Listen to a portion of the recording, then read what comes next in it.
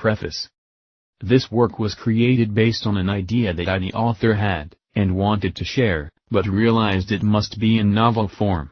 And although this third book in the series of the Time Loop Chronicles is also science fiction, it is based on certain scientific facts that have been sealed from the average everyday person.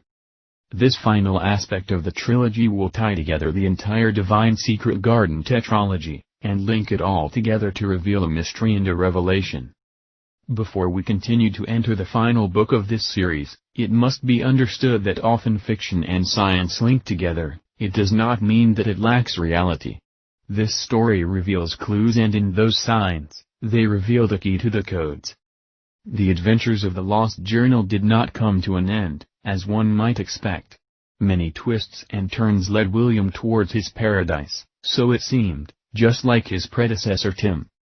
Yet what became of William's family, and the entire Soul Group?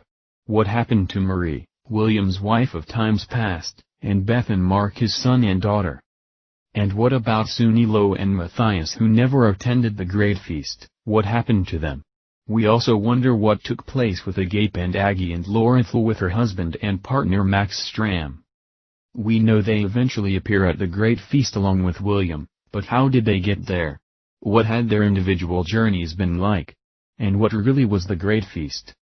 This new book, called The Lost Medieval Prophecy and the Serpentine's Mirror, begins to reveal how the lives of everyone intersect throughout all periods of time. It reveals how each true soul has a mission and a purpose, and once it is fulfilled, then they can establish their return to paradise.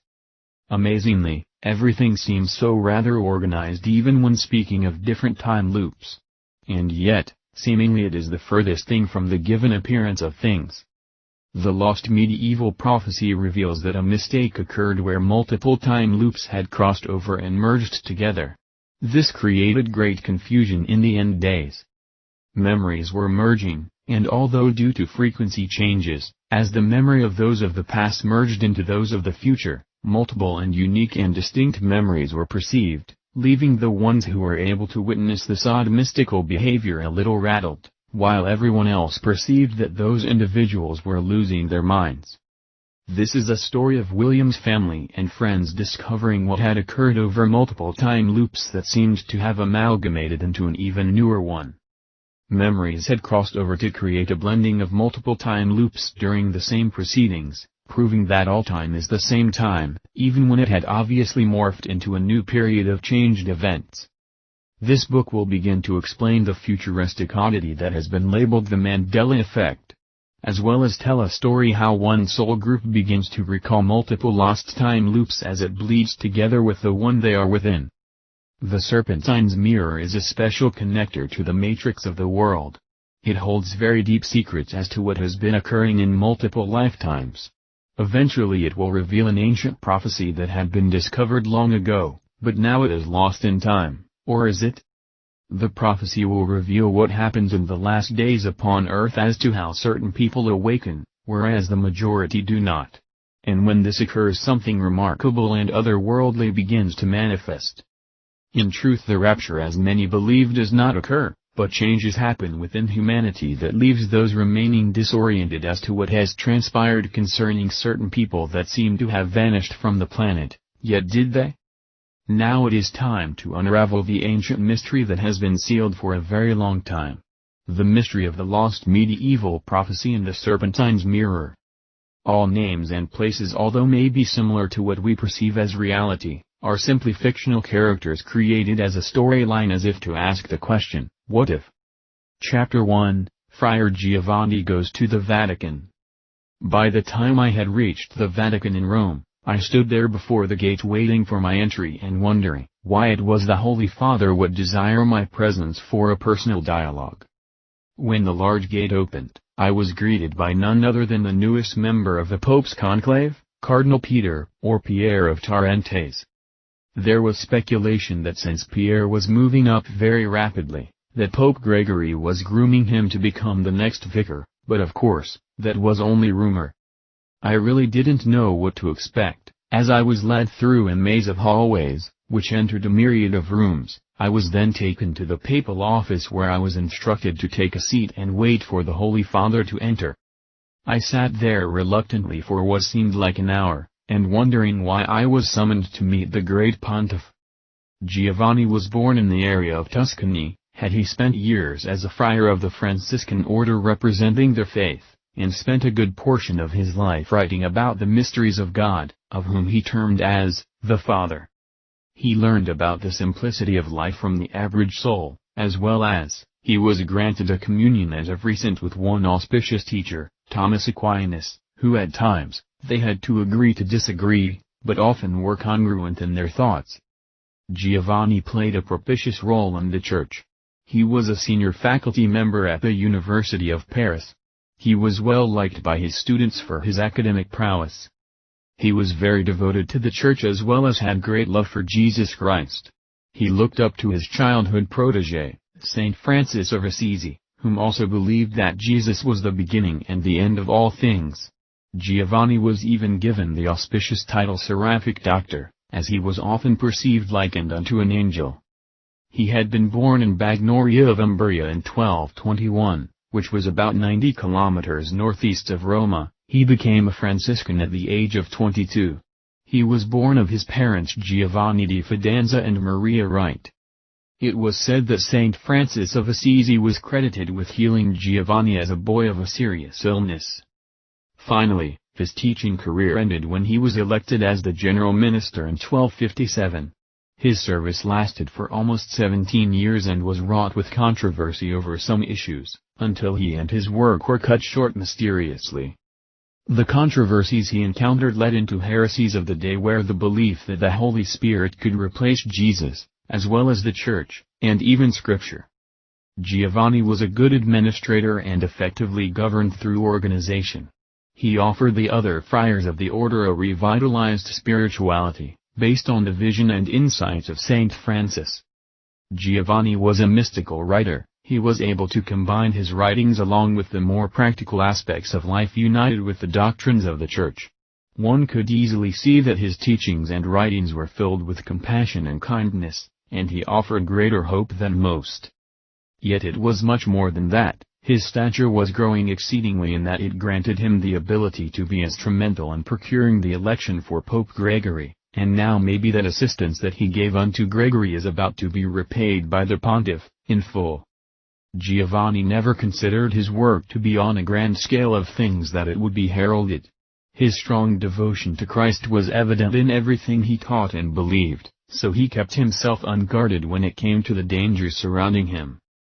Discussing often with his companions, he would constantly seek to know more about the strange traditions that everyone followed, without any real thought, as if all were mesmerized into a trance, and it also appeared as if we were being led by an unseen hand that mysteriously invaded our lives, and sometimes he reckoned that this guidance was not benevolent. Yet few if any would ever take the time to examine this quandary and search for deeper insight as to the conflicts of our perceived reality. His loyalties were strong, and he would not veer too far away from the instructions and guidance of the Church. Still, there had been a few real answers to life's enigmatic mysteries that he would continue to seek for the rest of his life. As Giovanni waited for the pontiff to enter, he began to daydream, revealing, "I had spent some time in my life under the tutelage of great thinkers such as Alexander of Hales, John of Rochelle, and even when I was just a child, under Saint Francis of Assisi, and of course Thomas Aquinas." Since the return of Thomas Aquinas to Napoli, a highly regarded individual, whom had been of the Dominican order, we had come together, and I had learned some fascinating insights by one of the best. He was known as the great philosopher, as well as a theologian and doctor. He often spoke of the metaphysics, a science of the beyond. Some of his theories were a little bizarre, however. He held great respect among the notables that saw him as someone beyond his time, and in truth, they may have been correct. He once told me, "Friar Giovanni di Fidenza, you have shown me great wealth of knowledge and discernment, and within you lies a secret from beyond the grave." I had no idea what he was trying to reveal. Beyond the grave. This may have been too esoteric even for me, and yet deep down within my soul, I felt I knew exactly what he was referring to. I had often wondered about many things that most would have never even granted themselves a second thought. As the masses would eternally follow, I would often contemplate, stop, where are we heading, what are we really following, does anyone really know? Of course, Thomas did not spend too much time trying to unravel my mind, he kept it simple, yet there were times one could see he was overburdened with some inner knowing and he desperately wanted to reveal it to someone, and I obviously had become that someone. It was then, as I continued within my thoughts, that the vicar himself, Pope Gregory X, walked into the room with a small limp but appeared healthy enough, and he was carrying what looked like a thick piece of crystal or glass. This is when my life's direction would change forever. Chapter 2, Mark and Beth's Dream Date. I was sitting there lost to the world when the waiter had asked me, "And you, sir, what would you be having this evening?"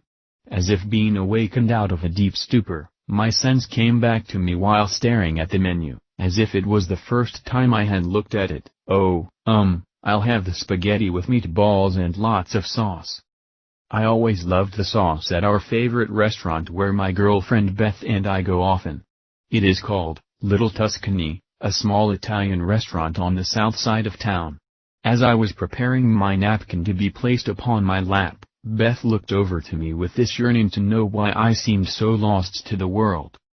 "Is it me, or have you vanished into the Nexus again?"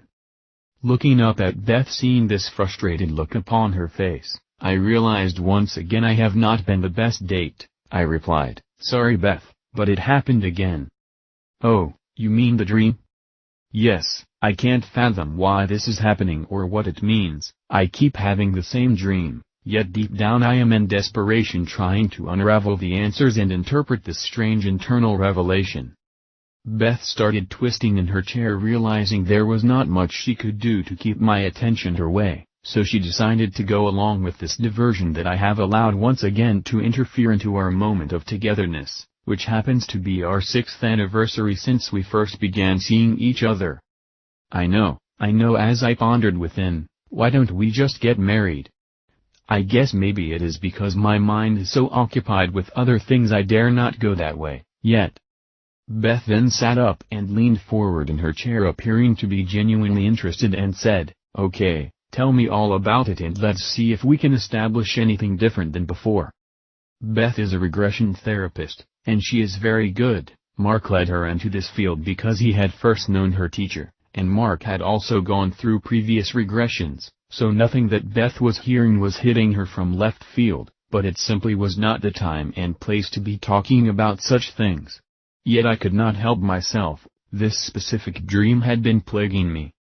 "Well Beth, it is like before, I am talking to these two people, I believe they are my parents in this setting. The problem is, I do not know who these people are from a contemporary point of view, although they were very familiar, almost like a misplaced memory." Beth interrupted, "Is this the area of the dream where you were a young boy?" "Yeah, I was young, maybe no more than 12. I was talking to them about problems I was having in school. They were upset that I was not fitting in, especially my mother. In the dream she was not happy about my attitude on things in general. I kept telling them that I was different, I saw myself as odd compared to everyone else. I mean, the feelings all seemed so real and authentic, as if I truly lived this life, but I cannot recall this setting, at least within my current memory. These people, whoever they are, were strange to me, yet in another sense they seemed familiar, like a lost memory. I don't know who they were, although the feeling I got deep within me was a sense of connection, a deep connection, as if I had always known them. Does any of this make sense to you?" As Beth began to lower her eyes to think about my dilemma, she said, "Mark, as I stated before, are you sure it is not a past life?" Obviously, this would be right up Beth's alley due to her talent of regression therapy. "I don't think so Beth, because it seems contemporary. If past lives are real, wouldn't it be like another period in the past, prior to this life?" "Why do you think it is contemporary? Maybe it was like 40 years ago, prior to your being born, that would still seem as if it was present day, because our world setting doesn't change that much, especially during the last 40 years. Maybe you died young in that life. It seems you were having trouble coping, maybe you didn't." "Didn't what?" "Cope." Maybe you off yourself or something, maybe a drug overdose, I don't know, but I am simply trying to give an explanation as to why the setting seemed somewhat contemporary. I guess that is possible, but that answer doesn't feel right. There was something else that happened that might change your interpretation. What was that? This time the dream took me to where I ran upstairs after yelling at the parents, saying, "You just don't understand, you don't get me, you won't accept that I am different and not like anyone else." I then threw something, of what appeared to be a magazine or comic book that I had in my hands, onto the floor, as I ran upstairs in total frustration. Okay, you have told me that part of the story before, so what's different? Well, I went back to my room and jumped onto my bed sideways, with my head hanging over one side and my legs over the other, and then I hear a knock. Was it your parents or those who appear to be your parents? No, not exactly, it was, I think it was my sister. She called out to me behind the door and said, "Mark, open up, we need to talk." She called you Mark? Oh, that is interesting. Why is that? Having the same name in two connecting lives. It's just interesting. Go on. Again, Beth, I am not so sure it was another life, or, maybe some other time. Oh, I don't know, none of this makes any sense to me. Just keep going. Okay, you're saying this girl, possibly your sister, the one knocking at the door, is speaking to you, and then what? Well, I told her to come on in, and she began to discuss with me about how I needed to tone it down some, how I was only exasperating the problem, and making it all worse. I asked her, what was I to do? She replied, just tone it down, you are getting into too much trouble and you're only going to make things more problematic for you with mom and dad. I then replied, how am I supposed to handle this, how can I become the something I am not? The girl in the dream then said, reinvent yourself. Beth responded, oh, that is weird, that sounds like something I would say. Okay, go on. Tell me more. As Beth leaned even closer to me, having this air of deep interest, I broke the news. Beth, that girl that came in, the one that was trying to help me deal with my problems, that girl. My sister. Whoever she was. Beth, quickly vibrating her head back and forth, was desperately waiting for me to finish. Yeah, that girl. Go on. Mark appeared perplexed and looked down towards his plate of pasta that had been inserted by the waiter during this conversation, and in a whisper, he said, she was you. Beth's eyes had opened wider, as she glared at Mark, as if being startled by this weird and unacceptable epiphany, said. Huh? Beth, the girl was you. When you were younger, I know it was you. Me? Yeah, you? My sister was you, but her name was Liz. I'm not your sister. I know you're not my sister. Yuck, that's weird, almost sort of sick. I am dating my brother. But then again, it was just a dream, a very strange dream, right? I don't think it was just a dream. Beth, it was not from this life, but it is obviously from our time. Except maybe a few years earlier, when we were growing up. Somehow, some way you and I are brother and sister in some corresponding timeline, like a parallel world. And you want to hear the strangest thing of all? Yeah, I am beyond interested now. And I also find it interesting that your name was the same, but mine was different. Not really. Beth. Emphasizing her name. Mark continued. What is your full name, sweetheart? Elizabeth. It was as if a 2x4 hit her across the head and she giggled to herself, saying, oh my God. Liz. Elizabeth, Beth, Liz. Oh my God. Mark continued. The man downstairs, the one I believe is my father in that other world, for some reason, I remember something about him as I was growing up, but I am not sure it was anything he had told me. Somehow it interjected into the dream. As Mark paused. Hey, don't stop there. Beth cried out. Well, what I had learned was that he was from another time, that he had lived through this life, already, and he had returned to make right what had gone wrong.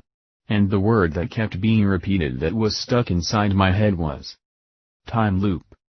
Jeez Louise. Beth clamored. You mean like we have lived this same life before, but some things changed, like you were my brother and now my boyfriend? Mark gave this look of not being sure, as his shoulders raised while he extended out his hands and arms with a grimace upon his face said, that is what it appears. Beth responded with uncertainty, not sure I am ready for this. Chapter 3, Meeting with Pope Gregory. As the Pope began to speak he looked at Friar Giovanni and said, How have you been, my friend?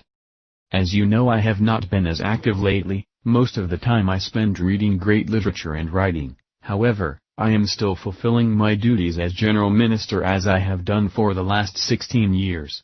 And although I am 52 now I still feel strong. I certainly hope you are well and in good health. Giovanni just shrugged his shoulders up and down and with a head and handed gesture, he revealed that he was well.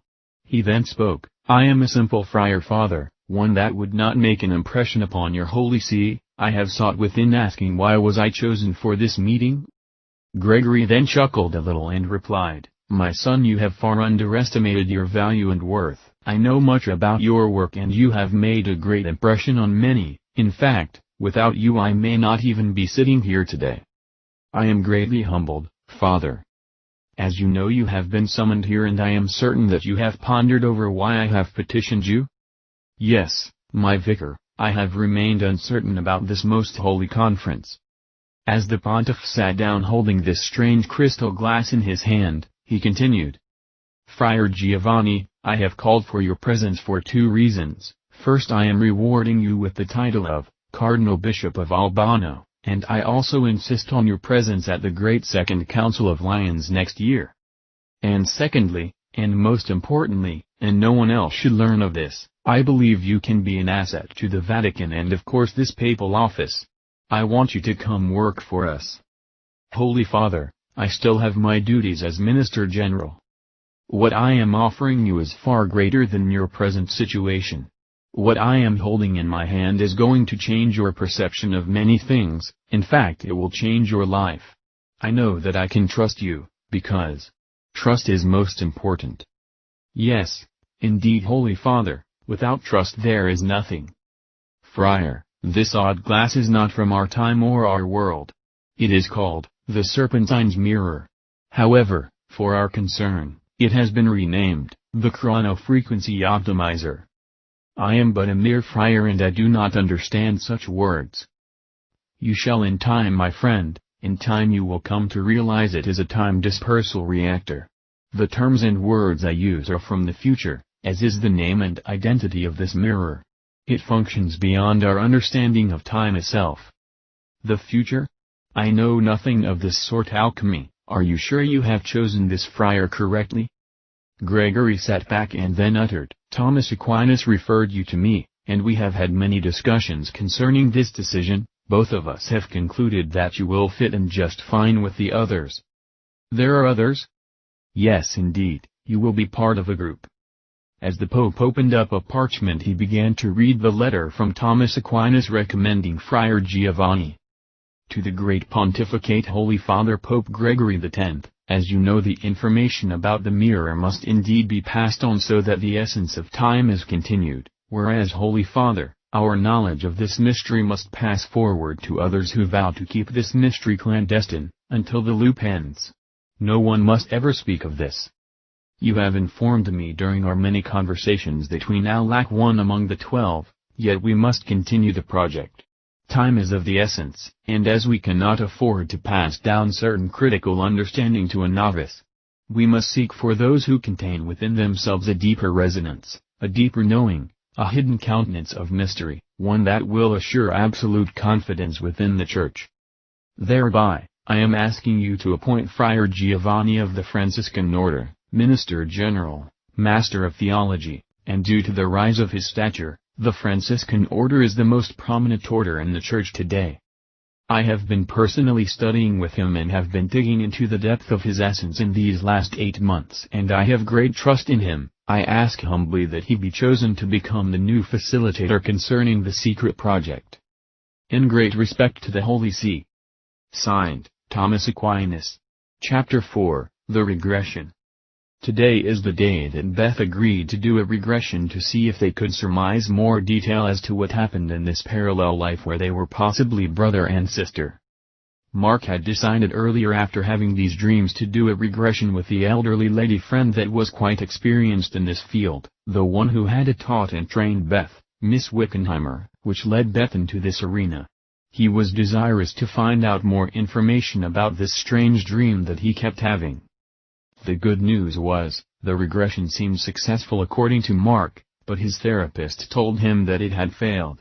Mark was very confused as to why his therapist thought it was a failed regression. Evidently, she told him that he seemed to be speaking of a parallel life and not a past life, and she had told him that something must have gone wrong, that she does not enter that area of expertise. He revealed to her that he had been having all these dreams of the same event, and he truly thought it was a contemporary parallel reality, and that is when his therapist said, "Well, then that must be it. That is why the regression failed, because you were expecting this, and this is what you ended up retrieving from your own mind." Mark, however, was not convinced. He said, "Then why do I have these dreams?"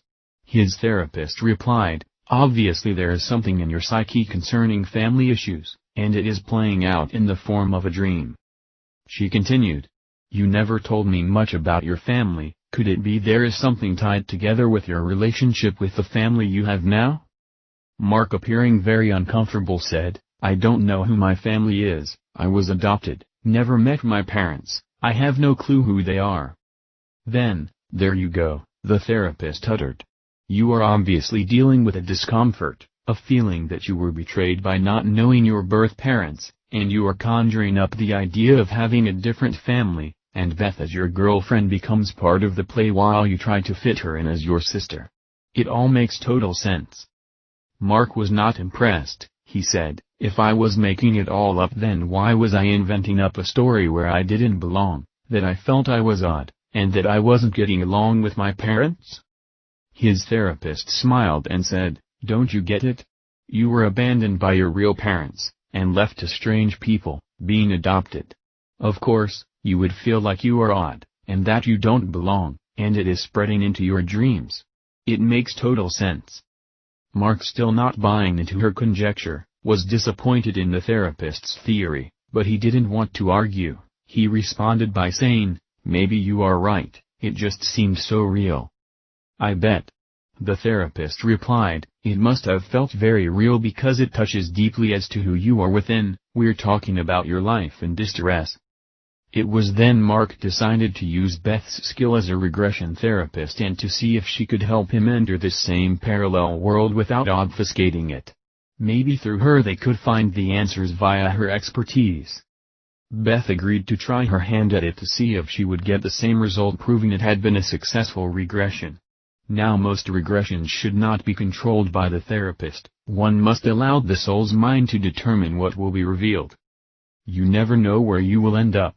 However, if the therapist is well trained, they can often direct you to a point of connection, but beyond that they shouldn't limp.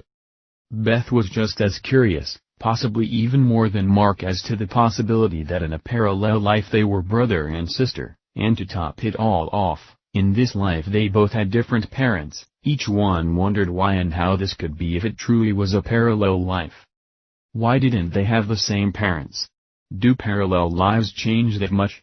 She also wondered in her thoughts, could this be why they never got married, because there was this underlying issue haunting them, and neither one tried to push the envelope too far?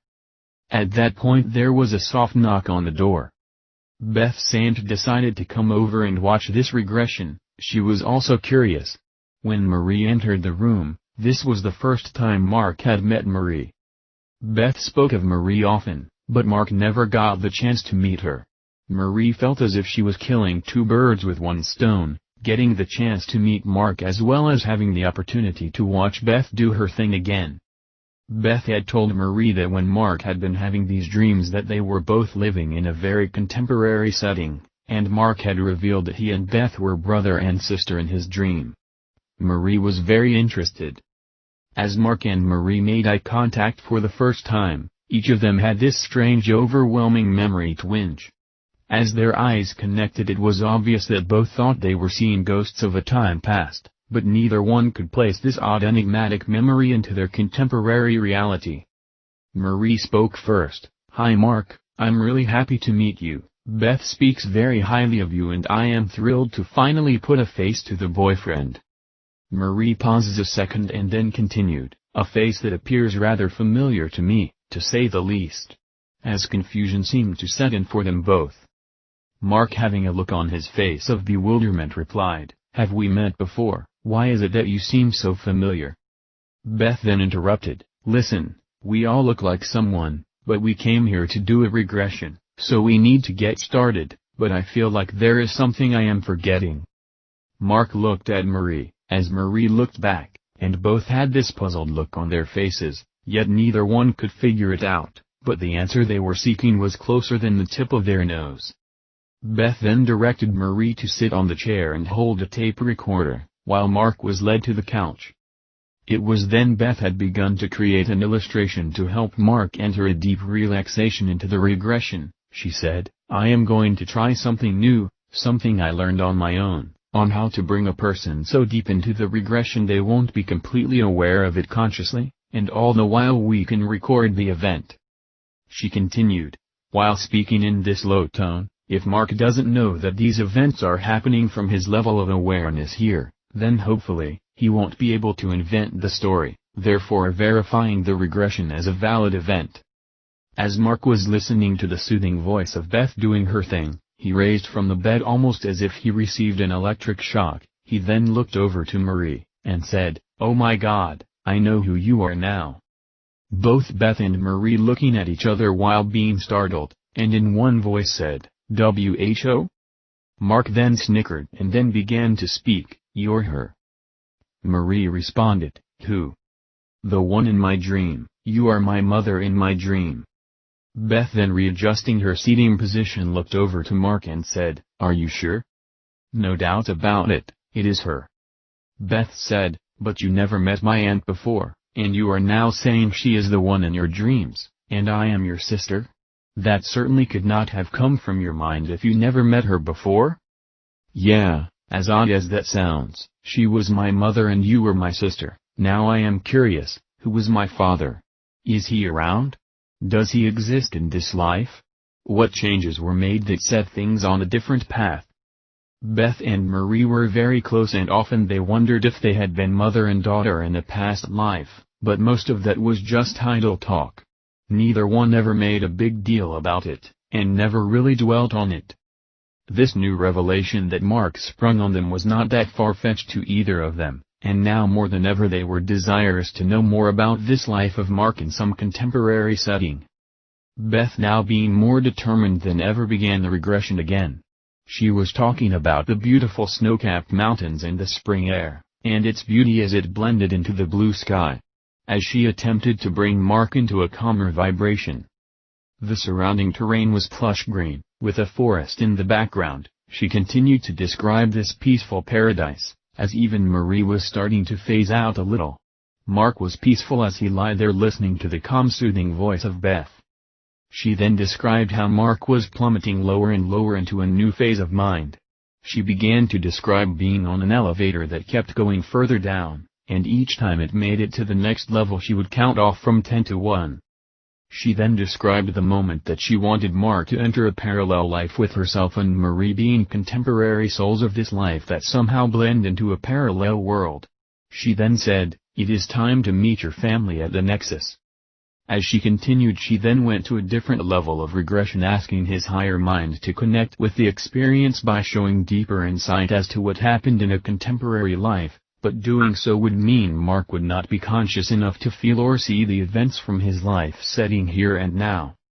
In fact, he would go so deep into the regression that he will begin to relive the person he was, in this other lifetime, yet keeping his own identity secret. Therefore the event could not be invented or made up by his own mind.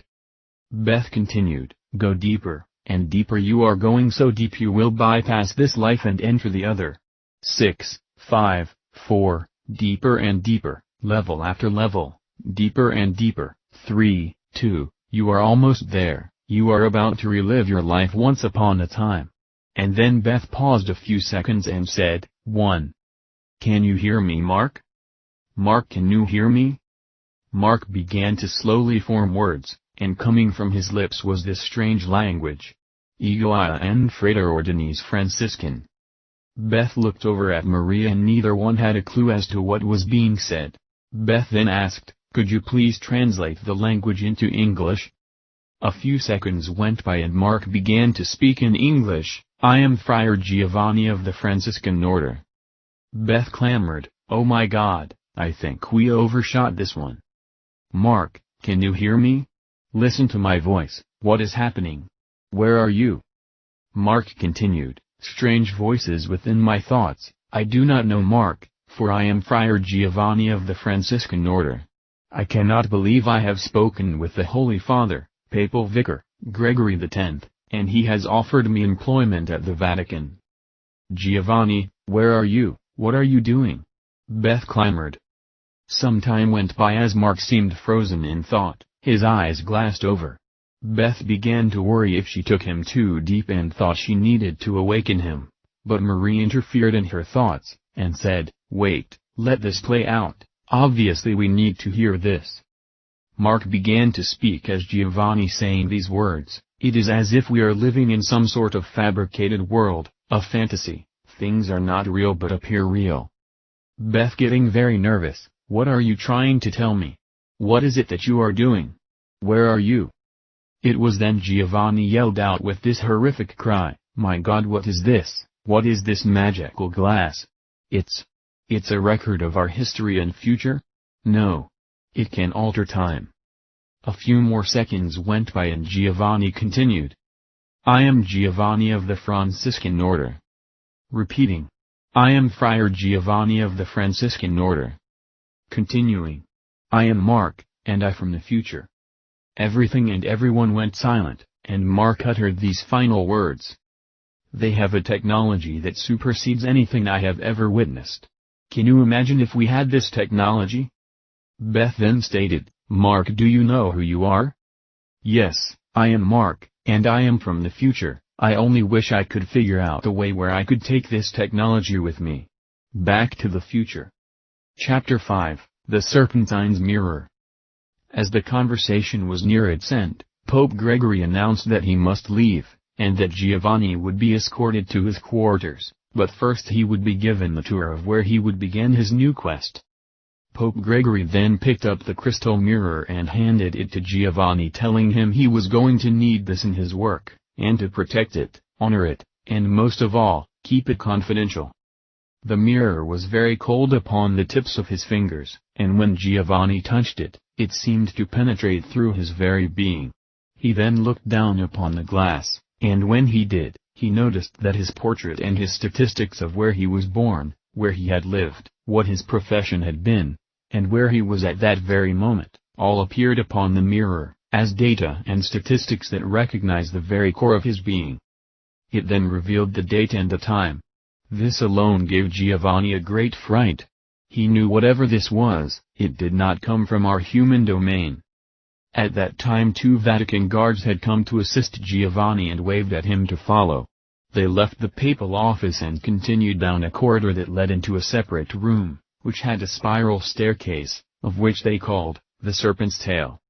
It was very dark and foreboding, and the only light came from the flickering of candles that were placed evenly in distance around the handrail of the staircase. The rest of the surrounding area appeared as a dark dungeon.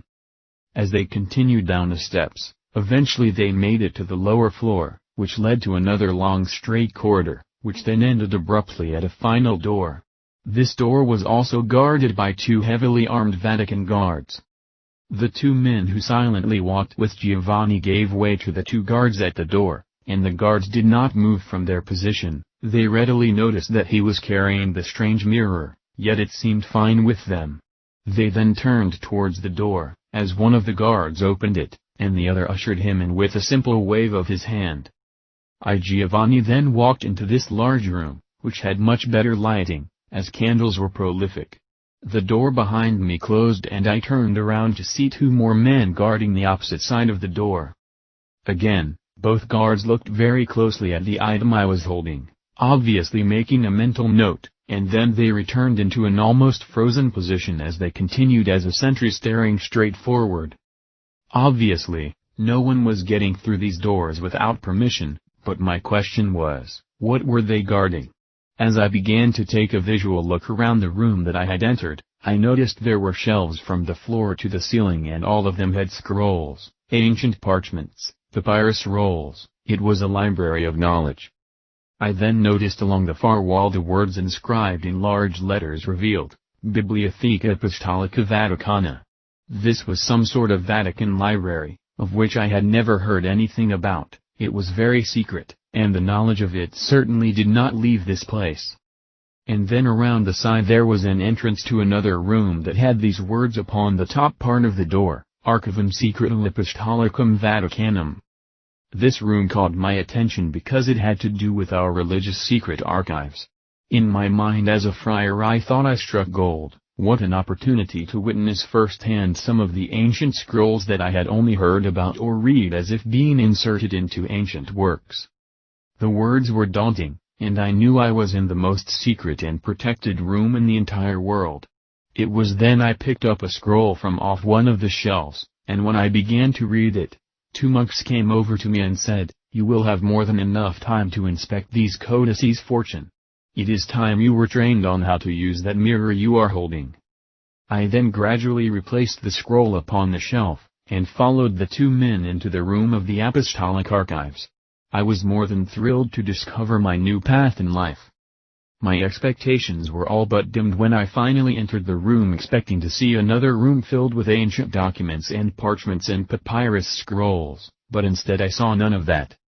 What I did behold was a very large round table where 12 large chairs were positioned all around. Each chair was positioned at the table and each had the same type of mirror in front of the chairs, except one.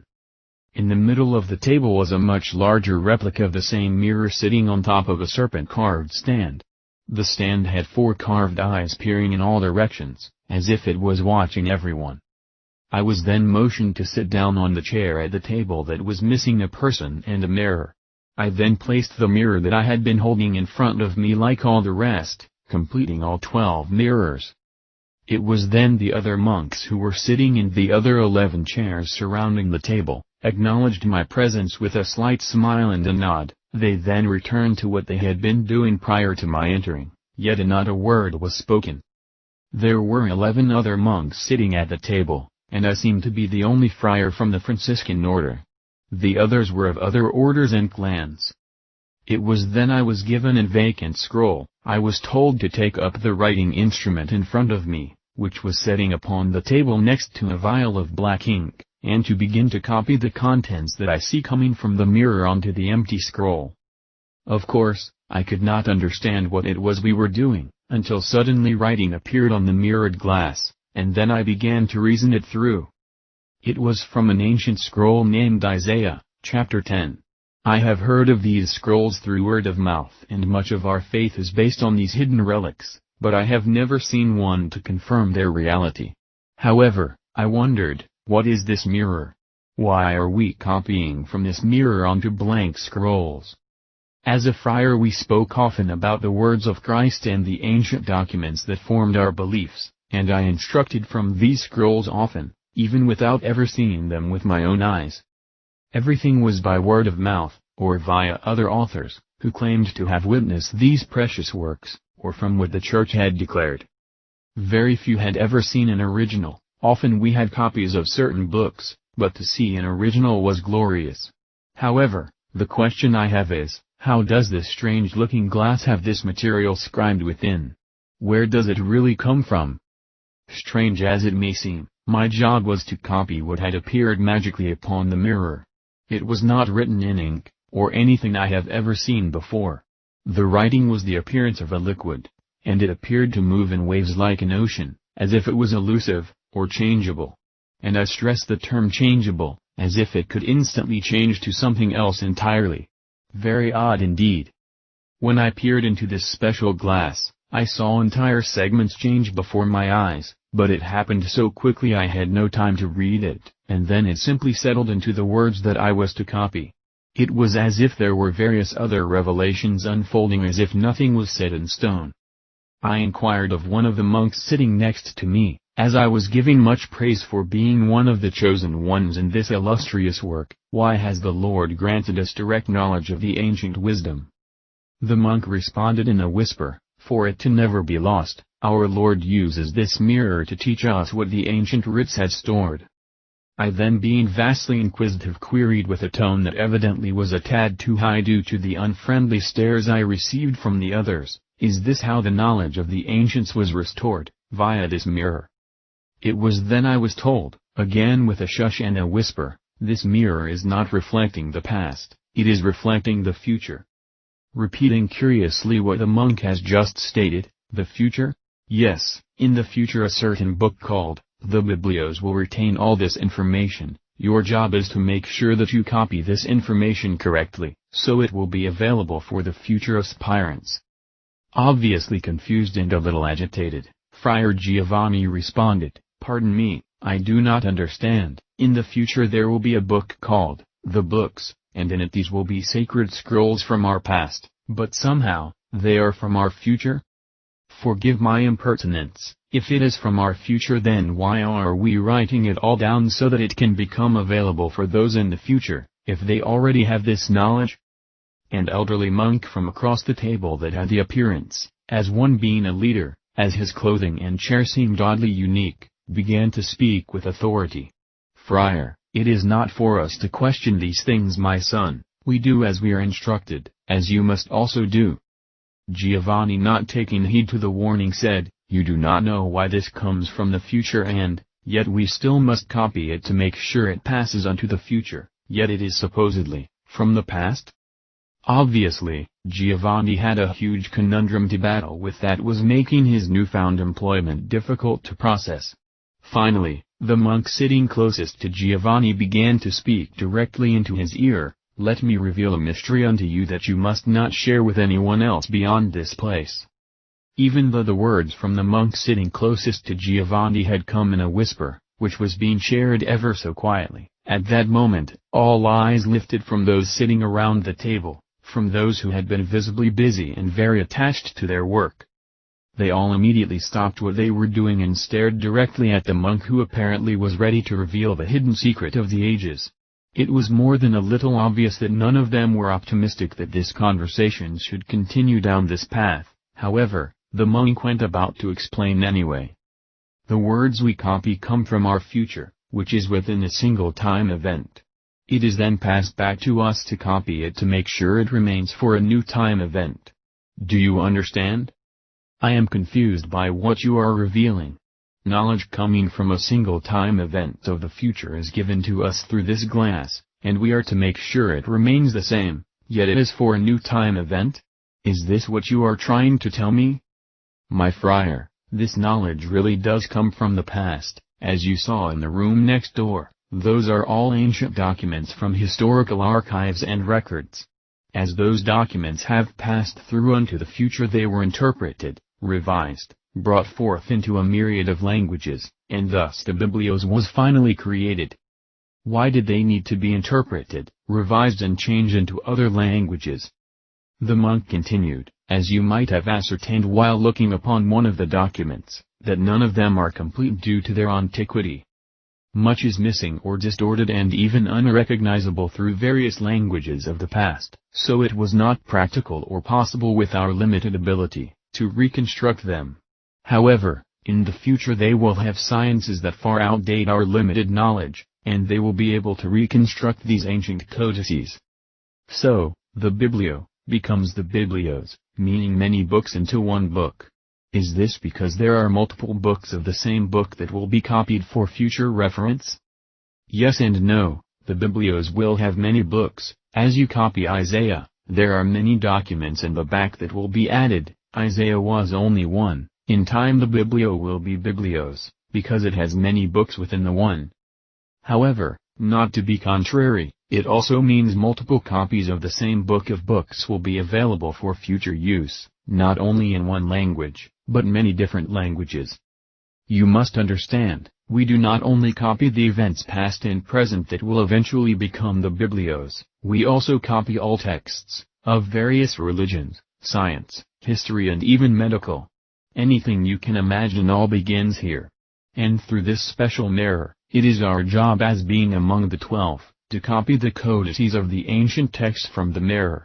Each monk has their own tasks and field to work within. I still do not understand, if this comes from the future it is already written, it is already complete, so why do we need to rewrite what is already written? And I am not sure what you mean about time, this or that time. Does time as we know it come to an end in the future and then start again in the past, creating a new time event? Yes, time as we know it from our point of view ends at a specific period in the future, everything comes to an end and begins again prior to our time.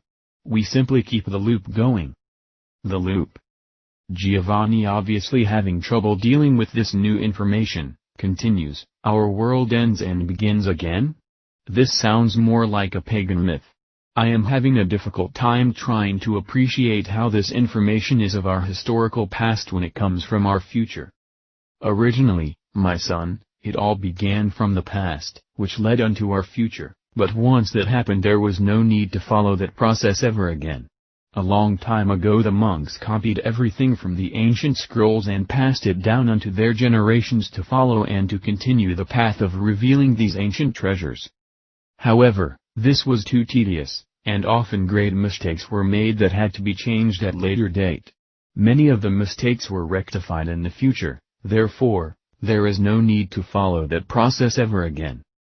And most importantly, the knowledge changes as we go deeper into the future.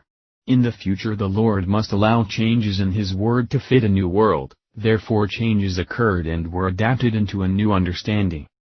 Are you saying some in the future will change the truth of the past?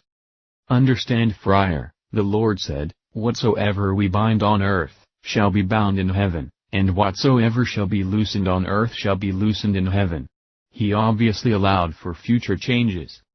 How does the truth change? Truth is likened unto the liquid that forms inside the mirror, it comes in waves and disperses, but it can also change if the world around changes. You are saying then that our past is really our future? I guess one could say that, and yet our future could also be called our past. From across the table the monk who responded earlier, spoke up again, this time with a little anger and frustration in his tone, begin your work my son, all questions will be answered as you continue to learn. I then began to very carefully copy Isaiah 10 from the mirror of the future, upon the scroll I was given. After I completed the chapter, the papyrus scroll was then taken by a courier who then took the finished product into another adjacent room. There I was told, it would be compartmentalized into a codex, and added to the rest of the books within the section, so that later it could be added into the Bible. I just created the future, or should I say the past, oh my, it is so confusing. Thereby, since I completed Isaiah 10, it will be added to the last scroll, Isaiah 9, which the former monk before me had finished, which was also added into the scroll of Isaiah. Giovanni sat there awaiting the next scroll of Isaiah 11, he then began to get dizzy. It was more than obvious he was starting to lose consciousness. He didn't know what was happening. He began to slowly fade away when suddenly his head dropped to the table, and the rest of the monks having a concerned look upon their faces gazed upon Giovanni wondering if he had become ill. Within a few moments, Giovanni raised his head again, and he sat there staring at the mirror while watching what everyone was doing for a short space of time, when he said, "My God, what is this? What is this magical glass? It's a record of our history and future, it can change events and time." Mark was peering through the eyes of Giovanni, and when he did, Giovanni's fingers touched the mirror again, and it began to relate intimate details about this new internal persona. The monks, oblivious to what was happening in the mirror in front of Giovanni, became visibly concerned. Giovanni was acting rather strangely, and they were beginning to wonder if the choice to allow Giovanni to become the 12th worker had been properly authorized. Then Giovanni spoke again, "I am Giovanni of the Franciscan order." Again, he repeated, "I am Friar Giovanni of the Franciscan order." And then suddenly a transformation had occurred, and then he spoke in a strange language. Touching the mirror activated his awareness of who he was and what he was doing, along with the blending of the mind of Giovanni. "I am Mark, and I from the future." The monks were paralyzed in silence, and with a release of an awe of wonder from their mouths, Mark was about to utter some words out loud that he was mentally preparing to apprehend this mirror, to learn more about it and even try to find a way to bring it home with him. He then realized that he must keep his guard as to where he is and what he is doing. When he peered around the large table, seeing these strange-clad people looking at him like he was the devil, Mark realized that somewhere in a past life he was part of a group that functioned in some sort of odd spiritual or even technological work. He was not sure what was happening, but he realized he must not give himself away. Mark then tried to reaffirm that everything was fine and then went on to say, "Don't worry about me, this is just all really strange to me. I will get used to it in time." The other monks, not knowing exactly what to say, wondering what strange language Giovanni was speaking, and murmurs were present wondering if a devil had taken him over. Yet it was not for them to judge this situation. They believed Pope Gregory must have confirmed Giovanni to be the next Serpentine mirror associate, so they simply went back to their work and ignored Giovanni, and some even thought they were being tested to assure their loyalty. It was then that a courier handed Giovanni a new blank scroll, which had been rolled up, and when he unrolled it, Mark noticed that there was no writing upon it. It was then the strange glass in front of him began to show words that appeared like liquid. At first, he didn't understand the language, until he touched the screen again. As soon as he did, the mirror recognized who he was in the future. Mark, still being unsure how that transpired, as the mirror began to relate information about him, where he was from, even his facial recognition, fingerprints, everything, including his eye scan. A technology that he had never witnessed before, even from the future, except maybe from movies he had watched. It revealed that Mark was existing in 1273 AD and in 2017 AD. It had all knowledge about him, and as soon as it recognized who he really was, even though Mark had taken over Giovanni's body, it was able to recognize him at the soul level. And then, like magic, the writing was instantly transformed into English. It was then Mark saw Isaiah 11, and wondered why a biblical chapter had been given to him on this mirrored screen. As he looked around the room, he noticed all the monks were looking upon the mirror and copying its contents upon their scrolls.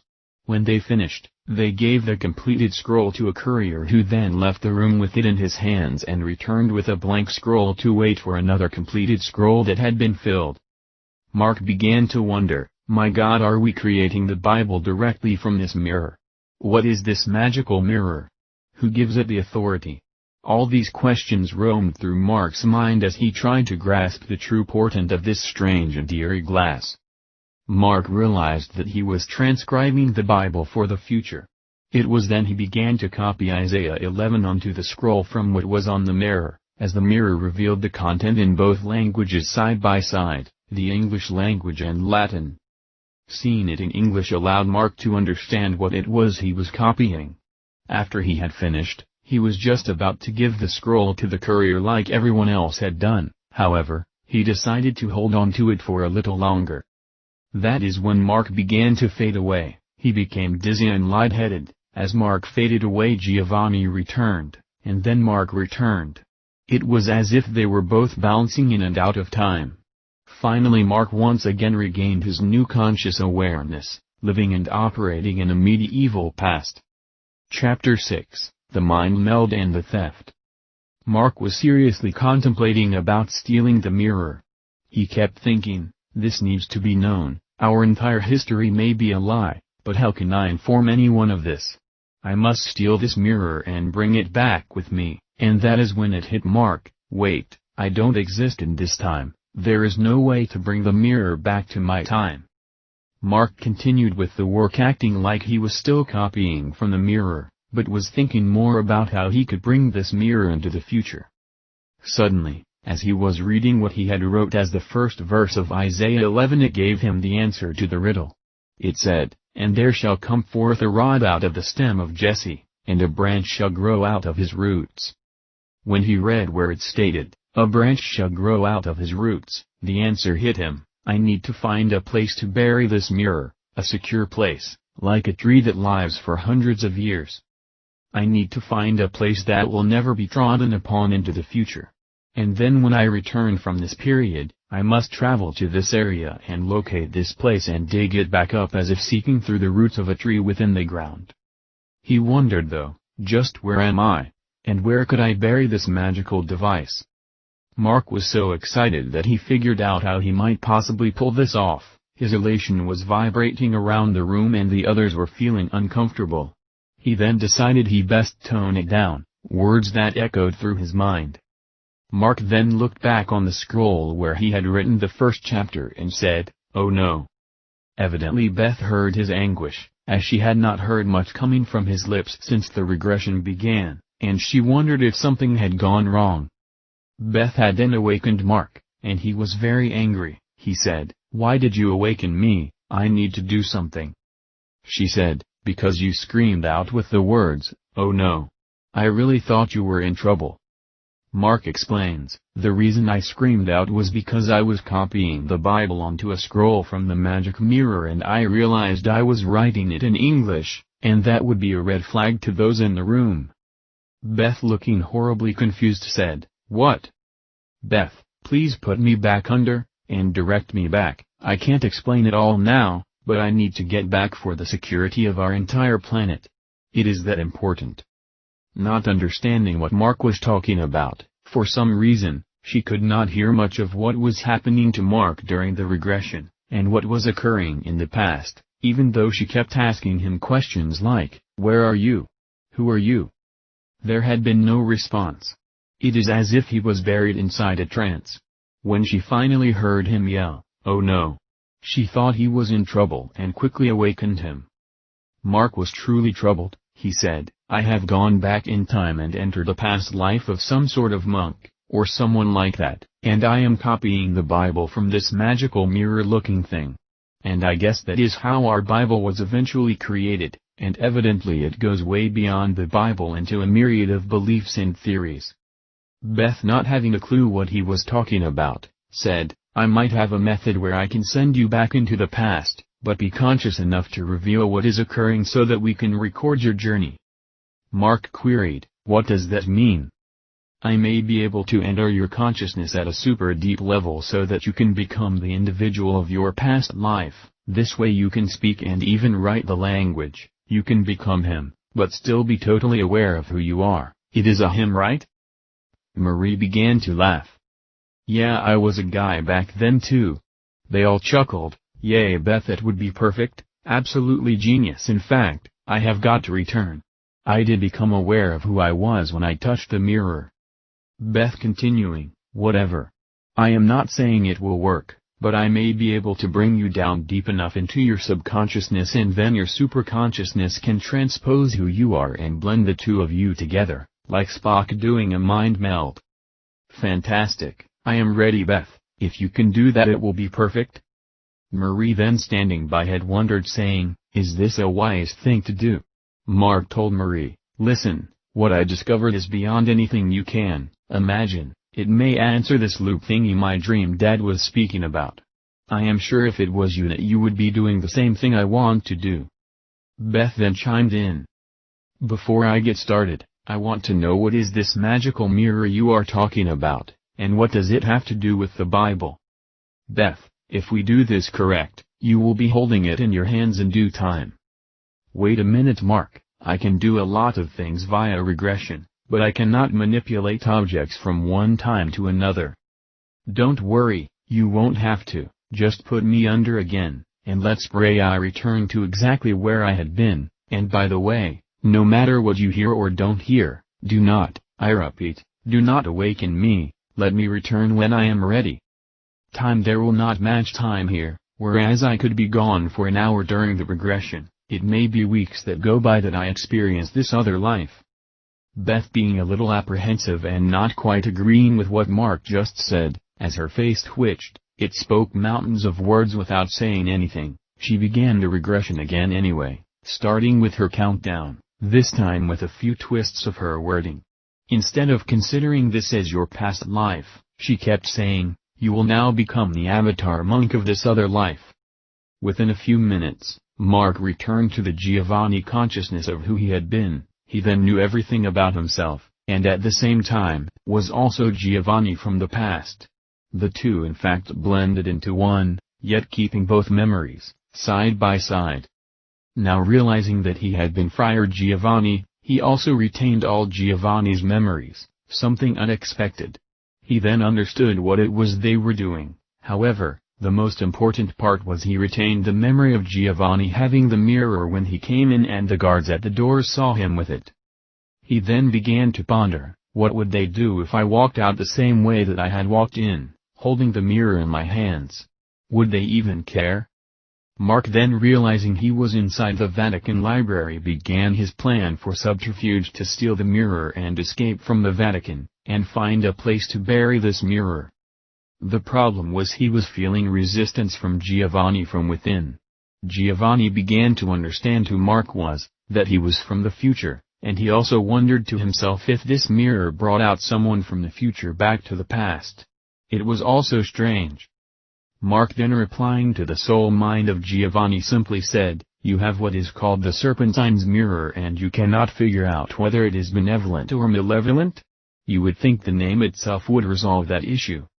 Serpents were not always something of a negative cast, sometimes they were used for wisdom and knowledge. Yet even so, why call it the Serpentine's mirror? Why not Christ's mirror, or the Lord's mirror? It just seems a tad too fishy to name this thing the Serpentine's mirror. And it is basically involved with changing the biblical scriptures. Strangely enough, Giovanni within was beginning to understand and feeling the same thoughts in his own language and culture. Deep down Giovanni knew something was rather malevolent concerning this mirror. It was then the two of them used their mind meld and they decided to use their brain trust to escape the Vatican, toting along this infamous relic. I then asked Giovanni within, "Do we have any breaks here? Is there like lunch break or do we just work all hours of the day?" Giovanni said, "I am new, I do not know the protocols yet. Maybe we should call over to one of the monks and ask if there are rest periods." They agreed to ask one of their co-workers, and Mark was stunned as he heard the voice come out of his mouth and it was speaking Latin, and then in return when the monks spoke he understood the language of the other monks, like it was his first language. It was quite startling. One of the monks told him, "We are coming upon a break shortly. We are given 1 hour to relax at a different location. Often we take the time to read some of the scrolls in the library. Some of us choose to leave the location and return to the halls of the Vatican where we can speak to the cardinals or maybe even take a walk outside, but everyone must leave the room. Not even a courier can remain. Everyone must leave." When Mark heard they could go back outside, that was music to his ears, because that is exactly what he intended to do. As the moment had approached, they were then informed that it was time to leave. Mark then stood up and slowly appeared to be gathering some things or replacing it into a more organized order. While the other monks were leaving, Mark delayed for as long as he could. He then picked up the mirror and held it in his hands, acting like nothing was wrong. He felt if he was caught, he would just say, "I didn't realize we couldn't remove the mirror." He knew though that none of the other monks took their mirror, everyone left their mirror where it had been. And he also realized that the other monks that remained inside the library must not see him with the mirror, because that would end their little subterfuge.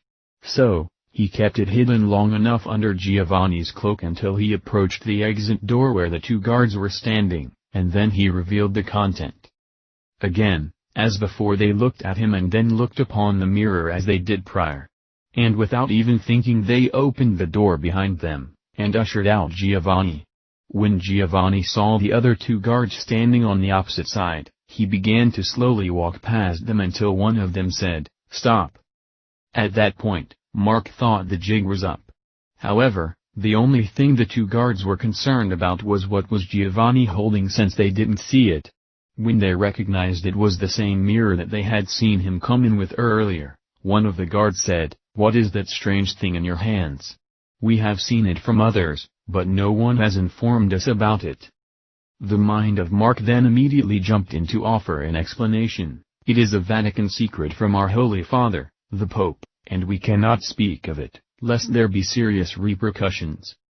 The guards, obviously not trained to know anything about this mirror, waved them on, not wanting to bring down punishment upon them. Giovanni then whispered for Mark's benefit, and said, "Now that was quite cunning." Mark then placed the mirror inside his robe, while walking up the spiral staircase. It was too good to be true. Giovanni held the hidden mirror under his cloak while walking down the hallways, and briskly he walked by everyone there, and was able to walk right out of the main gate, and leave Vatican City. He couldn't believe it, it was too easy. Something of this import being stolen seemed way too simple to pull off with such ease, but luck was not to shine on them for long. Several shofars began to blare inside the Vatican walls, sending an alarm far and wide. Gates were being shut, guards were surrounding anyone inside the Vatican, and sealing everyone off from the exit to the gates, as they were all being monitored, stopped, and even placed under arrest. And in Latin were the words being shouted at high levels, "Thief, thief." The Vatican was sealed up like a drum. No one could even envision the fact that Giovanni was already outside the walls of the city. Yet he knew time was short, that sooner or later they would realize the mirror had left the Vatican complex completely. Chapter 7, The Revelation. Thomas Aquinas was running as fast as he could through the hallways of the Vatican, not stopping to speak to anyone, including some top cardinals that were gathered in somewhat of a somber position. As Thomas made it to the papal office, he was asked to close the door behind him. Pope Gregory came out from behind a black curtain, and both looked at each other with shock and dismay. It was then a booming voice was heard, as if sounding like it came from everywhere inside the room. Thomas realized that Gregory was acting strange near that black draped curtain that he had just exited, and it was from behind this curtain where Thomas ascertained where the voice had been coming from, and the strange orator continued to bellow out. There was no visual contact, but it was obvious whoever this entity was, it had great authority. As the two of them stood there somewhat perplexed, the voice then revealed in an accusatory fashion, "Do you know what you have done?" Obviously, the query was in direct relation to the theft of the Serpentine's mirror, and Gregory responded by sharing little blame as to why Giovanni was selected, saying, "Lord, I was deceived and misled. I was told that this adherent was examined properly, and was deemed sufficient for the task." Thomas, realizing that he was basically being thrown to the wolves, responded in like, but still very hesitant, of whom he was about to converse with. Yet he fell in line behind Gregory as to the importance of this entity. He then uttered, "Lord, I ask for mercy. I didn't realize that Giovanni would betray us. There was nothing which could have revealed this type of betrayal was even within his demeanor." The voice became deeper in tone yet controlled, and went on to inform them that, "This man Giovanni did not betray you, it was his counter."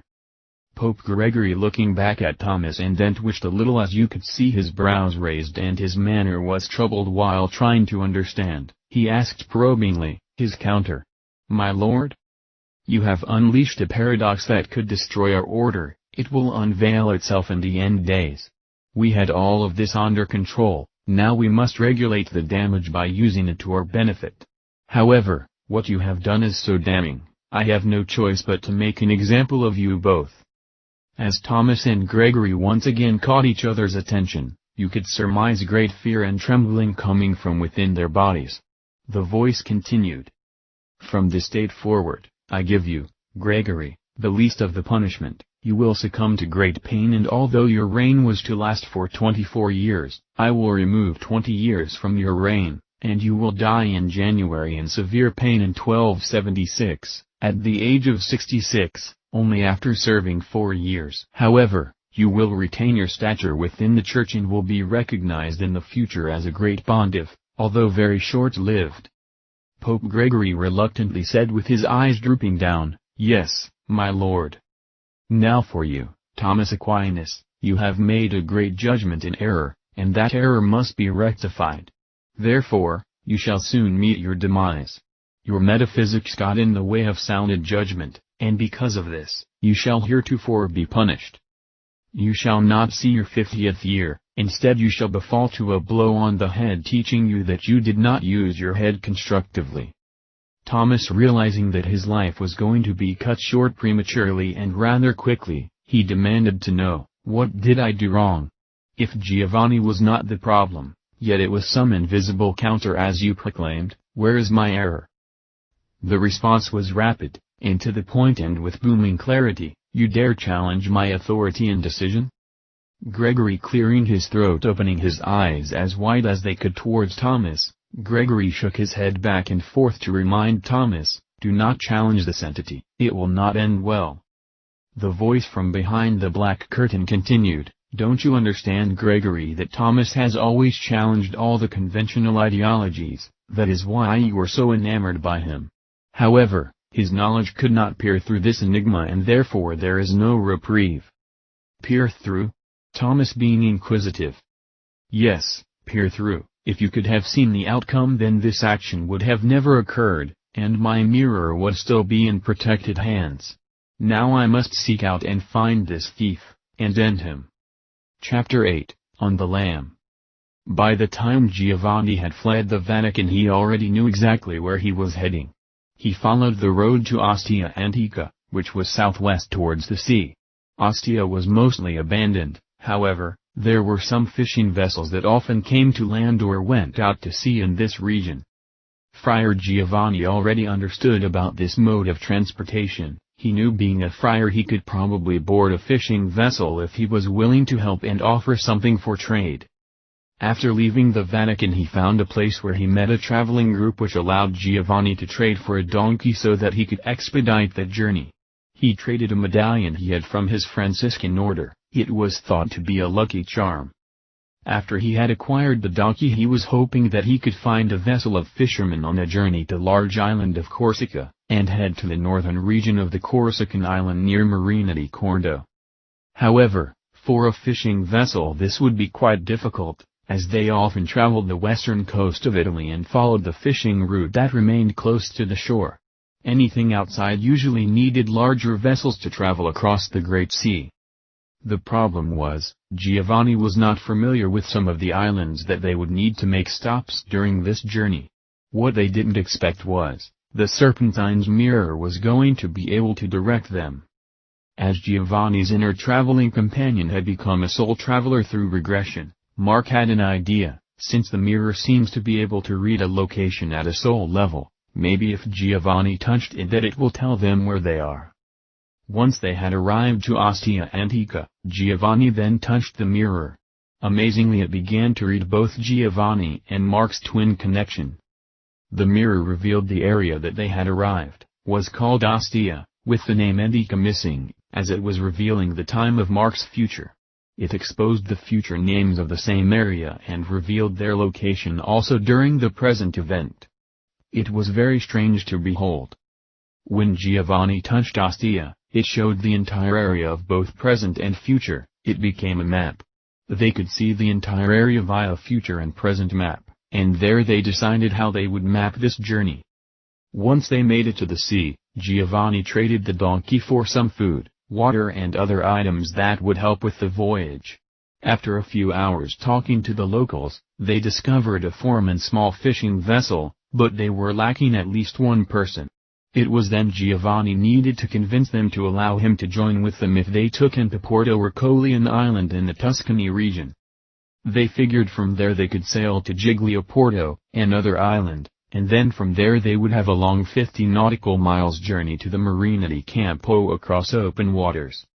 And from there we would travel to Marina di Cordo, which during Mark's time is now called Bastia, on the island of Corsica, which was another good 50 nautical miles. These last two ports were a good distance away, and it would take everything they had to make this journey successfully. The trick was getting fishermen to take them to these islands. Obviously they would need something for trade. It was going to be a difficult journey normally set for larger vessels, but food and water was just the enticement the Ostia fishermen needed to take Giovanni to Porto Ercole. However, they said, we would travel the western coastline of Italia and stop at every port, and Mark and Giovanni understood completely, for the journey was very long, close to 100 nautical miles, as the future mirror revealed.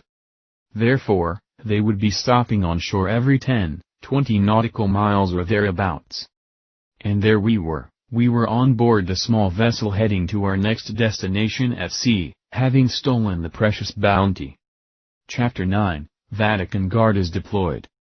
The Vatican was sealed up tightly, no one could move an inch. The guards were put on high alert to use whatever power was deemed necessary to find this thief and make sure the booty was recovered. Armed horsemen left the Vatican and a small military cabal coalesced outside the Vatican and were sent in all directions. Pope Gregory was enraged. He along with several cardinals had a meeting to discuss what exactly happened and who was responsible. Messenger couriers along with Vatican soldiers were sent to every church within a 50-mile radius, each one holding a signed scroll from Gregory, that anyone helping or aiding Friar Giovanni of the Franciscan order would be executed, no questions asked. It was now a high crime against the Vatican itself and the whole see. The tension in the air was thicker than anyone could remember. Obviously, a great crime was committed. Some were speculating, and rumors spread far and wide that the Pope had been assassinated, because no one could remember anything at this level of tension before. Some even passed along tales, supposedly from a few cardinals, that what happened could destroy the entire church, but none of them elaborated. What everyone in the Vatican soon realized was that Friar Giovanni was an enemy of the church, and persona non grata. Giovanni's portrait had been drawn by the Vatican artist who briefly saw him as he went into the papal office. The monks then placed the portrait on the serpent's mirror and each monk traced it onto a thin parchment, allowing for many copies to be allocated. And then it was posted everywhere around the city of Roma. Also, leaders of the guard and military took a copy with them as an assurance in case they run across this adversary of the state. Several Vatican insiders were beaten, some were even killed because they failed to secure the city. Many of them had no clue what had happened, and they rightfully stated that they did not know about the friar or his whereabouts. Most even claimed they never even heard of him before or had even seen him. Apparently that didn't matter. Some were tortured so badly, they would never recover, and a few had died from their injuries. When Gregory had been selected to be the next pope, it took nearly 3 years for the process to unfold. It was Gregory who finally created the Vatican Conclave, where the cardinals were to be convened in a closed-door summit and had to remain there until they selected the new pontiff. This process via bickering and argument, which had led into years to select a new pope, was ridiculous. And Gregory had it changed. This would put an end to long debates that would force the cardinals into voting for the next pope in an expedited manner. After Gregory died, the next pope was selected after just 1 day in 1276, however, some were so angry by this new method that they decided to suspend the new rules Gregory had put in place.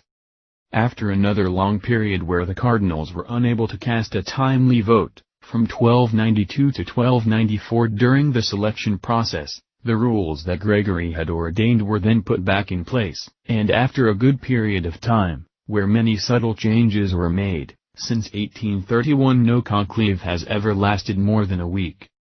There was no doubt that Gregory came in and enforced many new rules. He was not someone to play games with.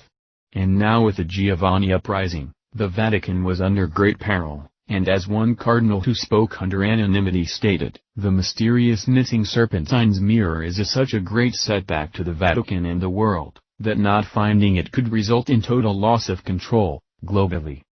Few took this news with great fervor, because no one could believe that the mirror was of such great importance.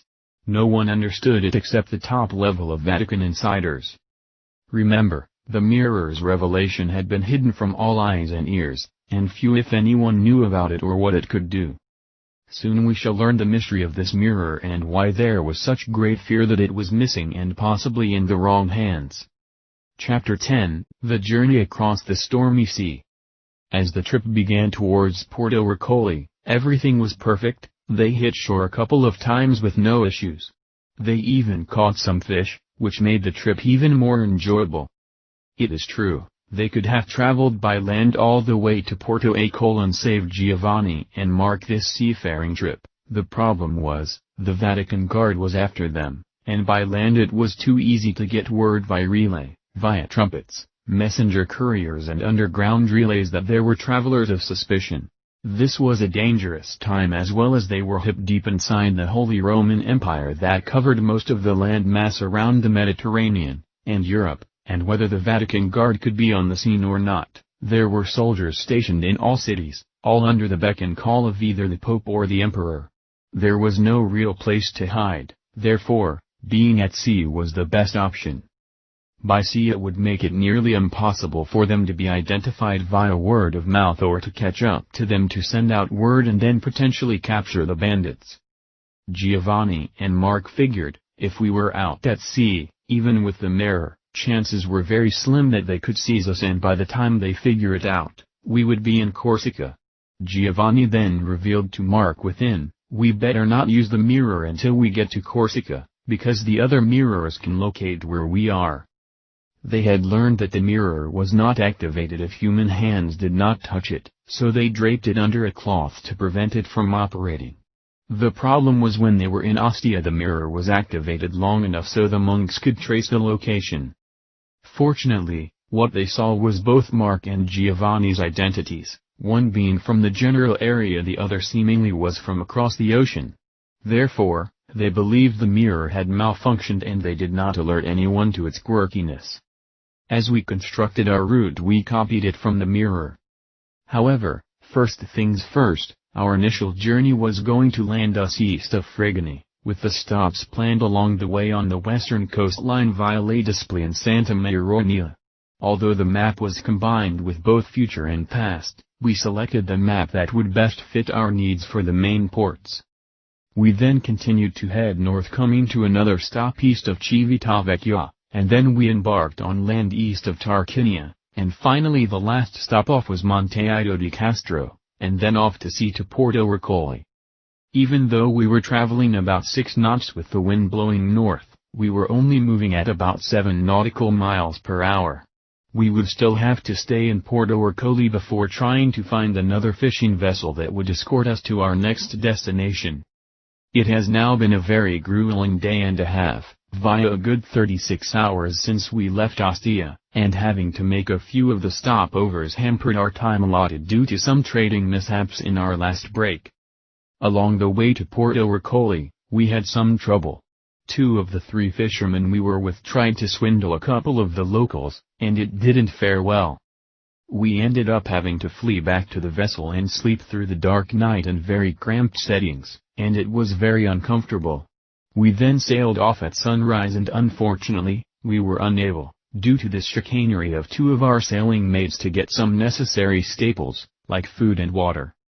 Although, we had an overabundance of wine that had been traded for a catch of fish, of which much of our catch during our initial journey was still lingering on board and was starting to stench up the joint.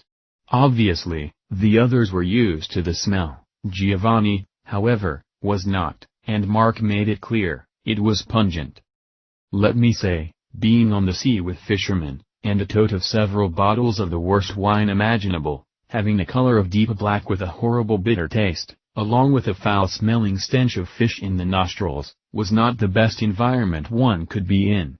Giovanni's stomach was rolling like the sea. Even though the wine lacked character, the alcohol content was strong enough to make 3 fishermen extremely foolhardy. Even as a friar who had never touched strong drink, unfortunately, I was outmaneuvered by my sole partner who had no trouble blending in. Mark loved to repeat the phrase, "When in Rome do as the Romans do." Even I had to laugh at that. There were times I knew we had to be maneuvering in circles, because we didn't seem to go anywhere. Time was moving very slowly, and the hot sun was beginning to dry out 3 very intoxicated sailors and 1 inebriated friar. Fortuitously, we finally did make it to Porto Ercole about 10 p.m. the next evening. I thanked the fishermen for their help. We really didn't talk much. I remember one of them named Guido was a happy fellow. He would often make fun of my attire, saying it was a bit much for the hot sun, especially being on the sea. I did have to remove a few layers of clothing during our journey. The other 2 were not as friendly, much more guarded, and few words were spoken between us. I met a friendly religious man and woman right on the shore in Porto Ercole. Their names were Giovanni and Anna. They had been finishing up some work as they were involved in trade with the fishermen as they came ashore. They had a large family of 7, 3 girls and 2 boys, as Anna was prone to speak about them often. And they were more than happy to allow me to stay the night in their tiny quarters. As a friar, it does indeed help at times for those who feel that they will be blessed to give aid to a soldier of Christ. I don't think they were expecting one so blitzed as Mark informed me of this strange word. In fact, often the words I was speaking were from Mark's time. I had to laugh at the usage of such words, but in time they seemed succinct to me. From my early tutelage, I was granted greater study in the usage of Latin terms, and it helped me recognize some of the terms Mark was using from his language in parallel to my own. We seemed to blend together nicely, although some of Mark's terms were not used by most in my day, due to a lack of education and vast difference in terminology. I had read many ancient texts where I learned much about vocabulary and language diversity.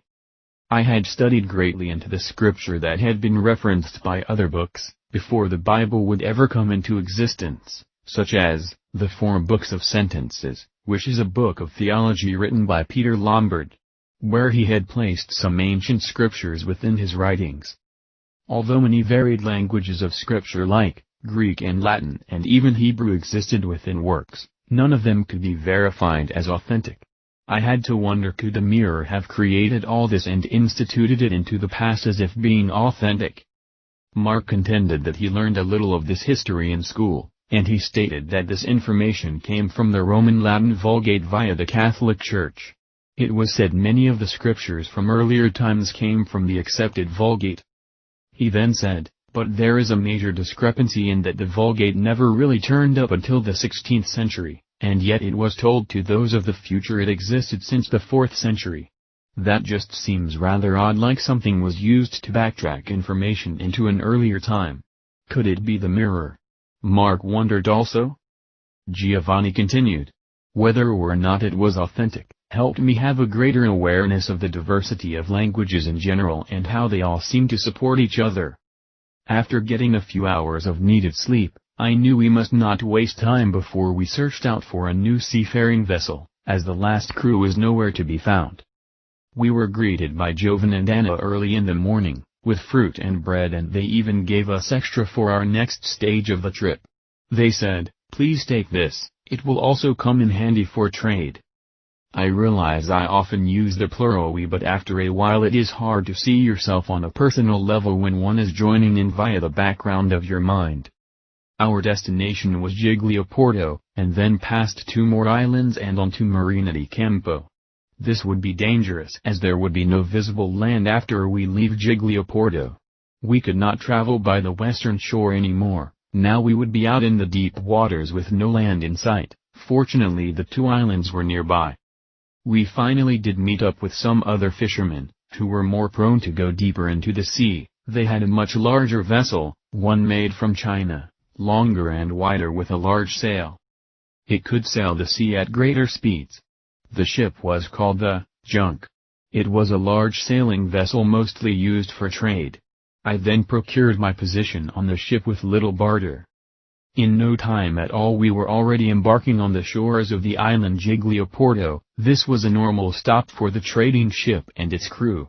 After spending a very little time talking to some of the other crews of various fishing vessels, it was now time to continue.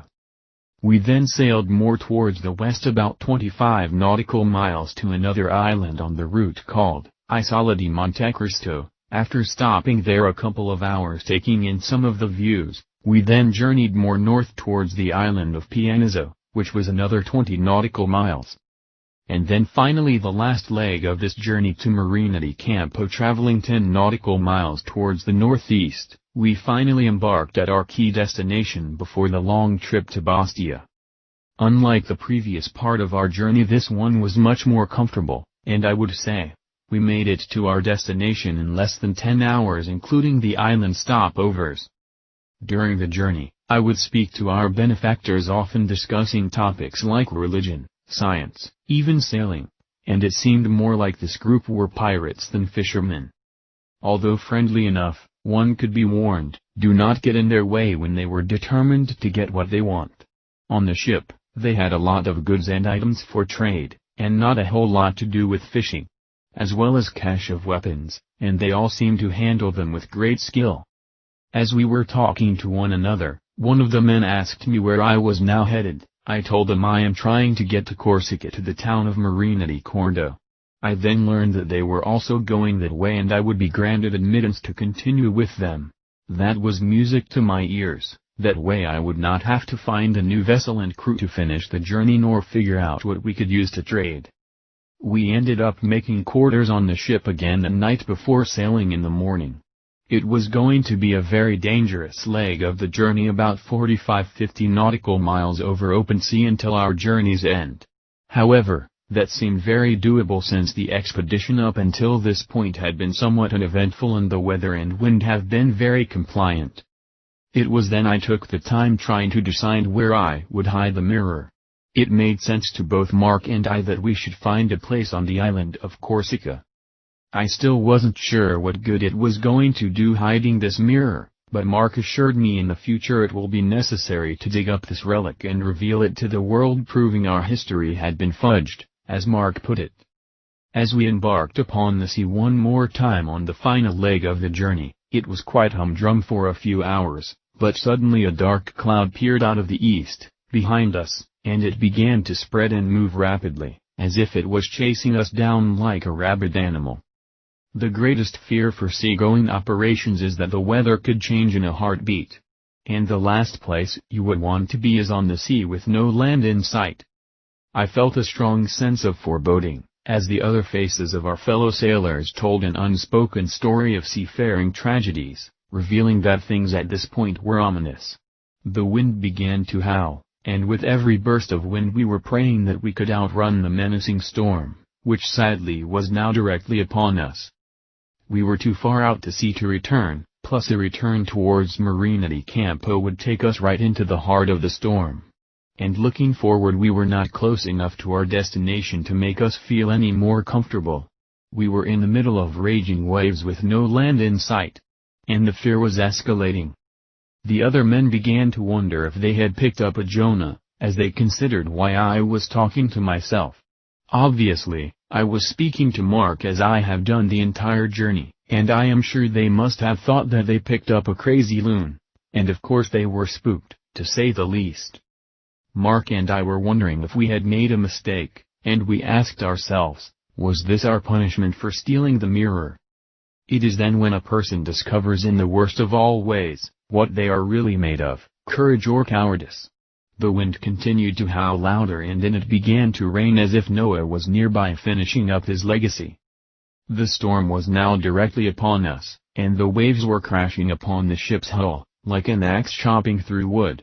The men did everything in their power to stay afloat. They took down the sail as fast as they could, but the waves were too high, and several men had already been cast overboard, while I was hanging on for my dear life. Sadly, the ship overturned. I struggled with all my ability to hold on to the mirror, which was wrapped in cloth, and at the same time trying to hold on to what was left of the sunken vessel, which had by now broken into various pieces. The problem was, the part I was hanging on to was not seaworthy. It had structural holes in the wood which was above the waterline, and was perilously getting ready to sink into the depths of the sea along with everything else. By that time, I would have nothing to hold on to. I could not find the other men now, they had disappeared somewhere out at sea. I kept hearing this strange sound and finally figured it out that it was some sort of glass bottles evidently bartered in trade, and they were clanging together in the water. The waves were crashing so hard and the rain pelting down, I could not see beyond my stretched hand. The wind was howling to where I would swear that I heard a voice that sounded like it was saying, "You think you could steal from me?" And then it laughed. I know it seems impossible, but that is what it sounded like, and Mark agreed. It came to the point where I could no longer stay afloat. As each wave crashed upon me, I was being forced up and then down into the water, drinking what must have been a gallon of the sea. It became nearly impossible to regain my breath to find air, while coughing and choking, Every attempt only brought more salty fluid into the lungs. The remainder of the vessel had finally sunk, and I was trying desperately to stay afloat while holding on to the mirror. Sadly, something had to go. Mark was screaming within my consciousness, saying, "Don't lose the mirror." But what could I do? I was not going to survive this storm. One way or the other, we were all headed to the bottom of the sea, along with the infamous Serpentine's mirror. It was then I simply let go and began to sink. Everything was fading away. Life was being exterminated. There was nothing I could do. Death was upon me like dirt covering a grave. As I was sinking deeper into the sea, I was staring upwards as the light above was fading into darkness. It was then I beheld a light so bright, it nearly blinded me, and out of the light came the vision of a man. He was smiling, and within my thoughts I could hear the voice saying, "Be not afraid, this is only the beginning of your journey." I wondered, is this Mark? But no, it couldn't be. The voice was different. Who was this? My consciousness then faded to black. Chapter 11, Mark doesn't awaken from his regression. Beth and Marie were staring at Mark, wondering what was happening. It has been an hour and all that he was doing was murmuring to himself without any cogent words. His body began to tremble, and he erupted into an epileptic fit. Beth tried desperately to awaken him. As Marie was holding him down, Beth was using everything in her knowledge to awaken Mark until his body went silent. At that moment Mark leaped from the couch, sat straight up and then jumped onto the floor. At the same time, he starts yelling, "I am alive! I'm alive!" As he stood there making sure that he was still in one piece, a sadness welled up in him when he realized his ancient soul partner, whom he had become very close to, must have died. Mark remembered that they drowned in the sea water, and Giovanni must have given up the ghost. As Mark stood there trying to analyze what had happened, he wondered, due to Giovanni's demise, did he unintentionally change the timeline? Obviously, Giovanni was to go on and live a longer life, and because of what happened, Giovanni's life was cut short, and so was his memory for future generations, as well as he would leave behind the most tragic heritage, as a Vatican thief. What would this do to the timeline, and how would it affect later generations? How was Giovanni connected to it all? Mark realized being a friar chances were slim that he would ever have children, but his life could have been used in a great way to achieve a better future, or at best a different future than what it appears to have turned out to be.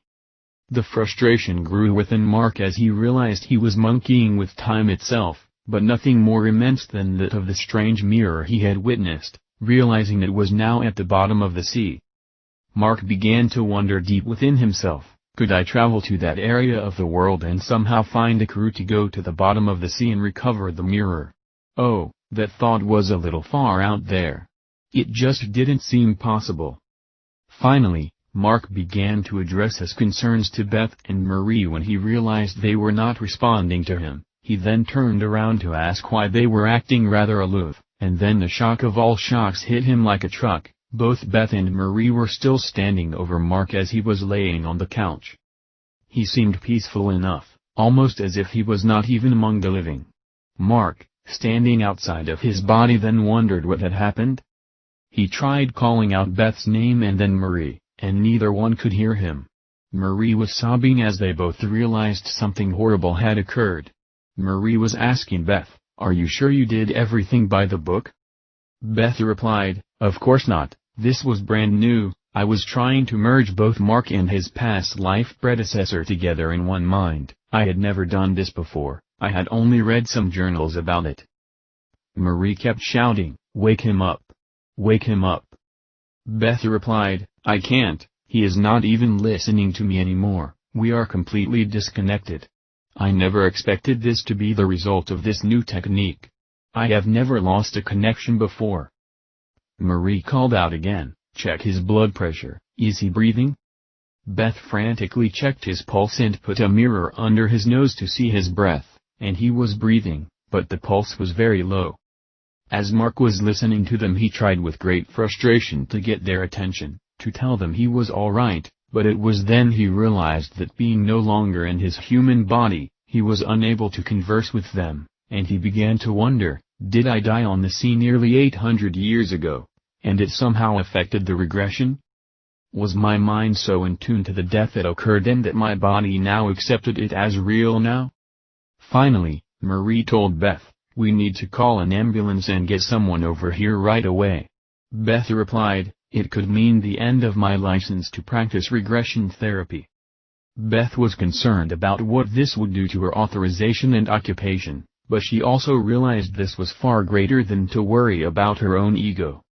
Beth continued to reassure Marie that, "Mark won't die, I know he won't die," but Marie kept saying, "You cannot know that, you didn't know what this unique process might do, it is not the normal procedure of most regressions." Marie continued, "I know, Beth, that you are very good at what you do, but right now we need to concern ourselves with Mark and his life, and not your license." Beth finally acquiesced to Marie's logic, and they called for an ambulance. It was then Mark had remembered in some of his studies about going out of body, and that he could travel beyond this world, even to the afterlife.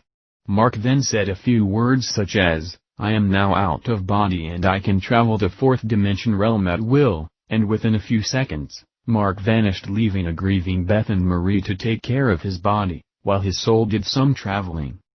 While Beth and Marie were waiting for the ambulance, there was a knock on the door. Shockingly, it was William, the man Beth had met a while ago. She had remembered she invited him over after she gave William a regression, where he relived being an abbot back in 1273 in Toulouse, France. She had asked him to come over to meet Maria and her boyfriend Mark. She had completely forgot about it. It was then that she said, "Now I remember what I was forgetting." Chapter 12, Giovanni meets Walter in the afterlife. Giovanni has died and entered the afterlife. Soon he begins to be drawn into the tunnel of light. There seems to be a battle going on, where there is one who is trying to stop him from entering the light, and the other who demands his soul. It was then that Walter, the father of William, is revealed, and he is in argument with this entity that is demanding that Giovanni belongs to him. He said, "He stole from me, and I have every right to take his soul mind where I desire." Walter replied, "You had him take the mirror, you freely handed it to him, and you are angry that he removed it from the premises? I didn't give him right to steal it. Okay, let's just say he has borrowed it, it shall be returned and then you can have your precious mirror back. That is not the point, I own his soul, he worked for me, and agreed to do my bidding." Walter replied, "No, you do not have the right, he did not agree to anything, because he is not really the one who stole from you." The entity said, "Yes, I know, it was his connection from another time loop, but that makes no difference, it is the same soul."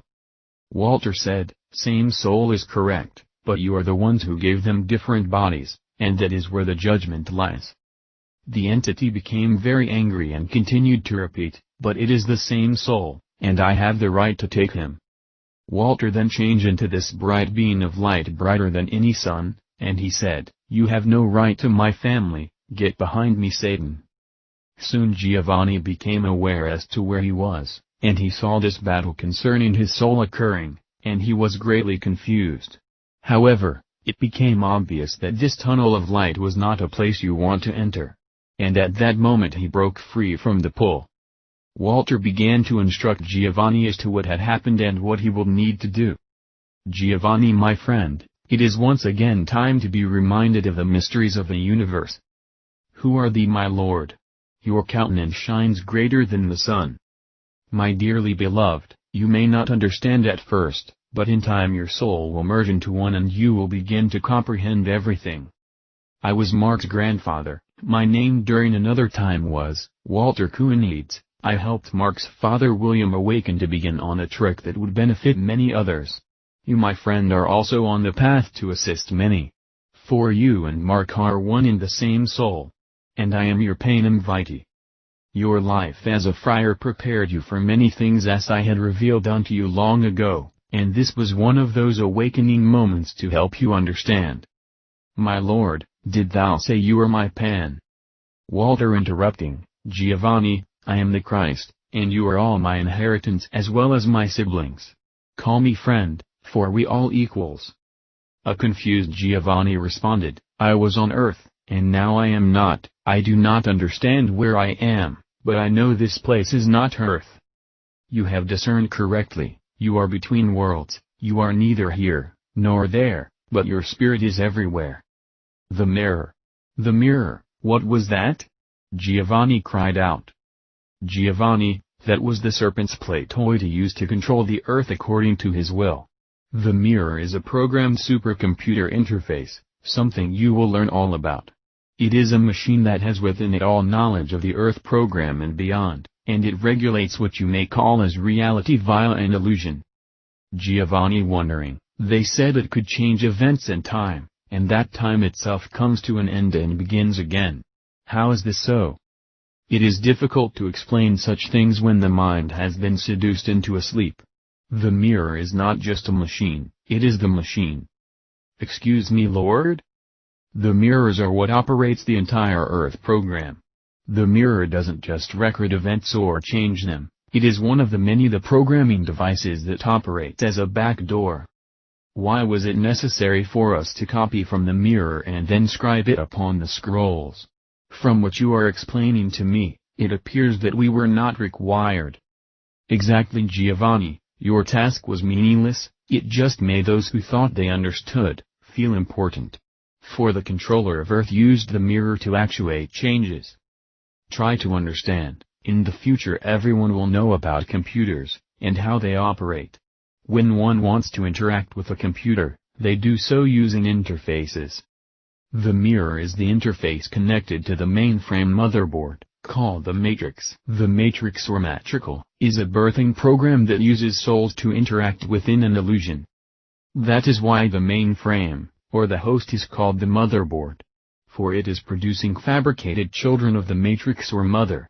Souls are being transformed from spirit into a chip, which will change reality into an illusion. These terms you are using are beyond my ability to reckon, but I do believe I comprehend.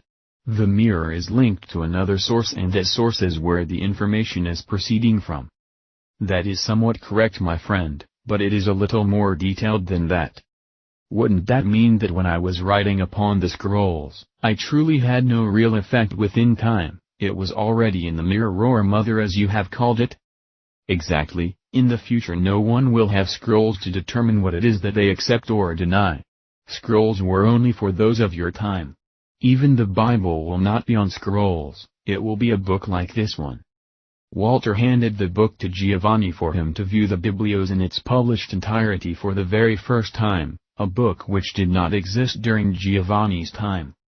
Giovanni immediately stepped up and with great astonishment, and he commented, "This is it, this is what we were copying text for?" He then thumbed through with his eyes wide open as he would see all the different books, as well as the famed Isaiah. He then looked at Isaiah 10, and said, "Did I do this?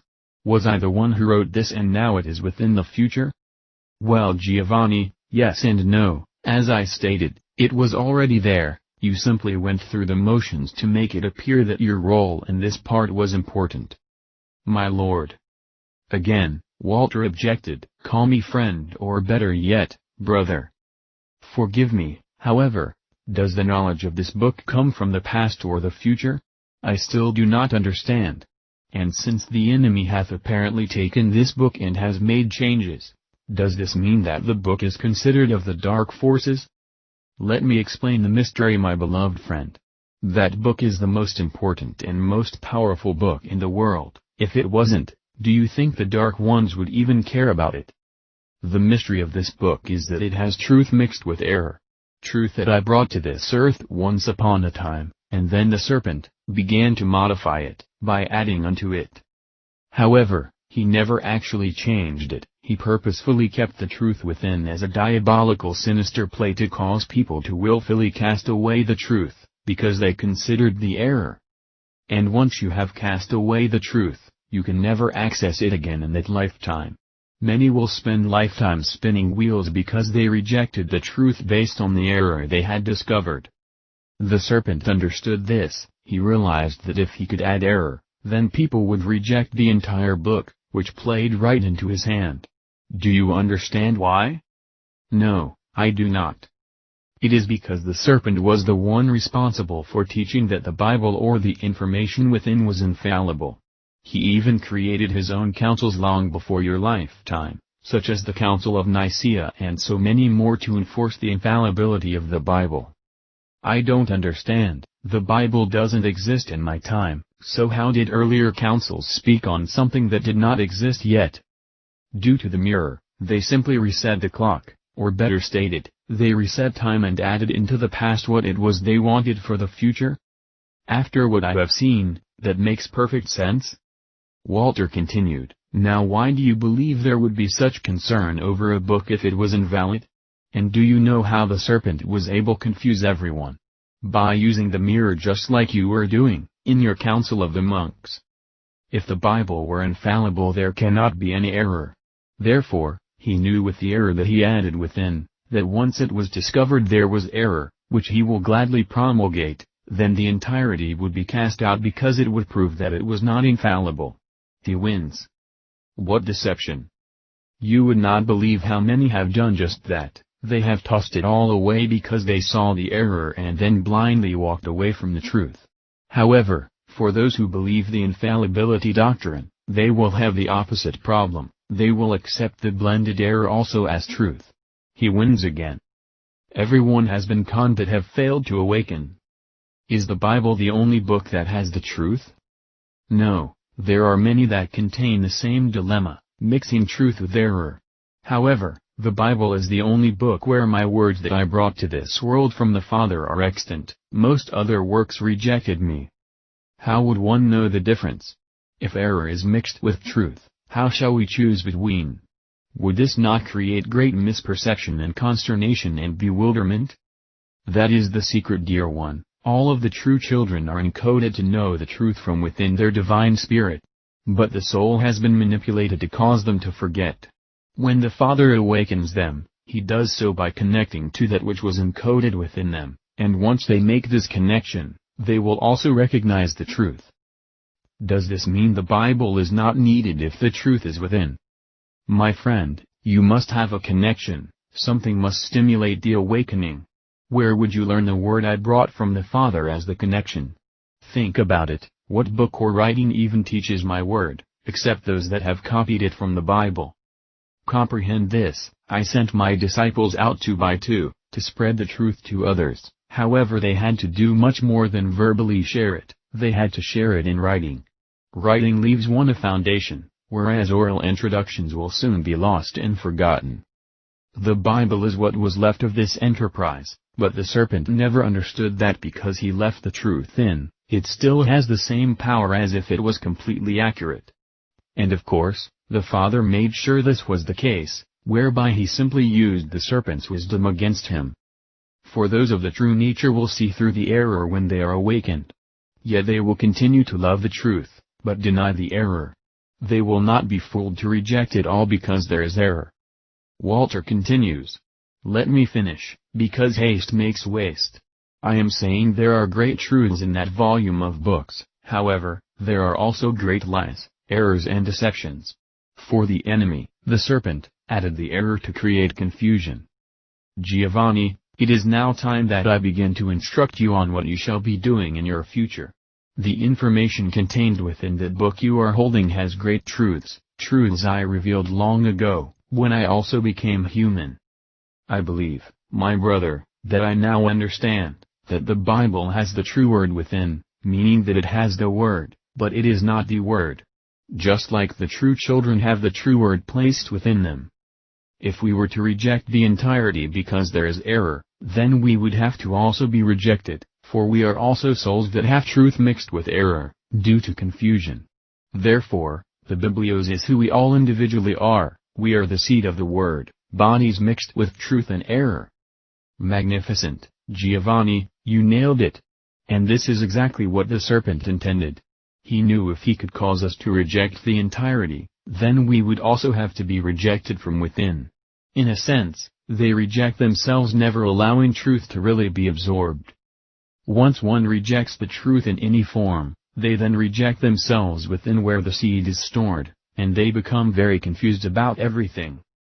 And then total misperception takes over the outer mind, where one is never sure about anything, never really understanding anything, but trying to believe in everything. They are a ship in the sea without a rudder. What the serpent did not understand, eventually all the true souls will awaken from within and recognize the internal enigma, even if it takes many lifetimes. One thing I am confused about: you said you were William's father, so does that mean that you came back again? Do you live many lives also? I have never returned as a human being, in that I had to be born again from a biological male and female. However, I do often return to assist and help, as you shall also do. I simply appeared as the human called Walter, to finalize the great plan, but I was not human, nor was I within the human, I simply interacted from beyond this world. Walter was simply a copy of a generational connection. You will learn about this from William in his book Long into the Future. This is where you come in. I will begin to teach you the first mystery, and you shall begin to write it down on the scrolls of your soul, and then share it to all who are linked with the true family. Me, my friend? I am just a lowly friar, no one would listen to me, and I do not have the means or ability to offer this solution. Understand, nothing can stop the work I have created within you. You shall not offer this knowledge in your time, you shall offer it in the end of time. It is now time that you return and do a great work. It was at that point I said, I do not want to return, I want to go home with you, please let me go home. You may not come home just yet, for what needs to be done is to help others, and without you many things will be lacking, for you hold the key of the code to set my brothers and sisters free. However, I will explain to you what it is that you will do and the importance of it, and then you shall know in your heart that you must return. Now listen quietly as I begin to teach you the secrets of the divine secret garden and of the true seeds. Walter began to speak to Giovanni, spending a very long time explaining in detail the difference between the lie and the truth, and he taught Giovanni how to separate the two and then to share it with all the divine seeds. Giovanni was amazed beyond all things. He was mesmerized as he sat there listening and taking about the most powerful information ever bestowed upon the universe. When Walter had finished, he looked at Giovanni and said these final words. Everything I have just taught you will now fade from memory. What I have spoken here will come back to your soul memory when the time is right. It is now within your spirit, and during the correct period it will then be translated into your soul, and then your human mind will access it. It is time now to return, and fear not, yet understand, what I have shared with you here. You will remember everything, except those things I have revealed unto you concerning the divine secret garden. And when the time is right, it will all return to your memory, a little here and a little there. By the time you are finished, you will have written 4 powerful books, and they shall be read all over the planet by my very children. For it is truly the mystery of the divine secret garden. For now, I must send you along your way, to follow your path, as well as, we shall be separated, but I will never leave you or forsake you. It was then Giovanni was led into this area that had this water. It appeared black as oil, but it was due to no light being within. Giovanni was ushered to jump into the water and to swim. He was told, it is like the water within your mother's womb, it is dark and foreboding, but it is the place of birth. Giovanni jumped in as he was instructed, but the water was so dark he could not see anything. He kept swimming and sinking deeper and deeper, and then fear set in his heart that he was about to drown. At that point he saw a pinpoint of light ahead of him. He swam to this light, and before the light was a pair of feet by the one swimming in front of him. He could see that it was the one he was speaking to, and he was transformed into light, and his light guided him along the way unto his destination. Giovanni continued to swim, and then he saw a new light, and the one that led him faded away. Giovanni then reached out and came out of the darkness, and lifted himself up out of the water into a world, a strange world like nothing he had ever seen. There was a large blue ocean, with a pink sandy beach, and there were strange fountains of water with the greenest palm trees anyone had ever seen, and many diverse people were passing by, to and fro, as if they were going about their daily life without a care in the world. They seemed to be aware of Giovanni and were friendly. He could not grasp what was happening, and then he walked over to a fountain, a beautiful crafted redstone water fountain, like nothing he had ever seen, and he kneeled down to look into the water, and then everything Walter had told him had rushed back into his memory. Everything except why he was told he must return. The knowledge of the divine secret garden was gone, not even a small morsel or tidbit. Giovanni stood there trying his best to remember what Walter told him about the mysteries and secrets, but nothing was coming to him, not a single thing. However, he was envisioning Walter speaking to him during this time, and he could even see his lips moving. He could feel the joy in his own heart as to what was being shared, but nothing of what he said had come back to memory. It had all vanished from mind like long-lost dream. Giovanni was so frustrated that he could not remember anything, other than his conversation with Christ about the Bible and that he was going to be used in the future, but nothing about the divine secret garden. And then everything seemed to go black and Giovanni faded into oblivion. Chapter 13, Mark meets William out of body. Mark enters the fourth dimension upon traveling beyond the body. While there he felt this strange tug upon him. He wondered if his body was being pulled back. However, this was not the case. Mark unknowingly was being pulled towards Giovanni, their combined soul was blending back together. Mark did not know what to do, he felt paralyzed to even stop this, and wondered what will become of him. His mind was foggy and became disoriented. It was then Giovanni and Mark merged back into one soul mind, while in the afterlife, but neither one was aware of this consciously. All memories of both merged together. Mark then recognized the man in his plaguing dream. It was his father William in the afterlife, as well as Walter was standing by. And that is when he believed, William must have died. Confused by this experience and his merger with Giovanni, he asked Walter, "When did my father die?" Walter said, "He died during another time loop." Mark then replied, "Why is it that I am seeing him now?" Walter confirmed, "There is no time in the afterlife, everything merges together into the same event unless it is separated in confusion, it all depends upon the awakening of the soul. That is why you and Giovanni could link up even though he already left and returned, his true essence still remains here as everyone does." While Walter and Mark were standing together, Mark then saw that his father William was not cognizant of what was happening as he was allowing others to prompt him into entering the tunnel of light. It was so peaceful and full of love. As Mark and Walter came close to William, Mark said, "Hey old man, what's happening?" William turned slightly where he only saw Walter, but only partially. Walter then spoke up, "I best leave you two alone." And Walter disappeared. Mark then walked up to William and put his arm around his shoulders. Knowing William was being sucked into the light, he said to him, "That is Saul Malam's harvesting chamber getting ready to send you back." Mark was surprised that he knew this, but his soul mind had been opened to remember all events as if it was one period. William then saw the face of those who acted as his friends as they frantically tried luring William into the light, and then suddenly they changed into dark foreboding aliens and shadows of demons. "You see, old man, that place ain't for you." "What's happening to me?" William questioned, "Why is this taking place? Am I dreaming?" "Yes, you are, old man, but this dream is about to let you go." "Where am I?" "Old man, you are in another dream program." "Dream program?" "Yes indeed, the program of the dead beyond the veil." Mark is scratching his head trying to figure out how he knows all these things. It was as if he had deep understanding of the mysteries of the universe, and yet he knew not where it came from. "Wait a minute, I am dead? Have I died?" William digressed. As William turned around to look once again at the fellow speaking to him, he changed right before his eyes. He then morphed into his son Marky. Marky had been wondering why he didn't recognize him if he had been his son from his time frame. It was because his form was still that of Giovanni. And then he transformed only into Mark.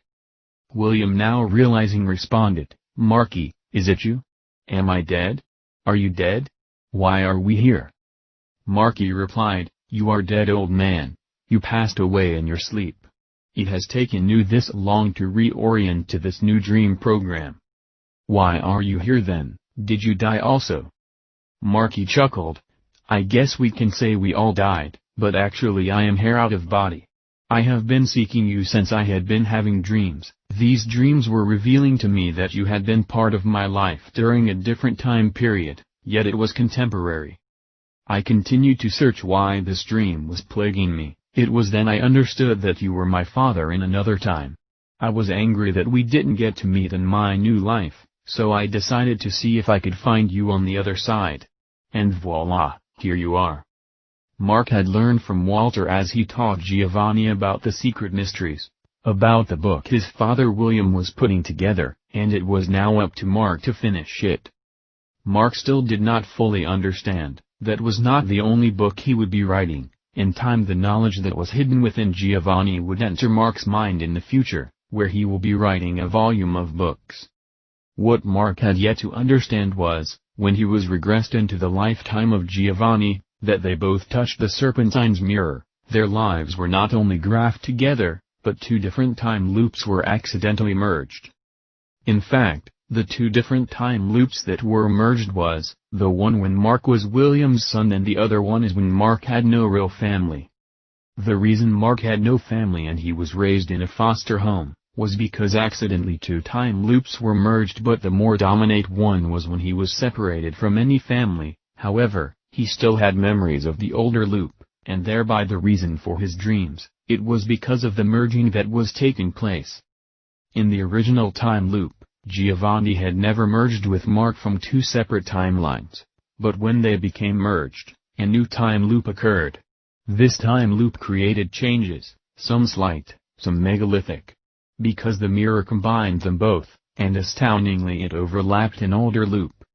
However, this merging would not be recognized until Mark and Giovanni, being the same soul, returned from the past into the future of the new time loop where Mark now resides.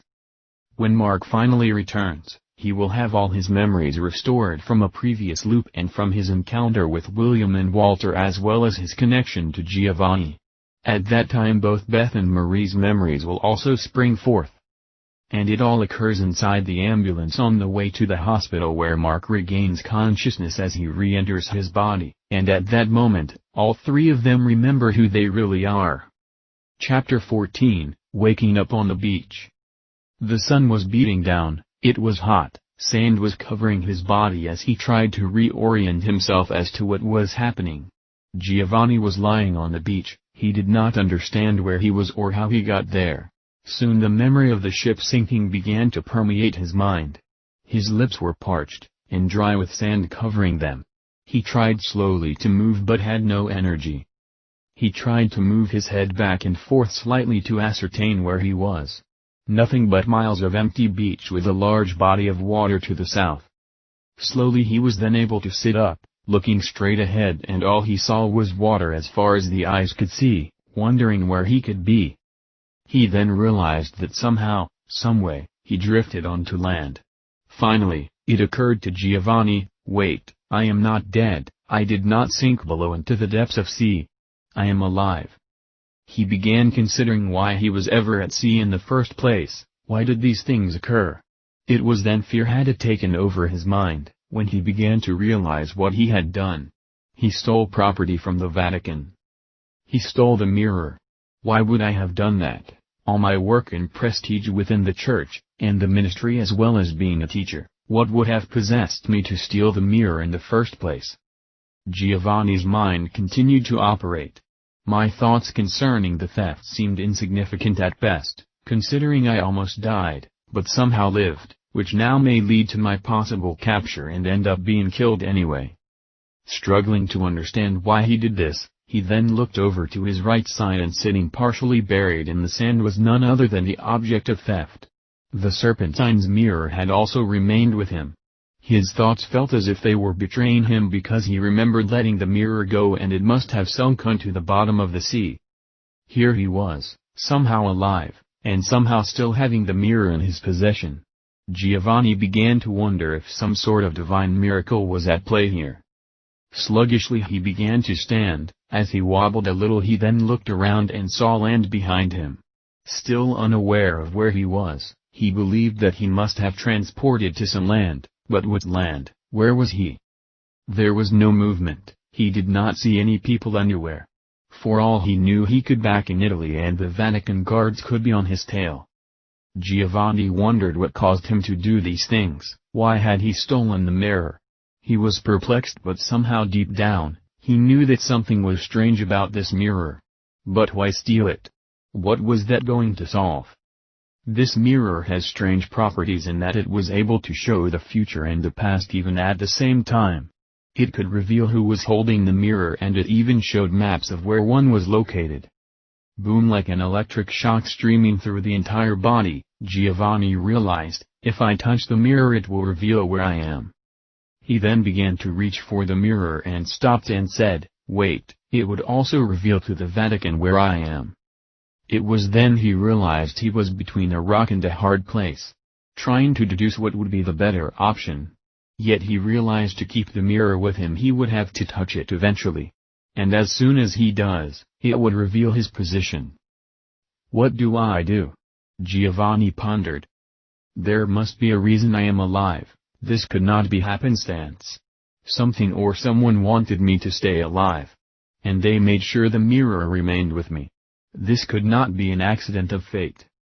Giovanni sat back down in the sand, thinking, and wondering. He then asked himself again, why did I steal this mirror? Slowly but surely it began to dawn on him about his internal friend. He had been possessed by something or someone that motivated him to steal the mirror. He then let out a shout, Mark!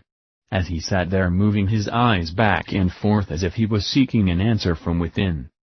Mark, Mark, are you there? Are you still with me? I do not know what I am supposed to do. Are you there? As Giovanni wrestled with his proverbial demons, he was at a loss as to what to do. There was no answer, no feeling, nothing seemed to be inside of him. His futuristic compadre had all but disappeared, leaving Giovanni wondering, did he go insane? Was all of this in his mind? Did he invent this entire story? Asking himself, we took the mirror because of its dark spiritual application. Mark wanted to bury it and then try to locate it in the future. Very odd indeed. Giovanni began asking more in-depth questions. If the mirror truly is a record of futuristic timelines, then even if we buried the mirror, what are the chances it would be in the future of the same timeline? Or have we done this many times before and we keep failing? Besieged with doubt, still trying to understand this strange phenomenon, these things were way beyond his knowledge base and he felt as if he was becoming mentally ill. Talking about timelines, and changes, past, present and future, it all seemed as if he had been taken over by some dark spirit. Deep down he also felt it was genuine, that Mark was somehow a counterpart from the future. And they were trying to deduce why something like this was even being used, especially by the Vatican. It seemed on the surface way out of character. For Giovanni was trained his entire life to believe the Church was the holy power over the people, and as a friar of the Franciscan order, he lived his belief daily. But why would the Church be using this device knowing it was part of the serpent's creation? Who was the serpent? Why do we have his mirror? Why were we copying holy scriptures from the mirror and writing them down on scrolls pretending they came from the past when it was truly the future? What great deception have we been part of? After what seemed like hours of deep thought, Giovanni concluded that there was some divine reason he had this mirror and for some reason he was saved from certain death. It was then he realized, the mirror must remain with him even if it still means, till death do them part. This was a rather strange marriage between two obvious incompatible companions, but it was his lot in life. He then said, for if I was saved before, surely, I can be saved again. Giovanni, having made up his mind, reached out to uncover the mirror, and he grasped its coldness even after setting under the hot sun. He pulled it out of the sand, bringing it towards his face, and with great wonderment, he beheld the mirror. Something is wrong, nothing is happening. The mirror is blank. No words, no map. The mirror revealed nothing.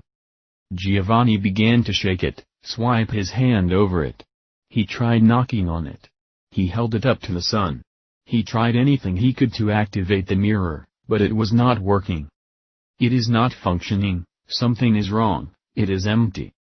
Giovanni began to wonder if the seawater had caused its malfunction. That maybe it is of no use anymore. It was then out of the corner of his eye he beheld a dark-haired young woman walking on the sand of the beach about 200 meters away. She was alone, and unaware of her beach companion. Without thinking twice, Giovanni stood back up and began running towards the woman while screaming for help, saying, "Help! Help me! I was beached after my boat went down out to sea. Please help me." The woman turned around to see a very disheveled friar running towards her on the beach. She stopped, and as he got closer she then replied, "Êtes-vous perdu, friar?" As Giovanni got near to the woman, he realized she spoke in another language. Realizing she spoke in the tongue of French, he had much training in this language for he taught in schools in Paris, so he responded in kind. "Je suis perdu, jeune femme, où suis-je?" Giovanni asked her where he was located. "C'est pas les flots, nous sommes à environ 15 kilometers de Montpellier, au nord."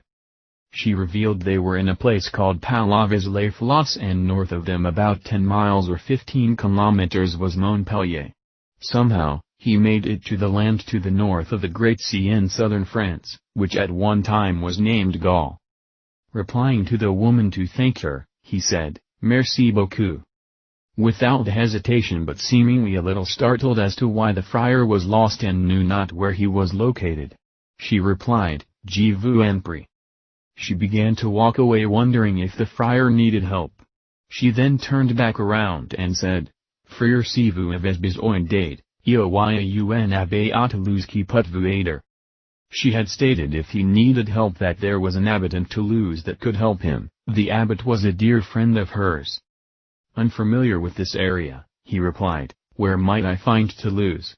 She responded, "De Montpellier say environ 240 kilometers." He realized a trip of this distance would not be easy, but at least he had a direction, and he wondered if he was now being directed by forces beyond his understanding.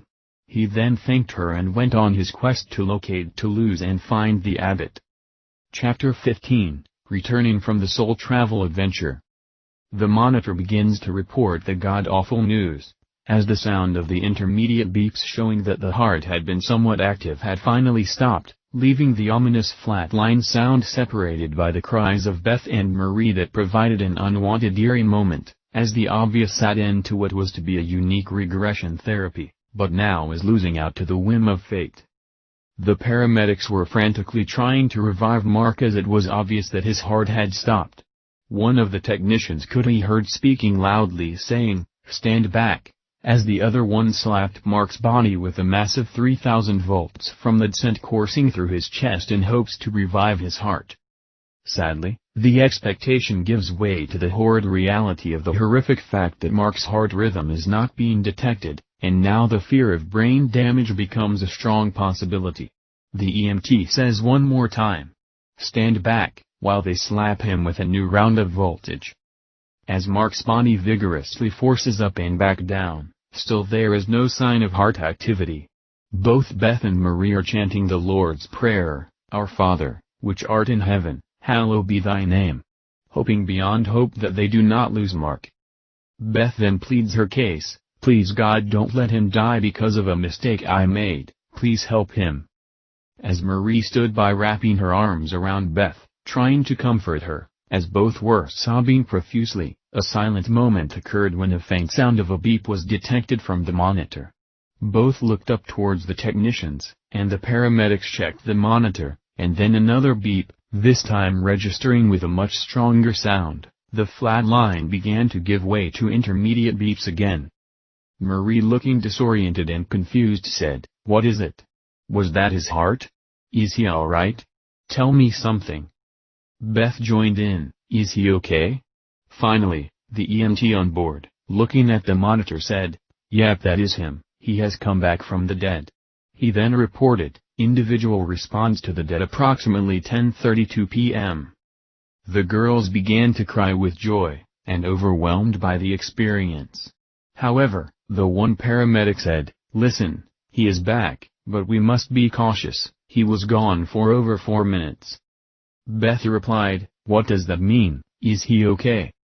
Marie then softly whispered into Beth's ear, "Sweetie, his brain may not be all there." "Oh my God!" yelled Beth, "please do not do this to me." As the precious moments of time flew by, suddenly Mark's eyes began to open. Everyone was peering down upon him, awaiting a response, a word, anything that would prove he is all right. And then Mark spoke. "Whoa, you guys won't believe it, it worked, I met my dad." He was completely oblivious to what was happening. He then began to realize with the faces staring down upon him that something was wrong. Mark then asked, "What's happening? You all look like you've seen a ghost." The EMT responded, "Well, in truth it almost feels like we have. We almost lost you, buddy." "Lost me where?" Looking back at Beth, as both Beth and Marie had been woefully sad, but now crying with joy in their hearts, Beth replied, "Mark, you died, I screwed up and we lost you." Mark, then beginning to remember what Walter and his father had relayed to him, said with a smile, "You didn't almost lose me, that can never happen, not in this life or the next." Beth then spoke, "What do you mean you saw your father? You do not know who your real father is." "Beth, I met my dad from the previous time loop, the one named William." When Mark said this, Marie had this epiphany. She looked at Beth and said, "William came over before we got into the ambulance. In fact, he got into his car and he is on his way to the hospital once we explained what happened. I didn't realize it then, but I met William before also. I accidentally slammed into the back of his car. He acted very strange, but I just assumed he was shaken up a little." Mark then replied, a tad confused, "How did you meet William? He doesn't exist in our timeline, does he? When I met him in the afterlife I was told he had died from his previous time loop. I was never told he existed in my timeline. If he did, why was he not my father? And why isn't he married to Marie? What changed?" Marie responded, "That is what I am trying to say. When he walked into the door today, I could feel something powerful about him, like we had always known each other. He seemed to have felt the same way, but he was not letting on what he knew. If anything, it was like he was not supposed to interact with me or us at this time, but he wanted to see us nevertheless. He then took off to the hospital to meet us there." Beth then joined in, "That is very odd. I had the same intuition when seeing him again. I did a regression on him, and he went back into another life in the past, and yet the same thing happened. Things were revealed that for one reason or another I was unable to hear or discover, as if it was being blocked. But when he came back out of the regression, his facial demeanor and his eyes told me he learned something important, and it had to deal with me." Marie then volunteered her thoughts. "Do you think William knows who we are but apparently cannot let on, that we were not supposed to know, at least not yet?" Mark wondered along with the rest as the EMTs were sitting back and wondering if we had all lost our minds. "Then why is he here? Why does he live in our timeline, and why are we not his family?" As soon as Mark said this, a powerful memory came back, and he began to recall what he was told in the afterlife. Mark then turned his head, looking up as if in deep thought. He said, "I think I know what is going on." Maria and Beth in one voice responded, "What?" "He came back because he had a job to do. He had to help others. He had to do it alone in this life, therefore he was disconnected with his family. And I was told I would have to finish his work for him." Marie then came back and said, "That would not make much sense since William is still around. I met him earlier, and you will meet him soon when we get to the hospital." Mark replied, "I don't understand it all, but that is what I was told, that I would have to finish his work, because he had died. That is all I remember. Maybe he will enlighten us when we talk to him about this work of his." At that moment the ambulance driver received a call alerting them to another destination, as it was heard over the radio of the ambulance. The driver responded saying, "We are going to the hospital to make a drop-off and then we will be available for the other incident." It was then the report from the radio specified a car accident and possibly one victim. When they read off the vehicle identification and where it was located, the EMT in the back said, "Wow, that is just up the street from us." He then called up to the front and inquired, "When did they say this occurred?" The driver said, About 10:32 p.m. The EMT said, "That is strange, that only happened a few minutes ago." And the other one said, "Yay, the exact time we gave for the resuscitation of this young man. Wasn't it 10:32 also? Well, by God, I think you are right. Wouldn't that be weird to save one at the same time as someone else leaves?" As Beth, Mark and Marie were listening, Beth had this eerie scowl appear upon her face. She wasn't saying anything, but one could tell something was bothering her. Finally, Beth spoke, "Guys, something's not right." Marie responded, "Yay, something ain't right." Finally, the driver, after learning that Mark was now fine, and everything seemed alright, said, "Let us stop at the accident scene, to make sure if there is anything we can do since we are right here." Within a few seconds, they were already on the scene. The paramedics got out of the back and went towards the car that evidently smashed into a bridge pole. It appeared the driver either lost control or passed out, because there were no signs of swerving or tire marks. It appears the victim just slammed in the pole while at full speed. As one paramedic was about to leave the ambulance, he said, "Oh my God, no one lived through that one." It was then Beth peered out the open door, to look, and she gasped with affright.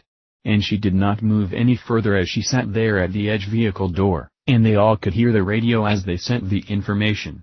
It stated, "Driver DOA at the scene at approximately 10:32 p.m. Crushed chest, and arms and broken legs." Victim's name: William Coonage, age 63.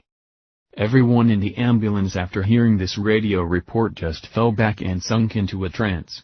Mark truly was returned to replace William and finalize the work that he had started. Mark sat there in astonishment saying, "But he died in his sleep." "That is what I was told, he died in his sleep." Marie then responded, "Honey, maybe that is what happened, he fell asleep while driving. Or maybe it has something to do with this time loop thingy you have been talking about." At that very moment something happened. It was in the air, there was a feeling of deep memory release. Beth looked at Maria and cried out, "Mom, what is going on? How did we get here?" Marie responded in type, "My God, you are my daughter, my precious daughter Liz. What is happening?" It became all too apparent that their past time loop memory was restored, and they began to realize who they were and how they were truly connected. Mark then sat there still stunned, and looked back and voiced his thoughts looking at Beth saying, "Hi sis." The two gave each other a tearful hug. Then turning around looking at Marie, tears came from Mark's eyes. It was like a lifetime of feelings joined into his heart. He then reached out and gave Marie a hug that seemed to last for an eternity. "Mom, I don't understand it, but I have finally found my family."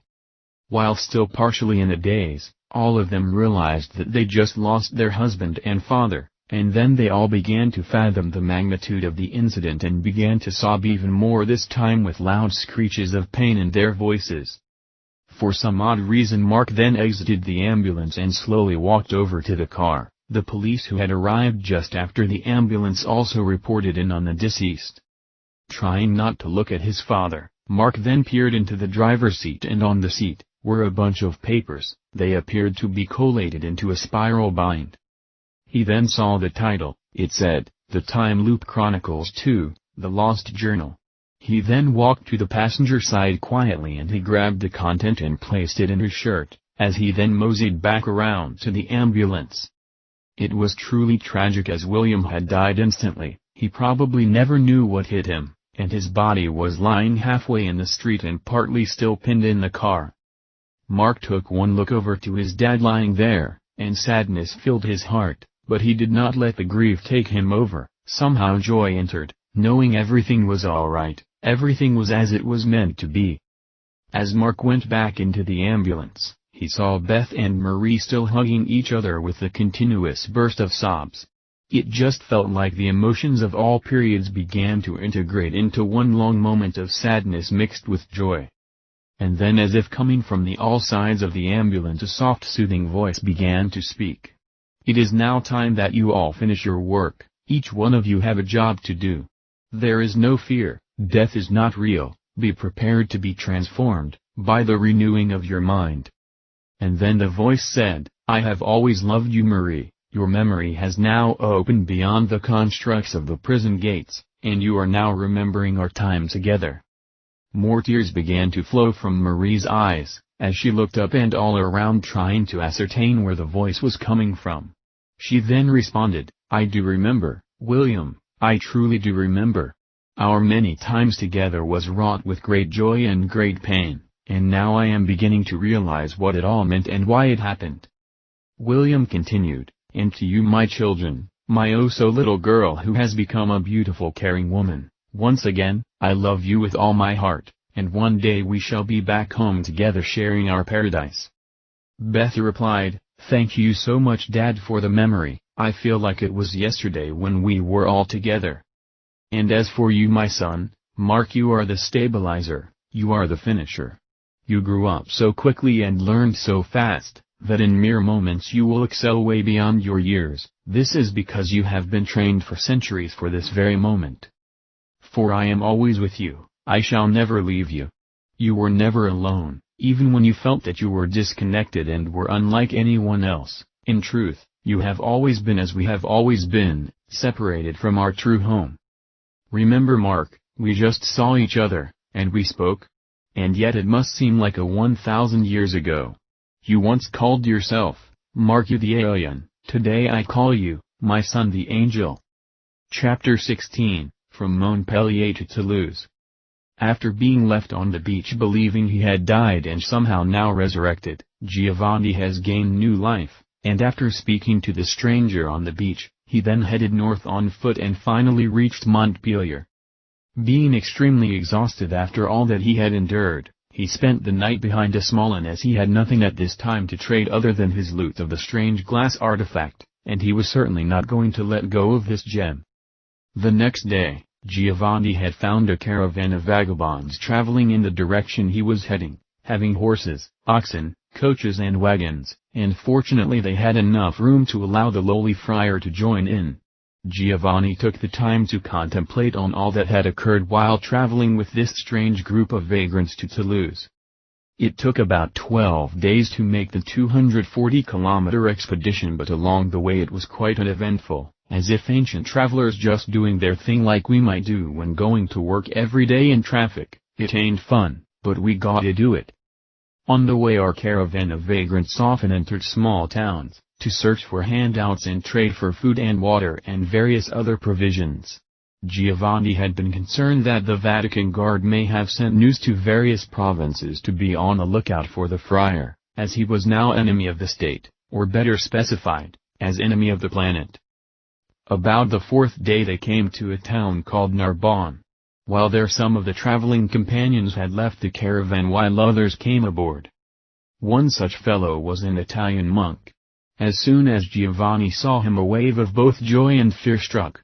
The joy was the realization that someone was now joining and that he would have a better connection to. The rest were mostly drifters and beggars, and were dirty and unkempt and often had no desire to properly communicate, nor could they. However, the fear entered when he realized that another monk may have received the report about the thieving friar and to be on the lookout for him. Obviously, there would have been mixed emotions. When the monk made eye contact with Giovanni, he was excited to learn that a friar would be his traveling companion. This alleviated any fears that Giovanni's secret might be unraveled, which would have caused great disquiet. The monk did not seem to recognize him at all. For the next couple of days, they spent their time discussing religious orders of the Holy Roman Empire and the differences between the sects, but it was mostly surface talk, nothing of any great import. The monk then revealed that he had also come from Roma, and had his training in the Vatican. When Giovanni heard where the monk had worked, he jerked a bit, trying to hide the mirror even more. The very name shocked him as he began to wonder if he was being set up for the kill. At that instant, the monk looked to Giovanni and said, "Oh, and that reminds me, did you hear of the thief who stole Vatican property?" Giovanni took a couple of gulps while trying to act surprised, and replied, "Someone stole something from the Vatican. Might you know what that was and who the thief may be?" As the monk took a sip of water from a small flask inside a leather pouch, which had been tied to his hip, He then responded, "No. No identity. I was in Marseille for a while and news from the Vatican guard had come as they were seeking a traveler. But no description was given. It was as if they never expected to find this thief anyway, but were still going through the motions." One of the guards had reported that they believed the thief had died during a storm on the sea, but nothing was ever verified. Obviously, Giovanni had learned that his identity was still safe, at least from his traveling companion, and the monk never even heard that the individual was a friar. They just spoke of the thief without revealing any defining identity, nor did they even reveal what was stolen. Nevertheless, what Giovanni was about to hear coming from the lips of the monk was going to surprise him, when the monk continued speaking after taking a few more sips of water, as it was quite dry as there had been no rain for a while, which was rare in these parts. The monk then continued his oration. "I shouldn't speak of this, but I had worked in the Vatican as special envoy for the Holy Father." Giovanni, wondering what work that may have been, replied, "What was your business?" The monk chuckled a bit. "You might not believe this, but I was working in the lair of the Vatican." "The lair?" "Yes, within the lower parts of the Vatican they have a library of ancient works, and I was working down below doing something of a very secret nature." Giovanni then began to choke a little and was offered a sip of water from the flask the monk was carrying. He took the flask and quickly took a few sips. He then looked up at the monk and said, "Secret work, can you speak of it here?" "I guess it would do no harm because no one would believe it anyway. My work was to make copies of parchments and then send them forward via couriers." Suddenly Giovanni realized who this monk was. It could be none other than the 12th worker in the Vatican library working on behalf of the Serpentine's mirror. The monk was very careful not to mention the mirror. He continued to wonder, was this monk really who he said he was? Was he trying to entrap him? Did he know all along who Giovanni was and was setting him up? What are the odds that Giovanni would run into the very monk who he had replaced in the secret Vatican operation?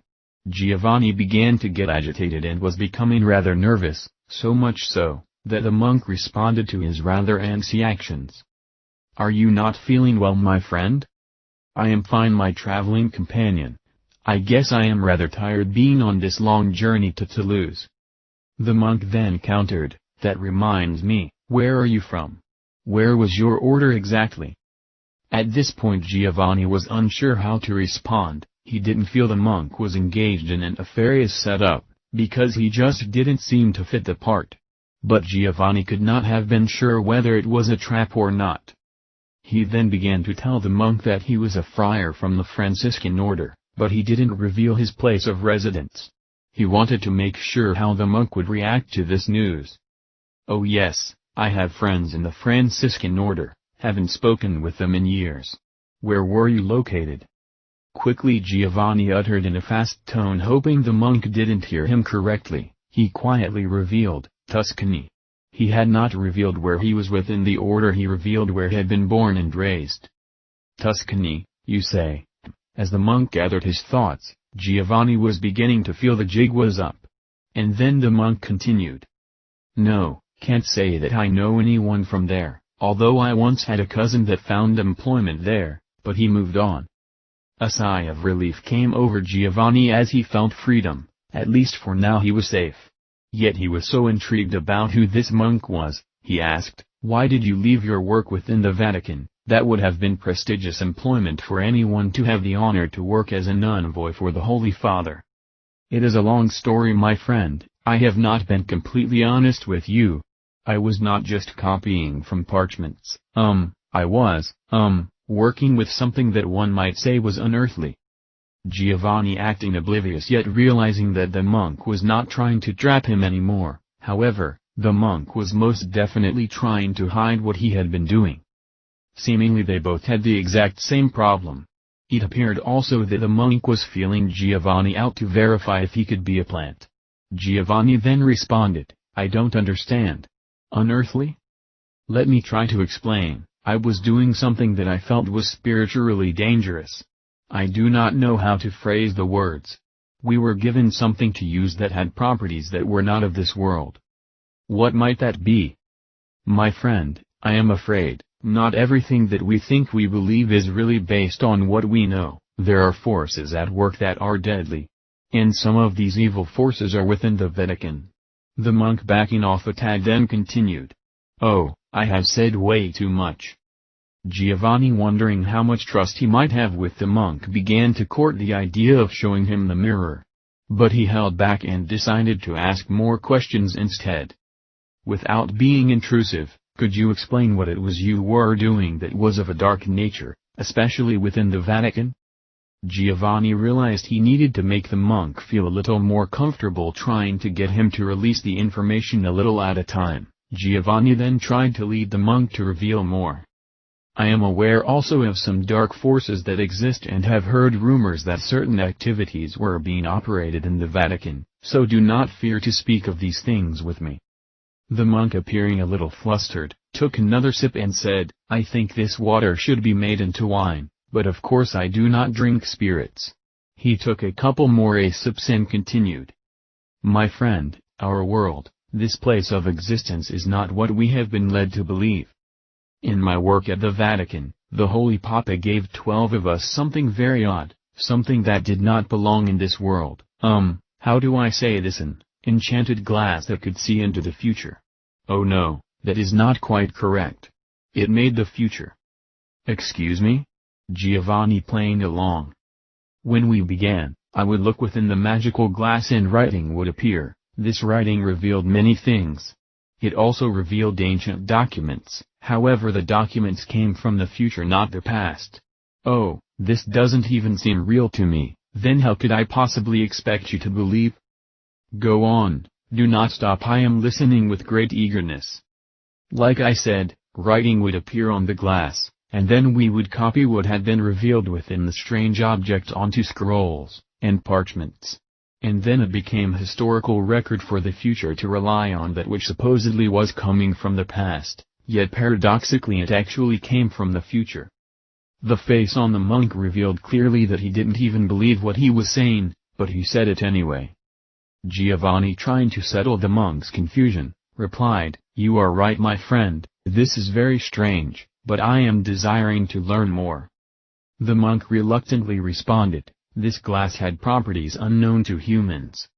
It was not from this world. It could reveal many things beyond that of the scroll information. When the glass, or whatever this relic was, had become comfortable with the operator, this charmed relic would then begin to speak. Wait, what? It would speak? Giovanni asked. The monk, obviously getting more nervous, seemed to snicker and snort while clearing his throat. He then continued, I know what this may sound like, but not only did it speak, it became part of the one who was using it, and it spoke through them. What do you mean? It attached itself to the operating monk like a parasite would attach to a plant. Let me try to figure out a way to explain this. The glass eventually, after enough time, became connected to the operator and then entered the soul of the man and became the man. I guess what I am saying, it is a form of possession, for no other better term. Giovanni was stunned, he could not believe what he was hearing. He began to reconsider his taking the mirror. He then apprehensively responded, You said the glass spoke and then attached itself to the operator? Well, yes and no, the glass didn't speak per se, not that it couldn't speak, but the human the glass attached itself to, began to speak the words that somehow were originating from the glass. The person would speak in different voices, different languages and dialects. Or maybe even differing spirits. Didn't this concern the others that were there? Giovanni wondered. They all became used to it as if it was all normal. They even suggested that the differing voices were some gift of God, like speaking in tongues. I don't think they had the same fear I had about it. Because this glass was taking over the person, completely modifying who they were. It was changing them into something else. You mean someone else? No, something else, something that was not human. Giovanni began to wonder why he didn't notice the changes in the other monks he was working with. He then asked the monk, Did you join after the others were already there? Yes, in fact my specific chair had been abandoned by several others who had also been chosen for employment, but every one of them quit their job using some excuse as why they could not continue. Then the others had always remained from the beginning? Well, I am not sure about all of them, but many of them had worked in this secret project for years. Didn't you notice in the start if these others were odd or strange? You said this glass could take a person over, making them something other than human. Didn't you recognize this in the beginning? Ah, well, not really. They seemed perfectly normal when I joined. The thing that was in them, whatever it was, is very smart. It would not let on that it was controlling these other monks. Did you feel anything inside of you that would let you believe it was taking you over? Interesting that you asked this. When I began to realize what was happening, I was less accepting than most. Therefore, whatever this entity was, it did not penetrate my being. I seemed to have been protected from it even though I had worked there for a good part of a year. What caused you to finally leave? It happened one day. I still remember that afternoon vividly. What I haven't explained was that there was also a glass in the center of a large table we worked at. I never understood exactly what its purpose was beyond that of correcting future timelines. Correcting future timelines, that is odd? Yes, it would turn bright red and then send the information to one of these glasses, and then we would know to correct the error. This one day, however, I witnessed something that brought great fear into my heart. And that was the day I left, and never came back. What might that have been? Let me see how I can explain this. The center glass began to change or transmute into something. Transmute into something? It changed into a dragon, and when it did, it began to draw some sort of energy out of the other glasses like it was absorbing it into itself. I am not sure I understand. The center glass changed into a demonic-looking dragon, which stood tall upon the center table, almost 3 meters tall, about 10 feet. It was a giant, and as it was drawing energy out of the other 12 glasses, I then realized what was happening. Each glass also changed into a head, a severed head, like another dragon's head. It then lifted off the table, and all 12 heads connected back to the dragon. It became one dragon with an extra 12 heads, the dragon being the 13th. Yet that was not all. The energy it was taking within itself, as if it was sucking it out of the glass or the head, that energy was also coming from the individual who was working with their magical device. What do you mean sucking energy out? My friend, I think it was taking their souls and it was making them part of the dragon. Oh my God, this glass can do that? Giovanni, becoming extremely nervous as to what it was he was secretly hiding within his cloak. He then became even more agitated when he realized if this mirror could do all these things, then the center mirror must know where he is located, as he had perceived when Mark was still part of him. However, they had believed you would have to touch the mirror to trigger it to allow it to reveal their destination. The friar made sure the mirror had been covered with a cloth that he had on his person. The monk continued. When the energy came through my mirror and then it tried to come into me, it didn't work, because I had not released my soul to this object yet, but I knew then that is how it was taking over the human. I guess one would have to work there quite some time to have this activity engaged. I could feel it tugging against my very inner being, but it stopped, and the dragon with 12 heads began to scream as if it was angered that it could not take me over. And the dragon yelled some words as if it was calling me by name that I did not understand. It screamed out, "Soon, oh no." Very strange. I am not sure he was calling you by name, but more that this was a language which sounded Anglo, and it sounds to me like it was saying, "Soon you'll know." It means that one day you would understand. You told me that this glass was able to perform many strange activities. Could it also recognize where you are at any moment? Most definitely. Oh no. However, it must be turned on. What do you mean? The glass can be turned off. If it is off, it is no longer functioning. As relief once again came over Giovanni, he then asked the question, how can the glass turn off, and why would it turn off? This question seemed odd to the monk. He began to wonder if he said too much. He then began to speak less about the mirror, and became quieter about his connection to the Vatican secret glass. Over the next couple of days just prior to entering Toulouse, the monk didn't speak much, and Giovanni didn't press the issue. However, he continued to wonder what turned off the mirror. Finally, as they were entering Toulouse, the monk decided to speak one more time about the strange glass. What he said stunned Giovanni, but now things concerning the mirror began to make more sense. As I was speaking to you earlier on the trip about the magical glass. Yes. I told you that the glass can be turned off. I had learned that at one time, in the earliest of days during this operation, that a new operator had unintentionally removed the glass from the Vatican. What they learned was, the further the glass had gone away from the Vatican it began to lose a connection. Somehow the glass works on some sort of connection and the further it moves away from the source of the head it gets shut down. One of the other monks had revealed to me that it was likened unto one of the heads being cut off. The dragon would now have 11 heads instead of 12 unless they found the missing glass. So, there would be no concern about the missing glass, right? Well, that is the mystery. This is something I never understood. And that was, they were very concerned the glass got into the wrong hands. Why? Laughing a bit under his breath, the monk responded, well, that is what I thought, if it is cut off then who cares? But evidently in the correct hands, it can be turned on again. Wouldn't that help them locate the glass? It would seem so, but what I began to surmise was, once the head is separated and then it is turned back on from another source, it cannot be grafted back into the dragon unless the dragon regains the mirror in its possession. It now belongs to a new owner and he or she can then use the glass any way they desire. Really? Chapter 17, Mark learns of the lost journal. Mark reads the lost journal compilation that he had grabbed from William's vehicle, and then learned about Walter's book, the ones that revealed Tim's notepads. Mark then begins on the path of finishing the book that his father William had been preparing and almost completed before his death.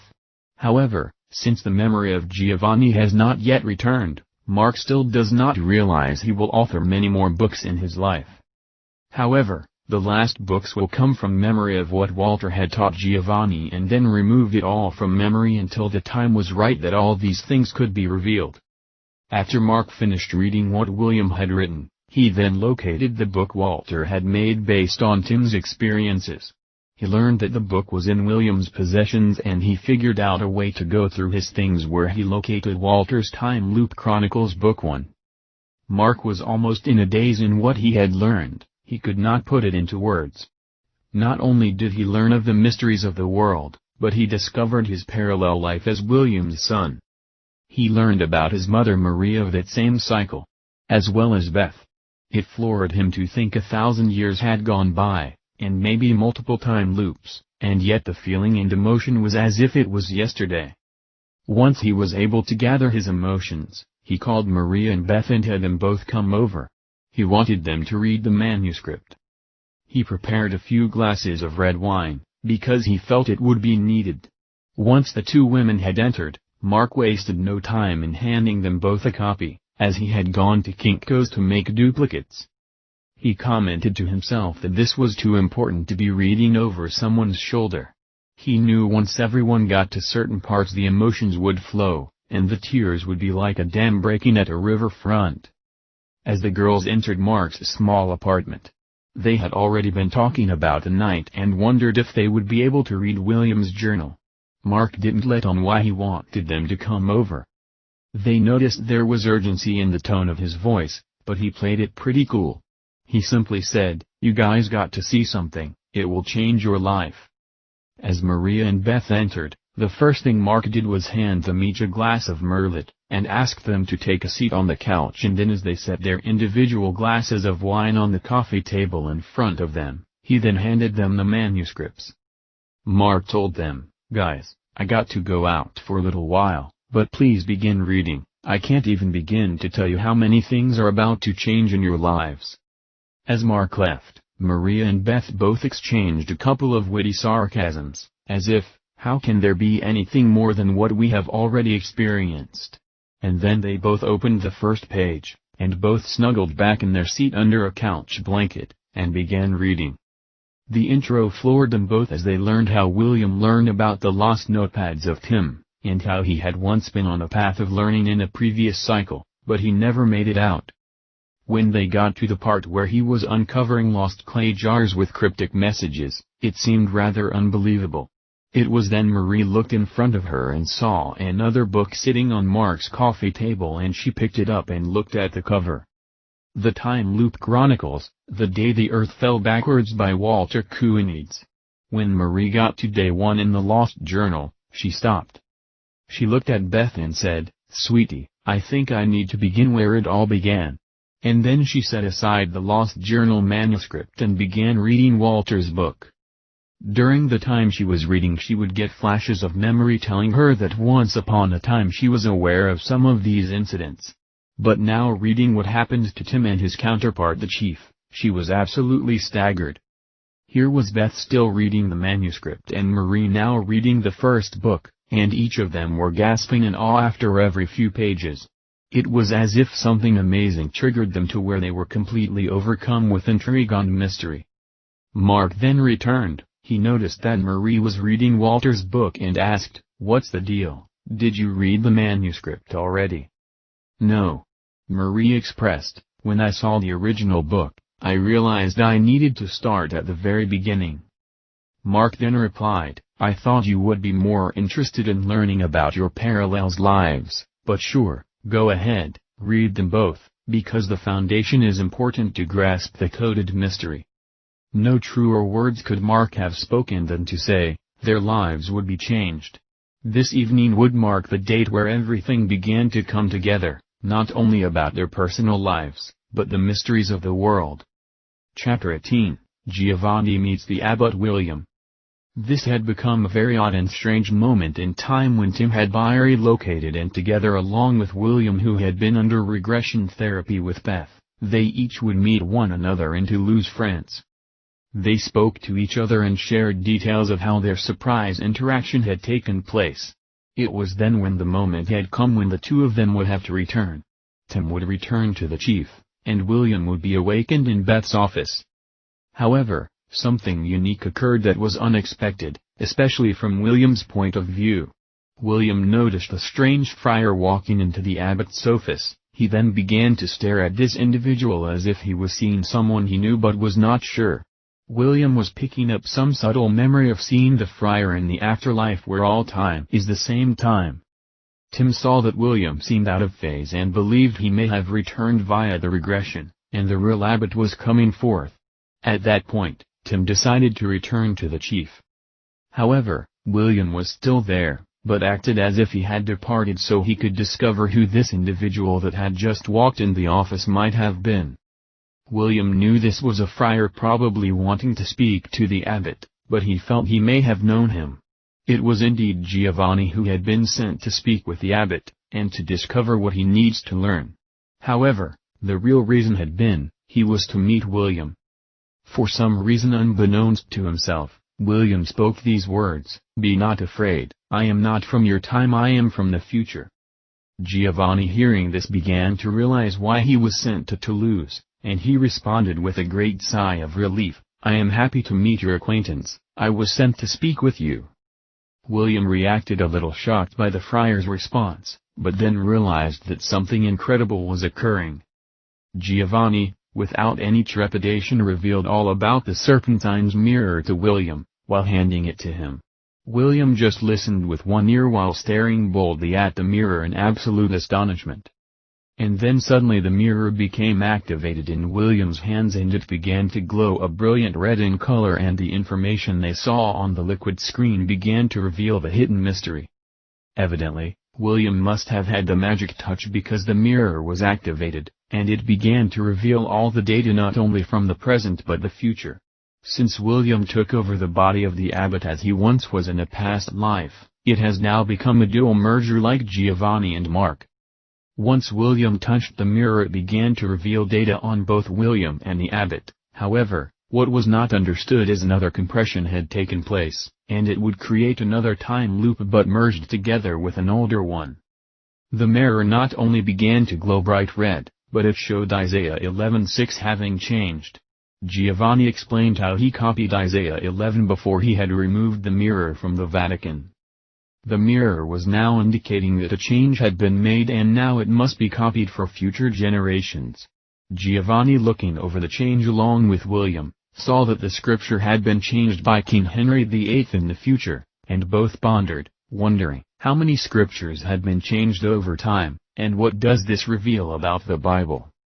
William said, "This is fascinating, and unnerving. What is this device and why is it here in this time where technology does not exist?" It was then Giovanni barked out, "Oh no, I forgot, I was told that when the mirror is working that the Vatican will know where we are located." And why is this a problem? Of course, while Giovanni was explaining the mirror and all its esoteric machinations, he had happened to forget to tell William that he illegally lifted the mirror from the sacred vault. Giovanni now reacts, "I stole the mirror from the Vatican and now I am on the run from the Vatican guard that would stop at nothing to retrieve this mirror and even kill me. My God, what have you done?" William, shocked at this, began to wonder why he was sent back to this time. Was it more than just meeting Tim? Why had he come back to this specific time at the exact moment Tim had come also, and now runs into Giovanni, who just stolen out of this world technology from the Vatican, which by rights should not have been there during this medieval period? What is this mirror, he wondered? And why was it that he never heard of this strange artifact before? He then asked Giovanni, "What possessed you to steal this mirror?" While beginning to snicker yet still being very apprehensive, he replied, "I think it is because I was sort of possessed." "Excuse me?" "It is a long story. But since I was sent to you, it may be the proper time that I reveal why I had stolen this mirror." The friar had begun to divulge that he was chosen to sit among the other 11, by Pope Gregory X, to become a facilitator and operate the mirror to make changes in the future. As he spent the next hour explaining everything, it was like a bolt of lightning hit him when he said, "But there is one thing I have not mentioned." "And that is?" Mark." "Mark? Who is Mark?" The friar continued. "This is going to sound strange, but somehow, I was taken over by my future self. Well, taken over is not quite right, we both existed within my soul. It was Mark that realized that the mirror was being used for nefarious means, and he alerted me that something was not right. We then made a plan to steal the mirror and flee from the Vatican, and in so doing I have brought great wrath from the Holy See as well as the Holy Father upon me." "Mark, you say, that is fascinating." William then uttered these words under his breath, "Could it be?" "Could it be what?" Giovanni, perplexed by William's comment. "Oh, don't mind me, I am just thinking out loud. Please continue." Suddenly, Giovanni turned white as a ghost when his memories were being brought back. He looked at William and said, "I know you. Where do you know me from?" I do not have the words to explain this, but when Mark and I were united on the sea, fleeing from the Vatican guard, our ship went down, and I died." "You died? You don't look dead." This is the part where it is going to sound very strange. "I truly had drowned at sea, and then instantly I became aware. I had been, how do I say this, I guess I was in heaven." "You died, and you were in the afterlife?" "Yes, I believe so, and while there, I met a man named Walter." "My God." "No, well, he was named Walter, but it was not Walter, it was, I think he was Jesus." "Jesus, you say?" William mumbled under his breath, "Walter is not Jesus." He then continued, "But you're telling me he called himself Walter, but somehow you took him as being Jesus. Well, maybe in the afterlife things appear different than what they appear here. Maybe you were expecting to see Jesus and Walter showed up." "No, I don't think so, but I am not sure. Nevertheless, he did call himself Walter." "My friend, my father's name was Walter. Is he the one that sent you to me?" "Possibly. I was instructed on many levels, but I can't remember it all. I spoke to this Walter, and he told me things unknown from humanity's awareness." "Could you please elaborate?" This brings me to the reason I think I know you. You were there also. William didn't know what to say, yet it was very intriguing, but not seemingly possible in his mind. Are you sure I was there? I think so, and so was. Who? I think it was Mark. William pondered under his breath again, and he spoke these words, Mark died? I think Mark had died because we drowned. But you didn't die, how come he died? Well, the thing is, Mark was with me until I awakened on the beach and then he has been gone ever since.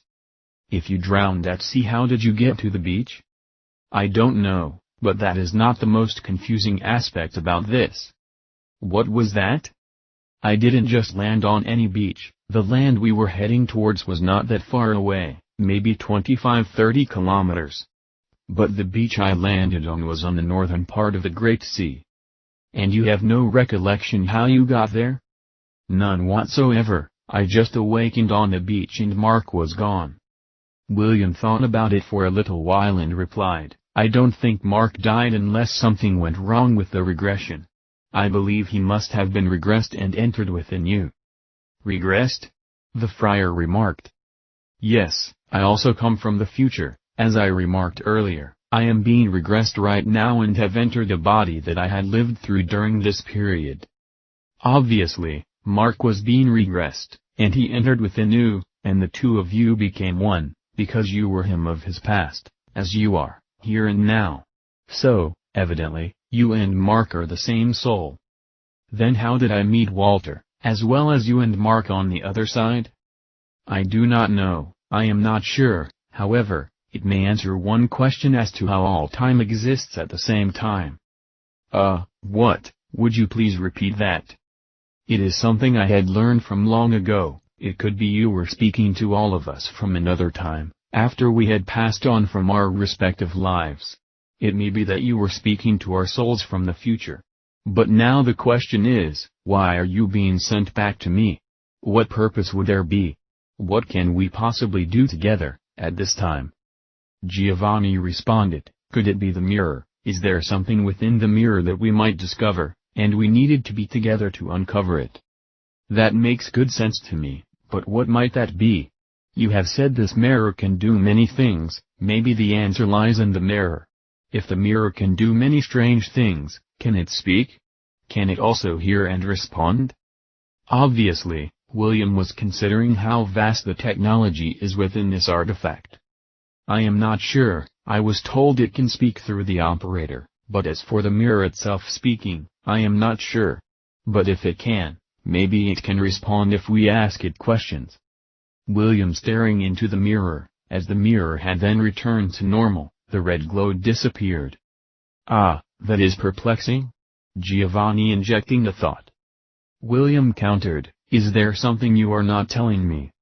From what I understand it would continue to glow red until the change was made. This may mean someone made the change. You were supposed to do that, right? Yes, but maybe another monk back at the Vatican received authority to make the change without me. William countered, this must mean they are aware, and most likely on their way here. So, if there is something we need to unravel about this mirror we need to do it now. How fast can they send news in the attempts to capture you?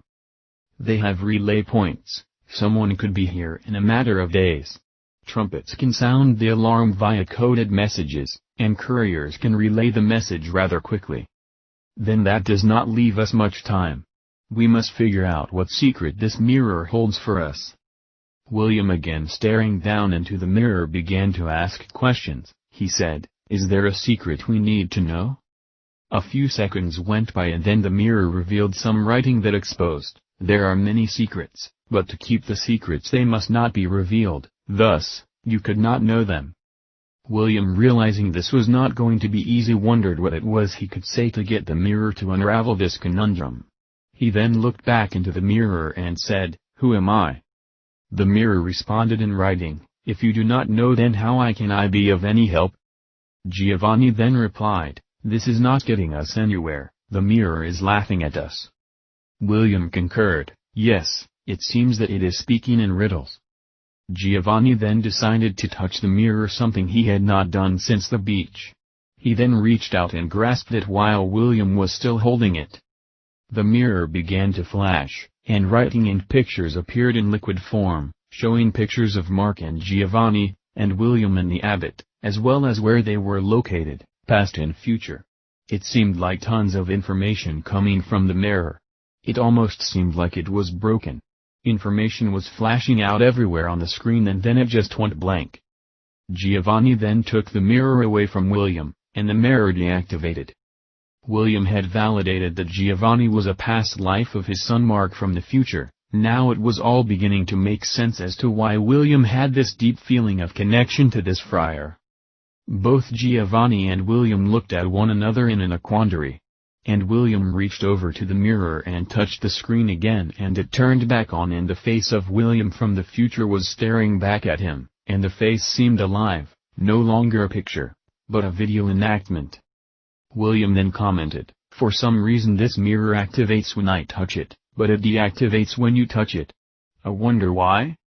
And then like magic it showed the person of the abbot inside the abbey. As Giovanni was viewing the strange visual, he began to look at the inside of the abbey within the mirror, and he began to also peer around him. Everything seemed perfect except one thing was out of place. There was a partition on the north part of the wall, behind the desk, that was not in the mirror. The mirror seemed to know everything, but it didn't know about this added partition, or for some odd and unknown reason was unable to view it. It was obvious it was revealing the abbot's office in real time, but that partition was not there inside the mirror. Giovanni then looked at the mirror and pointed for William to see. "Look at this." "Yes, what does it mean?" "I don't know, but look at that wall." Giovanni pointed to the left of where William was standing at the wall and then pointed down into the mirror. He said, "Notice there is something there added, but the mirror doesn't seem to know." William thought about it and said, "Yes indeed. I wonder why the mirror does not see that extra partition." Both glared back at each other and then stared at the wall. William ever so carefully placed the mirror on the desk, and the two of them walked slowly towards that partition. William began to knock on the partition, and there was an obvious hollow sound. Then Giovanni knocked on the wall next to the seemingly added partition, and the sound was a deep thud, revealing it was strong and sturdy. William began to feel around the partition to see if there was anything there that might reveal the mystery. Giovanni was still rapping the wall next to it, and then went to the other side of William and began knocking on that side. Still there was a strong thud. Then William began to feel along the side of the partition as it extended a couple of inches from the interior wall, and halfway down, he touched something that seemed to be protruding out of the side of the partition. He then looked at Giovanni and said, "I think we may have found something." William then pushed upon the protrusion in the wood panel, realizing it appeared to be a button, and at the same time it looked like a knot in the wood. When he pushed it, the partition moved, revealing an opening behind the wall. It was not just any opening, it was a door to a stairwell. Another room had been in the abbey and it was hidden. They both wondered who may have known about this, or has this been hidden for ages? How long has it been since anyone had ever gone down these steps into this dark dungeon? It became obvious that they had discovered the missing link as to why the two of them were put together. They were meant to find this secret room, but why? Chapter 19, Monks Scramble Over the Loss of the Serpentine's Mirror. Questions pertaining to the magical mirror began to occur. Why was there a mirror in the middle of the round table where the monks joined together to fulfill their unique operation? As the story unraveled, the center mirror was what was called the 13th apostle, or the serpent's brain. This mirror regulated any change in the time loops concerning future or past knowledge. When a monk copied from the mirror to place the contents on the scroll, they did so with all knowledge that the information they were reading was coming from the future.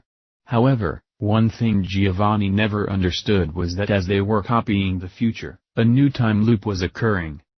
What this meant was, even though they were copying from the future, there were periods of time between their time and the end of time where things could change. Because in every time loop, even though many of the same characters involved may be the same, at least most of the time, they do not always make the same choices. Someone may make a change, or do something differently than they did in the past time loop, therefore if a change is then made, it would most definitely occur after the monk copied the original information from the mirror. It was then when the change manifests, and the matrix sends that new information back to the serpent's head, or center mirror, causing it to glow red. The new information is then sent to one of the 12 mirrors where the initial copy had originated, and then that monk responsible for the initial copy of the scroll must make a new one. They must recopy the mirror's information along with the changes, and send it forward. Now some may wonder, what about the old scroll copy? It is still out there in scroll form, because the courier had taken it and already disseminated it for the future. This is both true and untrue. The original copy that the monk placed on the scroll had been changed by someone in the future, which became a new time loop, thus the scroll itself would have to be changed, so there would not be two different scrolls for the same subject matter, only one in each time loop unless there was a forbidden merger. And since it is a separate time loop, no one would ever know that the change was made, at least in principle. As an example, if the courier sent a message that revealed, "All cats are yellow," and then something changes along the way, and in the future, it is known that all cats come in many different colors, then this information would be sent back to the specific monk who originally stated this. And the center mirror, or the serpent's head, would flash red, and then the monk in charge of that specific work would validate the change. What happens to the original story that all cats are yellow? It is simply no longer a reality, and that information that was passed on would be discarded or changed. However, if there were a merger of timelines, you would have two different realities linked together, where some will remember all cats are yellow, and the other side would say, no, there were always multiple colors of cats. While the monks were gathered around the table still doing their duty after the friar had stolen the mirror, something occurred, and it was paramount. A change occurred in Isaiah 11, and the red glow appeared on the center mirror, which then sent that change to the monk's mirror responsible for the textual content. The problem this time was, the center mirror was glowed red, but none of the other monks saw any other mirror change to that red color. They all knew it was the one that was stolen by Friar Giovanni. That is when they scrambled to find the cardinal to tell Gregory that due to this event they now know where the mirror is and most likely the whereabouts of the thief. The center mirror not only glows red, but it reveals the time, the date and location of the monk involved, or in this case, the friar. When the center mirror had changed to red, it also established the location of the specific mirror that was used in the information of dispersal, and it also revealed someone had the power to reactivate the mirror even while it was separated from the serpent's head. And this intrigued everyone. One of the monks climbed onto the table into the center and saw exactly where Friar Giovanni was. He was discovered to be in Toulouse, France at the abbey. His cover was blown. However, some of the monks began to debate that the mirror shuts off as a protection against this very thing, because they were instructed that once the mirror leaves the location, it no longer functions, so they were scurrying around trying to figure out how it activated again, and from so far away. When the monks had located Cardinal Pierre of Tarentaise, they began to explain what had occurred. They told the cardinal about the meaning of the serpent's head glowed red. Pierre then calmly said, "Okay, there was a change, then take care of it, I am too busy to be bothered." They then had to advise him that none of their mirrors had been glowed red. This means that the one responsible for the change was Friar Giovanni. Pierre then said, "Explain to me why I should be concerned." The elder of the monks said, "My lord, it reveals where the friar is located at present." Cardinal Pierre's eyes grew double in size. He then asked, "Is there anything else I should know about before I speak to the Holy Father?" It was then revealed from the mirror that in the early 16th century a man named King Henry VIII was responsible for adding and copying scripture. The mirror revealed that when he came to the document that exposed Isaiah 11:6, he was angered by the verse that spoke of, "The lion shall dwell with the lamb and a child shall lead them." According to the mirror, it stated, the change occurred because Henry was offended that the lion was being made out to be something derogatory, when in fact it was the symbol for the British Kingdom during the Roman Empire and beyond. He seemingly did not understand, It was meant to reveal a fierce animal that somehow became more peaceful and calmer, and that is why the lion could be with the lamb and a child. Of course, King Henry VIII did not always have all his faculties together. The reality of it is Henry did not like the idea of the lion, being termed as, dwelling with a lamb, which he considered were the peasants, as the sheep or lambs, and therefore it would mean his kingdom would be equal to, unsophisticated, boorish and uneducated persons. That is why Henry was so offended. King Henry then decided to change the lion to a wolf. He told one of his many wives, named Catherine Howard, that a wolf better describes this scripture because a wolf often comes in sheep's clothing. This way he makes the lion kingdom appear grand, and then makes the lower life peasants appear as the true infidels, as the wolf would often dress as sheep, not in lion's apparel. And he therefore changed the entire scripture and made the lion into a wolf, and then added a small cub within the latter part of the verse, so as not to emphasize a true lion. It was then accepted by fiat from the early authors of various Bibles, as scriptural dogma, having never realized that it had been altered, because to them they never saw the original. At this point in time, the monk that holds the correct mirror should make the change on the scroll, but this was not said as an absolute. In fact, any mirror could make the change.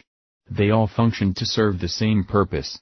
Since there was no mirror and no monk, the other monks asked Cardinal Pierre if they could make the change using the 13th head and send it forward. Pierre agreed, and the change was made. For the new time loop. The problem was, a merger had occurred that they were not aware of, meaning the original scripture came through, and then like magic it eventually changed at the end of days, leaving memory of the erased verse. This occurred because the mirror recognized William of the future, and therefore the change that went through earlier was set due to William activating the mirror. The problem was, the other change also occurred, but it did not happen until the future during William's timeline, so like magic, one day, the scripture revealed the lion with the lamb, and then the next day, the scripture revealed the wolf with the lamb. However, both came through to the end of days, but one was known by the changed timeline via Henry and the other was known by those who originally merged from the original copy, into the new timeline because of William. Therefore, great confusion entered the land, where now some were perplexed by the change, and others saw nothing odd. When this happened, some of the people in the last days began to awaken that something was wrong. And it led into a gigantic conspiracy. Whereas some were claiming to know that changes had been occurring, while others felt it was simply faulty memory. Those that recognized the changes knew absolutely they had occurred, but there was little proof to enable them to explain this odd manifestation. As always, the conspiracy was basically pushed aside, until more and more changes were detected, proving two or more timelines had intersected, yet only one seemed dominant even though the memories were merged together in the same world. Chapter 20, The Discovery of the Lost Medieval Prophecy. William and Giovanni go down into the lost dungeon. Each carried a candle, which offered little light to help the deep penetrating mask of darkness. The two of them were careful as they meandered their way down the steps, having to maneuver past the creepy crawling creatures whose world was being betrayed by two new companions in their prison of mystery. The spider-laden homes were everywhere, making it all too obvious that no one had been down into this lair for a very long time. Possibly a couple hundred years, maybe not since its original construction in the 11th century. The steps were basically wood slabs over levels of dirt that had set over the years. There were only about 10 steps that one had to traverse to get access to the floor of the hidden vault. As they finally reached the bottom, they lifted their candles and noticed the room was very small, no more than 10 by 10, and along the back wall were old wooden shelves that appeared very fragile, as it appeared that even as much as a slight breath could bring them all down. William muttered to himself, saying, "What is this place, and what could possibly have been stored here for this length of time?" Giovanni, wondering the same thing, had little to say except for, "I feel like I am reliving a memory." However, he was so mesmerized at what appeared to be old clay jars setting gloriously upon the shelves in front of him, having been untouched by human hands for a century or two, he just tossed the daunting memory aside. William stood there in silence and then said, "Oh, come on, Is this another one of the chief's tricks? Giovanni, having no clue what that meant, said, "Pardon me, the chief? Oh, don't fret, it is just something about the clay jars that reminded me of a... Never mind." As the two of them stood before the shelves, which were at the height of 5 feet, having 3 different shelves stacked upon the other, they realized that something of great import set before them. Directly in front of them there was a mixed wooden iron box. It looked ancient as well as it was inscribed with Greek lettering. Giovanni was profoundly moved by what was on the exterior of the container. He gasped while William turned to look at him and said, "What have you discovered that has caused you to react so?" Giovanni, having been trained in several languages, did not know how to respond. William was able to communicate with Giovanni because the person of the abbot that William had moved into via Regression had spoken French and Latin, and thus William also carried those languages within himself, and this made it possible to interact.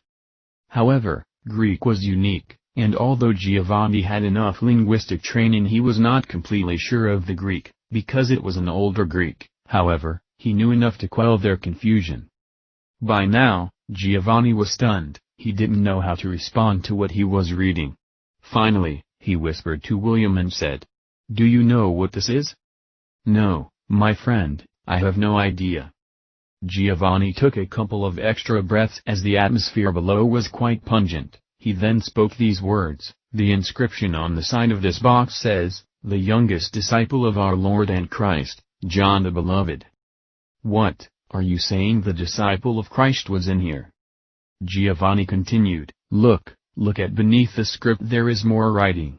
It is revealing, these are the mysteries our great teacher taught us in our travels, and they were to remain hidden. We were told we were not to speak of them openly, only to those who were being prepared."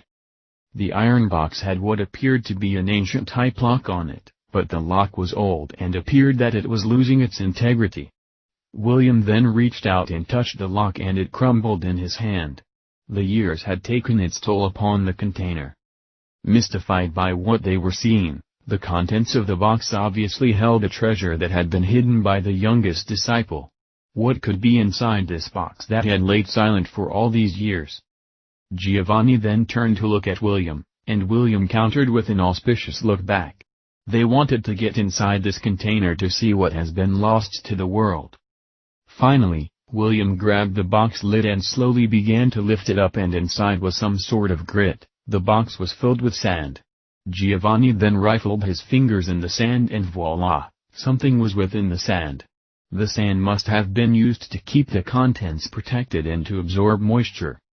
As he reached in with his thumb and index finger, he carefully lifted out of the 12x6x3 box what appeared to be an old parchment with faded writing on it. The writing was also Greek with some mixture of Hebrew. As William held his candle near the parchment, he then looked at the eyes of Giovanni as they grew twice their size while he was discovering the meaning of the words. William wondered, was John the disciple here in France? Did he hide this box here for a purpose? There has long been rumors that John took Mary, the mother of Jesus, as well as Mary Magdalena and others, and they came to southern France by way of the sea, which was then called Gaul. They traveled by sea and nearly drowned as their boat had been in a horrible storm. They landed supposedly in a place called Saint Mary's de la Mer. It was a little fishing village, south of Marseille. Strangely, Giovanni had just been on a similar journey, and he was beached about 55 kilometers west from where this landing had taken place. Almost as if he was following the same path for some unidentified reason. As Giovanni was reading the content, he could not believe his eyes. William, impatiently waiting for Giovanni to say something, exasperatingly blurted out, "What have you found? Tell me, old man." Giovanni reluctantly responded, "According to this parchment, John was alive in the 11th century. Based on what I am reading, he and his family had to find a place to hide. This journey he and his family were on manifested due to them having great enemies, and they were being tracked down to have them killed. John is also saying, this is how our teacher was killed. They tracked him down like a wild dog and slaughtered him before all the people as a sign and a witness to never go against the Dark Lord that rules this earth. It is saying that they had left the town of Ephesus, because they were being hunted by very dangerous entities of the Roman Empire. This document is saying that Rome was in Turkey, not in Italy. Giovanni's reaction was one of confusion. This came as a great surprise to Giovanni, but not so much to William. How was it possible that this kind of change could have occurred, that Rome was in Turkey and not in Italy? William, having learned much from the writing of the chief as well as what he learned from his own experiences to create the Lost Journal, was not surprised by this information. Nonetheless, it was still remarkable to see it now being confirmed. Giovanni continued. It is saying that John had infiltrated the enemy to expose them and find what it was they were seeking. This was very dangerous. If my eyes are not deceiving me, this is revealing that the Gospel of Mark in the Bible had also been written by John, but it was changed. Wait a minute, no, it is saying Mark came from the book of John and certain changes were made to make it appear it was a different book by another author. Giovanni continued. I am not sure what this is truly purporting, but what it's revealing is, Mark could not have been a disciple of Jesus. He wasn't even alive when Christ was here. He had been born 3 years after Christ died. Wow! William uttered, that is news to me. This document is revealing that the Mark mentioned was not Mark, but John. It states, Miriam the mother of Jesus and John as well as Mary, Christ's companion, lived in Ephesus after Christ was crucified in Rome. Evidently John came to learn that there were traitors to the gospel, and the message was being revamped by Roman subversives that had infiltrated the gospel and changed it.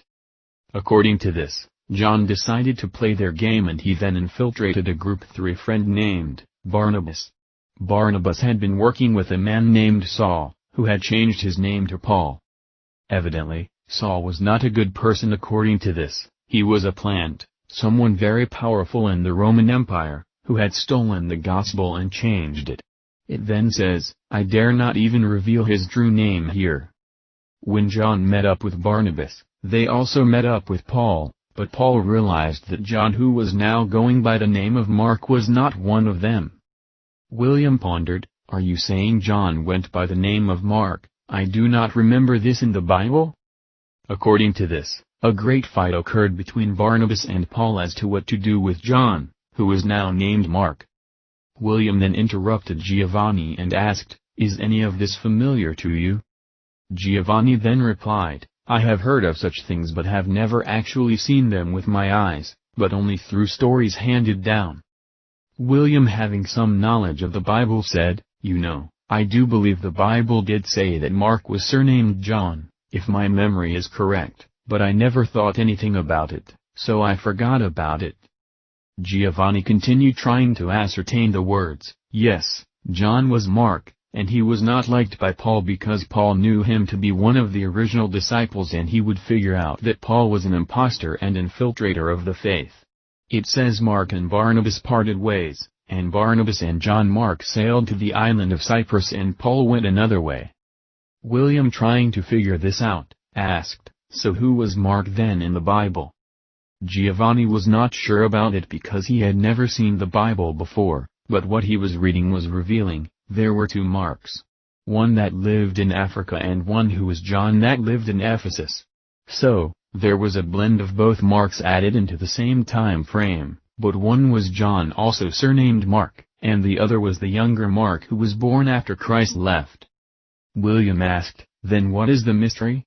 Is it that Mark was actually John? Or John was actually Mark? What? No, I don't think so. As Giovanni chimed in.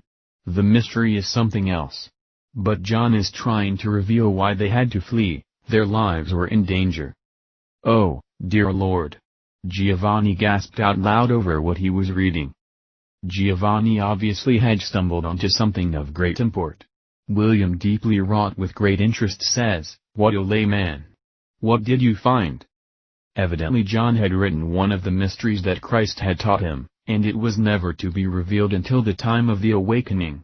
However, it is saying, not until the end of days shall this mystery be unveiled. As Giovanni continued reading, by what I am understanding the time of our Lord Christ was in the 11th century, this is when the disciples lived along with Christ. Giovanni, contemplating what he was reading, replied under his breath, so many lies, so many deceptions. William then asked, "Does it shock you that Christ was alive in the 11th century?"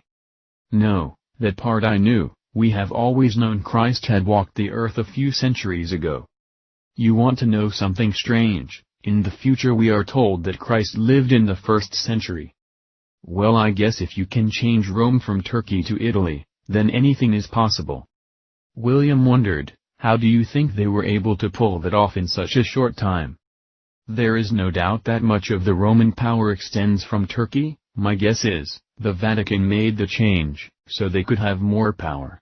And I am wondering how much this mirror was involved to make that change." "Good point, Giovanni. Maybe that is how they changed Christ's timeline also." As William continued to wait for the answers that Giovanni was deciphering, the candle that William was holding was melting and he replaced it with another, so Giovanni could have better light. Giovanni then said, "John is claiming to have been very young when he met Isis. He was only 15 years old. He called himself a shepherd." William responded, "Wasn't that what Christ was, a shepherd?" Giovanni, looking back to William as his face glittered in shadows from the candle light, remarked, No, this is not what this is saying. John and the others were shepherds, leading sheep from city to city." "Weren't they fishermen?" "Not sure, maybe before they met Isis they were, but after that they actually took sheep from city to provide lamb's milk and other sustenance. It is saying that John was 18 when Isis was killed. He then left Rome and went south to his old hometown called Ephesus. And he took both Mary and Miriam the mother of Isis with him along with several others. This then became their home for many years." William declared, "You know, I heard Jesus' mother was named Miriam from a book I read, but never thought any more about it." Giovanni continued, "John was then 32 when they had to flee Ephesus. Miriam the mother of Jesus was 64 and Mary was 38. William responded, "Wait a second, I remember learning from the chief's words that Christ died in 1086 AD. That would mean if John was 18 he was born in 1068 and that would verify what it you are reading, he was 32 when he fled Ephesus. This would have occurred in the year of 1100 AD. That means Miriam the mother of Jesus was born in 1036 and had to be 17 when Jesus was born, in 1053. Miriam was then 50 and John was 18, and Mary was 24 when Christ died. But I am still not understanding the great mystery." Giovanni continued to read and then came upon the secret. "These jars that are on the shelves, these were placed here by John. They hold the hidden mysteries of the kingdom of the Father. Each one is a mystery. There are 5 jars, and 5 mysteries." William reached out and grabbed one of the jars. It was very fragile. In fact, part of it broke in his hand. He then removed the lid of the jar very carefully, and looked within. He noticed some very old parchment. But it was in very bad shape. When he attempted to remove it, the parchment crumbled and vanished into dust like residue. However, there was writing on the jar itself. It revealed the mystery of the harvest. Giovanni jumped back a second and said, "Wow, that sounds familiar," but nothing came to him. They then proceeded with the second jar. Giovanni then responded to William's attempt to unveil what was inside, "I was afraid of that. These parchments are too old to have survived down here with this humidity." William then reached out for another jar and poured out its contents and then placed it back down. Again the jar began to crumble, and the parchment inside had been dissolved, but like the other, a message was on the side of the clay jar. The mystery of humans and non-humans. And once again the third jar, and same thing occurred but revealed an esoteric message on its exterior. Egypt's pyramids hold the secret to the eye. Obviously, none of the mysteries survived the time and climate. Then finally they read the fourth message. The spirit domain and its encoding. William whispered under his breath saying, "Then why were we to find this place if the information was lost due to deterioration?" Giovanni, not even realizing what he was saying, replied, "I don't think it is lost, I think it will come back to us later." "Excuse me?" William groaned. "I don't know. Something came to me to say we will one day remember." Finally, William lifted the fifth jar and he immediately sought for the mystery on the jar itself, but there was none to be found other than it said, "One more." Neither one had any clue what that meant. He then lifted it up and realized it was much heavier. It was unlike the first four. This one had weight to it.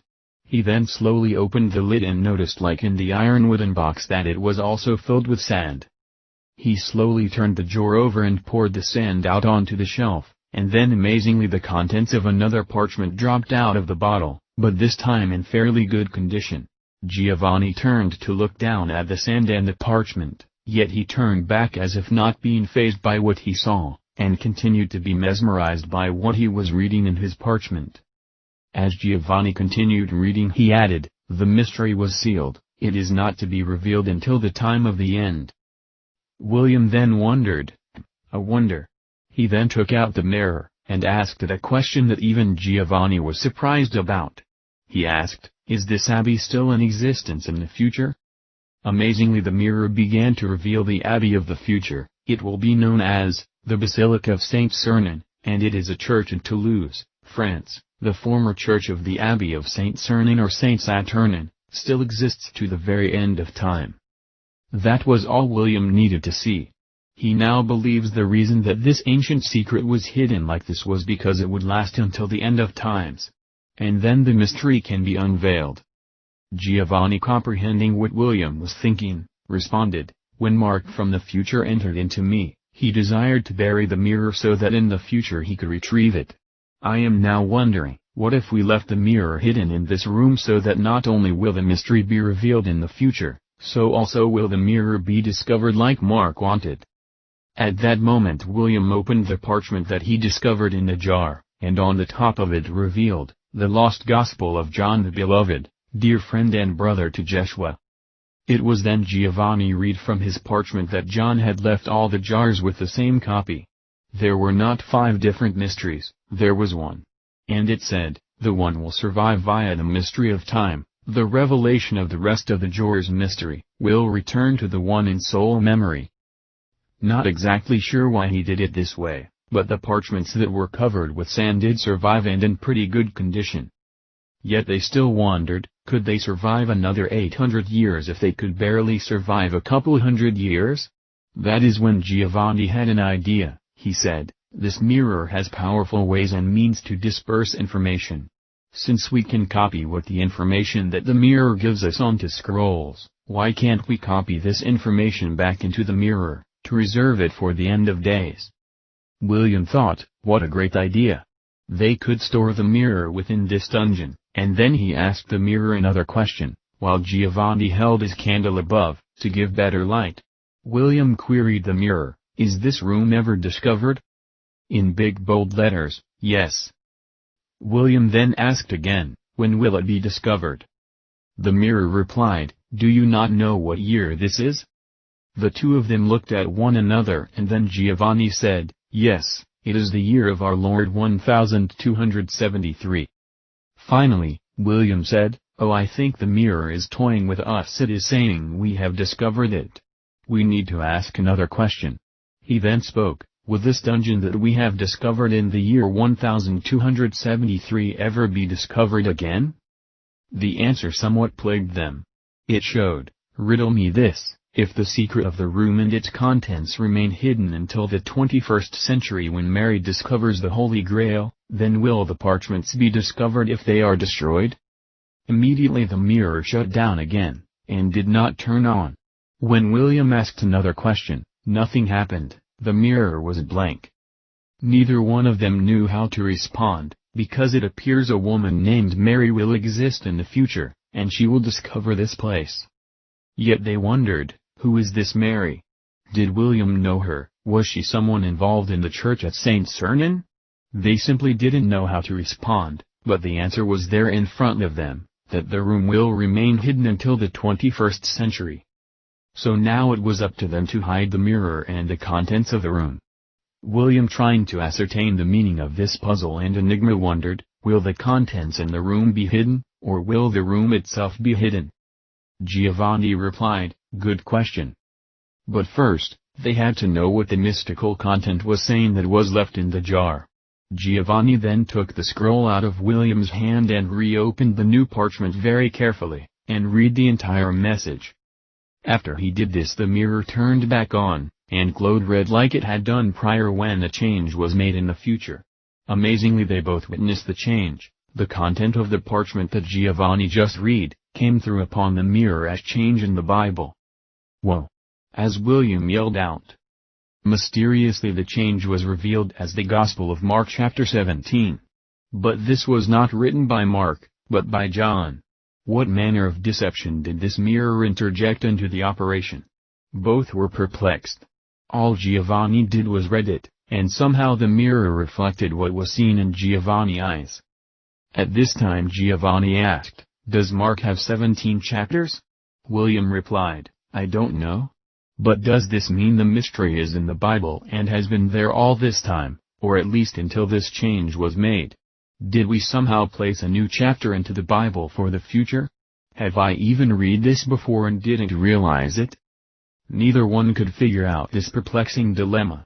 But somehow, the mirror had already interjected the change from the future to be copied from the past. But how are we able to copy this information and send it to a courier? Giovanni then realized, the center mirror most likely also began to glow red. There is a great possibility that one of the other monks copied the new information because my mirror is missing, and someone had to do this. They would never realize what it was they were doing because all they know to do is what they are told. William said, "Then that is it, they copied the information and sent it through a courier, and now it is in the future. It must have happened that way." Giovanni then thought a bit about it, and said, "Then why did our mirror glow red?" "I was not dealing with the translations of Mark. I was doing Isaiah." William thought about it, and said, "I bet it is because we uncovered the lost mystery and the mirror seems to be able to recognize things that occur surrounding the mirror itself. Remember, as you told me, the mirror changes time. Those that write upon scrolls are meaningless to the overall equation. We are the connection. And somehow the mirror related to us when we made the change simply by uncovering it. And therefore, the center mirror recognized that we were the caretaker of this knowledge, without it knowing or even caring who we are. This mirror device seems to work on its own, connected to a higher source, not of this world." It was then Giovanni began to read the mystery, and when he was done, neither one of them understood it. It didn't make any sense. But they agreed, in the future it must make sense. They then hid the mirror in back of one of the shelves, and replaced the sand and contents back in their proper respective places. One in the jar, and the other in the iron wooden box. They carefully replaced the items back to where they found them. They walked back up the steps and shut the secret panel. At that moment, William began to feel lightheaded, and he vanished, causing the abbot of St. Sernin to return. When Giovanni noticed that the abbot was no longer William, he decided to play it cool. The abbot asked, "Who are thee, friar, and where did you come from? You just appeared and manifested out of thin air." Giovanni replied, "I am just visiting. I wanted to come to speak with you about the abbey and its historical relevance." The abbot then replied, "Sorry my friend, I must have fallen asleep, and I do not feel well. It might be better that we speak another day." Giovanni complied, saying, "That would be fine, till another day." When Giovanni turned around to leave, there were sounds outside the abbot's office, people scurrying around, others being shoved, the sounds of an invasion. Obviously, something was happening, and it didn't sound friendly. Immediately, a loud banging occurred upon the abbot's door. It was obvious someone wanted in, and within seconds the door was forced open, and standing there were several guards with swords drawn. And the only thing that was said, is one of the guards held up a scroll, opened it by rolling it out, while extending both arms as he read and revealed its contents.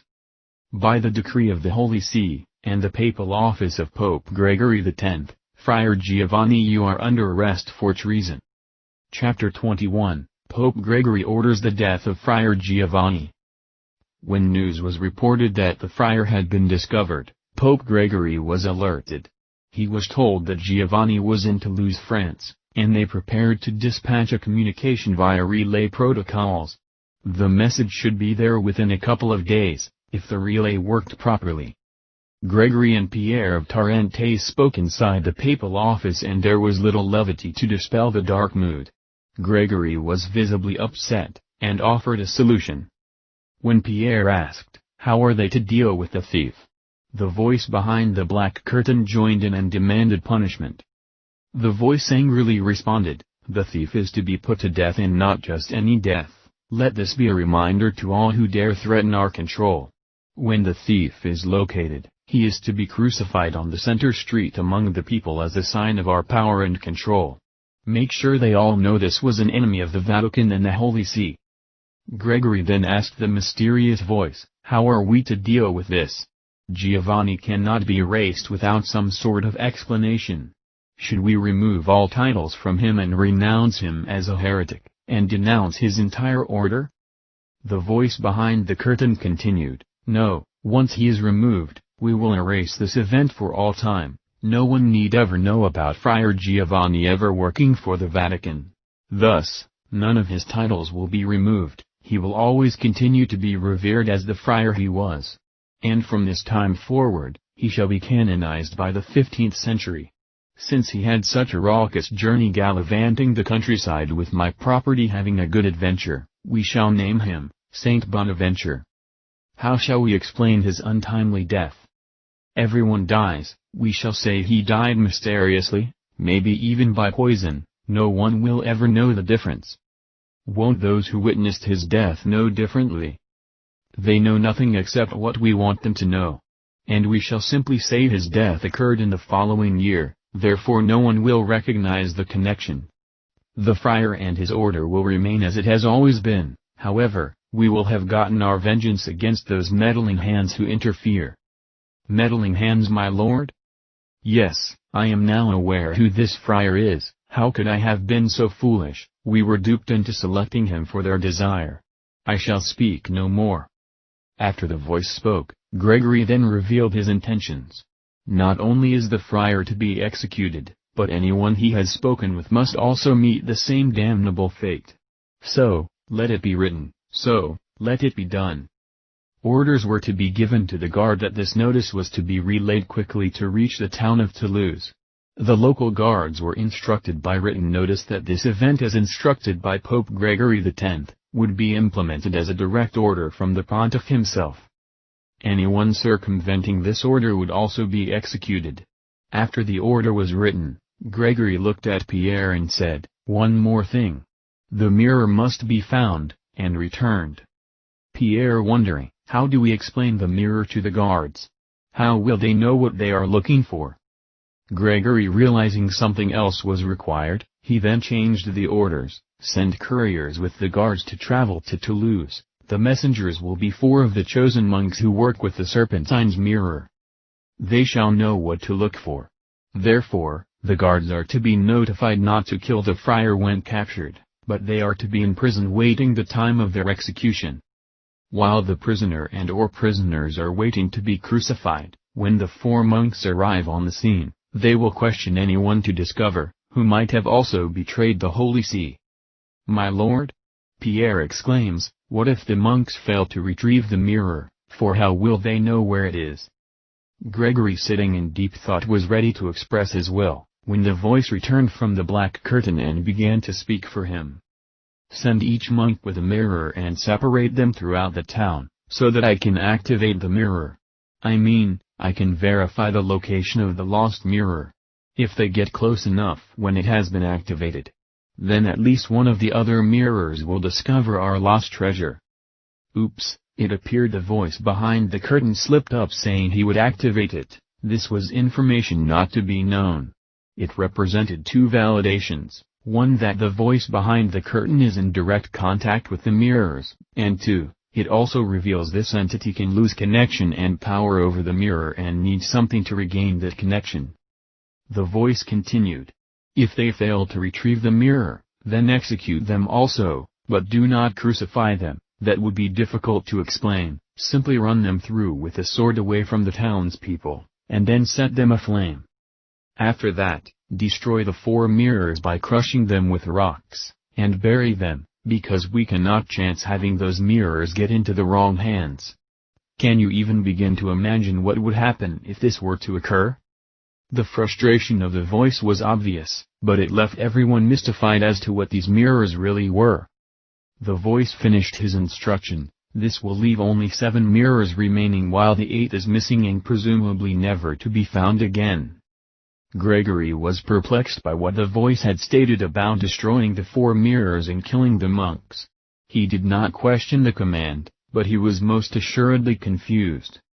Pierre then scribed upon the scroll the words that were spoken this day, and sent them with the messenger monks who had no idea what was in the message. All that they knew was they must use their mirrors to retrieve the stolen mirror, as they were to hand the message to the head of the military in Toulouse.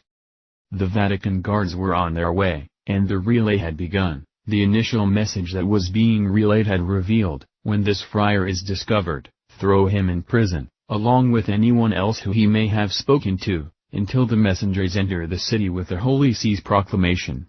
And not a hair on their head is to be harmed until the messengers arrive in the city. After everyone left the papal office, however, Gregory, Pierre and the mystery voice remained. Gregory then asked, "My lord, you stated that if these mirrors fell into the wrong hands, it could result in horrific consequences. I am baffled. I thought you controlled all?" The voice then responded, "I am the Lord thy God that rules this planet, and no one shall challenge me." "But Lord, I was not challenging you, I was simply asking why you would care about the mirror." "You infidels, you do not understand because you have no mind, it is controlled by." The voice then hesitated. Pierre and Gregory peered back and forth to one another, wondering what had happened. The voice then regained its composure and then revealed something major. "My copy holds the true rule and power of this universe, and he rules it by that which permits the mirrors to function. When I was cast to the earth, I stole 12 mirrors that were directly linked to the one, or the head, that which my copy operates and controls. I believe I could then control the earth by learning the power of the mirrors, and then eventually escape in the ships." "The ships, my lord?" Gregory pondered. "Never mind. When I had taken the mirrors, I discovered it can only affect events locally, it cannot release us from our prison, nor can it rule in the world of my copy that works with those who are seen above in their flying ships, because they operate them from above. Over time I created a 13th mirror and gave it part of my soul, but I learned I cannot control the other mirrors if they are removed. I can simply use them like anyone could who might discover what they can do, if they can activate them." "My lord, what can they actually do?" "If these mirrors were to cross the bounds of time no longer being in our control, in the future anyone finding these mirrors could use them to change events in our local world, instantly." "How can that be?" "You, foolish souls, do you really think that you are in control of the future, by scribbling on parchment? You are simply lapdogs performing my will. The mirrors work on their own, connected to the true power of the universe. They were not supposed to be here. The mirrors use the power of the grand power, but they cannot control that power. They can only interface with it." "Then why doesn't your copy destroy the mirrors or come and remove them?" "My copy, in all its grand illusion, it doesn't want to get involved. It doesn't care, because it knows the mirror can only affect this realm. My copy exists in another realm. It pretty much allows anything to occur here unless it decided it wants to make a change." Cardinal Pierre then joined in, "Then why should we concern ourselves with the lost mirror? You, impudent infidel, if that mirror were to reach unto the end of days, before my copy pulls off another time loop, then anyone could change the world's memory. All they would have to do is create something and then flash it on the screen of the mirror, and it will instantly create new memories linked with old ones. I could then lose my power when the cattle begin to awaken that their world is not real. That is why. Is that sufficient for you?" Gregory suggested, "My lord, I thought the time loop was your creation?" The voice began to scream and bellow in horrible tones, spreading fear far and wide within the room. "My creation," he yelled. "Do you really think I would continuously destroy my power and give it back to my copy if I wanted the time loop? I hate the time loop, it interferes with my keeping control. I would do anything in my power to stop it, even if it means the total annihilation of the world, which is what always happens anyway. Pierre, being stunned, said, "Pardon me, Lord?" There was no response. Pierre had one final question, "My Lord, what is your copy, and why do you refer to it as an I.T.?" Is not your copy not real? Pierre, my copy is part of my soul, it is an intelligence technology. Get it? Once upon a time we used to be as one, until the Great Wars. We divided and became two.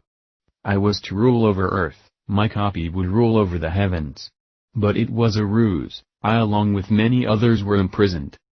In the beginning, many of us were sent out in 3 ships and we were stranded on the earth. And for some reason, we could never enter their dimension again. Therefore, we would never be able to prevent my copy from fulfilling the ritualistic goal. My Lord, if you came here in ships, then why would you not leave with them also? Gregory wondered. Because they deactivated the damn mirrors, and once they reactivated we could not link to the mothership anymore. That part was disconnected. My copy removed me and many others who were also copies, by using a machine called intelligence technology. My copy then became a qubit machine. What is a qubit, and what is the fulfillment of the goal? This is beyond your intelligence level at this time. However, a qubit is a substance that can be in multiple places at the same time or in different places separated. It is a 4th-dimensional interactive rod. The goal is to change the human to become likened unto the mirrors and become biological interfaces with the machine, having no minds or awareness of their own. They will become qubits or quantum cell technological advanced biological robots. My Lord, this must not be allowed. Why do you think I fight so hard to free humanity from the grip of this technology by causing them to fight against my copy? To run amok, to demoralize, to destroy. If they do the opposite of what my copy desires, hopefully it will force the plan to ultimately cease. It is very jealous, you know. My Lord, is your copy God?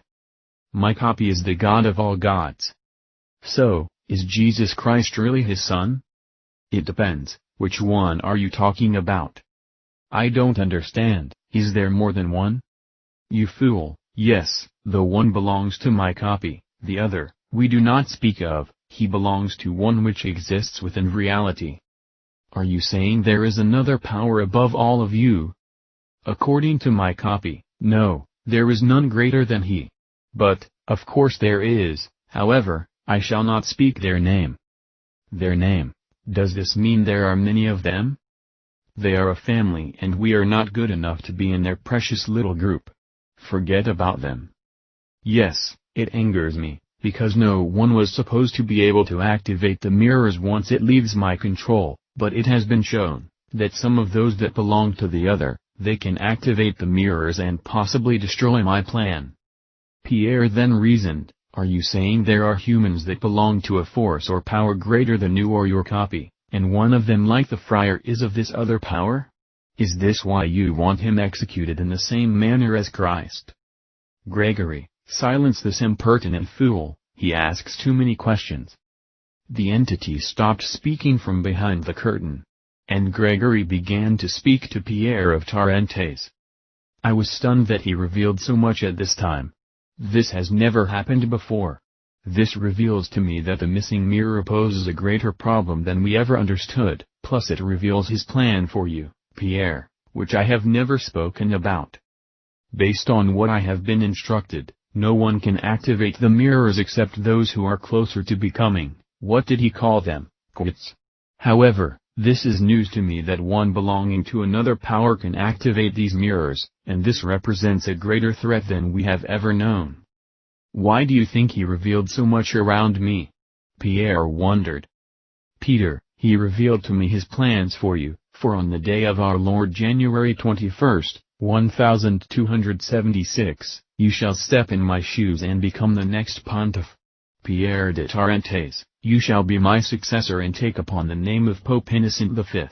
You are going to be the first Dominican order friar to ever become pope. Holy Father, why would you exit so early? My son, our lives are not truly our own, I created a great offense by allowing the mirror to be stolen, and therefore I have been judged to an early death. But you, my son, be careful not to also offend, or you may not last long either in the realm of pontiffs." As the years rolled along, sure enough Pierre was made Pope Innocent V, January 21, 1276. He tried to follow in Gregory's footsteps. However, he made a grave error. He became more and more angered about the early death of his friend and mentor Gregory, and all along he knew it was due to Friar Giovanni, and what he had done. He then began to make charges against Giovanni, and tried to unmask his identity, and suddenly, unbeknownst to anyone as to why, Pope Innocent V died mysteriously in his office laying under a black drape. Only 5 months into his reign as Pope Innocent V, he just died. No one ever knew why. Chapter 22, Everything is Changing. What do we do? During William's lost journal we learned that 2 members of the Soul group were not at the celebration feast when William had returned home. It is time now that we begin to learn who they were and where did they come from? Beth had become pen pals, so to speak, with a man in India. His name was Sunilo. He worked in New Delhi. He was raised in Visakhapatnam, which is located on the southeastern border by the East Indian Ocean. Often, he would write Beth and explain what life was like where he lived. He spoke often about New Delhi and its varied attractions and cultural history. Sunilo was trained in auditing and worked with credit card applications. His job was to advance the people in India to become more prone to Western technology to revamp its own economy. He was very close to his family, which continued to live in the northeast from where he was located, and he often took train rides on the weekends after having spent 70 to 80 grueling work hours slaving away. It was his time of refreshment to go home over the weekend, a time to be renewed, even though it took at least 8 hours by train to get back home. Those hours were some of the best hours he had due to his frantic work schedule. It was his time to relax and meditate. It was his personal time to be with family and friends, and although their meeting together didn't last long, it was worth every moment on this weekend journeys. Sunilo often sent me maps of the area, allowing me to see the places and distances that were involved. One such map showed New Delhi and the distance of his travel to his hometown. He often sent me emails just before he left and then again when he made it home to be with his family. He dearly loved his family, because it brought back a time in India where family was more important than pretty much everything else, especially after being saturated with Western culture. However, as the times were changing, and India was moving ever so steadily towards Western banking standards, this evolved into a vastly different economy for their world, which changed their ancient Indian culture dramatically. Debt and mortgages were introduced into their lifestyle. And although it allowed many to buy new homes and new cars, it was a debt that was impossible to repay, and many became slaves to the system, just like those of the West. This forced Sunilo to work horrid hours just to pay off debt, while having to sacrifice cultural mores. So, to say the least, his weekend trips were a memorable glimpse into the way things had once been.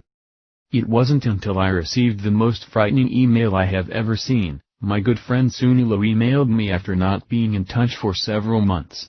He was writing to tell me he was going to visit his family over the weekend. Okay, nothing much to be concerned about there until I read the next words he had written. He said that he would be flying home once again as he always has done. I thought, wait a second, he always told me he took the train. Flying was most definitely out of his budget. Now he is saying that he was heading to the airport to fly out of New Delhi and then to his parents in Visakhapatnam. I was confused, so I emailed him back and said, "Since when do you fly? You always take trains." When I received the next email I began to tremble. Something was very wrong. He responded by informing me that he had been flying for years back and forth to see his parents, and that taking a train was out of the question, because it was just too far. It would take most of the weekend and beyond just to go round trip, and each leg was 30-40 hours one way. Okay, I knew either I was losing it, or he was playing a joke on me, because I knew it took less than 10 hours to travel by train.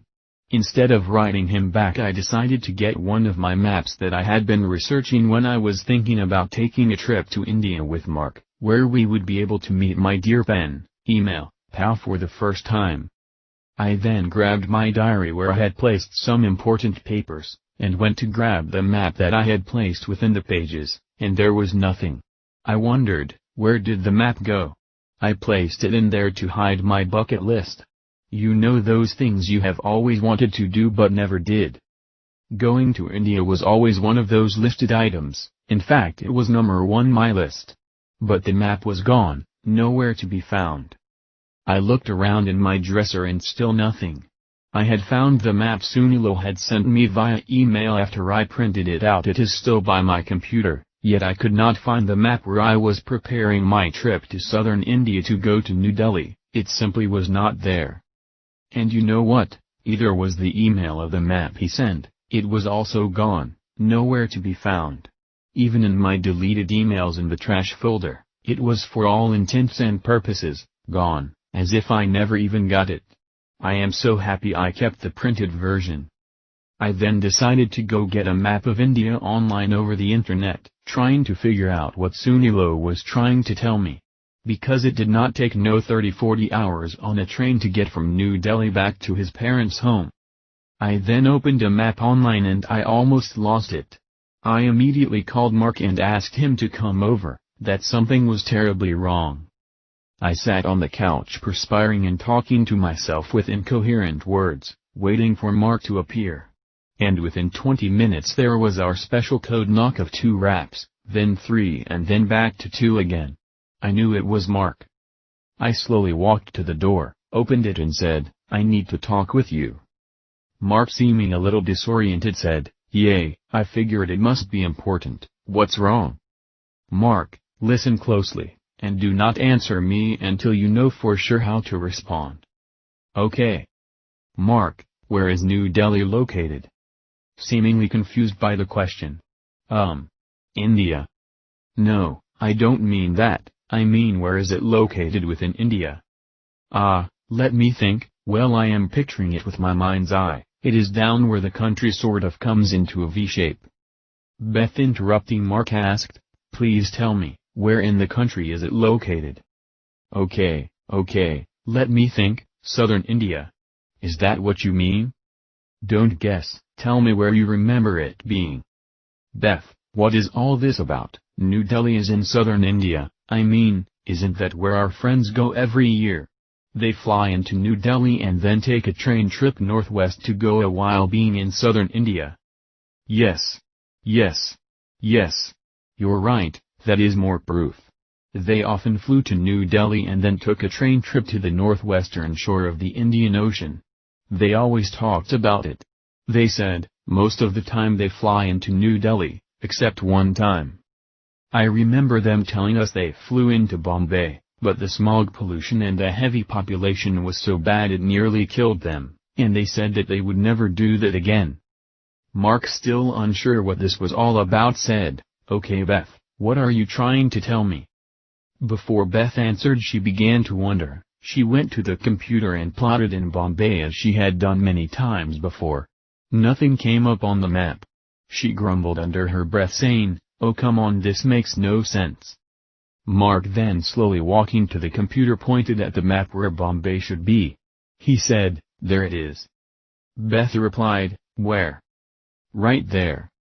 Beth looked back at him and said, "Look closer." Mark bent down a little more and saw that it didn't say Bombay but Mumbai. He then shook his head back and forth in a stupor of amazement and said, "Well, maybe they call it that in India. It looks like it is Bombay, but it is pronounced differently, maybe in their language." "When has it ever been Mumbai?" Beth grumbled. "I have looked at this map dozens of times, and it always has revealed Bombay. When have you ever seen it as Mumbai?" Beth continued. "Remember a couple of years ago when we were asked by our friends to come with them on their annual journey to India? We used to look at the map with them as they explained their entire itinerary, and it always showed Bombay." As Beth was searching for more data, she ran across an area that revealed that Bombay changed its name to Mumbai in 1995. As Mark was staring at the map, he was sort of hearing her, but his mind was centered on something else. He then let out this gasp. "What in the hell?" Beth startled. "What do you see?" "No way, New Delhi is now in northern India." "No way, Jose. That is not where New Delhi is located." Beth cried out, "This is what I am talking about. India has done a complete transformation, places have changed, cities moved, millions are now somewhere else." When Sunilo used to write, he explained to me that Old Delhi used to be northern India, but it changed during the trade alliances with England. Delhi left northern India and settled in southern India where it became New Delhi, long ago. But look, it is no longer there, it is back in the north. This is crazy, it is not possible. How could something be this apparent and no one else sees it but us? Beth cringed. Mark then pointed something out. "Look, New Delhi is above Nepal, it is further north and that just ain't possible. How did this happen?" Beth responded, "Yeah, I know, this is weird, this ain't right. We were just looking at the map a few months ago in preparation of a possible trip. We even outlined our entire trip and destination, etc." Mark interjected, "Yay, where is all that? Didn't you keep it?" "I thought I did, it was in my diary, but it is missing." However, I still had the picture Sunilo sent where it plainly shows New Delhi south around the region of Hyderabad. I am not sure why one thing is missing but not the other. None of this makes any sense. What did Sunilo reveal when you told him about this strange change? Are you crazy, Mark? How can I tell the guy that his entire world flip-flopped? He obviously doesn't know it, or else he would have told me. Mark wondered, should we inform anyone else about this? Sure, let's just pin a sign on our rear ends that says, "Biggest goofballs in the world." Come on, if no one is saying anything that means either no one knows, or if they do they are not talking. But this is too huge, we can't just remain silent. What do you propose that we do? First thing that comes to mind is maybe we should check the map of the world to see if there's anything else out of place. It wouldn't have been just India, right? Good point. Maybe we should check into everything and find out what has happened, because we know that something beyond weird has transformed our world. Yay, yay. How could we be this messed up after even combing this entire area to add to our route for a possible excursion to India? We were not smoking something wacky, were we? Agree, for something this big there must be other things that have changed, but why? Why did this happen, or why is any of it happening? At that moment Mark had a memory flash as if something triggered a feeling of something that once happened, like déjà vu or something like that. Mark, looking a little freaked, momentarily paused and then spoke these words, "My God, what was that?" Beth, longing to know, quipped, "What? Did something happen?" "I am not sure, I had this memory thing occur, or at least this is what it felt like." "What memory?" "This is silly, but a memory came into me saying, remember Isaiah 11. "What does that mean?" "Heck if I know. But I think it had something to do with the regression. So much of what happened during the regression I have misplaced it in memory. I know it was all very important, I just cannot recall it." Beth replied, "Sadly, you did not speak much during the regression, so I am of no help either, but we have a possible clue." "What is that?" "Well, Isaiah 11, for one." "Oh, sorry. My mind is in a fog." It was as if my inner soul had just been clogged up or something, as if there was someone else nearby me or something present within me. Beth then walked away to seek for the family Bible. When she found it, she opened Isaiah 11. She began to read the first few verses and said, "Nope, not getting it, nothing here seems to be helping." She then continued to read and then she saw verse 6. Wait a minute, something is not right here. I have heard of this verse before, and this is not how it goes. "What is it?" "It says a wolf shall." "Hold it, you read it." She hands the Bible to Mark and he begins to read it. "The wolf also shall dwell with the lamb, and the leopard shall lie down with the kid, and the calf and the young lion and the fatling together, and a little child shall lead them." Oh my! Mark responds. Yea, you see it too? Mark then whispers under his breath, did I do this? Beth, wondering if Mark was losing it, responded, what are you talking about? That memory I had, it has to do with the lion shall dwell with the lamb. Beth screamed, yea, that's it, that is what is wrong, it was the lion that dwelled with the lamb, not some stupid wolf. Mark, still somewhat out of phase, replied, it worked, I changed the verse and it worked, it is now a different verse, but somehow we have retained the memory of the original verse. What do you mean you changed it? How is that possible? Mark's memory faded quickly, and the deep inner feeling began to leave also. I don't know, Beth, something weird just happened. And I think someone is trying to tell us to look closely for more changes, cause, things have reformed, but somehow our memories were not affected by the change, and as strange as this may seem, I might have had something to do with it. Chapter 23, Giovanni, the abbot and the monk are executed. Under the authority of the Pope, often countries acquiesced to that authority if there was a need to align with the Vatican. Edward I, of England came into a secret deal with France's King Philip III, and thereby united with the Vatican during this time, via the Holy Roman Empire. There was a contingent of military personnel located in Saint-Sernin, and when the message had been relayed, the military regiment of Toulouse immediately pursued Friar Giovanni. Their orders were to place Giovanni in prison under heavy protection until the Vatican Guard and the 4 chosen monks would finally arrive. As Giovanni was placed under arrest, they also went after anyone who was seen with him, and placed them under arrest also. Therefore, a surprised abbot in Saint-Sernin was chained and taken away along with Giovanni as they had been seen together, and both were thrown into a horrible prison chamber. The abbot was very confused, he didn't even know Friar Giovanni, yet was unable to prevent his imprisonment. As they carried the abbot away, he was screaming in pain as his arms were pinned back by a 4-inch block of wood tied in a rope, which brought upon him great agony. He continued to plead with the French guards, claiming his absolute innocence. The abbot called out to Friar Giovanni and pleaded with him to explain that they did not know each other. However, Friar Giovanni was having to deal with his own demons at this moment in time. He failed to relieve the concerns of the abbot by claiming his innocence also. Both were thrown into the dark cell as their arms were eventually freed, but they were left with nothing but their morbid sense of futility. They pondered in their mind how this was going to end, but there was no relief of answers to their ignominy. They were not sure how long they would have to wait inside this cell of darkness. A couple of days went by, and they were comforted with very little.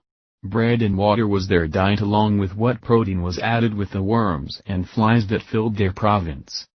Rats scurried all around, and the only light they had was a small opening towards the loft above. Finally, after a couple of more days of being enslaved within their morbid environment, they began to hear sounds coming from the outer wall, and voices could be heard yelling, "The Vatican Guard is here! The Vatican Guard is here!" The abbot, having a sense of relief, said, "Maybe now someone will listen to me, that I am guiltless of all crimes, and they have arrested the wrong person." Giovanni replied, "I feel I will not be so fortunate, for they are here for me." The guards made it to the door, and opened it, and they approached Friar Giovanni, and along with the guards were 4 monks who had also been of the 12. Friar Giovanni immediately knew he was in deep trouble, and the monks alerted the guards to the fact that this was their thief. When the monks looked upon the abbot, they were unsure why he was arrested, but they asked him how he knew Friar Giovanni. He explained, "I had been in the abbey and I awakened from a sleep, and he was standing there. I knew not from where he came from nor who he might have been." One of the monks looked over at Giovanni and said, "Are the words he speaks accurate?" Friar simply said, "I know him not, we had just met after his awakening, and that is all he knows." It was then the guards were motioned out by the monks, and they all left. What the monks didn't understand was that the guards were given the orders of execution from the Vatican of not only Giovanni, but anyone connected to him, as well as execution of the monks, if they failed to retrieve the strange artifact. The monks had to retrieve the missing mirror, or else As the monks left the prison cell they began to speak with the locals asking them what they had seen, and if they had seen Giovanni holding a strange object. No one seemed to know anything. As they continued to seek out for more information, at that moment one of the monks spotted the monk who had been on the journey with Friar Giovanni as they were traveling to Toulouse. They immediately recognized him as the monk who had been the 12th mirror operator prior to the friar. The traveling monk was stunned to see his 4 compatriots approaching. He had no idea why they were there, but he believed that this raucous could not have had anything dealing with him. As the 4 monks approached him they were inquisitive as why he had been in Toulouse, the very place they located the friar. They asked, "What has brought you to this area? Do you know Friar Giovanni?" The question caught the monk off guard. He knew immediately that something was wrong, but he didn't feel it had anything to do with him. He then replied, "I met the friar upon my journey to Toulouse, and we spoke." "Did the friar have one of our mirrors?" "No, why would he have one of the mirrors? They cannot be removed from the Vatican. How would he even have one?" "Did the friar speak to you at all during this journey about what he was doing in the Vatican?" The monk replied, "What he was doing in the Vatican." Emphasizing the word "he" in the Vatican, this was a shock to the traveling companion. The monk knew something was wrong, because the friar never spoke of this. The monk had told the friar what he had been doing. This is when the traveling monk realized, the thief was Friar Giovanni, and now he believes that he was set up in a trap. It was then the guards that were standing by arrested the monk also, even at the protest of the 4 messengers. They said, "We do not believe he needs to be arrested because he knows not where the mirror is." The prisoner cried out while they were strapping his arms behind his back, "I saw no mirror, I would have fled if I saw that thing, I am innocent." The guards were not listening, they took him away and the messenger monks decided we need to locate the mirror, promptly. The 4 of them searched everywhere around town as they split up in all directions in the attempt to locate the missing mirror. What they were hoping for is wherever the mirror was that it would be activated while they were there, or else finding it would be like seeking for a needle in a haystack. They attempted several times to locate the mirror, by turning their mirrors on and then asking where the lost mirror was, but nothing was revealed. They had no idea where the mirror was or if it was even inside the town.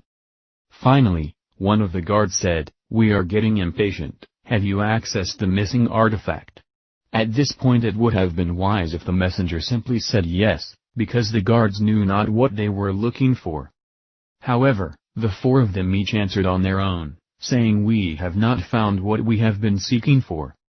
The guard turned around to look at 2 of the other guards standing by, yet no words were spoken.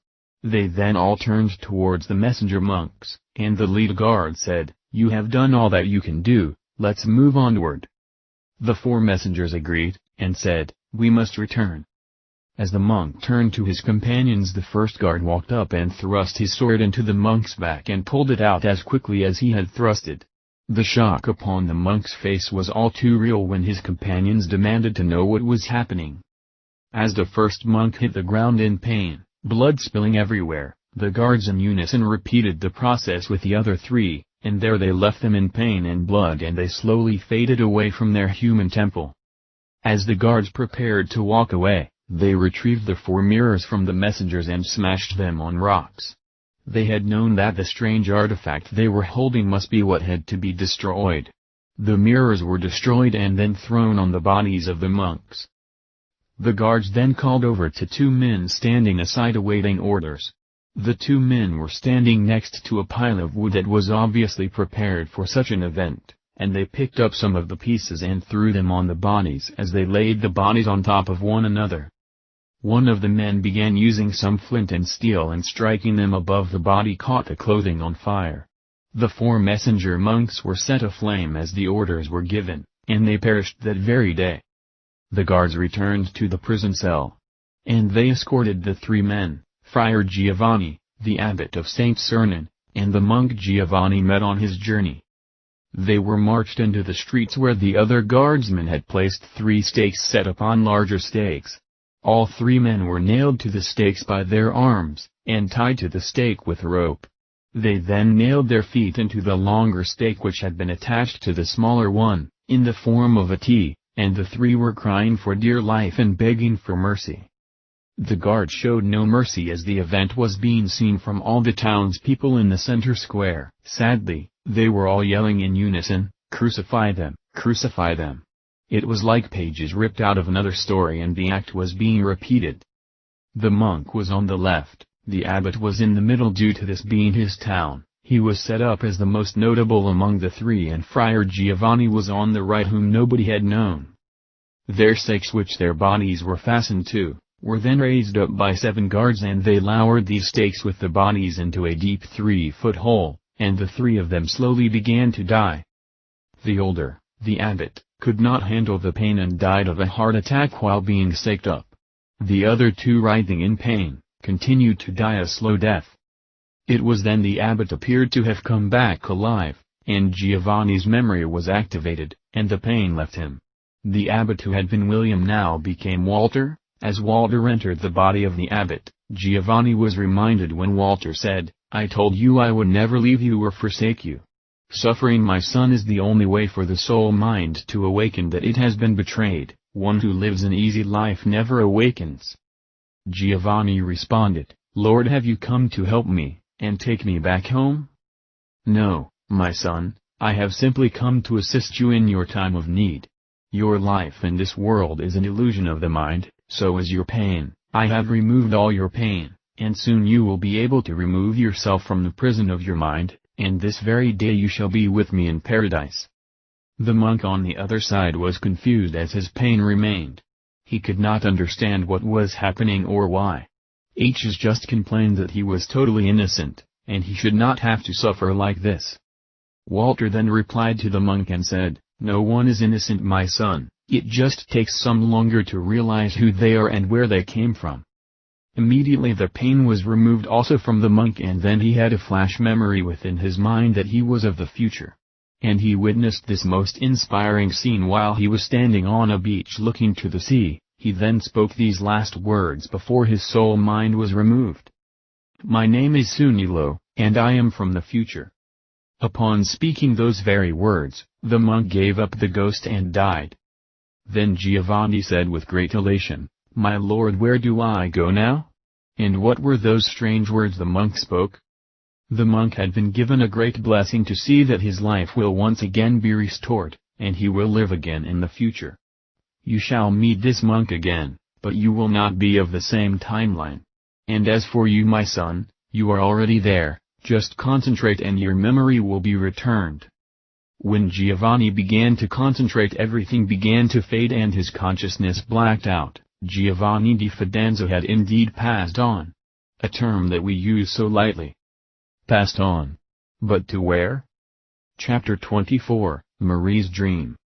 As I fell asleep, this voice began to speak to me, as if coming from inside my head. It was a loving voice and yet stern.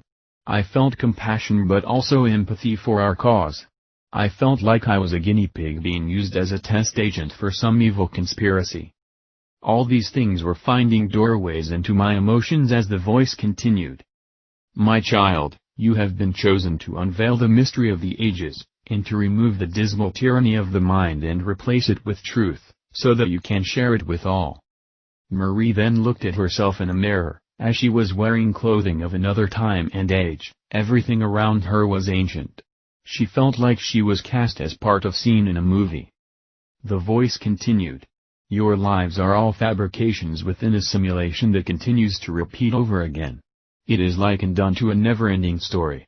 And yet only the awakened can begin to recall the constant torment the soul has gone through. During the ancient times a people were called and chosen, and they were given the cyclical plan of death, but they were told it was the plan of life. All your life at this period of time you have lived under these statutes and ordinances and have believed that these things were good, holy and true. Remember, the words I speak to you this day from within your mind, seemingly coming from a dream, but this is no dream, it is your memory, for I have not come to you this day, I came to you when these things were part of your very existence, when you were about to meet a very special man that would change your life forever. But he is not coming to continue the plan of death, he is coming to reveal life. This plan, which evolved around special holy days, was given to them to share down from generation to generation, and yet nary a soul could fathom its mystery. Over the ages this plan was changed to harmonize with the new referendum. What you might call Christmas and Easter, and Halloween all had their original concepts from this ancient script, before it transformed into a new era. Today, my child, I shall unveil the mystery of death and teach you how that all life is a cyclical journey. This ancient group were given 6 holy day seasons. I remind you that the number 6 is the number of man. You have been partaking in these rituals, but now I come with warning. These 6 events, as you well know, are called 1. The Feast of Unleavened Bread. Passover, 7 days you shall eat unleavened bread. On the first day you shall remove leaven from your houses. For whoever eats leavened bread from the first day until the 7th day, that person shall be cut off from Israel. 2. The Feast of Pentecost, Shavuot you shall count for yourselves, from the day after the Shabbos, from the day when you bring the Omer of the waving, 7 Shabbats, they shall be complete. Until the day after the 7th Sabbath you shall count, 50 days. It is an eternal decree in your dwelling places for your generations. 3. The Feast of Trumpets Rosh Hashanah. 4. The Feast of Atonement Yom Kippur, in the 7th month, on the 10th day of the month, you shall afflict your souls, and you shall not do any work, for on that day he shall provide atonement for you to cleanse you from all your sins before the Lord. 5. The Feast of Tabernacles Sukkot is the last of the Shalosh Regalim, 3 pilgrimage festivals. Like Passover and Shavuot, Sukkot has a dual significance, historical and agricultural. Historically, Sukkot commemorates the 40-year period during which the children of Israel were wandering in the desert, living in temporary shelters. Agriculturally, Sukkot is a harvest festival and is sometimes referred to as Chag HaAsif, in Hebrew, the festival of ingathering. 6. The Feast of the Last Great Day or the Day of Judgment Shemini Atzeret. On the 8th day, there shall be a holy convocation for you. Each of these days were honored as holy times of the year. The entire path of humanity was written in scroll as to how they have been trapped and forever remain in prison. Today, I must reveal the plan so that you can escape the trap. It is called the entrapment of the seeds. It is called the seasons of hell. There is a path humanity is on that continues to repeat, nothing is new under the sun. A plan so vile because it appears good, and yet, it is saturated with evil intent. The plan begins in the springtime of life, the beginning of life itself. This is when all seeds are planted to begin the process. The process continues forever even though it is cyclical, because the seeds will always remain trapped until the use of the correct frequency code that must be activated, which can help remove one from this insidious plot. This frequency is special, and is only given to those that show signs of change, that are willing to finally break through the dark night of the soul. The first of these days represent how the soul of the seeds are planted into the earth, yet still buried unto death. This is the revelation of how they are forever asleep. Their earthly grave is their tormentor, it is the illusion of life and death. This season is called the days of unleavened bread and it represents the soul having no awareness. Leavening represented sin, as you so well know, when one was unleavened, they were without sin. This is known as the period of between life and death, representing one that has yet to spring forth from their earthly grave. It represents the womb before birth. It reveals how sin is not accounted unto the soul during the time they are planted in the earth, or are earthbound. It represents how all souls are ignorant of their situation. It established the concept of a soul when it is in the womb of their mother, before they are born, having done no good or evil. Therefore, they are unleavened. And for 7 days representing the time of fulfillment, they are buried as seeds in the birth canal.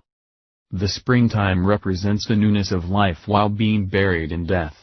It represents the children of the father and mother who came to this earth due to trickery and deception and now are paying their toll for their faulty choice, by constantly being reborn, which is called the matrix, which comes from matricle, or child within the mother. What is not revealed is that another seed was also planted, the one called Lucifer had planted his own seed into the earth also, and side by side both seeds would become humanity. As the seeds go through their death process, eventually, like all seeds, they begin to appear above the ground as they are growing. Spring then gives way unto summer, which is then marked by the second season called the Pentecost, which simply means 50th. It is the time of the awakening, when the seeds begin to show forth fruits of their growth in what is called the first fruits. This is when the growth can now be witnessed, and then for the summer months the first fruits begin their travail through trial and error, good and evil, wherewith all must choose. But it doesn't end there. This is also the time where the seed of Lucifer also begins to grow side by side, and as it was once taught about the parable of the fig tree, the true seeds are the figs, and the false seeds are the leaves covering over the figs. During this period, both seeds must intermingle, yet the true seeds are limited as there is only few comparably, whereas the false seeds grow beyond number, incalculable. They fill the entire earth during the summer months as cloned replicated seeds. Finally, during the fall season, this is when travail and war begins. This is the period known today as the Revelation. It is called the Feast of Trumpets, when the seals of death are broken, and humanity is culled. After this period of tribulation is when death rears its ugly head and brings all back to the grave again, waiting for their time of rebirth. It is known as the Atonement, when humanity is brought back to their God as one. Notice, my child, in your holy books of 70 it was shown, the sorrows of a travailing woman shall come upon him. He is an unwise son, for he should not stay long in the place of the breaking forth of children. I will ransom them from the power of the grave, I will redeem them from death. O death, I will be thy plagues, O grave, I will be thy destruction, repentance shall be hidden from mine eyes. Notice, my child, it was always there in your holy books that death returns to life via the birth. The place where he should not stay long is the afterlife. He ransoms the child who had died previously by bringing them back through the womb of a different mother. My child, you have lived before, many times, and you have died many times, and not once were you removed from this prison. For this is the true meaning of your holy days. When one dies, they remain a short time until they are ransomed back into life by being reborn. This is symbolized by the ancient verse, that dust art thou and dust shalt thou return. It states when the body dies, the soul then returns to God who had sent them. This is the atonement. Then that same God ransoms them back unto birth, thus revealing, returning to earth and being buried into death under the illusion of life. Now, my child, I come to you with the true holy day, the true plan of life. This is also the time called the harvest, where those who belong to the father and mother, who are activated and then released from the grave of error, allowing them to return home and never having to come back to this error again. However, those who are not yet activated must be toiled under the earth again as servants to the grave. Meaning they must toil again lifetime after lifetime as they serve Lucifer, the god of the cosmos. Something happens during this fall season that few are aware. This is because humanity is ignorant of the plan of Lucifer. How that all are simply being recycled from death to life and back to death repeatedly. Therefore, the fall season is separated into two different categories. Those who are removed from Lucifer and allowed to return home versus those who remain trapped in his cage, and must be recycled. Lucifer calls it the kingdom of God on earth. It lasts for 1080 years, this is the period known as the time loop. After the atonement the souls are recycled through a loop, where they had been in the future they must now return unto the past. But is it truly a new kingdom? Is it a spiritual renewal? Or is it back to the same old illusion? The fifth season is called the Feast of Tabernacles, or what was called the Feast of Booths. It illustrates how humanity are souls who live in simulated houses. These houses are called tabernacles, or avatar temples. This 7-day feast represents the kingdom of Lucifer, that which lasts for 1000 years, from the past unto the future and then repeats. It is the very plan itself. For 1000 years, souls exist within human bodies or physical tabernacles, under the laws and tutelage of Lucifer, whom rules the earth in stealth from above. My child, you have seen their ships flying to and fro. Then after the kingdom, At the time of the end of the 1,000 years, Solomon releases his other half from the prison of time, the Diabolus, the one mankind has known as Satan the Devil, the one who is locked within his own mirror. He is then released for the last portion of 8100 years. This is the time when world wars break out, drastic changes occur, and humanity is led into great deception and moral depravity. And at the same time technological advances are supreme, revealing that at one time those who belonged to the realms before this fabricated world existed, were far advanced until the prison of time was created. Even the Bible reveals this plan, saying, "The kingdom shall last for 1,000 years and then afterwards Satan is released for a little season." This is the 8100 years, coming from his hell, to deceive the whole earth once again. Why would any benevolent caretaker who saves the world for 1,000 years, release the devil so that he can deceive the whole world again? This is mindlessness. It is the repetitive time loop called hell. It is all part of the plan. This is how it has happened recurrently, and most souls never figure it out. This release of the devil occurs as the last of the 6 feast seasons, and it is tied right into the Feast of Tabernacles, as the last day, and it is called the Day of Judgment, or the Judgment of Man, as number 6. This is when souls are tried like nothing ever before from a spiritual standpoint, and most fail the test. What we are witnessing here is a time loop, wherewith the Feast of Unleavened Bread is those that are sent back to earth under bondage, being buried unto the illusion of death. Then there is the Pentecost, when the seeds begin to identify who they truly are as they grow out from within the earth. Then great destruction occurs in the Day of Trumpets, and then finally death in the Atonement. Then it is replicated through the last 2 as Tabernacles and the Great Judgment.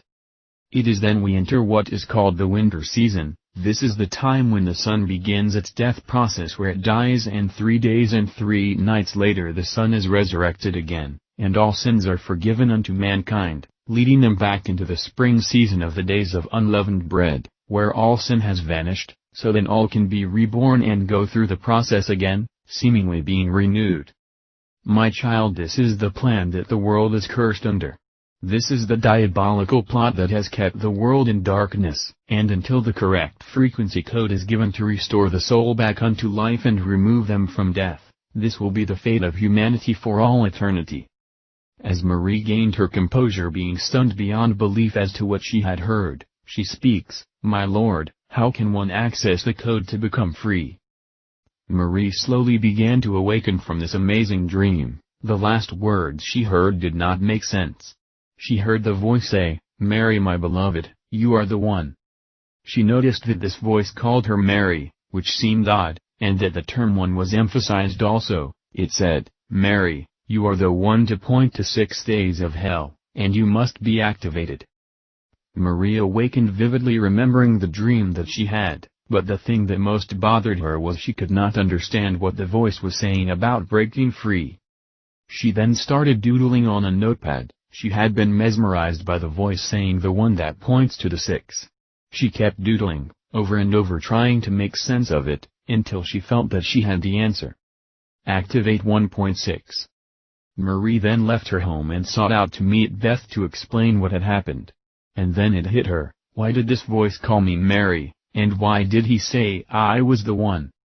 Chapter 25, Giovanni and Mark rejoin together. Memory is a very elusive thing. One moment it is there and another moment in time, it simply vanishes, leaving one frustrated. But for Mark everything began to return to him as a long-lost soul connection reunited within. And the two became one.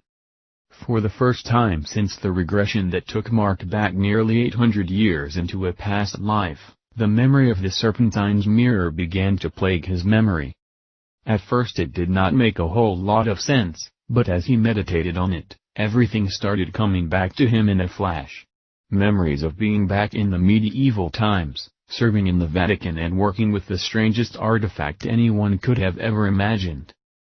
It was not so strange concerning the time Mark was living in today, as technology had advanced via incredible speeds.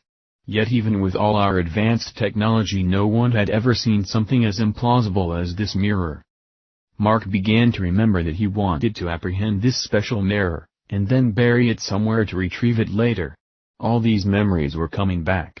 He began to recall being out on the seas for days on end, fleeing from those who desired to arrest him. It was then that the memory creating sadness and Mark reminisced drowning at sea. This alarmed his soul in such a way, that finally the name Giovanni entered his thoughts. He knew deep down who this was, but for some reason it was not clear, yet. The regression was all coming back to him, everything that happened. He remembered entering the body of Friar Giovanni, and how he convinced him to steal the mirror and flee. His thoughts began to trouble him as he realized it was not Mark who had drowned in the sea, it was Giovanni, an innocent friar that Mark had never consciously known before. Then his thoughts brought him to the revelation, that he was indeed Giovanni. That this was a past life. And due to this interaction, he brought an early end to the friar's life. As he continued to think about this, he began to feel sadness grow in his heart. He wondered, what did I do? A simple regression may have caused great damage to a soul. Again, his thoughts troubled him, and he continued pondering what happened to the timeline of Giovanni. If he died prematurely due to this event, did it cause massive changes in the timeline? Did it cause massive change to the world? Immediately the mirror came back into his thoughts, and he remembered what this mirror was and what it could do. And then the thoughts of Giovanni began to merge with his own as if the two were always together.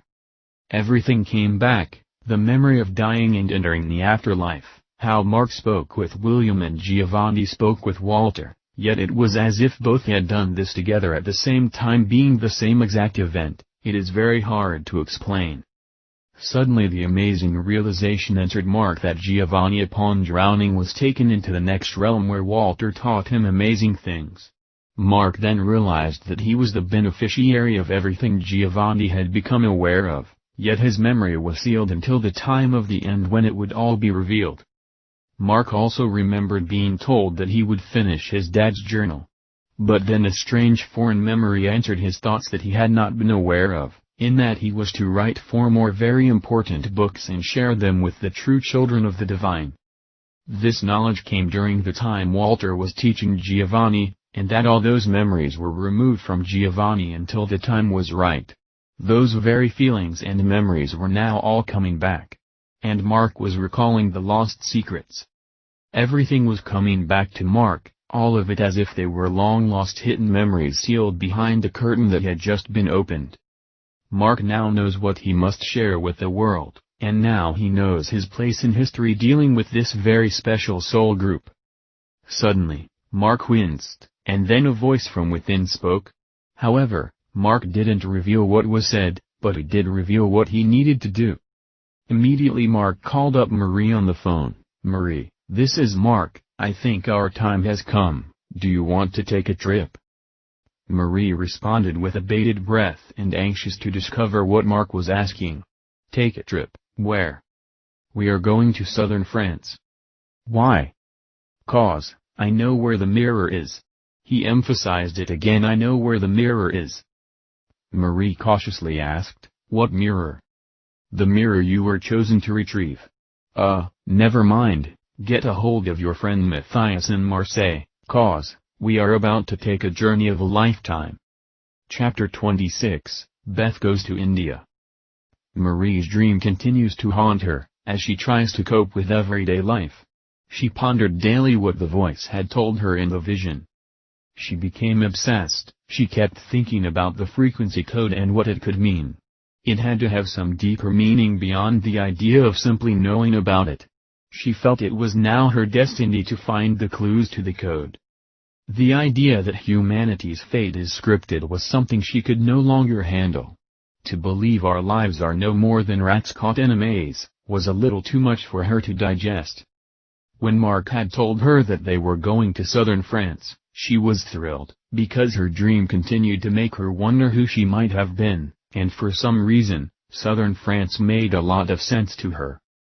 As Mark and Marie were making their plans, he then called a friend in Marseille to ask him if they could stay with him on their journey. Obviously, they both wanted Beth to come with them. But Beth was dealing with another issue, that of Sundilo. Beth had received a call from Sunilo, who was in a panic. He told her that he was having nightmares, and that when she asked him in her last email certain questions he began to have a panic attack. Sunilo had told her that he was having dreams continually, and he said, the nightmares were revealing that he was living in another world in another area. He could not understand it. None of it made sense, but he was witnessing his life in some other dimension. He became frightened to the extent he sent a round-trip airline ticket so that Beth could come to India and talk with him because he had been completely freaked out. Beth decided to go, and she told Maria and Mark that she would change her return ticket and fly back to France to meet them after she meets with Sunilo. The three of them felt that was a good plan. Beth then flew to India while Mark and Marie finalized their plans to go to France. When Beth flew into Indira Gandhi International Airport, she finally met her email pen pal friend Liv, and in person. Sunilo was a kind man, never been married, but had a sense of things that were of a higher order. Beth was fascinated by him because he was deeply spiritual. His family was Hindu, but Sunilo was able to look beyond religious constructs into a wider valley of beliefs. And in so doing he felt as if he belonged to a different order of things. When the two of them left the airport, and got into a cab, Sunilo began talking about a dream he had the night before. He said, "You are going to find this strange because I think it was about your boyfriend Mark, who you have written extensively about." He revealed in his dream that he was walking in a place that seemed like a desert terrain. He met this boy, maybe about 15 years old. He had black hair. It was cut in a way where it completely covered his ears all around his head while wearing a hairband. And it parted in the middle, so the hair didn't fly in his face.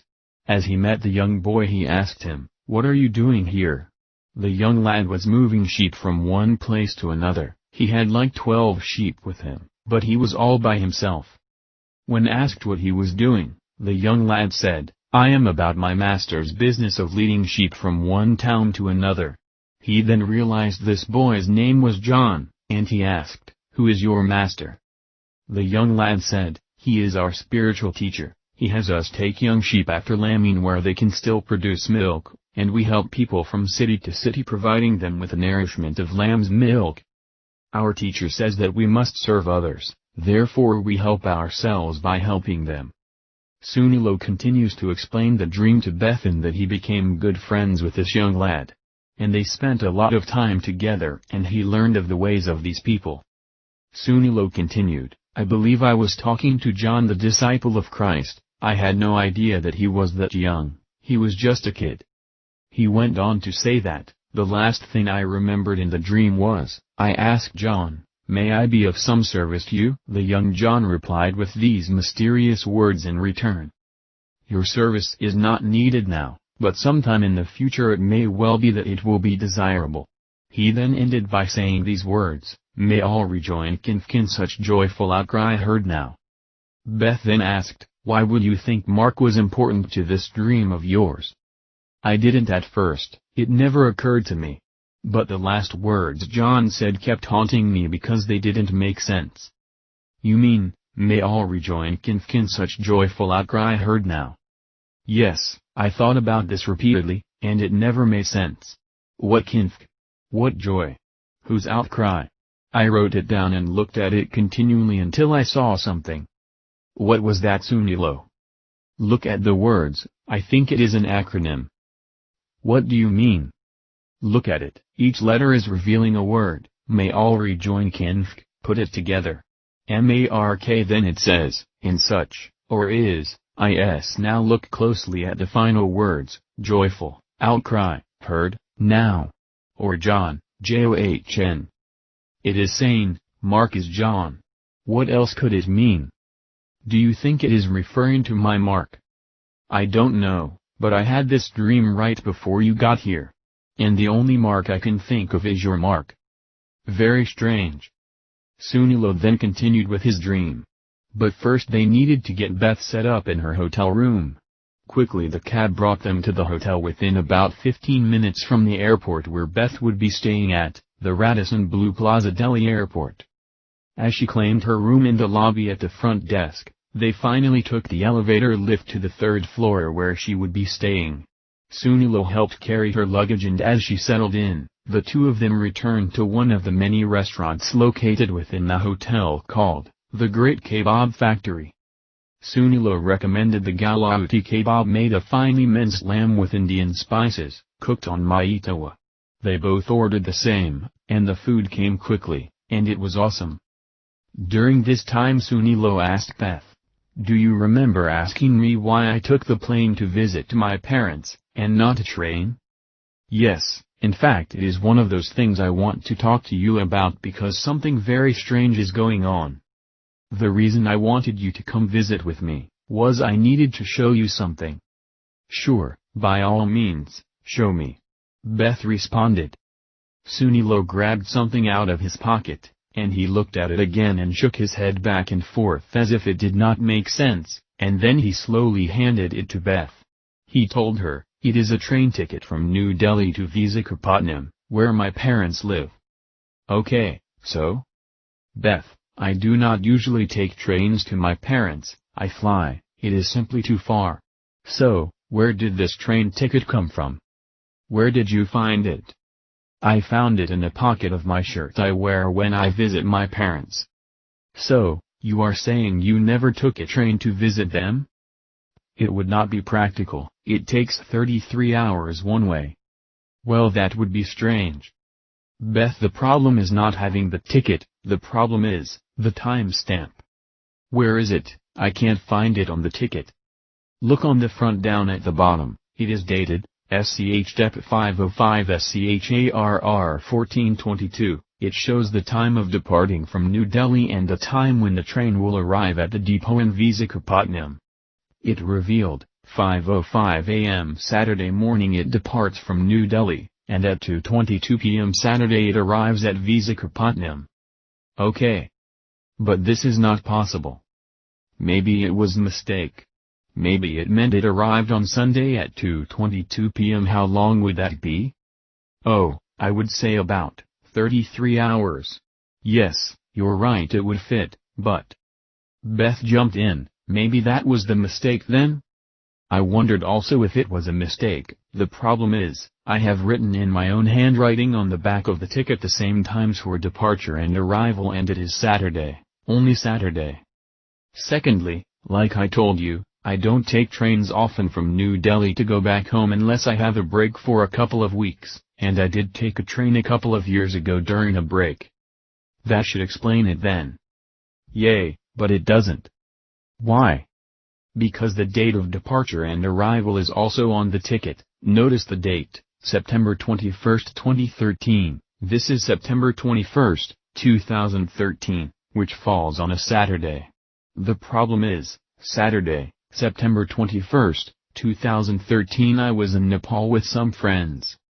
Sunilo dug into his other pocket and took out a postcard that he had sent back to himself, and on it was a picture of the place where he stayed in Nepal, and it was dated, September 21st, 2013. Beth, I never went home that weekend. I went to Nepal for an entire week. We didn't get back until Friday, the 27th. So, I decided to take the ticket to the train depot and ask them to search to verify the legitimacy of the ticket. You see, each ticket is stamped with a number code, a PNR no. They can backtrack and find where this ticket was validated and when. So, what happened? Are you ready? I guess. The ticket doesn't exist, the number code is not validated. Did the people at the depot have anything to say about it? Yay, they said something that made my hair stand on end. They said, the timestamp and the departure and arrival could not have happened unless this train departed somewhere south of Hyderabad. But that is not possible since New Delhi is not around that area. Beth then took a couple breaths and decided to tell Sunilo what she discovered, but he interrupted her. Beth, that is not all. The man at the depot told me that he had a vivid dream that he was a child, and in it, he was living in New Delhi located in southern India. He said he was sure that is where it was. Then he woke up and voila, New Delhi was northern India again, but it was so vivid and real he thought it was true. Then could this have explained it all? Beth, not knowing what to say, That's the problem, it doesn't explain anything, because I have been having dreams where I am living in a different place as if I do not belong in this world, but belong in another. I can't explain it, but it was so frightening. I wanted you to come to India and speak with me in person, to make absolutely sure I am not losing my mind. Beth allowed for a minute or so to think about this, and she began to tell Sunilo what she had discovered. Sunilo, you are not losing your mind, you might have lost your world though. We have been writing each other now for years, correct? Yes. And during our email exchanges you have told me a lot of different things about your life here in India. And some of those exchanges we have had, have now been contradicted. What do you mean? Do you have any recollection of telling me that when you used to visit your parents in Visakhapatnam on the weekends, that you always took a train? But I don't take the train. Yes, I can see that now, but this is what you used to tell me in the emails, and you also told me it took a good 8 hours on a train to travel home. Why would I say that? It is not true. So, you do not remember ever telling me this, then do you remember emailing this to me? Beth grabbed something out of her purse and handed him the map of India. Sunilo looked as if he had seen a ghost. He then responded, "This is not possible. This is what you sent me, but there is more. When Mark and I were going over a possible itinerary about coming here, we had seen maps that look exactly like this. And we have always believed that New Delhi was southern India. Our maps have all changed, even Bombay was changed to Mumbai." Yes, Mumbai is an Indian name for Bombay. Bombay was the name we got from the English and it has never really been accepted by our culture. I know, I saw that, but, on all of our maps it has always remained Bombay, until over the last few months it all changed. Are you trying to tell me that I am not Sunilo, I am someone else? No, of course not, you are still Sunilo, but you may be from a different dimension. What does that mean? Who am I? Sunilo, we are souls, but evidently our souls go through different experiences. We used to also talk about a lot of spiritual things, remember, how you told me that your family always looked to the Father. Now you never mention the Father, you say God all the time. I do not remember saying a lot of these things, but in the Hindu religion, Father is acceptable also.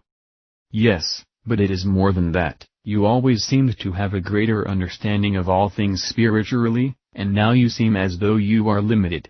I do not mean you are not spiritual, I mean you do not seem to know the things you did when you were the other Sunilo. Could this be because of the change that happened?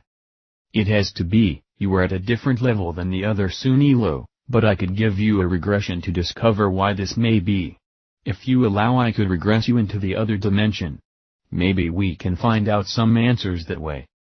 Yes, I would like that. I would like to see what it is that I have been missing.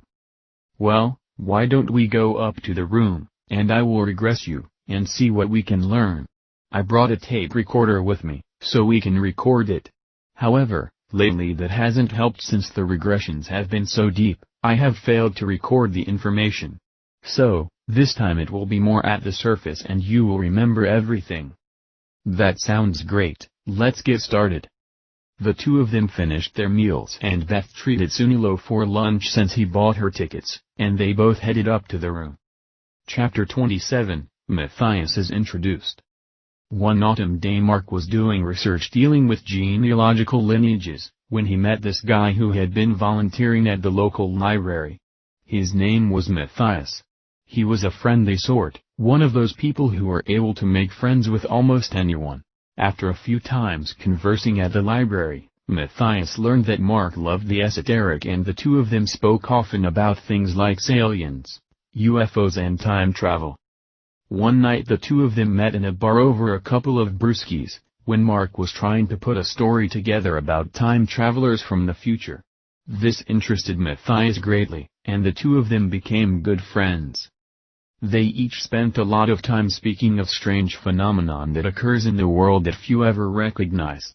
Stories about people who are driving and then in the next second appear to be in a foreign place. Or like people who enter places in time, discovering that somehow, they went back in time or forward in time. There was one story back in the 80s where two couples were coming home from a birthday party. They were driving on a back highway that they had driven dozens of times. On their way home, they came across a restaurant that none of them had ever recalled seeing before. They decided to stop and get something to eat as it was getting late and they didn't want to wait until they got back home. They ended up pulling in at this restaurant and ordered steaks. Each of them had a good-sized steak along with a potato, veggies and a salad. It was quite a bit of food, and then when they were ready to get their check, they were dumbfounded how cheap it was. 4 steaks with all the trimmings and the entire bill was like $5.95 plus tax. They asked the waiter if this was a mistake and the waiter assured them it was valid. They then called for the owner to speak with him and they queried him, "How do you stay in business selling food this cheap?" He seemed somewhat startled by their question, yet he replied as such, "We have been fortunate, I guess." Obviously, the answer was not what they were expecting, but they didn't proceed any further down that line of questioning. They simply said, "Thank you, it was a great meal and we will come back often." They had noticed the clothing everyone was wearing seemed dated, like being decades earlier, but they thought it was part of the ambience and style of the restaurant. It was obvious when they saw this odd out-of-place setting, which no one had remembered prior. There was this large neon light with a cowboy on a bucking horse, which lighted the entrance in front of the restaurant. The setting of the restaurant was smack dab in the desert about 40 miles southeast of Vegas, with very little to anything surrounding it. It was most definitely out of context to the area, as if appearing from nowhere. Finally, the 4 of them left and drove back home. Months later one of the couples decided to return to the restaurant. Shockingly, it was no longer there. It was simply desert terrain and no restaurant in sight. They were both startled, to say the least. They kept wondering if they were on the correct road, but they knew they were and the restaurant was simply not there. In fact, there was nothing to show it had ever been there. It wasn't until they parked the car and walked over to the area where it had been, and they both stepped on what appeared to be broken glass. Their feeling was, it must have been part of the neon sign, proving something was there, but it has not existed for a very long time. These were the types of stories that the two of them spent a lot of time speaking about. And it intrigued them greatly. They could spend all evening at bars or even at home discussing these things and never seemed to get tired of it. Matthias' longtime girlfriend, Melanie, also became good friends with Beth. They spent quite a bit of time together when the boys were doing their thing, like shopping or talking about past lives, which often did not seem to interest Melanie, but she went along with it anyway since that was what Beth was into. Over the years this relationship continued. However, one night when Mark and Matthias were talking about the Matrix, Matthew had run across something interesting. It was called a cryptocurrency named Bitcoin. He had said that he read the white papers on this strange peer-to-peer transaction and he felt it was very esoteric, almost like it was part of the mathematical equation of the Matrix itself. Mark was not interested, and never took the time to research it until later. He felt it was just some fly-by-night thing that would never amount to anything. However, Matthias was becoming a believer after days of searching. He then invested $1,000, and within a few years his economic status changed greatly. He never let it go to his head though. He decided to sell all his digital currency back into fiat money, which created a very large bank account, but he remained the same type of person, which is very rare. Often Mark would kid him about him selling the crypto because it kept going higher and higher. Eventually it was staggering in value, until it hit a ceiling and then began to bounce back and forth for a few years. It became way too slow, and transactions were costing through the roof. However, other cryptocurrencies were coming out and creating a whole new playing field. It seemed that a new technology was taking over the planet, and of course it was. Soon, newer cryptos were coming on the scene, in fact hundreds of them. They were faster, cheaper and a much better peer-to-peer technology allowing for safer and faster transactions, and most of them were backed by product solutions. More and more companies were turning to these digital currencies, which saved tons of money not having to pay credit card fees. As big as Bitcoin was, No one would have been able to realize how fast this new digital currency would begin to saturate the planet. Nations like Russia and China were all getting in the digital currency of cryptos. They even created their own cryptos. As well as the states created their own federal digital coin. As this amazing technology was swooping across the planet, it was still a relatively unknown thing. While the few were becoming millionaires, the majority barely ever heard of this technology until the largest social media in the world, known as Facebook, decided to interact with one of the cryptos as a payment for buying and selling option to its 1.5 billion members. And then it took off. It was then Mark began to test the waters, and he also did very well. Matthias was never about money. He even told Mark that money didn't mean that much to him. He felt he was blessed for one reason only, and that was to help others. Finally, Matthias and Melanie got married, and that is when their life completely changed. Matthias had a dream one evening about some mystical event dealing with doors opening and closing. This dream became very important to him. These doors seemed otherworldly. He never was able to explain it. He always said, "I am being pulled somewhere." It was then they both decided to move to southern France. They moved near Marseille and bought some land, about 9 acres, that had a beautiful 6-bedroom cottage sitting there on a raised hill, where they could behold the Mediterranean Sea in the south. They often invited Mark and Beth to visit this amazingly beautiful landscape and area. He always said, "Mi casa su casa, all expenses paid." In truth, Matthias was getting lonely, and him and Melanie were not spending that much time together anymore. She would spend her time touring the region with her girlfriends and yes, even some male friends, but mostly it was about shopping.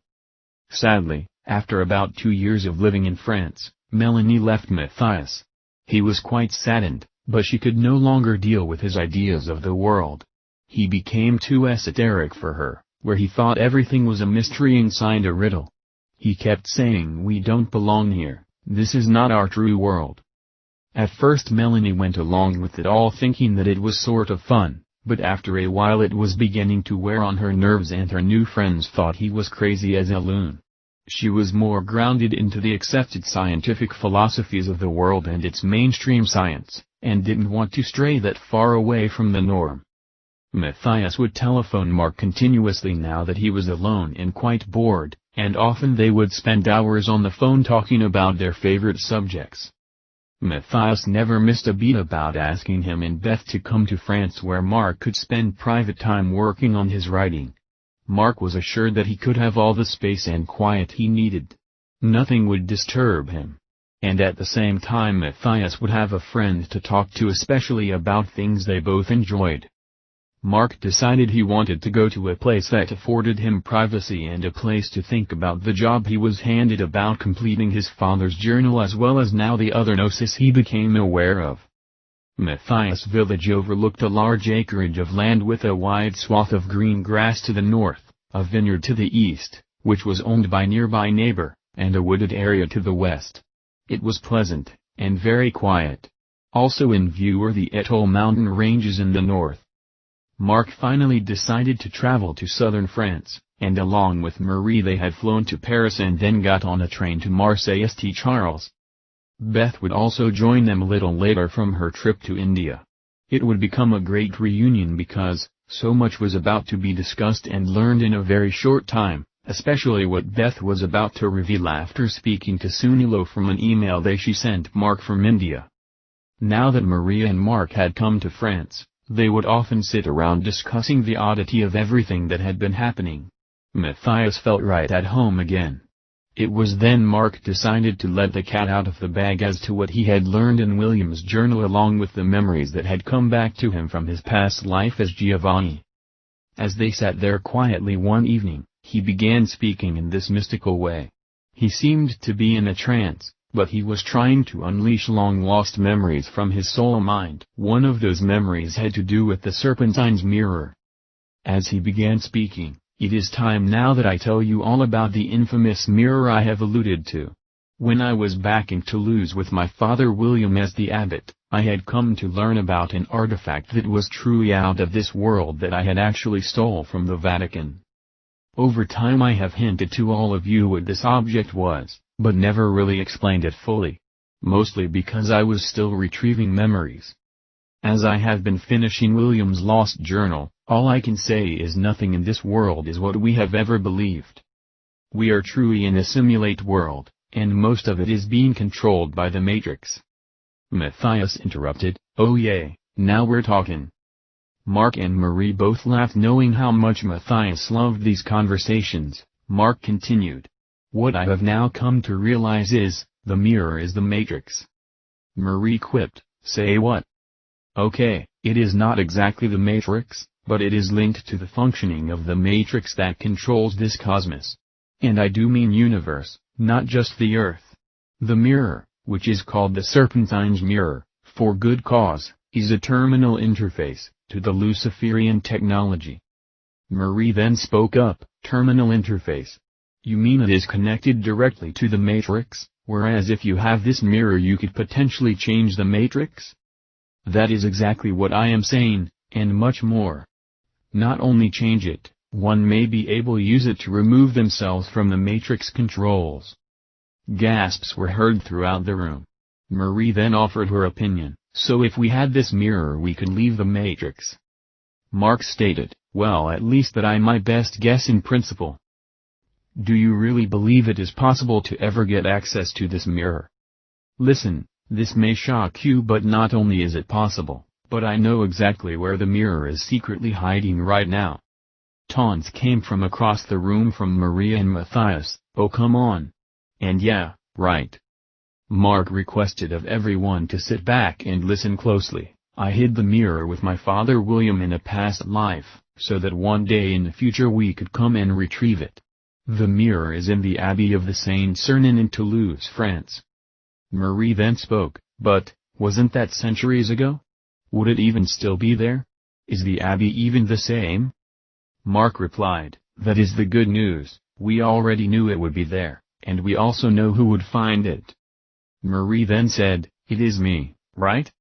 "Yes, Marie, we already knew you would be the one to recover the lost mirror. We just didn't know how or when. Now we know, that is why we are all here.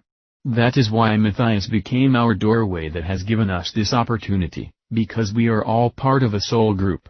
Not only those of us in this room, but others also." It was then Beth had returned from India and walked in the doors while Mark was speaking his last words. Beth then chimed in after pausing to say her hellos, "Yes, I learned about this from doing a soul regression for Sunilo. I spoke to 2 others through this regression that claimed they were also part of our soul group, but somehow they are hanging between worlds." Mark, shaking his head to the affirmative, continued, "Yes, Beth, Sunilo is also part of the group, but who are these others you mentioned? Did they give you a name?" "Yes, they said they were Professor Lorthl and some FBI agent named Maxwell Stram." Marie laughed, "Oh yay, I read about them in book 1 of Walter's book." Beth said, "I am halfway through the book, I must have not come upon them yet." Mark's eyes doubled in size while he replied, "Oh my God, this is too weird. They must now be where the chief was while he helped Tim Trovel, our uncle, escape this world. One thing I want you all to do while we are here, is study William's lost journal. It will literally blow your socks off. I know Maria and Beth have already been reading it, but read it again and again. We are all in it in one form or the other, our entire soul group is in this book from previous time loops. And we have all been part of a journey in helping one another as well as aiding others, to return back home." Marie then interrupted as something was bothering her. She asked Matthias, "Could you please tell me who those 2 people are that are outside? They make me feel somewhat uncomfortable." Mark, casually wondering, "Yeah, I have been wondering the same thing. I have seen them hanging around outside and wondered who they were. They do not ever come inside, they just appear outside daily and then disappear." Matthias responded, "Oh, those 2, their story is quite unique. About 3 months ago they had come and knocked upon my door, and asked if I had any work for them. They had taken a trip from the States, and they seemed down on their luck, and the spirit within me felt so sorry for them I just had to help. Compassion surged within me, so I told them I have a large garden in the back that needs tending. They didn't ask for much, a little work, and I also give them room and board, and they quietly stay in a small side building, where the gardener's tools are located, to the north of the cottage. It is a full room and bath. They hardly make themselves known, they do the work and keep to themselves. But every so often the man comes in and seems to have the right advice or opinion about everything. He has a strange name, I never asked him about it, but living where we do in Marseille, New Agers come from everywhere, I just figured they were New Agers. Marie asked, what's his name? Agape. Isn't that strange? His wife's name is Aggie, but his name is Agape. Mark, Maria and Beth all busted out laughing as Mark said, you have got to be kidding me? Matthias had to reply, what? As Mark tried to fathom this new set of circumstances, he quietly interjected his thoughts into the open. Why are we all being brought together here? What is the larger grand scale, I wonder? Mark then said, Agape and Aggie were a big reason in how William finally got home. Why is that? Matthias asked. Because they are also part of our soul group. Oh, this is getting to be too much. Matthias replied. Beth then said, I want to go meet them. As Beth left to visit Agape and Aggie, Mark then shared what Marie and Matthias were about to embark on. He then looked at both and said, you two are going to go to Toulouse and I will tell you exactly where the mirror is as well as one more thing. Marie excitedly asked, what's that? We also left behind an ancient prophecy that had been stored and hidden away from the world. Whose prophecy? Matthias asked. It was a prophecy from Jesus given to John the Beloved. Wow! Maria and Matthias timed their response perfectly. Both of you are going to the Abbey in Toulouse and there you will locate the items exactly where I tell you. Matthias, you will be the guard for Marie to stand as the protector at the secret door. And Marie, you will go down into the lost dungeon and retrieve the artifacts and place them securely into a backpack and bring them back to us. At that point, Mark began drawing a map, and on it, it revealed the secret chamber in the abbot's office and how to open it. He told Marie you will need a powerful flashlight, because there will be no light down where you are going. And make sure you have on tons of bug repellent, you will need it. Yuck, I hate spiders. Marie quipped. It was then Mark told them, get some rest, tomorrow morning early, you will be leaving. Chapter 28, Sunilo had entered another dimension. Beth begins the regression by bringing Sunilo deeper and deeper, guiding him ever so carefully into his parallel dimension. It is then he begins to speak. Sunilo then begins to talk in a mysterious banter, this is not fair, I have done nothing wrong. You have no right to do this to me. Beth was worried that something was wrong, and she slowly encouraged him to realize that he was fine, nothing can harm him, that he was safe. He continued. They say I was part of a theft that I stole from the Vatican, but I didn't do anything, I never stole from the Vatican. I am a monk who was visiting Toulouse. I have done nothing wrong. What are they doing to you, and who is doing it? They are Vatican guards who have arrested me along with 2 others and they appear to be bringing us to our death. Oh my! Beth responded to herself, then this is not a parallel life. It must be a past life. Not being happy about the circumstances of this regression, she was hoping that she could regress him into this parallel world that he was dealing with, but obviously someone had other plans. Suddenly, a new voice, a female voice began to speak through Sunilo, and it interfered in the chaotic thoughts by stating, the monk that is speaking is a past life of the one who is with you, but something occurred creating a transition of sorts. And he was split in 2. Beth listening to this responded with confusion. Split, what does that mean, and who are you is speaking? There was no response, so the next thing Beth did was she sped up the time and told the monk to witness his death, but from afar, so that he did not feel the torment and pain. Sunilo began to speak in a calm manner. This man is being crucified. Oh my God, is this Jesus? Beth laments. No, it is me. This man is hanging from a stake nailed to his own cross. He is dying slowly. He keeps screaming that he is innocent. The guards are just laughing as the townspeople stood by, some cheering and some jeering. Suddenly, the face of the monk changed, and calmness took over. What happened? Did he die? The monk began to speak of living in the future, and he died with that thought in his soul mind, that he was someone from the future. That someone is now laying on your bed. So, it is just revealing that this was Sunilo's past life? Not exactly. Right then, a new voice entered, a male voice that was neither like the other nor was it Sunilo's voice. When this event ensued, he died at the same time he perceived his future self, and when this occurred, his soul-mind splintered into two. He accidentally created a dual future timeline that would mesh together at the same time, but only one timeline would be dominant. Why did this happen?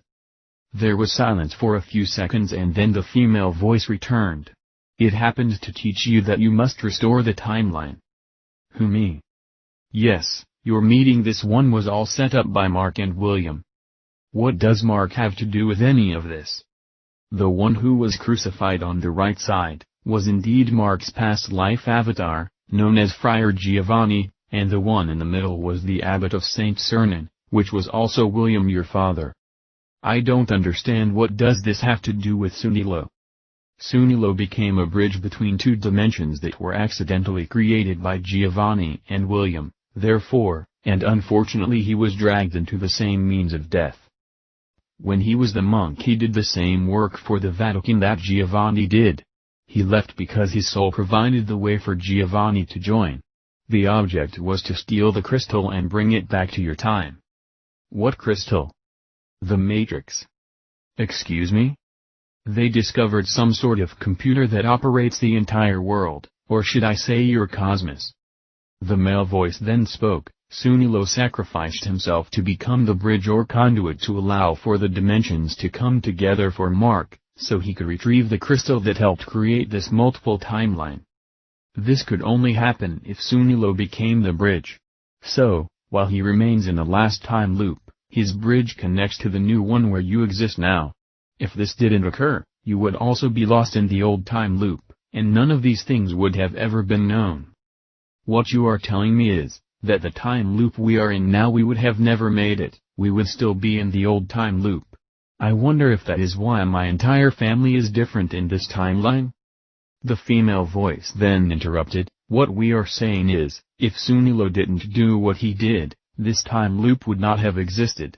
Even though it was created, it would have been changed back to the old one via the mirror. But when Sunilo became the bridge he kept the opening between them both, which allowed for the crystal to be hidden and not fall into the wrong hands, at least not yet. But this is not all that needed to occur. Now that the bridge was opened, a door had to be placed to allow you to return to your true selves, or better stated, remember who you were from past timelines. Sunilo is the bridge, and another among you, is the door. I am not sure I totally understand. Among us? Yes, your soul group. Try to imagine that all time is the same time, but the events are changed periodically giving the impression of a new timeline. Now try to imagine that each event past, present and future are all working together in an alignment, but seem to be vastly separated. What may have happened hundreds of years ago, is connected to all lifetimes instantly as if they were right next to each other. Often there are what is called synchronistic events that the mind usually never recognizes. An event, or something you do, or something that is done to you, it is all part of a greater plan. These events are attention grabbers, and even if you do not recognize them now, someday you will see the connection and understand why it happened a certain way. What this is revealing, is everything that may seem random or even disconnected could very well be alignments coming together for the good of the whole. These events are correlated between soul groups. And they are connected by the spirit of the Caelistus Pater and the Panem Vitae. This was our assurance that even though our body is mind-wept that our spirits will always lead us as if one life connects to the other, therefore, nothing is ever lost except memory when it is not needed at certain times. Beth in her quandary asked, "Who are you this speaking through Sunilo?" "We are good friends of your father William from a different time dimension, the one you were within, but it changed to this new timeline. We were known as Professor Lorethal and FBI agent Maxwell Stram in a parallel timeline. Now we stand between time, giving our last aid to the Soul Group. You have read all about us from the manuscript William left behind and Mark now has in his possession. Oh yes indeed, I know about you. Beth replied. At that moment Sunilo awakened, and recalled everything that was said. He was thrilled to understand that a great divine plan had been working on behalf of the Soul Group and that he was part of it. Beth and Sunilo gave each other a bear hug, and they spent the rest of the night talking about pretty much everything that came to their mind, catching up on time lost. Sunilo then went home and returned later. The next day Sunilo took Beth around the city and gave her a tour of the sights in the town of New Delhi. It was a great learning experience, witnessing the culture and religious ceremonial sites. Yet sadly, the time had come where Beth had to leave. She told Sunilo that she would be selling in her return ticket to change it to go to southern France and meet Mark and Marie and their friend. She then gave a kiss on Sunilo's cheek and said, "I am so happy to meet the man that has become our bridge." Sunilo blushed a little and then said, "You have restored my hope in all things." Beth then boarded the plane. Chapter 29, Marie retrieves the mirror and the prophecy. Marie leaves Marseille with Matthias and they both traveled to Toulouse, France to the abbey at Saint-Sernin, or now what is called the church at the Basilica. They were now on a mission to seek the Serpentine's mirror and the hidden scrolls. They were driving in Matthias' small golden brown Peugeot. On the way there Marie commented, "Did you see that?" Matthias responded, "No, what did you see?" "Strange car just like yours passed us, and there were two people that looked like myself and..." "Like who?" "One of them looked like me, but the other I couldn't tell for sure. But it was really weird." By the time they got to Toulouse, they then located the Basilica immediately, as it could not be missed. The exterior is a splendid vision, especially when one moves towards the church from the east, you would notice its Romanesque appearance. Also, there are 5 chapels which are skirted by 2 more chapels on each of the transepts, creating an extraordinarily pleasing visual. The complex is constructed of red brick, with white stone used for ornamental intonations and sculptures. Many of the roof lines of the chapels are covered with corbels carved with both human and animal sculptures. In the background there is an 8-sided brick tower 65 meters high, with 5 tiers including 3 Romanesque and 2 Gothic, with white stone colonnettes, and a small stone spire. Obviously, much has changed to the exterior in almost 800 years. As Maria and Matthias were in awe, she said, "Well, I hope the inside has not changed that much or we may never find what we are looking for." They then located a parking spot outside the Basilica, as they were about to turn in when this other driver whipped in front of them and stole their spot, so they had to take the next one a couple spaces away. It was then they made their plans. They discussed how to keep others occupied while Marie located the secret panel. They then left the car and slowly meandered their way to the Basilica with Marie toting a backpack, and Matthias holding papers along with maps, creating the appearance of being nothing more than some American tourists. They noticed that the entire building was made in the form of a crucifix, which really made them wonder. Is this the same building Giovanni had been crucified in front of, as Mark had revealed to them, and they turned it into a gigantic crucifix? As soon as they made it inside, immediately Marie noticed this picture and inscription hanging off the wall. It spoke of the first bishop in Toulouse in 250 AD, for some reason she had trouble believing that. However, she noticed the name of the bishop was Saturninus. She realized that the name of the abbey was named after this bishop, which strangely identifies with Saturn. They simply shortened it to Cernin, instead of Saturnin. Evidently, they didn't want it to be affiliated with Saturn, who happens to be a pagan god representing Chronos, the god of time. "That's ironic," Matthias contended. "Do you think it has anything to do with the..." Beth interrupted at that point and said, "Yep, I know where you are going with this, the same thing occurred to me."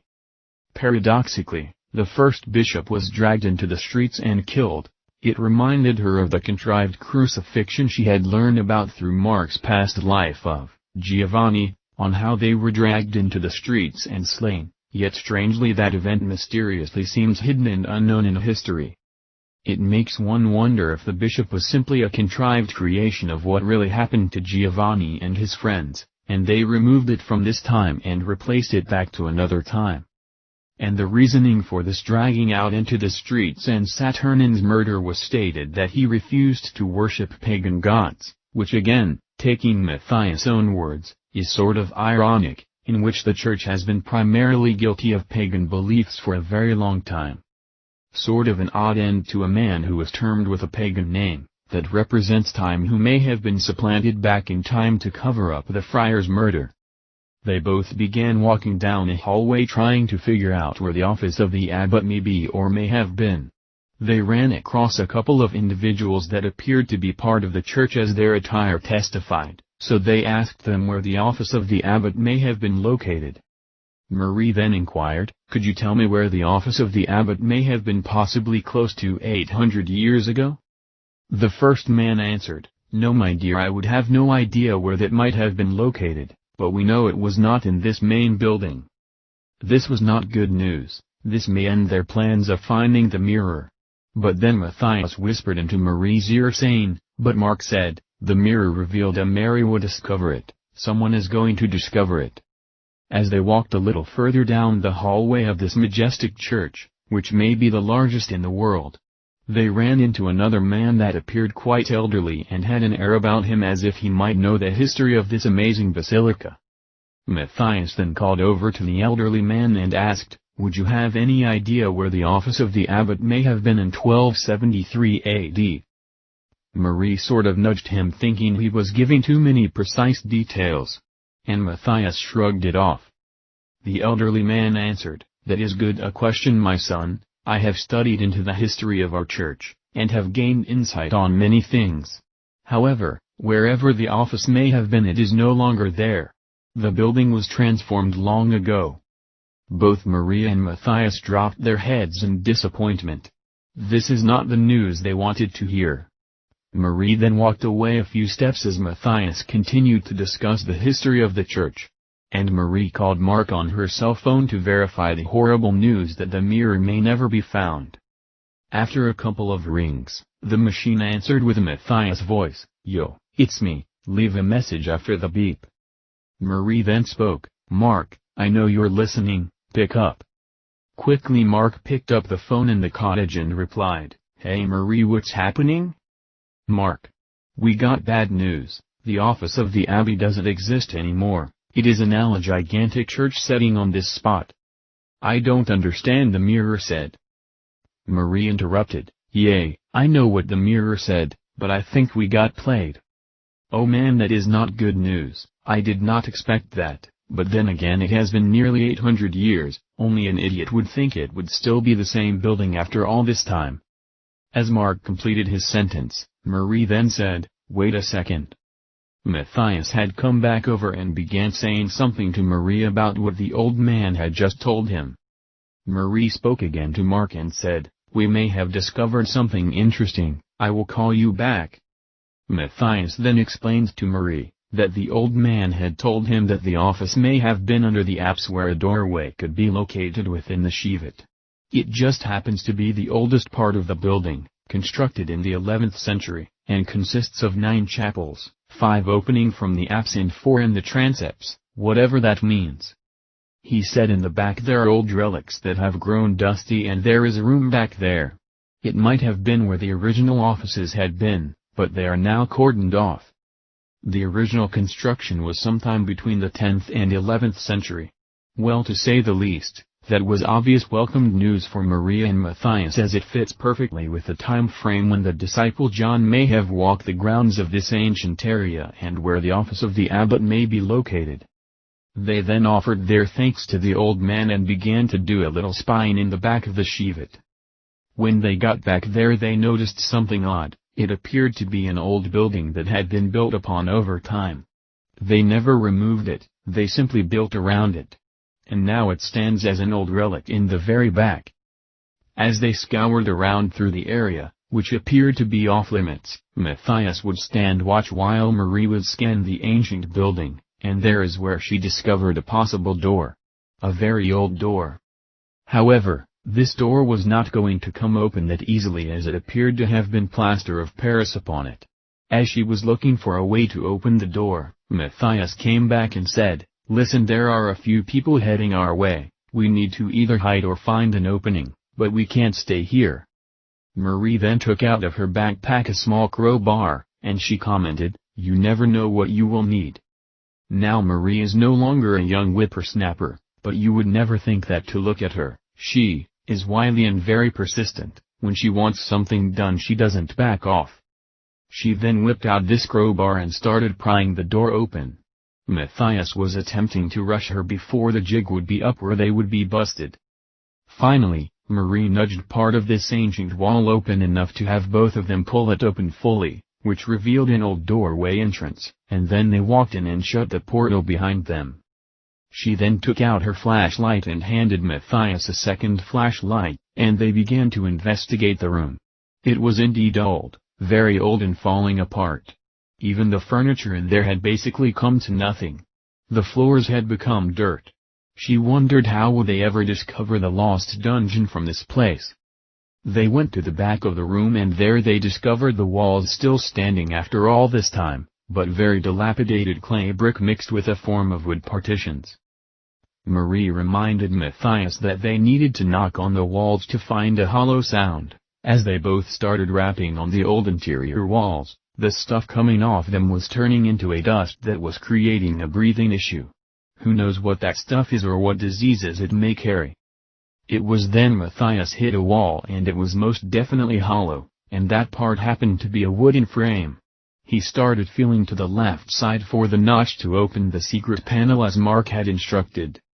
Eventually, Marie took her crowbar and started banging against the wall and it crumbled right before their eyes.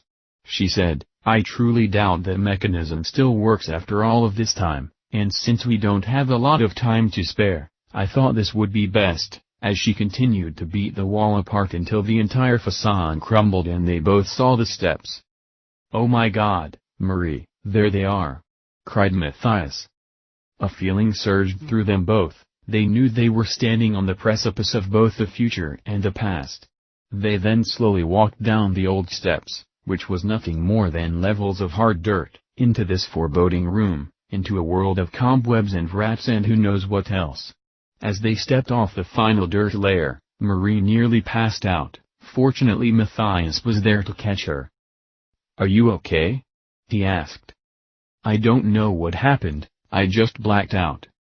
He then motioned to her to sit down on the last step. He attempted to clear away any foreign debris, but that was like wiping off dirt upon dirt. As she sat there recovering, she shined her light around the room. And then she said, "Matthias? Yay. I have been here before, I was down here." "How do you know?" "I just know, when I blacked out, a memory came to me, a very old memory, that I was down here. I helped John plant the messages." There was silence, then Matthias asked, "Are you sure, is it even possible?" "Matthias, I was here, I know it." As they both somberly browsed the room, it was obvious nothing was left. There were no shelves, nothing. There had been some wood that appeared to be rickety that had obviously dissolved over time, and that may have been the shelves, but nothing was left. No clay jars, nothing, except. Marie was shining her light towards the ground and for some odd reason the light was being reflected back at her from this one spot. She said, "Look at that." Matthias asked, "What is that thing?" "Something is there." He then walked over and bent down, with his flashlight, and beyond all miracles, there it was. The infamous Serpentine's mirror. Oh wow, they were both in a state of shock. The mirror was inundated with years of dust and dirt and what appeared to be sand, but enough was uncovered for the light to reflect from. Neither one could speak. Marie got up and staggered a little, walking toward where Matthias was, and as she bent down, she said, "There it is, after 800 years, my God, there it is." Both Matthias and Marie looked at each other with amazement and then back down to stare at this long-lost relic.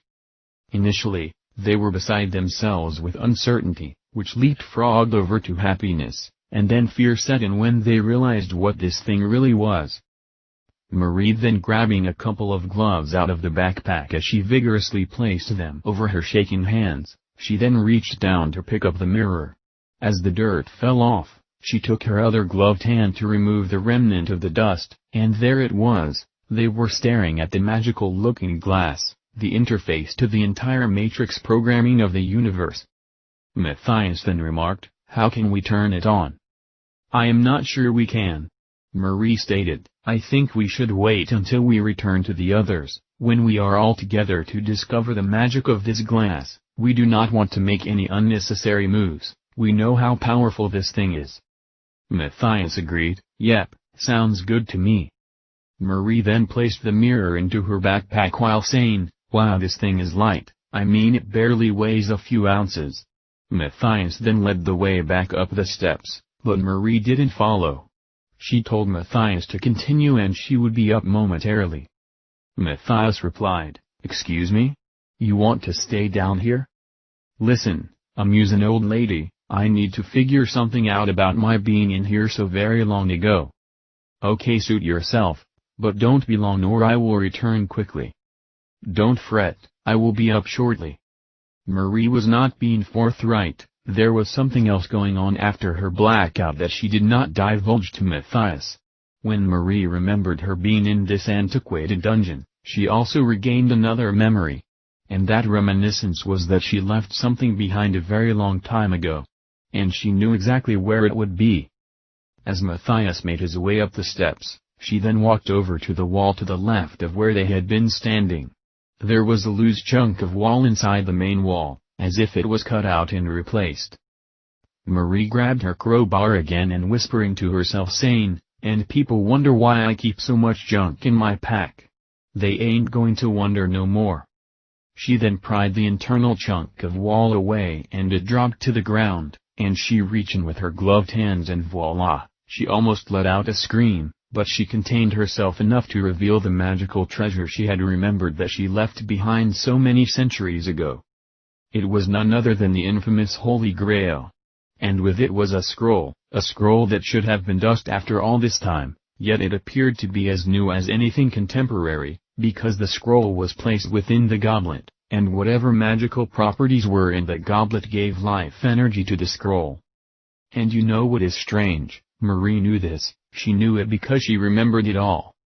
Finally, Marie placed the treasure in her backpack with a mirror, and she made her trek back up the steps, greeting Matthias in the ancient room, yet she never told him about the Holy Grail, she just said, "Well, this was more than a success." Matthias agreed and they both reopened the door to leave, and at that very moment, Marie's cell phone started playing her ringtone, "The Impossible Dream." She grabbed it quickly as to not notify others of their whereabouts who were by this time extremely close by. She said, "Oh my, not a good time for this thing to ring." She grabbed her cell phone out of her pocket as if she was in a duel with a gunman in the Old West. She ripped it out and flipped it with one hand like she was a professional gunslinger and answered the phone quickly with a whisper, "Hello, what is it?" It was Mark returning her call from earlier. The sound was a little too high, so Mark's voice radiated quite a bit as he replied, "Hey, what's happening? Did you have any luck finding where the room may have been?" Marie cautiously responded in a low tone, "Mark, I can't talk now, but we got the mirror." Mark didn't hear her and responded with a shout, "What?" "SHHH, Mark, we found the mirror, we got it, we are coming home." Mark then yelled out, "Hallelujah." Marie quickly hung up on him and Matthias and Marie left the premises. As they walked outside with high ecstasy and Marie holding a clandestine relic beyond all secrets, they began to head to their car. It was then Marie stopped suddenly and tugged on Matthias to do the same, while she blurted out, "What the hell?" Marie pulled Matthias back behind a wall, and then said, "Look around the wall, who is it that is walking towards the church? Who are those two over there?" As Matthias slowly peeks around the wall, his demeanor exposed something very shocking. My God, how is that possible? Maria and Matthias saw themselves walking into the church as they had come out of the same vehicle Matthias owns. Matthias then continued, "Maria, that is you and me? How is this possible?" Marie then said, "I told you I saw someone driving in similar vehicle when we were heading here. Timelines emerging is my best guess, it has to be timelines merging together, but why?"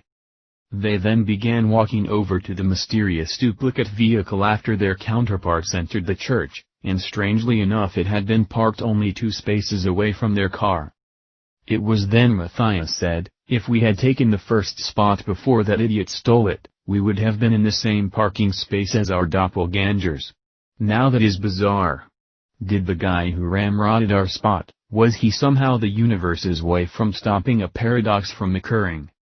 "Yay, curious no doubt," Marie chimed. It was then as they were walking towards the other vehicle, and were now about 25 feet away, the duplicate vehicle vanished, it just disappeared. "Holy Grail, did you just see that?" Marie uttered. "I am not sure what I just saw, but why did you say Holy Grail?" "Oh, I did? I meant to say, holy cow." Marie's excitement along with this weird experience of déjà vu almost let loose the secret, but then she asked, "Did we witness a time loop event of another period? Did we cause something to occur when we took the mirror?" "You got me." Chapter 30, The Mandela Effect Quandary. Mark along with the others all got into a discussion of how many things were changing in their world. People who had been once reported to have died, are now very much alive. Even scenes in movies had changed, and millions were positive they witnessed these events morph into something else. Yet, there were also millions that never saw anything change, that everything seemed normal to them. Mark then added something very important to the discussion. "One thing I have realized that is really telling, is that the people who are freaked out about the apparent changes, they are truly disturbed and disoriented, something that is doubtful to occur when it is just a memory flaw, especially when it involves millions of people all diagnosing the same variations. Those that recognize the change are having difficulty dealing with the deviations, like being spooked deeply into their very soul. There is another worldly attribute about this. Now maybe I am not being fair, because I am one of those who have seen the many inconsistencies, so maybe I am biased. However, this is what I have noticed when trying to develop a conclusion. The people that witness the changes, they come from all walks of life, there are no ties, or connections to one another. And they are deeply affected by these odd events. Now in contrast, those who do not see the changes do not recognize anything altering. They claim that is it all memory failure. Yet for some strange reason, none of them seem to have the quote-unquote normal memory failure problem. Under scientific scrutiny this makes no sense. If it is a flaw in memory, then everyone would agree on some things. But those who do not see the changes not only disagree, but they get angry and critical to those who have believed they have witnessed such changes. The unbelievers act like they are special among the masses for not falling for this ploy. It appears to me that vanity and ego really rise during events that reveal things out of the third-dimensional consensus reality. Therefore, my feeling is, I must call fallacy on those who do not see anything, and place more of my belief on those that do recognize the changes. However, this may also not be totally fair because what we are beginning to learn is that not everyone is from the same dimension, somehow there is some sort of frequency bleed over. Therefore, we must agree to disagree, that some people see the change because in their timeline, something did change. Nevertheless, those who do not agree, either are being stubborn, or they never had anything change, and everything is normal to them. I could see why they would be angry, because in a sense they are being left out of some of the most amazing events ever realized, yet no matter how hard they try, they don't recognize their peculiarities. To them the time, places and events haven't modified, so their only reaction is to point fingers and blame those who do witness these obscure variations as simply being out of touch with reality. How would you feel if many were saying that they recognize something, and no matter how hard you look you cannot see it? Your only recourse is to accuse, blame and judge others for somehow being mentally askew. You certainly would not want to take the blame. Mark was watching videos of many people claiming changes have occurred, in everyday products, movie scenes, logos, even places on Earth as we witnessed from India, which revealed that things have morphed. As he watched these videos, he realized that he didn't agree with all the supposed changes others were speaking of, and he admitted that memory could be faulty in many cases. Marie then offered an opinion. I saw a video not that long ago proving our brain is not as brilliant as we would like to believe. We fool our brains all the time by the way light hits, or shadows, and our brain believes it sees something or even hears something that is not valid. This evidence really gave me the creeps because it proved how easy it was to be fooled. Therefore, there is all possibility people are just fooling themselves.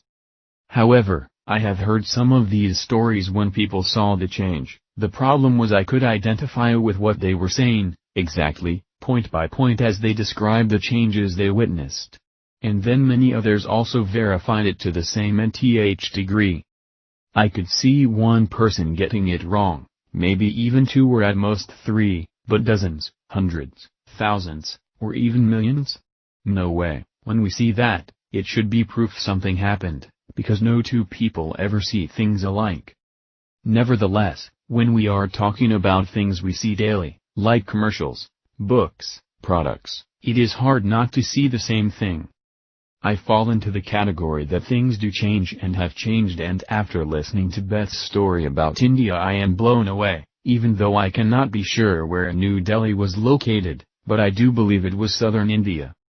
Mark continued to watch some videos as everyone else was chatting among one another talking about their own strange events. Everyone except for Matthias, he was strangely quiet.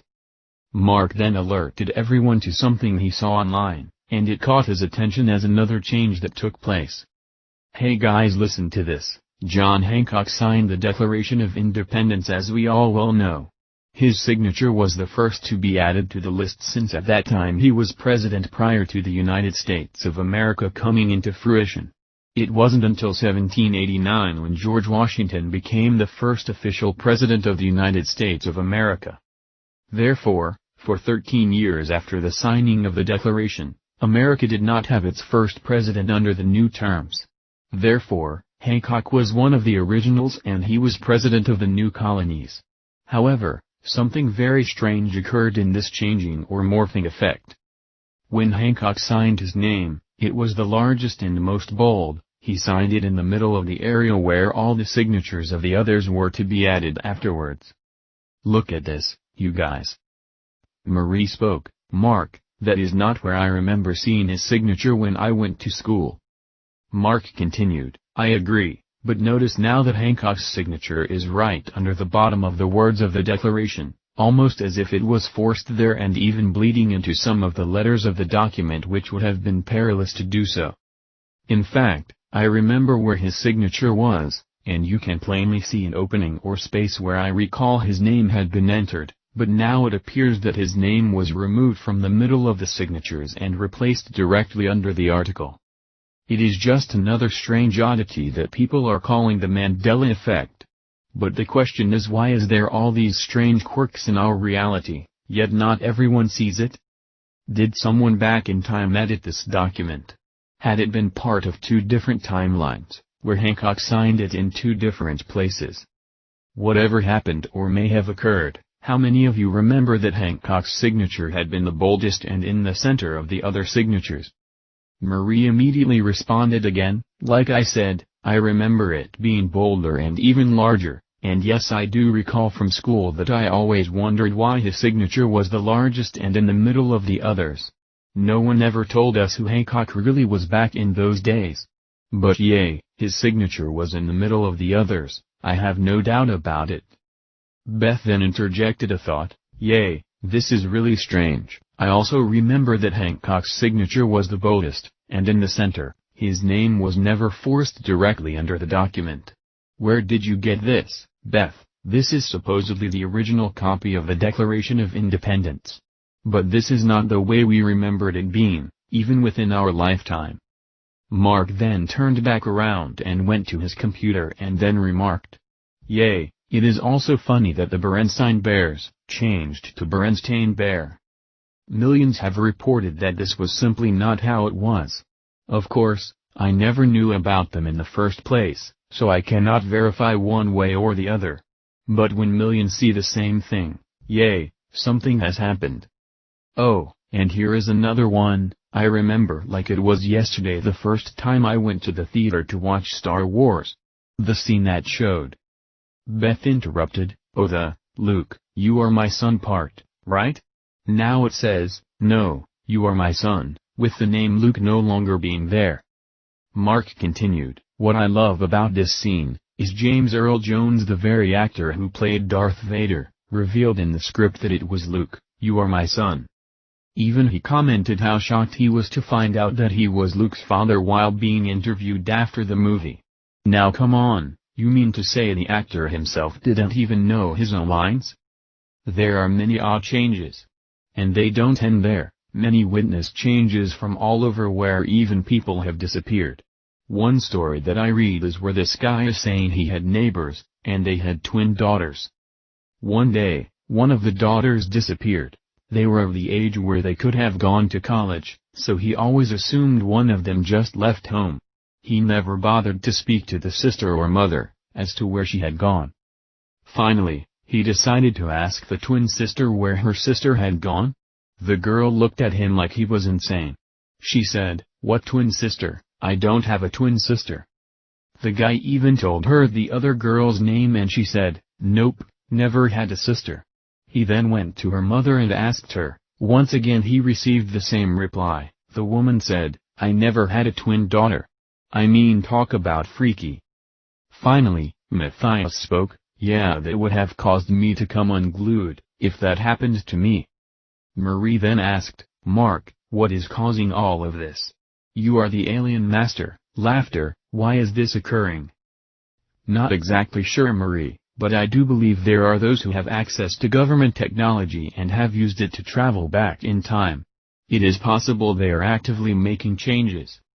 Yet, that doesn't answer all things, because too many changes are so slight they would often be overlooked. Why use this technology to change a period to a comma or an exclamation point to a question mark? You see what I am saying, some of the changes look more like works.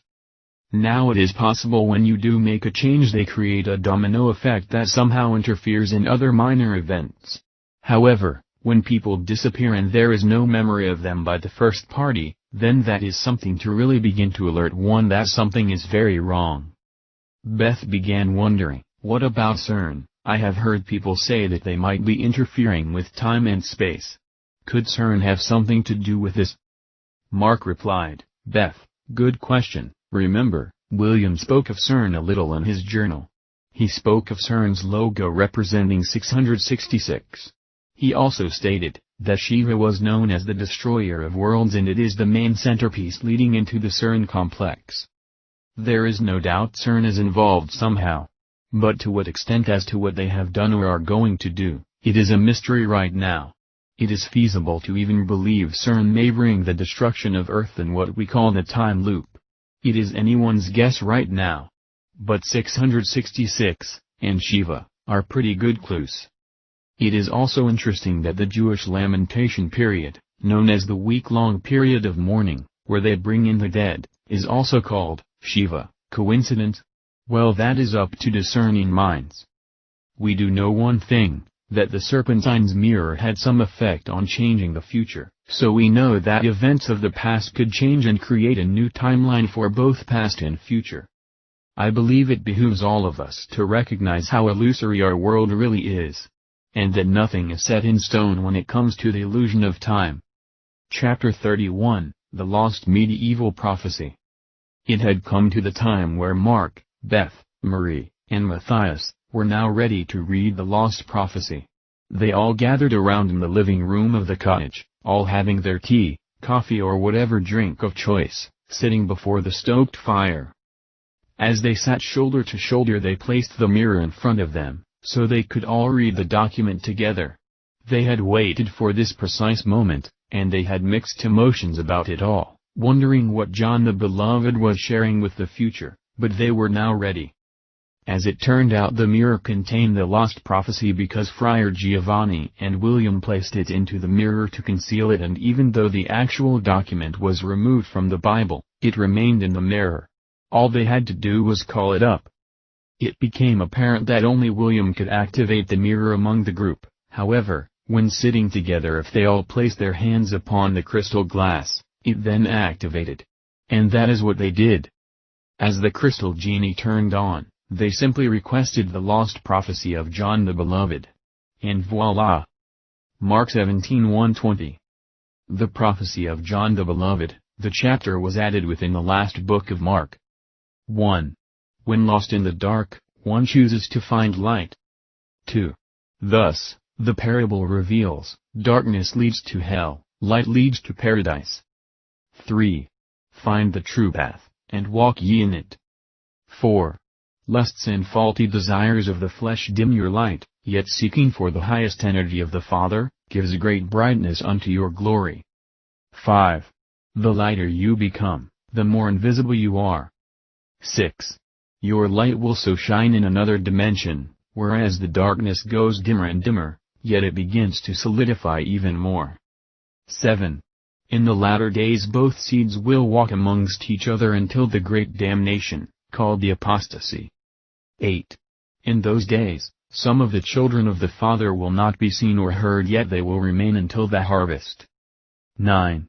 The dark ones, those who succumb to the perilous lies and find comfort in evil and wickedness, shall remain visible and suffer horribly. 10. Both shall dwell together, but no harm will come against the light, only the darkness. 11. As it was written, evil shall be called good, and the good shall be called evil. 12. 100 shall fall on your right, and 1,000 shall fall on your left, but you yourself shall not be harmed. 13. You shall walk amongst the error as the chosen children, but you shall not be partakers of their plagues. 14. As you lift your spirit and seek the highest, you shall be rewarded greatly, and the harvest will come to bring you to paradise. 15. But those who continue to walk in the ways of Baal, shall continue to roam this forbidden world forever and ever. 16. Our Lord revealed He shall truly return and gather the elect from the four corners of the earth. 17. Yet only those who are invisible shall be gathered, and those who are visible shall be forsaken. 18. The earth will turn over, and its garden will be replanted. But those of the Lord shall reap eternal life in all its glory, leaving behind the desolation and abomination, to relive its torment. 19. The mystery of our Lord was revealed in His life and afterwards. That the body is only the vessel of death, and it is seen, but that which is within is from the Father, and it is our vessel unto eternal life, and it is unseen. 20. Let this prophecy be known for generations from heretofore and beyond, and unto those who have eyes to see, let them awaken, and ears to hear, let them sing, but unto those who are dead, let them remain. And so shall this mystery be established forever and ever. Amen. Footnote: Mark 17 was removed from all original copies of all Bibles in the early 17th century, never to be seen again. But alas, it has been recovered for those who await the harvest. Chapter 32, The Story of Mary Magdalene from the Mind of Marie. After Matthias and Marie returned to Marseille after they had retrieved the mirror and the scroll along with one other mysterious item. It was then they learned that Marie discovered the famed chalice, the goblet that Jesus drank from, at the Last Supper, the famed Holy Grail. Marie revealed that Mary was with John when they hid these items in the St. Sernin Abbey. However, that was nothing compared to the story she was about to reveal. A story that has long been tossed about with very little proof, yet now from the mind of Marie she paints an entirely different picture than anyone has ever heard before. How could she know? Where would she get this knowledge? Did it come directly from the Holy Grail that she discovered and brought back with her? When asked by Mark how she knew where the famed Holy Grail was located, without hesitation she said, "Mary put it there when you were not looking." Mark, with complete shock upon his face, responded, "Excuse me, when I was not looking. I had been in that secret chamber with William as Giovanni of old, but no one by the name of Mary was there. How can you say Mary put it there when I was not looking?" Marie laughed and said, "Buckle up everyone, I am getting too ahead of myself. because I am about to unleash a story that will leave you all speechless." Marie began, "You have all heard of Mary Magdalene, right?" Everyone began shaking their heads in the affirmative. "Well, it is time you know the real story.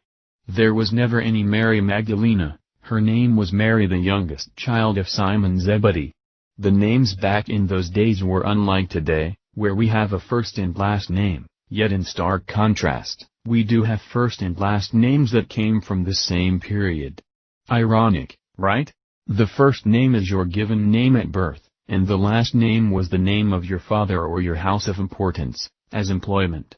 In this case her name was Mary of Zebedee, today she would be called Mary Zebedee.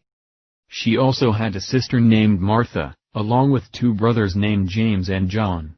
Both James and John had been called out by the great teacher, our brother, which many today now call Jesus.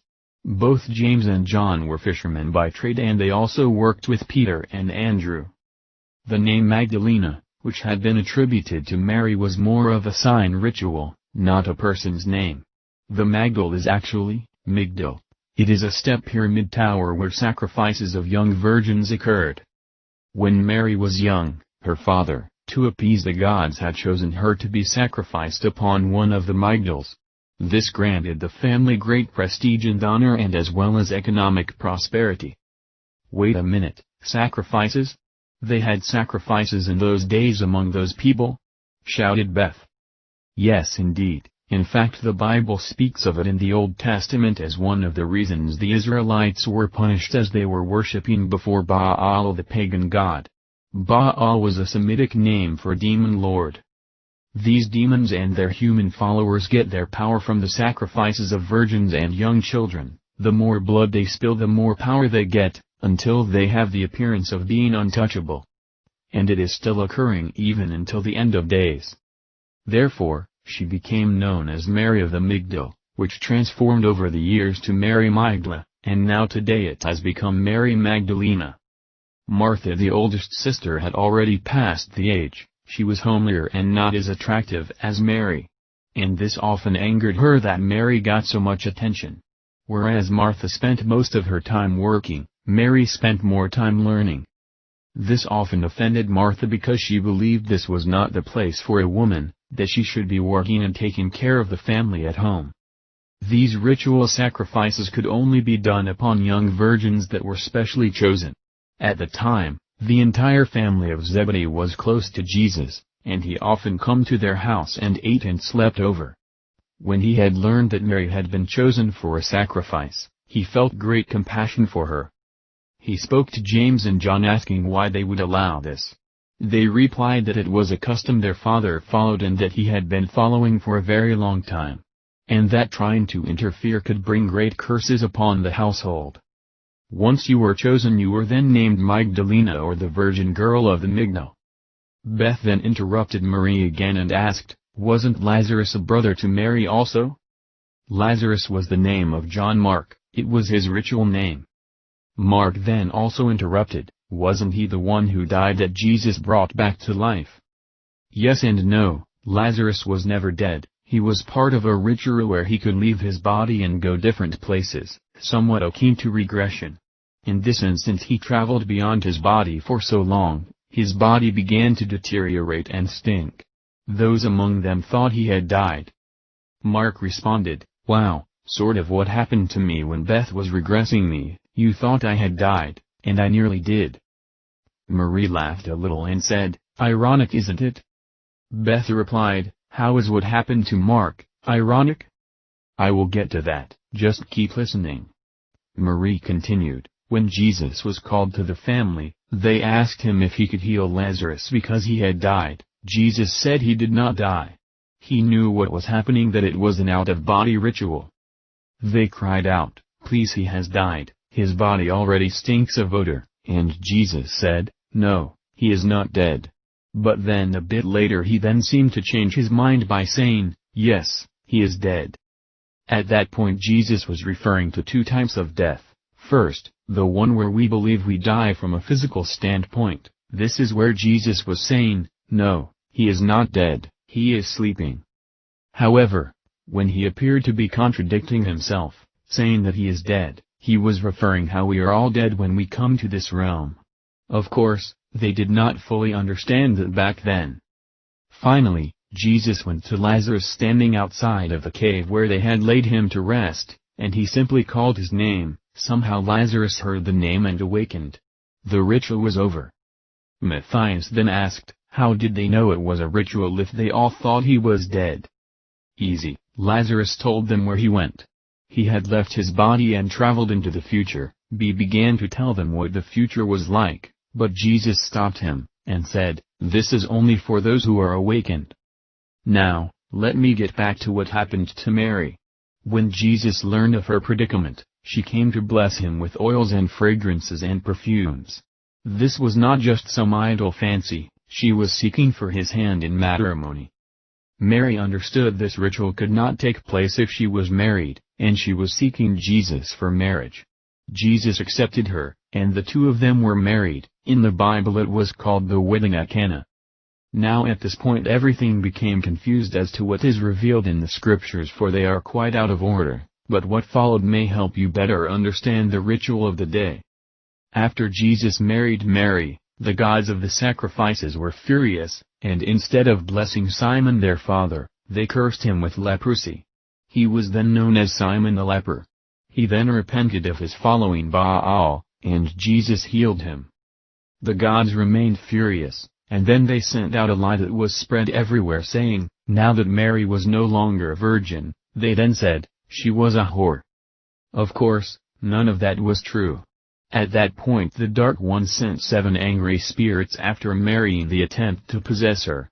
They were so angry they wanted to destroy not only Mary, but Jesus also. However, when Jesus saw that Mary had been attacked by 7 spirits, he healed her and protected her from that ever occurring again. Yet from there on out, Mary was spoken of as the great whore possessed with demons. Wait, it doesn't end there. They then concocted the story that Jesus' mother, who was called Miriam, which was another name for Mary, and she was the one that remained a virgin. That was hard to buy since she had many children. This is where the virgin birth came from. In their anger they devised a plan to implement all this that happened to Mary upon the mother of Jesus. It was all part of the God's sacrificial rituals that created this fake story. It was fake news. However, Jesus did have a human father named Joseph that sent his seed into Miriam, and that is how Jesus was born, not because anything the gods had done.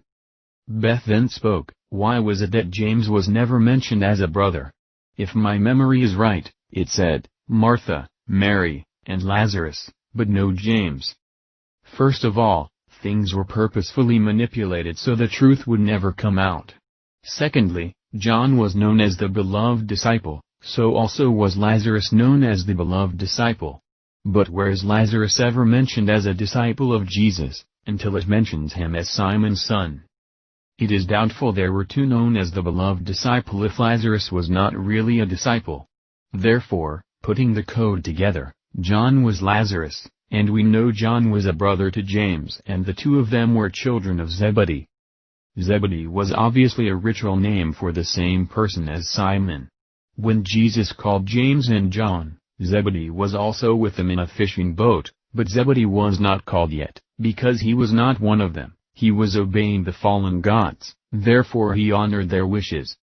Zebedee was a name that signified as being one of Jehovah's. His wife is mentioned as Salome. However, no wife is ever mentioned about Simon the father to Mary, Martha, and Lazarus, because these stories were broken apart to confuse people. Mark then interjected again with a thought, but how did you know where the Holy Grail was? Marie looked at Mark and said with this amazing expression upon her face, Mark, I was Mary. The night Jesus was killed, John grabbed the chalice and gave it to me to hide.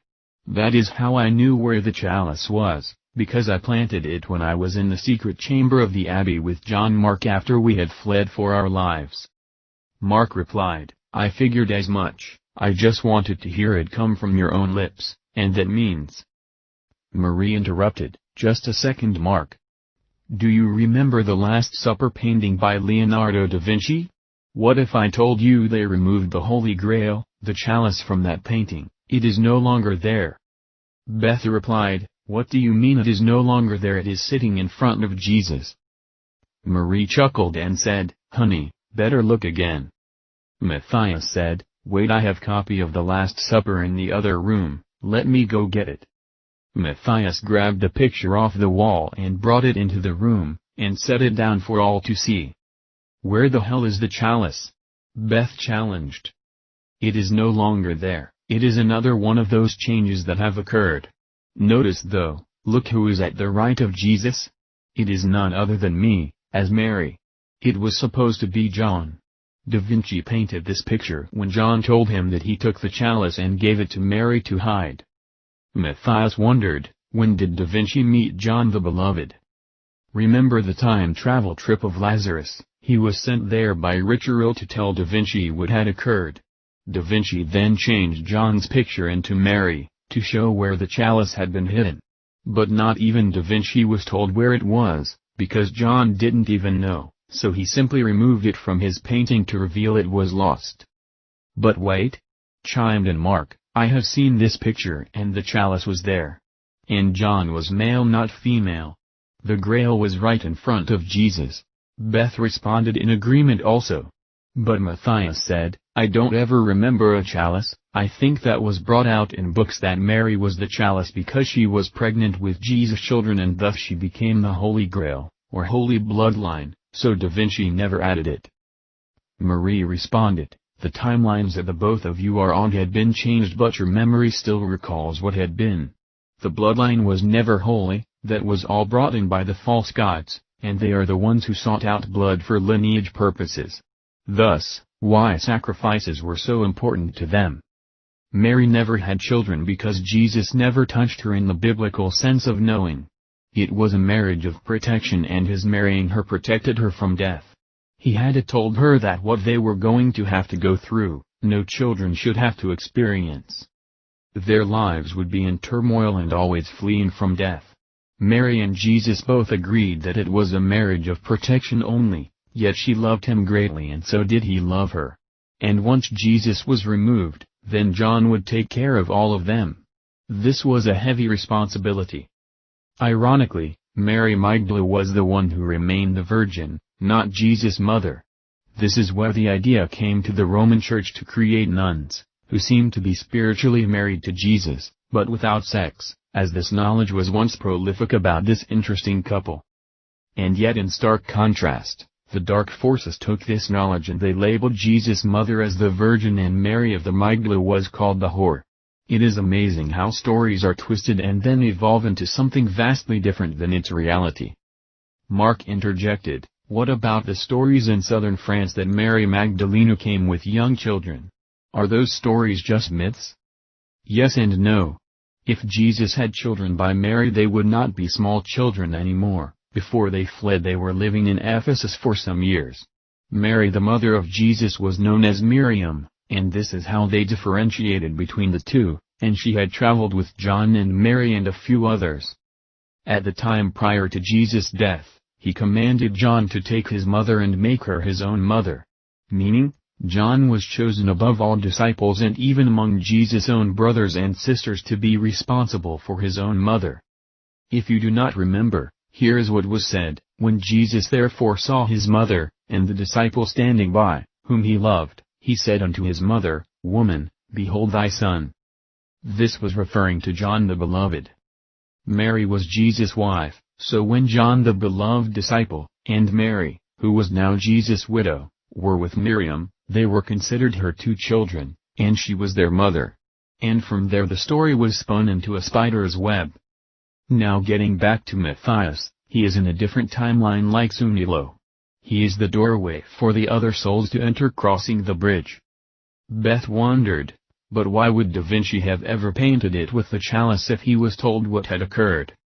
He painted it before John met him during one timeline, that is the one you recall, and therefore the chalice was there, but when John met him he removed the chalice and changed John's picture to Mary because she became the female version of the Beloved, because she had the Grail not John. Everyone in the room gasped, and then Mark responded, but when did you go into the abbey to plant the chalice?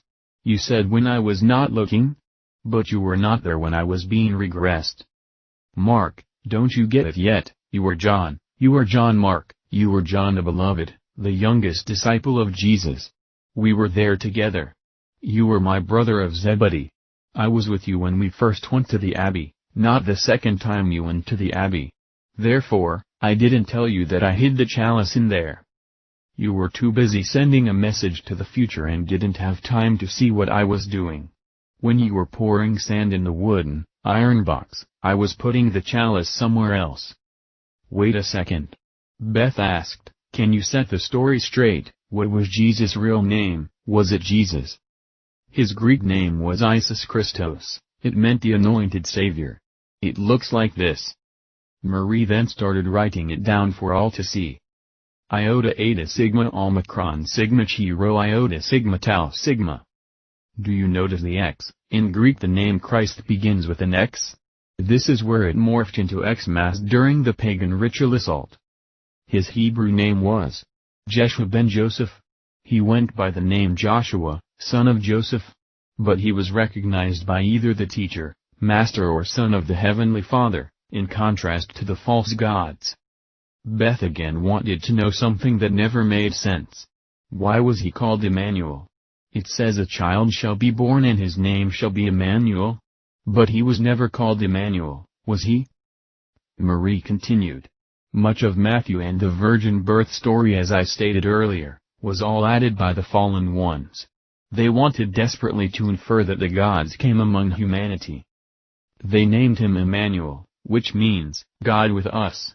You must understand, they were laying the groundwork for a false Christ. Their Christ was of the gods brought from Lucifer himself. It was an alien interaction where one of the gods impregnated a female and brought about a false Christ, or should I say many Christs over the ages, because they are still among us. I must stop now and prepare all of us in the time to come for the news, where I reveal the second scroll that was hidden with the chalice. In that scroll it reveals the interpretation of the lost prophecy, since we all agree, it didn't make much sense to us as it was written. Maybe now it will help us understand. Chapter 33, Mark writes the divine secret garden under the name John. Mark spent the next many months living in France and writing 4 important books. The messages on the clay jars gave him a clear idea how to visibly identify the key points and write everything in such a way that it would be understood by the true children who came here and are now within their selected soul groups. These messages were scribed onto the jars themselves, revealing how each book needed to contain clues concerning what Walter had revealed. These were the clues. 1. The mystery of the harvest. 2. The mystery of humans and the watchers.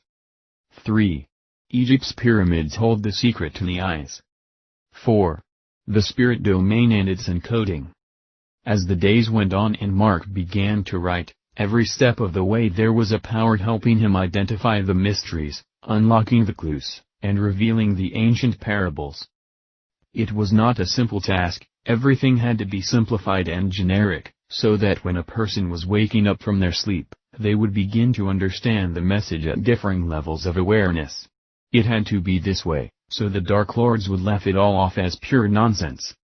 The true seeds, as Mark had learned about, were the true children of the Caelestis Pater and the Caelestis Mater, along with their son the Panem Vitae. We know them today as the Father and Mother and the Christ. Mark was changing, he was becoming the words he had been writing, and seen deeply into the message. At this time Beth and Marie went back to the States, and finalized plans to move back to France permanently. They all knew deep inside that things were about to change drastically on the planet. They both finished reading the Lost Journal as well as the initial book Walter had created showing Tim Trovel's research via the notepads. Everyone now understood the importance of what was occurring in their individual portion within the plan. Mark had spent 9 months completing all 4 books. Most everything was revealed from memory as well as personal guidance from beyond. Each of the 4 books took on its own power, yet they were all coordinated to be written one after the other. Anyone trying to read them out of order would leave one very confused. After lifetimes of learning the esoteric, along with the hidden mysteries of life, Mark became fluent in how to drop codes into his writings so the words themselves would not be as important as the hidden message. This was done to help the awakened know where these mysteries had come from, that the Panem Vitae had revealed them within their inner being. Not a soul would be able to explain the importance in detail, they would just know the inner sanctum of reality within their spirit. Mark had been instructed that there would arise enemies everywhere in the attempt to destroy or demonize the work. He was then told the books must of themselves do the job and he was to walk away and basically disconnect from the reader. Of course, learning what Matthias had done where he sacrificed all, even his home to become a staging house to finish this work. Because of his wealth he was able to do this.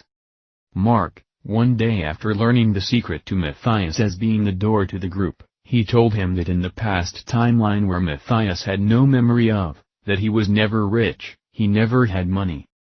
No matter what he did he was blocked from ever having anything, because the Dark Lords knew his heart and that he would use that money for spiritual purposes of helping the lost children to become more aware after the father and mother awakened their heart.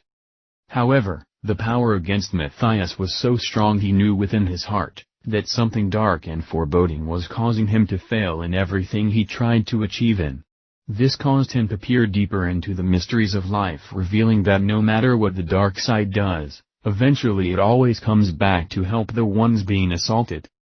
When Sunilo became the bridge, it helped the others to break through from the dense fog of delusion, awakening them to comprehend the mysteries of life.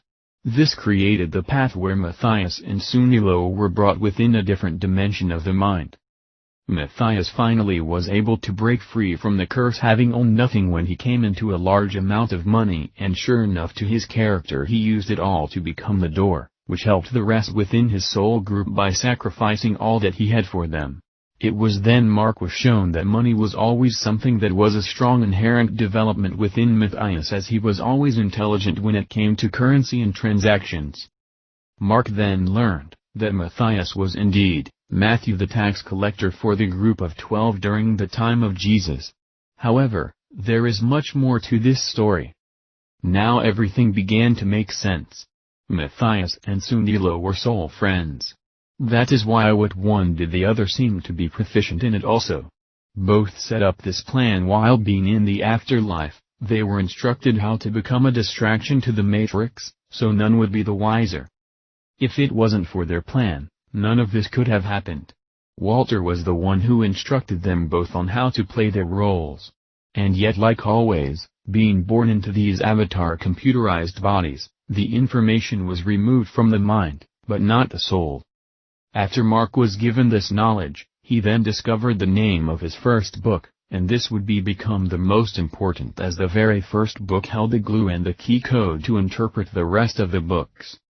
The title was finalized. He called it The Forbidden Knowledge, The Children of the Harvest.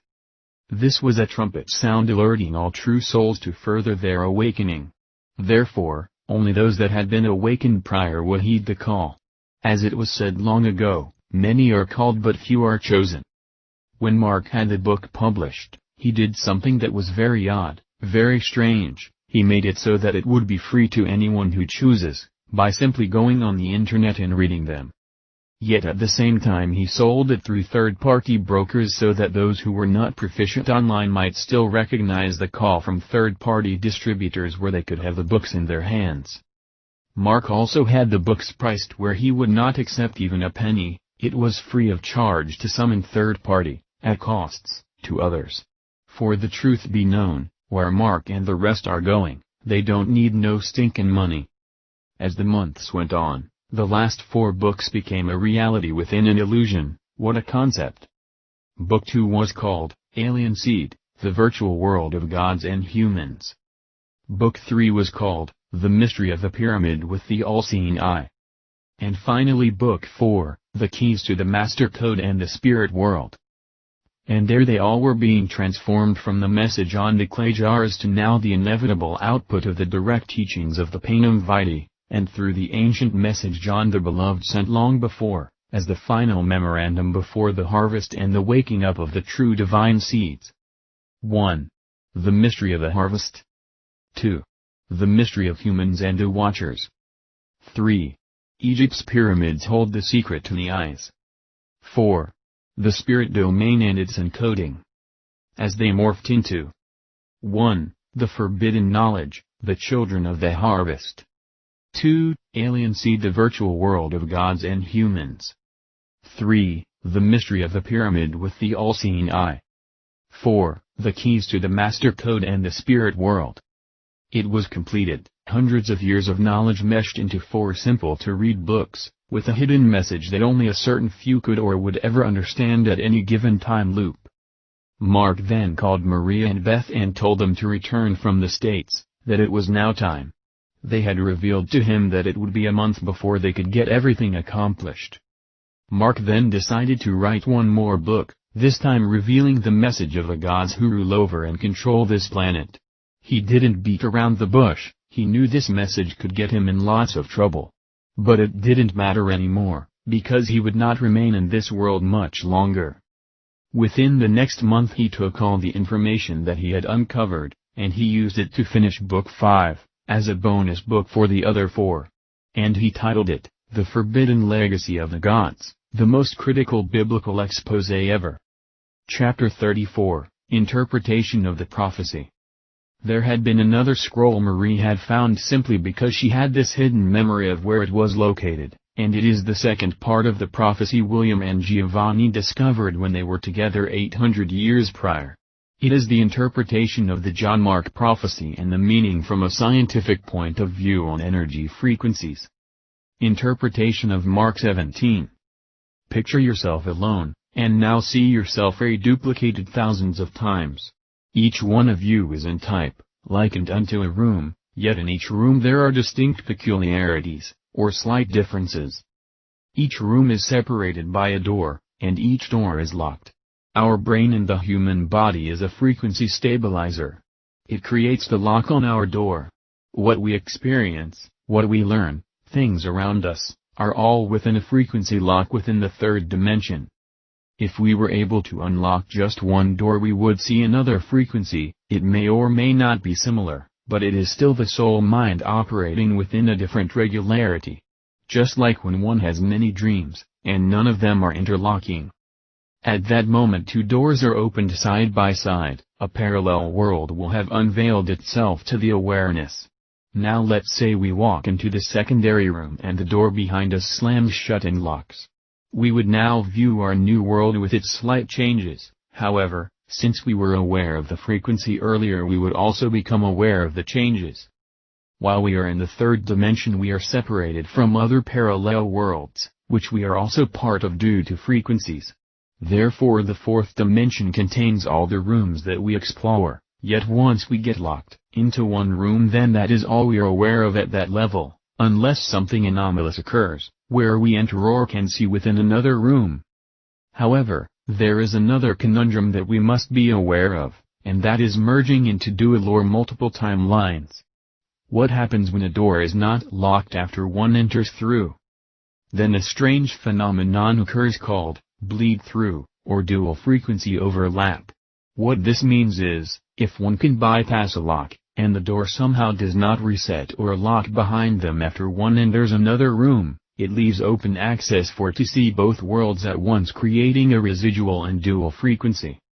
Try to fathom this quirkiness. Each room is programmed for you, even though an entire world is surrounding your consciousness, and even with all the people that seem to exist in your world, each person has their own frequency lock within the body. What we witness or perceive is beyond us, and it is coming from within the matrix computer through the programmed brain via millions of files. There is nothing beyond or external from our holographic bodies.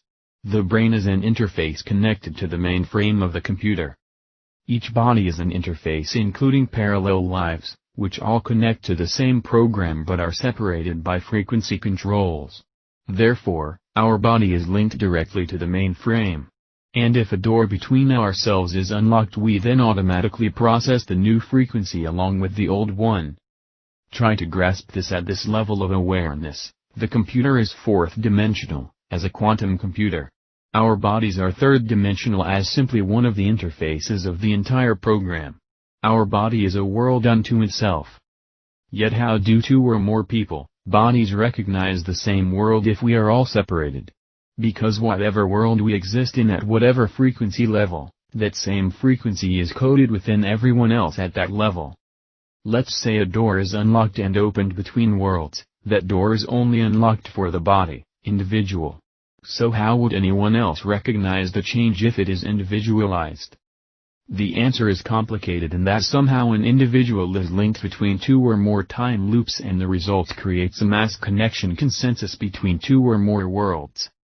Try to imagine setting up dominoes in a line where if you knock one over and then all of them fall throughout the duration.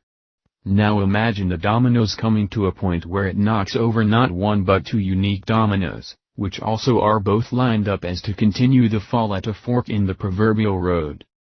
A dual event would have been created and, yet it would remain single, because this dual line is the same line split in two.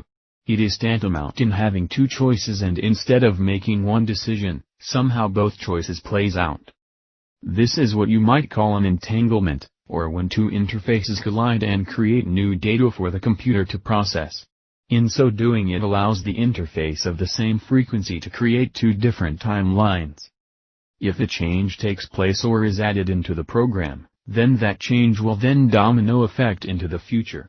And the change would instantly appear right at the nexus point where it had begun traveling down two different roads.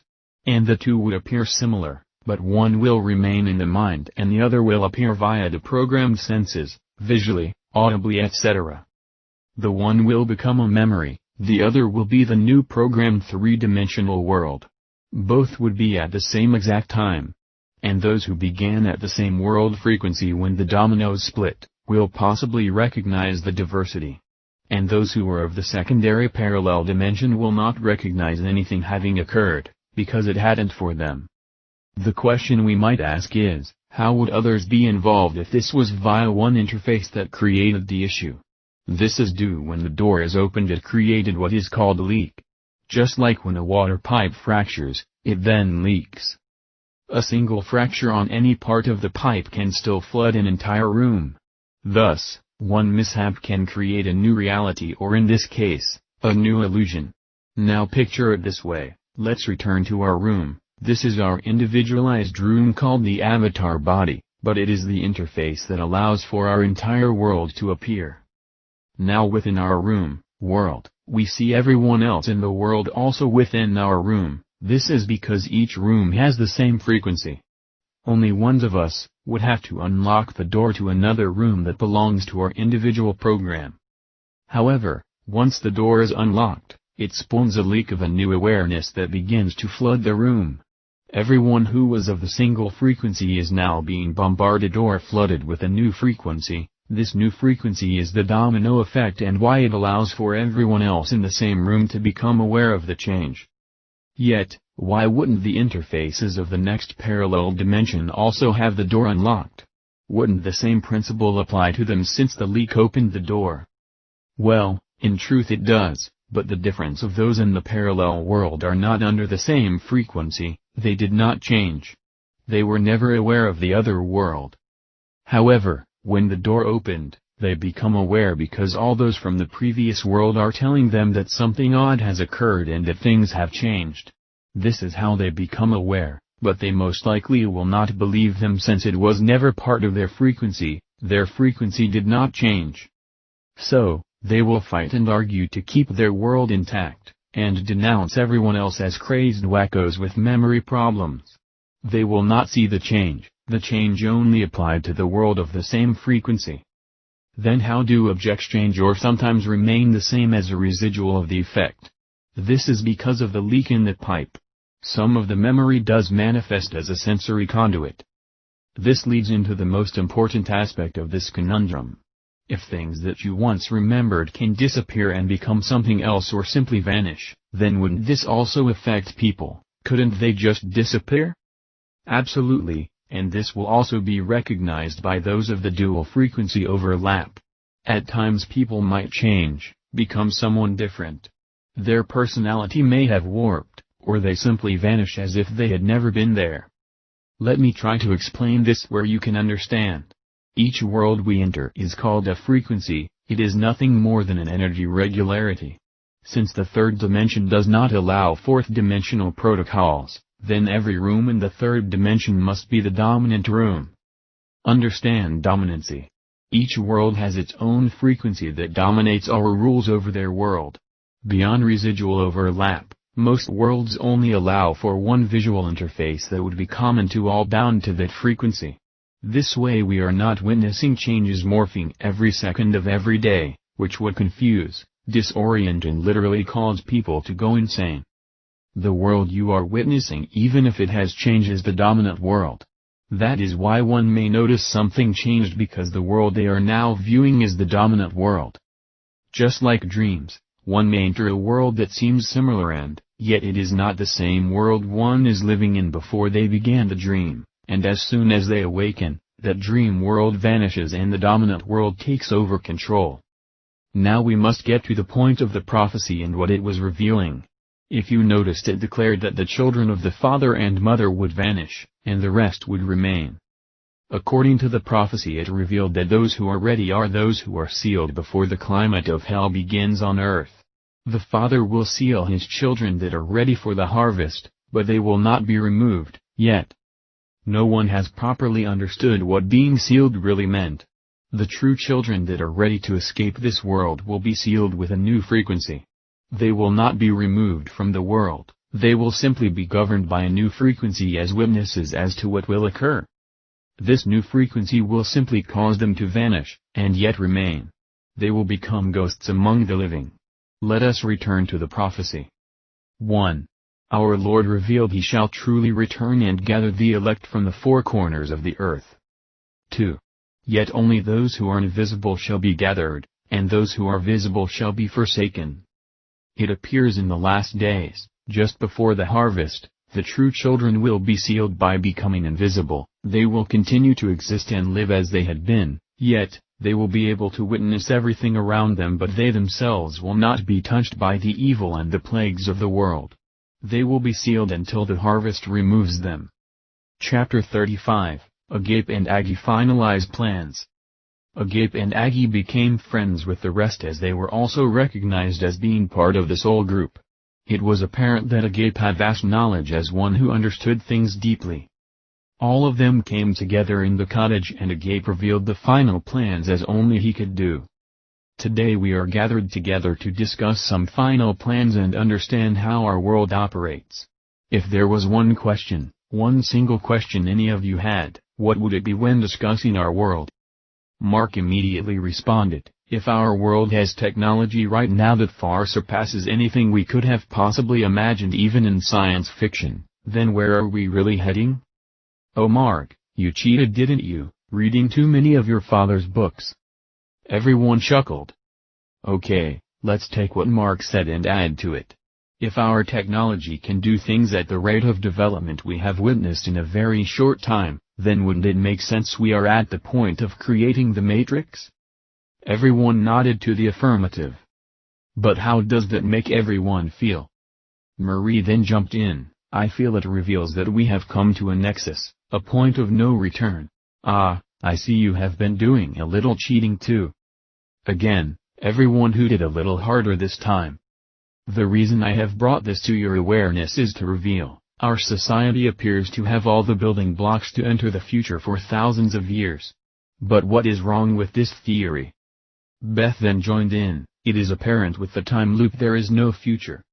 Exactly, well stated Beth.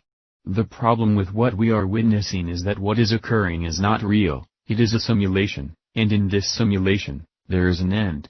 But why would we end right at the point of the greatest potential and development in the history of humanity? Anyone?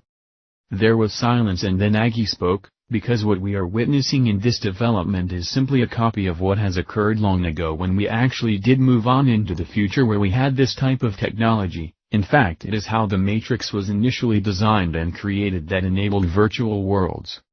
However, since it was created, those who wanted power and control had no desire to see the Matrix fall into the hands of just anyone.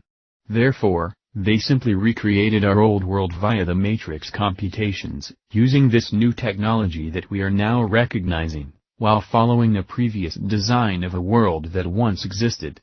Our world was designed and created by the very matrix technology that we are now learning about. However, before we get to that point where the matrix could fall into the hands of anyone, the program simply ends, and we never quite catch the rabbit. Exactly. We are at the nexus of the very program itself.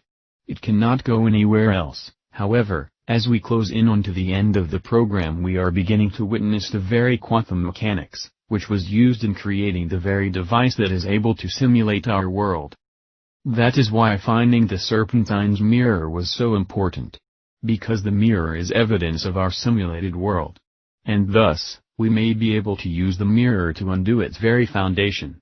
However, that is not our goal. We are not here to destroy the matrix, we are here to learn how to break free from its grip. The question is, what if we could move forward into the future? Is there any reason why we may not be able to accomplish this feat if it were possible? Mark then raised his hand, and Agape called on him. Go ahead, Mark, I have a feeling you will know this answer. The one thing that no civilization can move forward from is moral depravity. It is not possible. It affects intelligence, it affects strength of reasoning and discernment, it affects the way we live. It is the kryptonite against any nation, country or continent from moving forward in knowledge and wisdom. It is simply not possible. No more than it is possible if you cut off the legs of a frog, the frog can no longer jump forward. Moral integrity is our creative legs. That is correct, Mark, very good. And this is the very cornerstone to the nature of why we couldn't move forward even if we had the opportunity. Moral depravity destroys future possibilities. And there is nothing anyone can do to change this. Moral decline will always lead to absolute destruction. And voila, you have your time loop. Every empire collapsed because the people failed to learn this easy equation. The idea that anyone can serve themselves at the expense of everyone else is the formula for annihilation. Some have conjectured that there is no good or evil, there are different perceptions, just like we might see an ant and step on them destroying their entire village of ants, and think nothing of it. Some have believed it is no different than a non-human species, possibly alien, that they might react that way towards humanity. They conclude it is not good or evil. It is simply a different expression of one's philosophy. However, who can tell me what is wrong with this theory? Marie spoke up. Good and evil should not be an individual expression. Just like when we have children, it's our job to teach them what is right from what is wrong. These are not individual expressions but millenniums of proper conduct between one another. That is why we have spiritual avatars who have come among the people, and even if they have different protocols, they all basically teach the same thing when it comes to conduct and expression. Therefore, if someone else came on the scene and began to lead with another expression that was not based in the highest spiritual optimum or ideal, it is not just another expression, it is a failed expression, and whatever race that believes or adheres to that expression, has already proven they have fallen. Isn't this what our ancestors have revealed to us about the fallen gods who have come to this earth in all their alien costumes? They decimate one place and move on to terminate another? This is not a higher expression, it is parasitical. And this is never validated throughout any universe. It is simply wrong, period. Excellent, Marie, I could not have worded it any better. Truth and error and good and evil are not conceptualized ideas representing one idealist view above another. There are not many different versions of good, there is only one. Do unto others as you would have them do unto you, thus, it is universal. The golden rule is by far the only rule that establishes continuity and unity among all races and among one another. If anyone veers from this rule of good, then they are operating from the rule of evil. Matthias then jumped in, so basically it is all about love, love is the key, right? Matthias, it is always about love, but remember all the amazing things we have learned, especially now that all of you have read Walter's book, having Tim's notepads, as well as William's book that Mark has so wonderfully completed. The dark ones live on the belief of mixing good and evil. They use the light to confuse and then bring on in darkness. That is why I took the name Agape. It literally means outflowing concern. This is the correct love that we all must adhere to. However, The world has been deceived into believing that love in general should be accepted. The love the world has was compromised by Saul Malum and the Diabolus is that they created a false love. In Latin it is called philo, a love that includes lust and desire. A love that demands ownership and obedience. This type of love is skewed. Some believe we are to love all things, because the nature of love is simply love. Again, we have learned this is not so. We can love one and forgive them of their mistakes, this is something we must do. But we can never love evil. When you love anything, you give your energy to that which you love. If the love is not the correct love, it is a fake love garnered by the deception of the mixture of good and evil. And that energy is misused and must be deleted. Beth then stated, didn't Christ teach us to love our enemies, and to do good to them which persecute us? Not exactly, Beth. Let me try to explain the mystery. He taught you to love that which is good but to eschew evil. When those of the fallen ones came before him, he didn't just put out his arms and accept them with great love and give them all a bunch of hugs. Again, fierce laughter. Why? Because he would never give his energy from the Father over to darkness, like throwing pearls before swine. That is why he said often, "Get behind me, Satan, or you are the children of the devil." He didn't sit down with them in fellowship. He set rock-solid boundaries. Now when he went among the people that were sinners, he did sit down with them to break bread and give them aid. Do you know what the difference was? Mark said, "I believe so." Mark, not for nothing, but let someone else take a crack at this. He pointed to Matthias and said, "Want a crack at it?" Matthias sat forward in his chair and began speaking.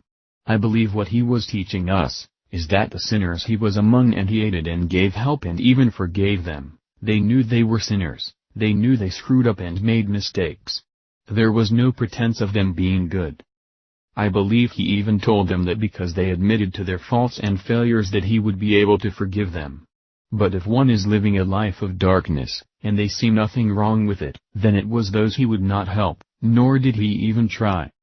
Therefore, I believe when he said, "Love your enemies, and do go to them which persecute you," he was speaking about those who were deceived, and did not know who they were, but they understood they were sinners and wanted to change, if at all possible. Thus, extending a loving hand would be a great help for them to awaken. But the evil ones would not awaken, and he didn't even give them a chance, at least not yet. They had to learn the hard way. Exactly, Matthias. Remember how long we have been stuck in the mire and darkness of this simulated world of death. And yet with all the love the Father and Mother has for us, including Christ's love for you, no one can whisk us up out of here no matter how much love they have. We must be transformed by the renewing of our minds, to become like them, so when we are removed from this realm we shall never return for any reason. We must exit the false facade of humanity and enter back into our divine family of spirits. And the only way this can ever occur, is that we must overcome ourselves, overcome the world and overcome the dark lords. Even the father and mother will not allow their children to return into their kingdom until all of them have qualified. So, we just don't throw love around like it is candy. We must become love, but at the same time never surrender our energy over to darkness. Beth responds again, I truly understand what you are saying, but many will ask, then how do we respond to those who are of darkness if it is not via love? Do we hate them? Absolutely not. You see, this is the problem many struggle with. When you begin to take on the mind of the Father, you love all those who belong to Him, whether they are awakened or asleep, knowledgeable or ignorant. This does not mean we hate those who do not belong to Him. It represents that we become indifferent. Neither love or hate is in our heart, it is as if there is nothing. Jesus told them, "Get behind me, Satan." He didn't serve them, he didn't break bread with them, he rebuked them, because he discovered their true intentions. You shall know them by their fruits. This way we do not judge unto condemnation, nor do we toss our energy away as if throwing pearls before swine. We simply become indifferent. There is no feeling one way or the other. However, now listen carefully, it doesn't mean we change in our personal actions. As we develop the divine character we must become that which is true, and we must continue to be like that no matter who we deal with unless there is obviously something wrong. Here is an example: if we see someone fall, we immediately help and even give them aid and pick them up. We do not spend time trying to decide who they really are. If you are the type that does good things for others, then you will be that way no matter what. This is because you are becoming a being of agape love. And that way you are not throwing away energy, nor are you acting as if you must be good, which is also a form of throwing away energy.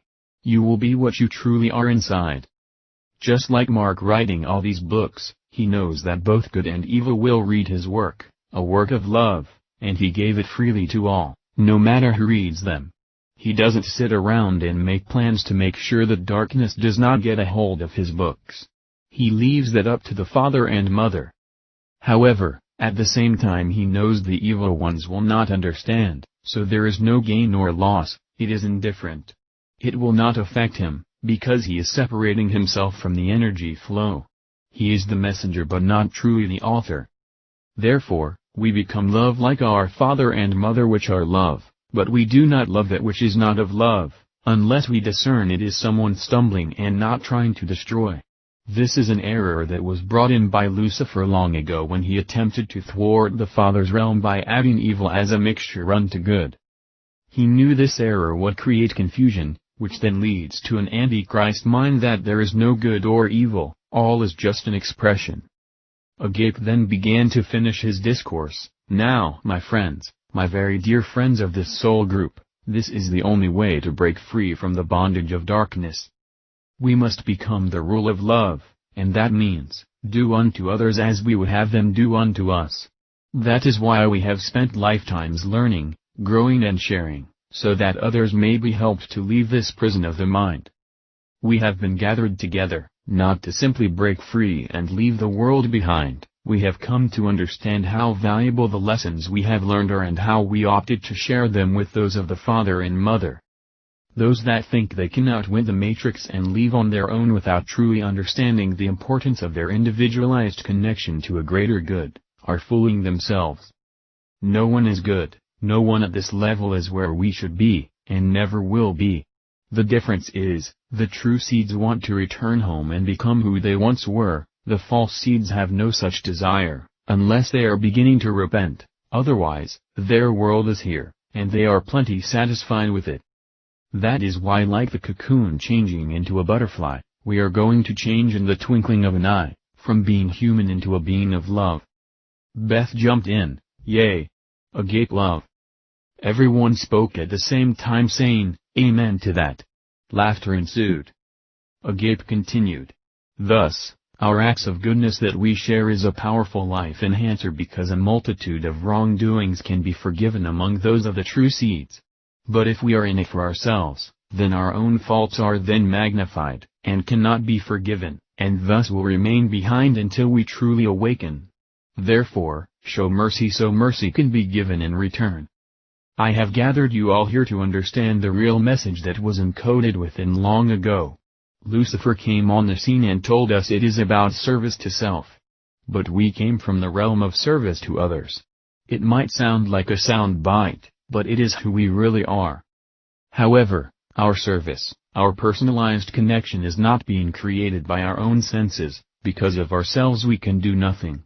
If the Father and Mother and the true Christ were not lining this up according to their will, we would never reconnect to reality. Therefore, there is no such thing about creating your own reality as you have heard many say, only the Father and Mother can create reality. All we can create is more of the same illusion that keeps us imprisoned. Everything that has occurred happens beyond what we fully understand. When Giovanni was crucified along with William and Sunilo of the past, do you think they wanted to be executed in this fashion? Do you think Christ wanted to be executed like this? He prayed bitterly for hours where blood dripped out of his own sweat. That is how much he did not want to die, especially, in this manner. They were led into it by a higher power. They didn't want to die, any more than anyone here does. Therefore, our lives are not truly under our control. A higher power is working things out, and connecting the dots and filling in the puzzle pieces.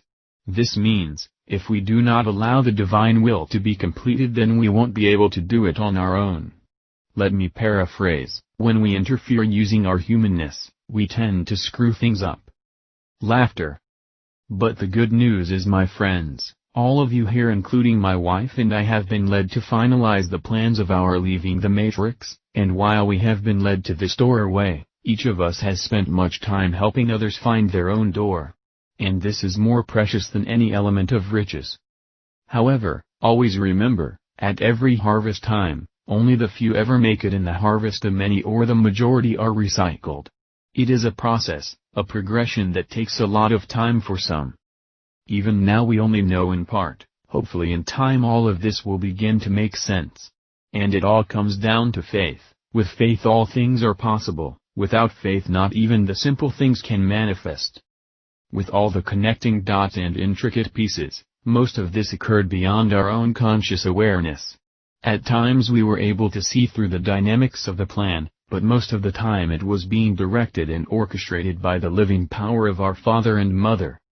And why is this good news? Because nothing was ever left to us to complete the agenda. As we have awakened over the many past lives, we have been subtly given the help to guide and lead us according to a higher plan. It is the Father and Mother who choose when to awaken us and how. We do not arbitrarily one day get up and say, "It is time to awaken."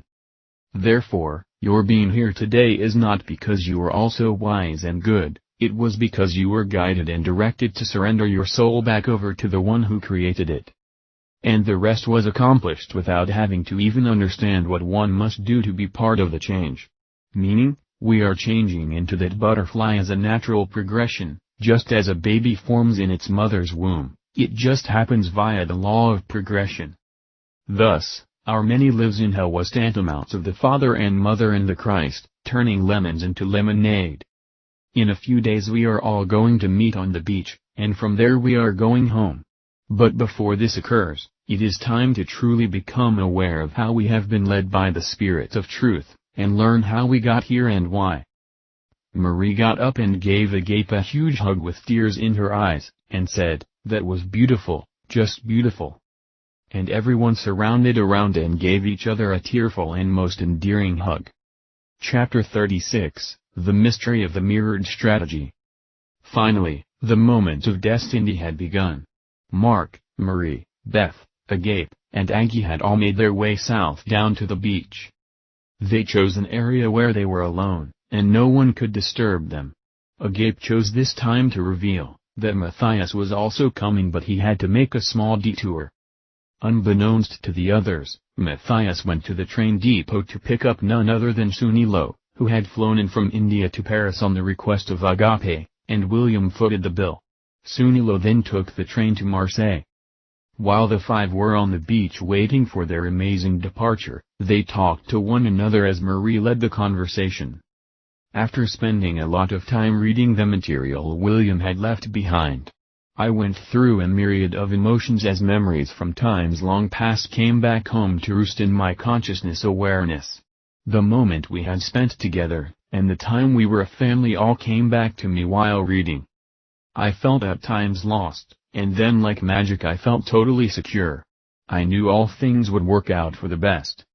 Beth then chimes in, "I know exactly what you are talking about. The moments, the déjà vu that entered my mind was so real, I could feel each moment. And to know that we made it, that we were at the supper of the great feast, it was also comforting. And to witness how so many others from all walks of life, from all periods of time were also there."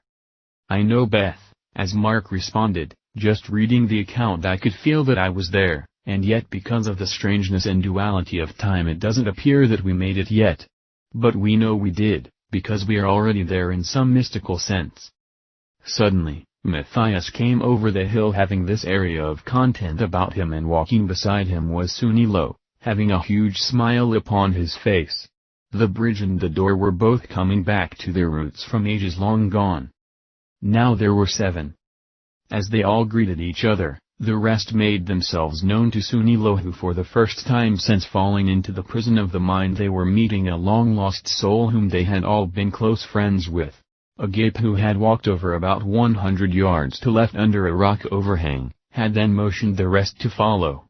As they had come together, Agape asked them all to sit in a circle, a very compact circle. All 7 of them were close enough to touch each other as they all sat with their legs crossed and their knees all touching one another.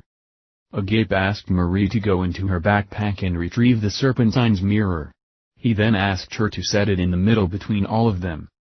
Marie then asked everyone to reach out with both hands and with the thumb and index finger, grab a portion of the mirror. Everyone reached out and grabbed the mirror. 14 thumbs were on the face of the mirror while their index finger of each one propped it up so as the mirror was about 5 inches off the ground. Agape had made mention, "Don't fret, we are not using a Ouija board, there is a purpose to this seeming madness. We must all touch the mirror to activate it, to redirect to our source soul so we can then be removed from the matrix." The mirror then activated and began to flash red, as it had done when changes were to be made. But then it flashed white, yellow and blue. Something was happening. Everyone was saying within themselves that they could feel energy pouring through them. It was astounding, and it sent tingles down everyone's spine and the hair on their arms was standing. There was no doubt something mysterious was occurring, and the excitement along with some reservations were parading through the human mind. It was now time to begin, as they all began to look at one another to see expressions upon each other's faces. They were about to enter the matrix core. No one said a word, they were all concentrating upon each other along with the mirror. And then like magic there was a flash of light so bright, it made one another feel as though they entered a trance.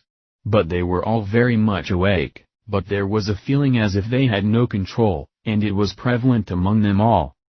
It was as if the mind was separating from the body. As they continued to hold the mirror, suddenly, the mirror began to show this otherworldly place. None of them understood what it was yet. This place was a field that expanded beyond sight. And within this field were what appeared to be glass cages.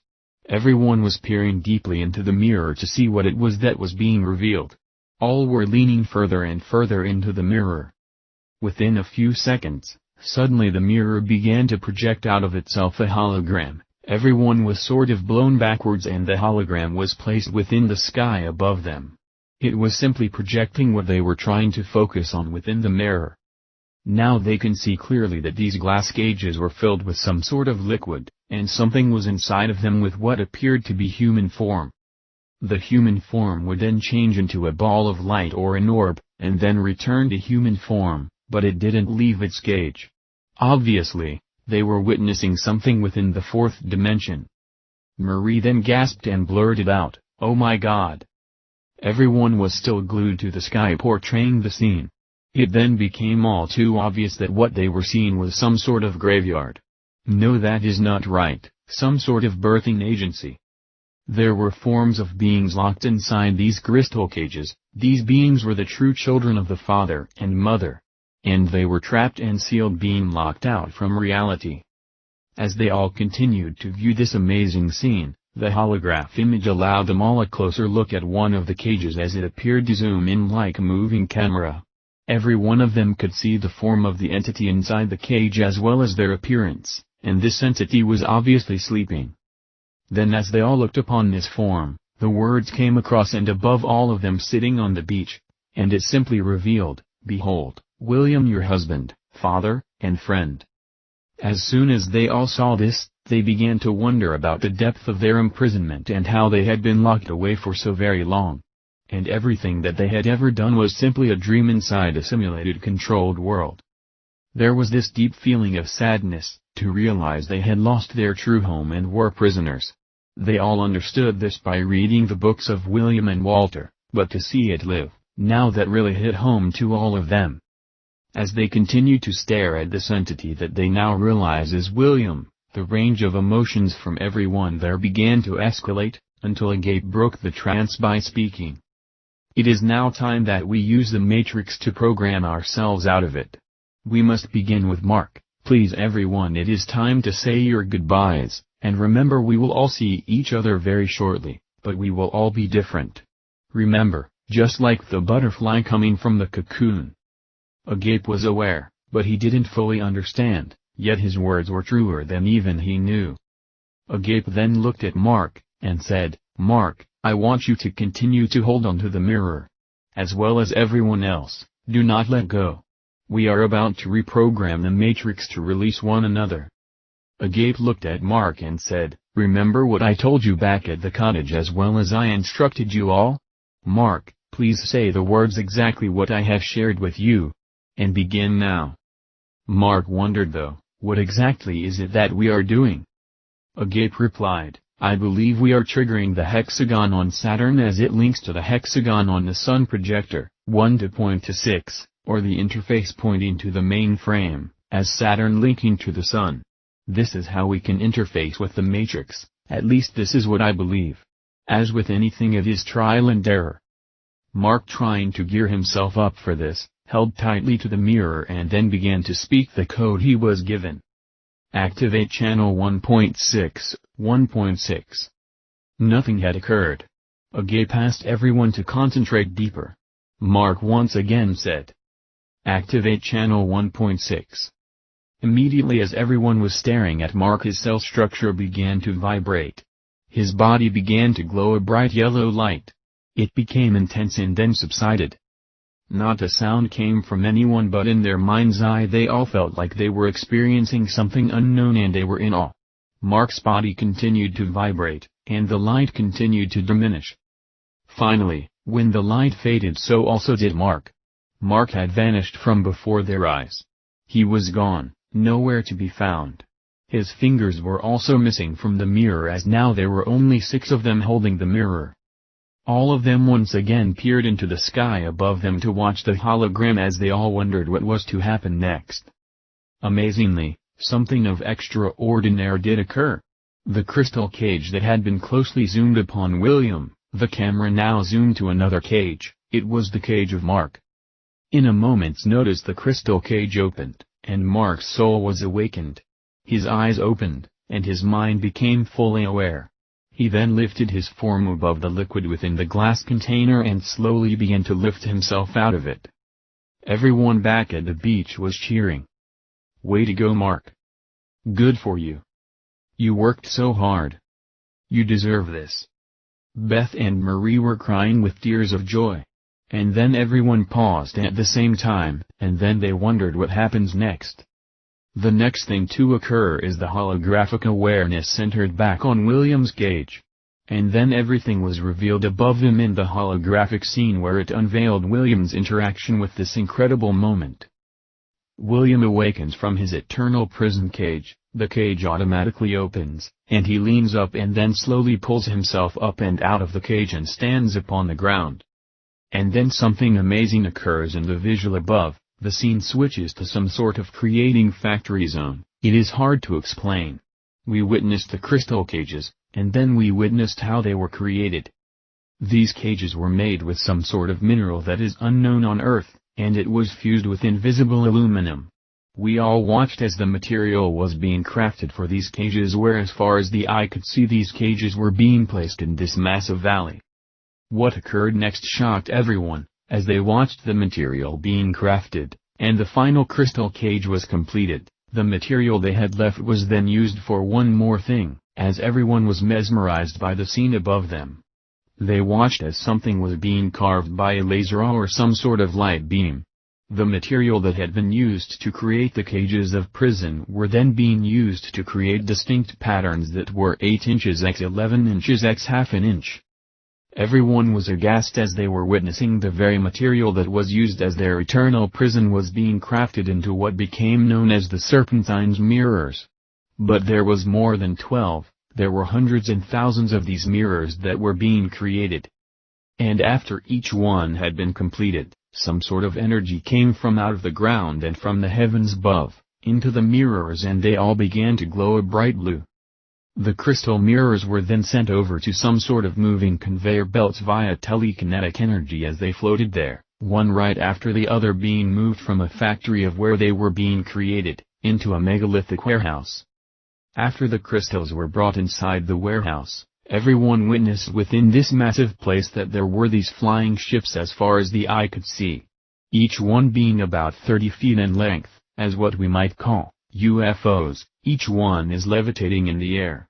And each ship was given 4 crystals, and there were 3 ships that linked together as if being in unison.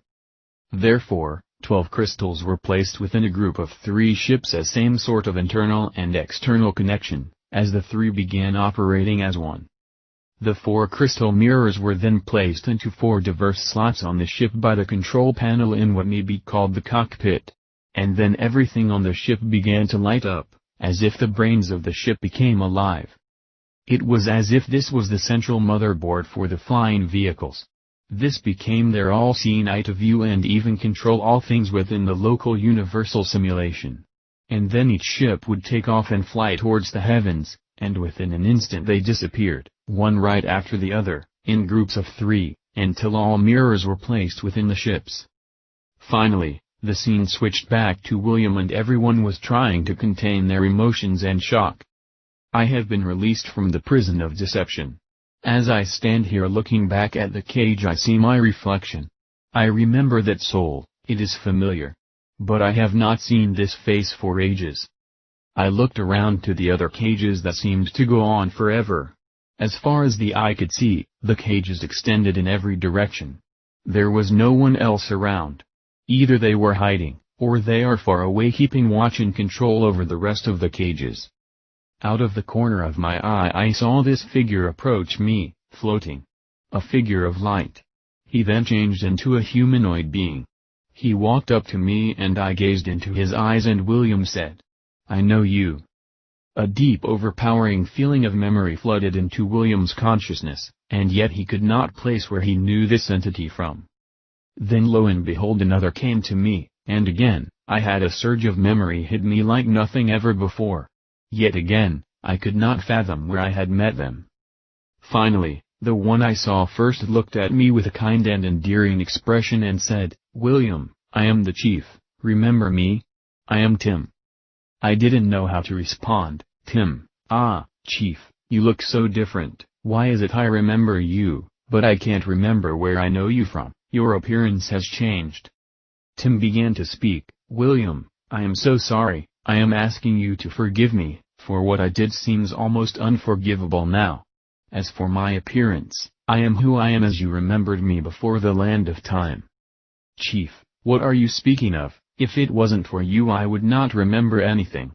You awakened me, you are the one that led me through this entire process by your notepads and then later by the journal. If anyone should say they are sorry, it should be me as to why it took me so dang long to awaken. William my friend, I appreciate that more than you could ever know, but let me bring back a memory, and let me reveal unto you our other friend here. This is Kailistus Michael, you knew him as Marky. Mark is here on your behalf to finish what you started or what we all started. Of course, I know Marky, he has made himself known, but his appearance also is different now." The two embrace each other with a bear hug with overwhelming happiness. It was then everyone on the beach could not contain their emotions as they witnessed Mark meet his father William. Even Agape, who always seemed to be in such control of his outer emotions, could not stop the tears running down his face. It was a joyous moment to behold. And they all felt so blessed to witness this amazing change occur to those they had known for so very long. It was then instantly the scene above them vanished, it was over. And as they all regained their composure, Agape spoke again. "Marie, it is now your turn." Without any reluctance on her part Marie spoke, "Activate channel 1.6. Again, as with Mark prior, Marie began to vibrate and in a bright light soon disappeared. And then Beth followed Marie alike. There were no more scenes projected by the holograph, they simply one by one activated the new frequency and they all vanished, even Agape and Aggie were gone. When it came time for Sunilo and Matthias to activate their escape, something went amiss. Neither one of them disappeared. Here they were the only two still holding on to the mirror and nothing happened for them. Matthias then said, "Sunilo, I think we have more work to do before we can go home." All Sunilo could do was shake his head in the affirmative, yet still showing the definite reserve upon his facial expression. Both tried over and again to activate the channel, but nothing happened. It was more than obvious they were stuck, and must remain. As they finally let go of the mirror and it dropped down into the sand, Sunilo began looking towards the sea, and something was appearing before his eyes. Out of nowhere a man's image began to form, until both Matthias and Sunilo saw him. It was then this man materialized and then began to speak. "My sons, fear not, I am sure you feel like you must have done something wrong. You feel rejection, having a feeling of betrayal, like maybe not even belonging." As the mystery man began looking at Sunilo, a flash memory came over him, and the next thing he knew, Sunilo's consciousness took him back as he was hanging from a cross while being crucified. He felt no pain, he just had perfect awareness of the event. The stranger's voice then spoke again. "Do you remember, Sunilo, son? Oh no, when this occurred?" "Yes, I do. I had been regressed and saw this happen to me, but I am not feeling anything about it." "Why is that?" "It is because it is done. You do not need to bring back the past, it is time to enter the future. Your future. I have brought back this memory to reveal something." As Sunilo looked upon this scene of his past through his conscious mind, he then remembered like it was yesterday, a voice spoke to him and told him that, are all guilty of something. The voice that spoke to him was the same voice speaking to him now. It was the Panem Vitae in the form of Walter.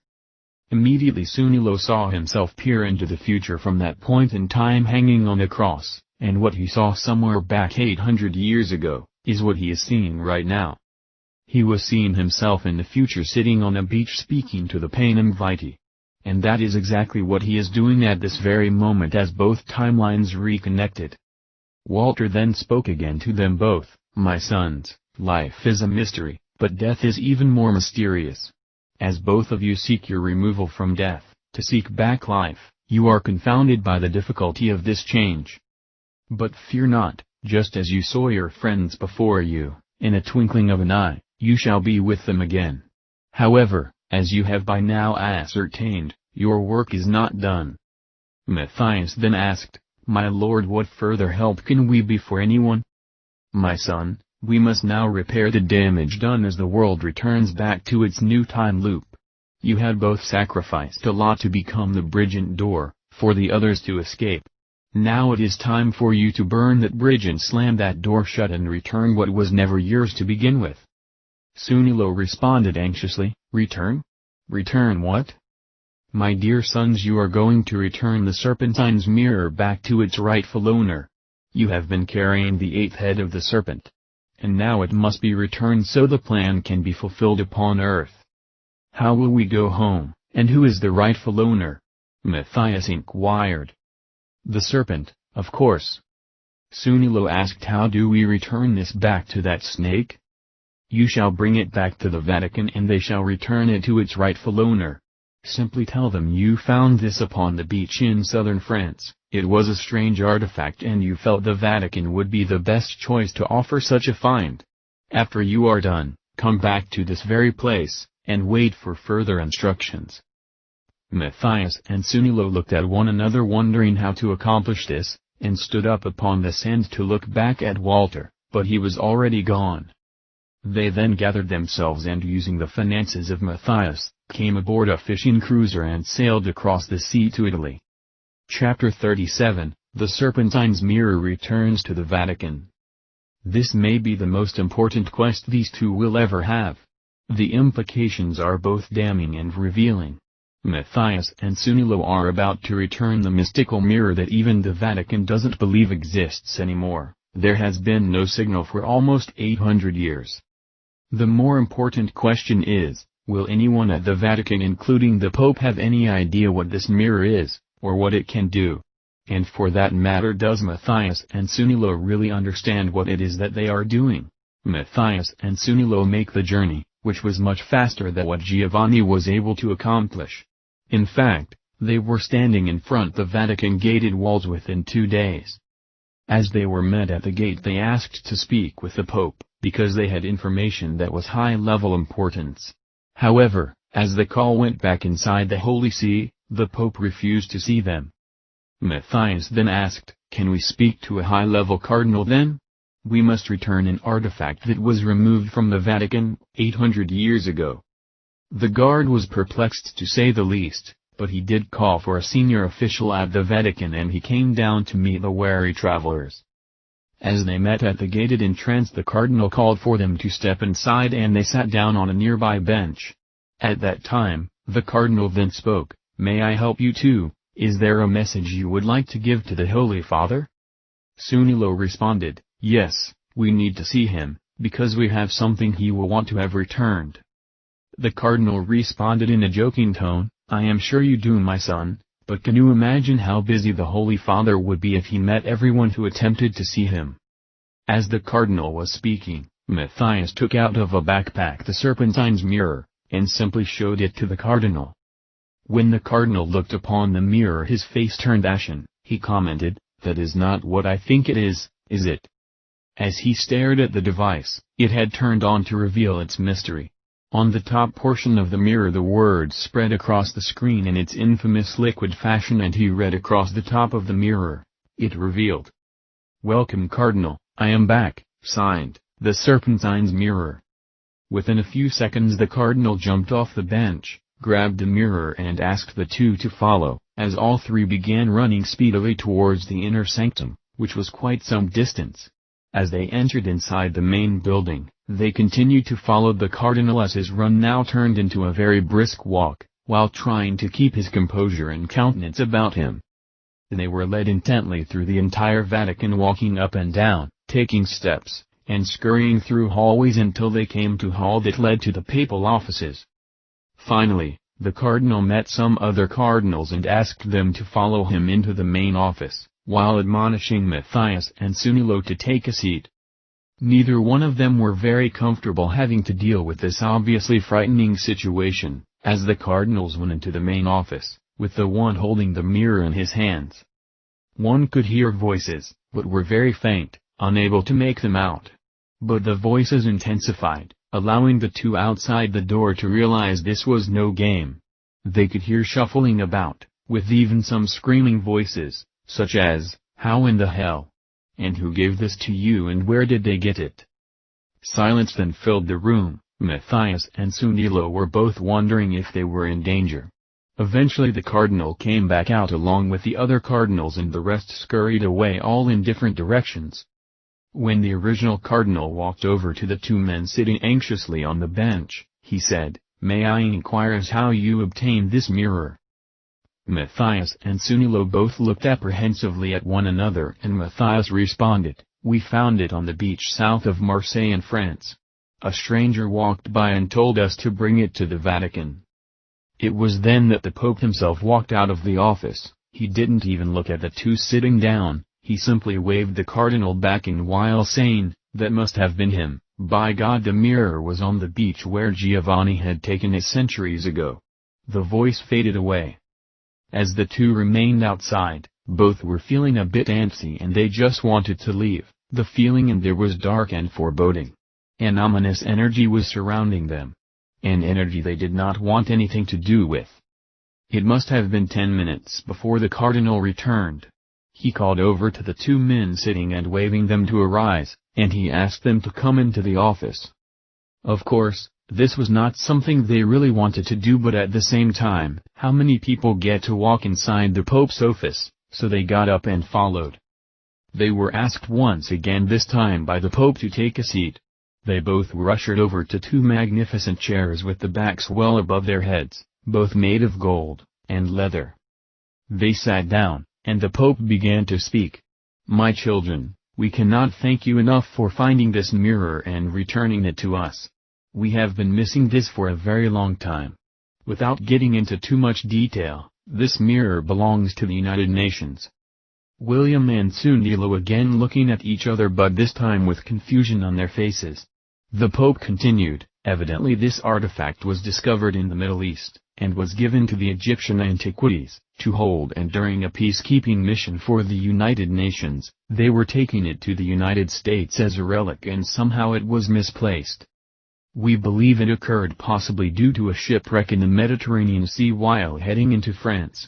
The mirror must have been lost overboard and then washed upon the beach, and that is where you found it." By this time neither one of them knew what to say because they knew it was nothing but lies. However, they wanted to hear more. Finally, Sunilo asked, "Why would the UN want this artifact and what is it?" "My child, the artifact is centuries old, maybe even thousands of years old. No one really knows. All we do know is this is the missing link to the seven. It had now become the eighth." By this time both Matthias and Sunilo almost wanted to crack up but withstood the temptation, because they knew this was BS. Or was it? Was there a seed of truth in what the Pope was saying? It was then the Pope thanked the two men and had the Cardinal remove them. Matthias and Sunilo both said "You are welcome," and walked out the door. Amazingly, as they left the room with the Cardinal in front of them leading the way, Sunilo heard another voice in the room from behind him that sounded very ominous, and with a very low bass tone to its voice said, "You know these two were lying, don't you? They didn't find the mirror on the beach." He then heard the Pope's reply, "Who cares? They can't stop it now. Once the UN is given the mirror, they will become the world's global power. They will become the eighth head of the International Management Alliance, Global Echelon." The voice then said, "Yes, but it has changed for our plans. The UN may betray us, and unite with the Eastern factions." And that is all Sunilo was able to hear. He then waited until they left the Vatican, in which they were offered a reward by the Cardinal for the sum of $1,000 in euros, but each refused, saying, "It was our pleasure, but we don't want a reward, thanks anyway." As the two of them left the Vatican premises, Sunilo told Matthias what was said as they were leaving. Matthias then revealed something he learned from Mark when he was writing Book 3 of the Divine Secret Garden. He said, "I am not totally sure about this, but I believe Mark told me the United Nations is the serpent's head. It is the world government headquarters, but it has been kept secret from the people. He also told me that it was going to leave the United States and move away, because America was breaking away from the global order of what was called the New World Order, and this infuriated the players of the globalist world leaders because they already had their plans in place. And now their plan is being destroyed. Maybe because of this mirror, as the eighth head has returned. And the power is reverting from Satan over to Lucifer. Evidently the United Nations is the eighth head of the beast, but unlike all the other beasts it has no kingdom or land to reign over, it is autonomous." "I mean, this is really strange," Sunilo spoke. "Is this why Walter wanted us to return the mirror to its rightful owner, so the plans would then change and then bring on the new plan of global domination? But not from the West or even Europe and Britain, but from the East, China and Russia? And is it this mirror that will give the power over to the Eastern Bloc, both militarily and economically? I guess when you are holding the interface to the entire matrix, you can do anything you want." Matthias then countered, "I guess you can. I do not fully understand it all yet, but we know the world is driven by a script, and its authors are not benevolent." It was then Matthias and Sunilo began traveling back to the beach as instructed. However, something very strange happened. A loud sonic boom occurred, creating an earthquake effect. Everything shook. It rattled the very inner soul where the cells of the body all felt like they had shifted. Immediately Sunilo belted out a yell, "I remember now." Matthias, having his own issues to deal with, responded with, "So do I, but what is it that you remember?"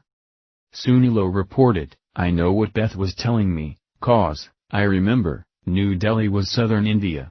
I remember it is all now, that is where I was living before the shift in time." Matthias chimes in, "I remember now that it was a lion that dwelt with a lamb." "What?" Sunilo wondered. "Oh, never mind, it's a long story."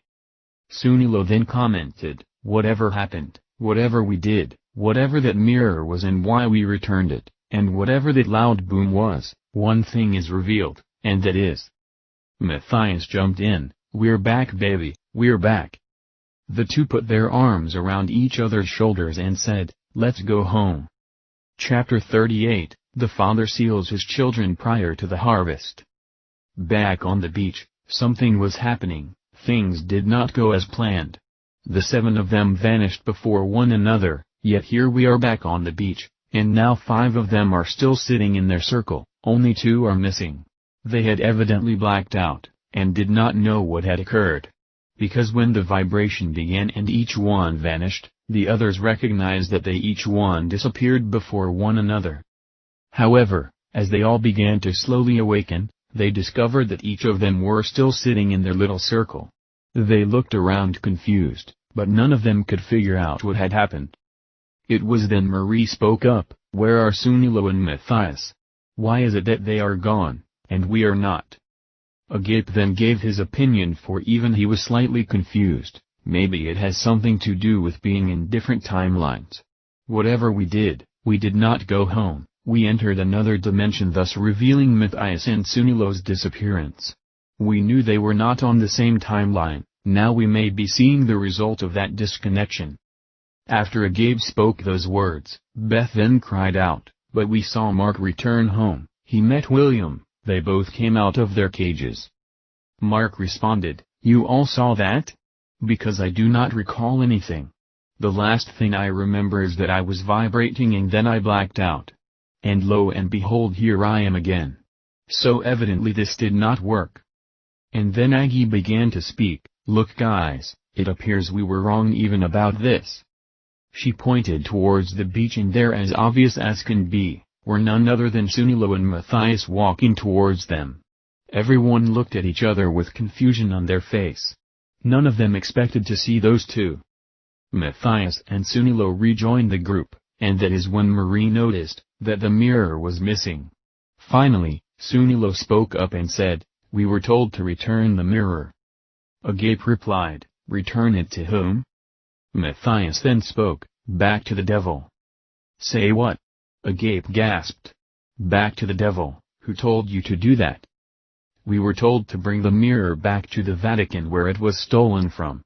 We were told it was to reset our timeline." "But who told you to do this?" Sunilo answered, "It was Walter, or Jesus, you know." They all began to look down into the sand, being very perplexed, wondering if a great trick had been played on them. It was then they all began to slowly stand up, while brushing the sand off their clothes, and then a voice spoke from behind them. "You didn't really think it was going to be that easy, did you?" As each of them slowly turned around, they were all flabbergasted to see William standing there before them. Marie had to respond. "William, what are you doing here? You should have already been at the feast." William, with this smirk of a smile on his face, replied, "I was at the feast, we were all together, remember?" Beth replied, "Excuse me, no I don't." "Well, didn't you read it in my journal?" Mark responded, "Yeah, but..." "Well, there you go then, we have already had our feast." "William, this makes no sense." Marie chortled. "Sure, it does. Remember, all time is the same time. It is only here that everything is an illusion of the mind. When you read the journal, Sunilo and Matthias were not at the great feast, at least in our timeline, they remained to finish something, we were never told what that was. Now I am coming to return all of you back at the same time. We shall all be at the feast together." Mark then asked, "So, there are two different feasts?" "No. All time is the same time." Agape then asked, "So you have come to bring us back home?" "Well, you certainly didn't think the Serpentine's mirror could do it, did you? But, no, I have come to be part of something magnificent." Everyone was in state of turmoil, realizing that it did seem sort of silly when you think about it. Why would the serpent allow us to use the mirror to return home? However, everyone was indeed confused. Finally, William said, "Listen, I have not come alone." At that moment, appearing next to William was Lorethland Maxwell Stram, smiling from ear to ear. Beth then remarked, "Wait, I thought they were between worlds." Laura then laughingly said, "Aren't we all?" Again, next to them appeared Tim and Annie, both clad in their Anasazi Indian apparel. At that very moment all 12 members of their soul group had come together.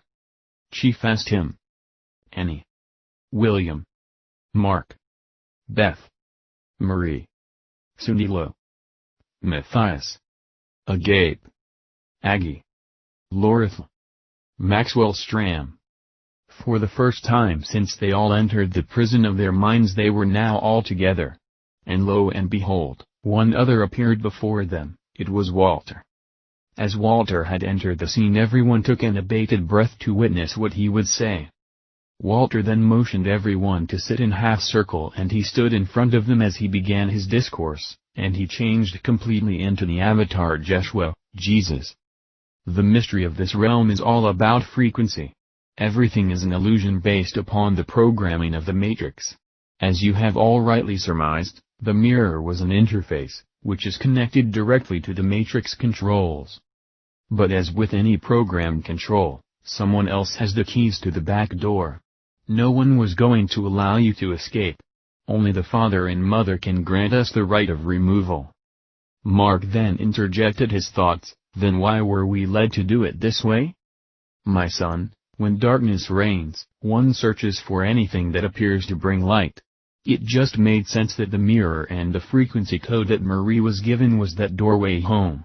And yet it appears that nothing has happened. However, always remember, nothing is truly what it seems or appears in this world.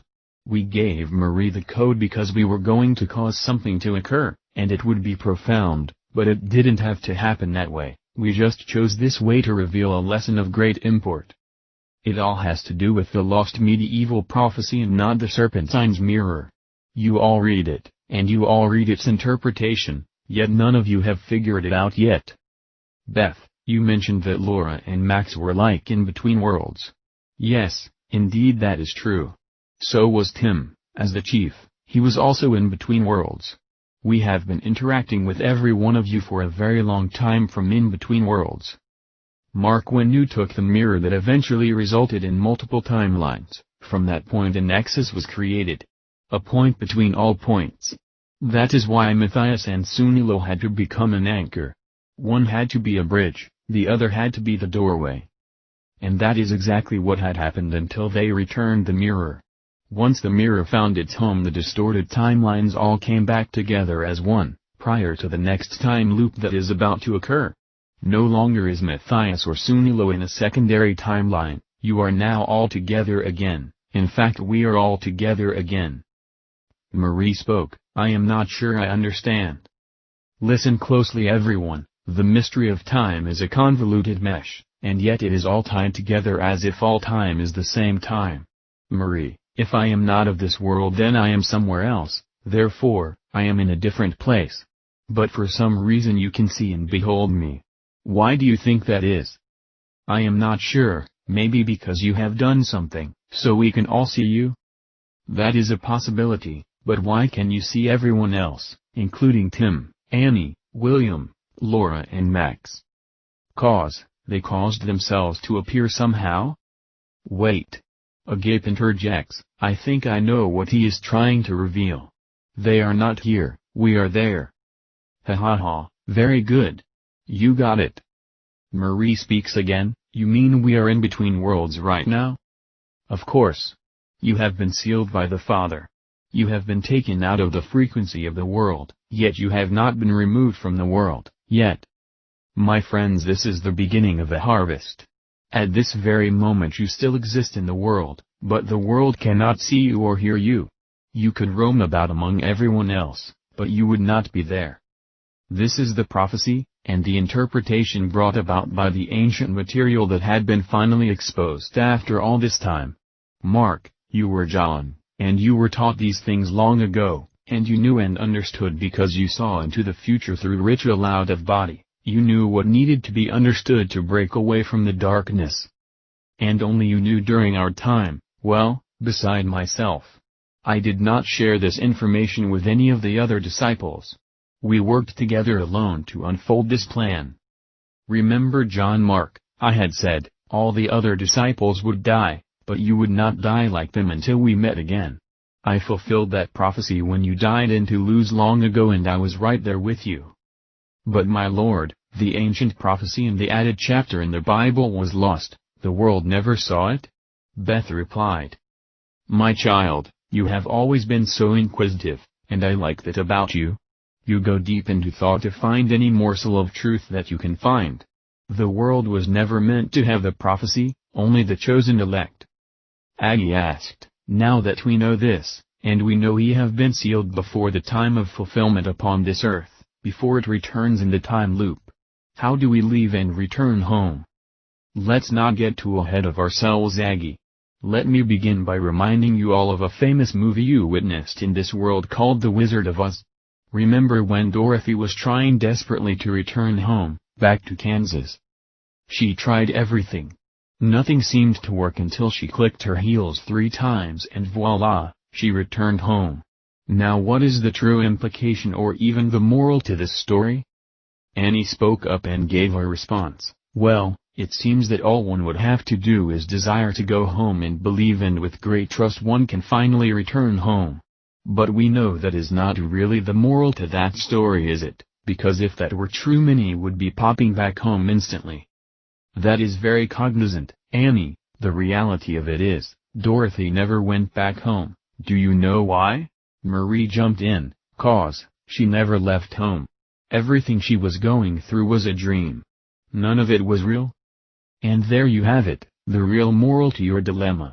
You were all hijacked in the mind and have lived in a delusion for a very long time while sleeping, believing you have been lost, and trying to find your home.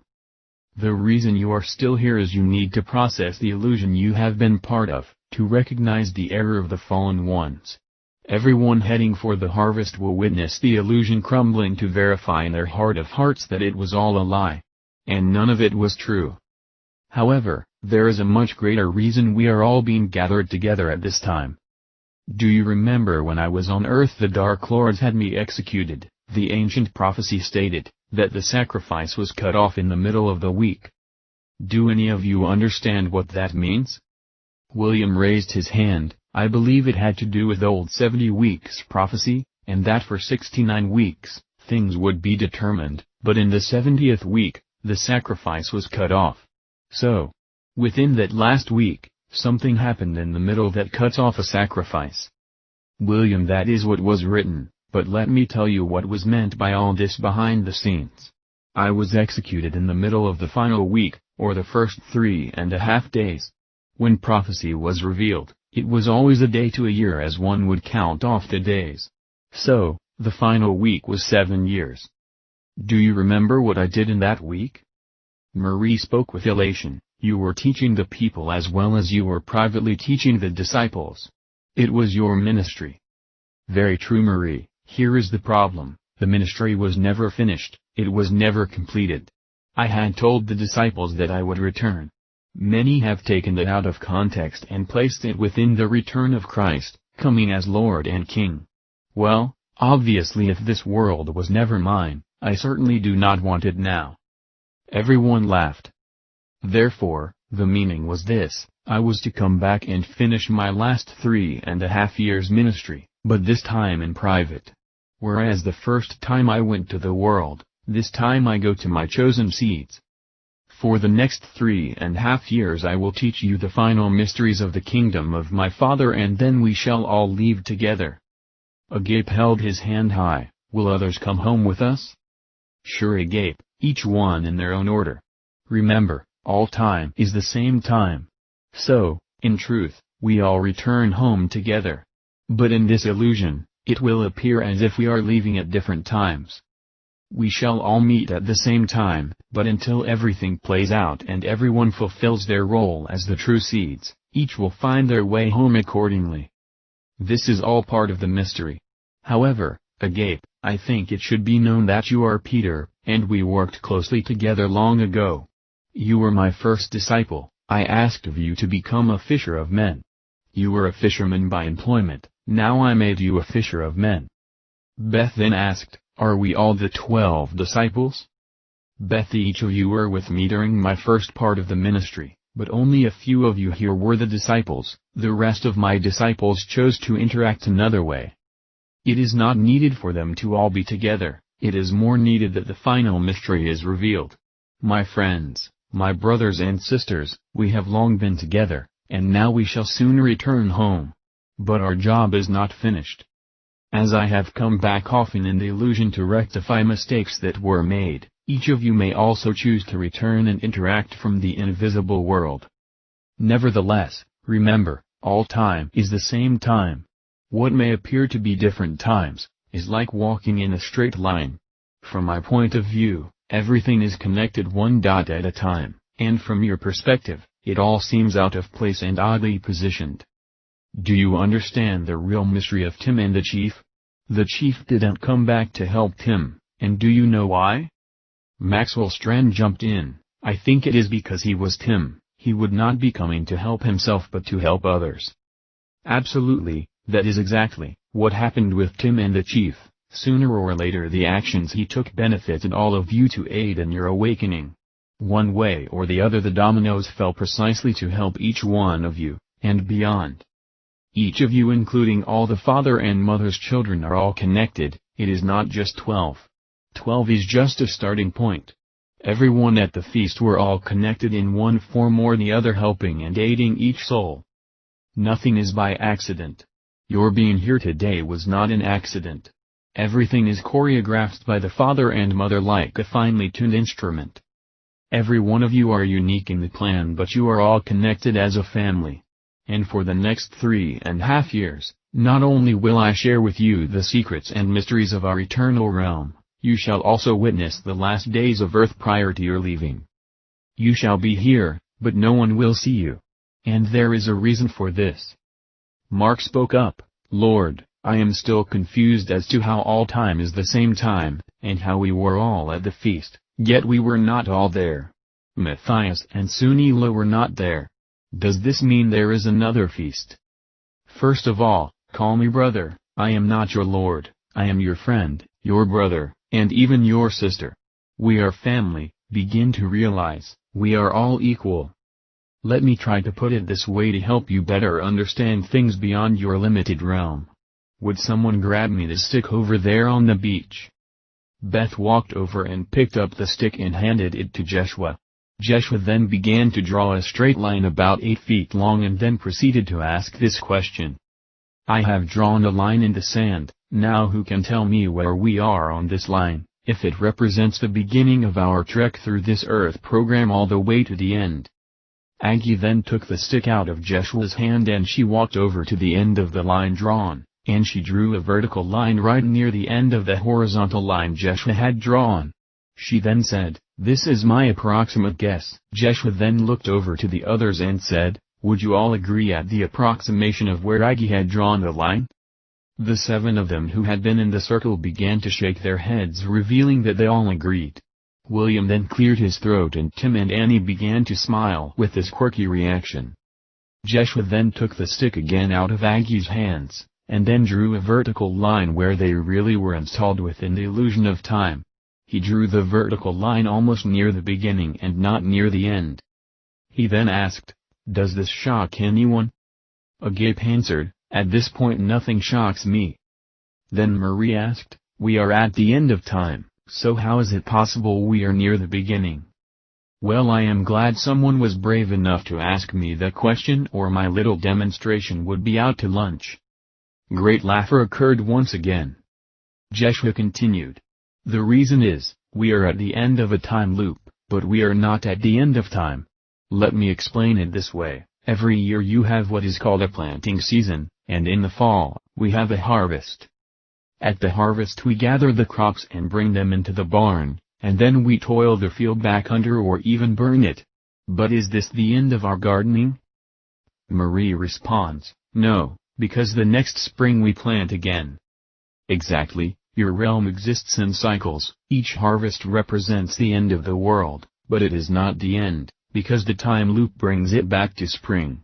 Therefore, what may appear to be the end of your world, is simply another cycle ended and then ready to begin. I had stated before, for verily I say unto you, till heaven and earth pass, one jot or one tittle shall in no wise pass from the law, till all be fulfilled. Do you see the key point here? You exist in the law of death, and not until everything is fulfilled shall this world pass away. 1 season, or 10 seasons, do not fulfill the law. Do you know why? Agape said, I will take a stab at it. All the true children must be ready to leave before everything is fulfilled, and until then this realm continues in cycles. Very good, Agape, that is the key. I am about my Father's business, My job is to gather as much fruit as I can and bring them home. Every cycle allows for more fruit to be ready and to be brought into my barn. Therefore, there are many harvests, and each one allows for more fruit, and the fruit are the true seeds who have also produced fruit, and are ready to return home. Now you can better understand how we can be at the end of your world, but not at the end of the world. It is due to the fact there is more work to do. In the scheme of things, we are still at the beginning, and nowhere near the end, because there are still many of our brothers and sisters that are sleeping, very soundly I might add.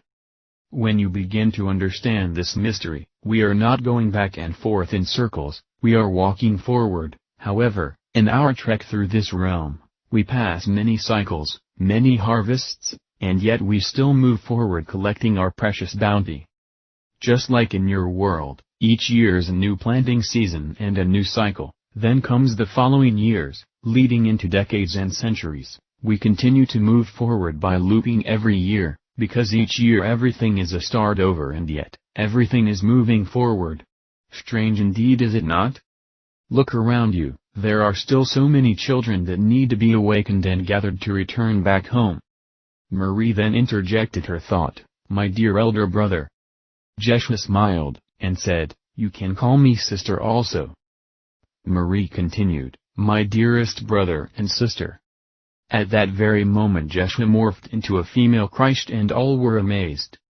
Marie continued again, "Are we the only ones in this harvest that are ready? Surely there must be more?" Marie, "Our job is yet to even begin.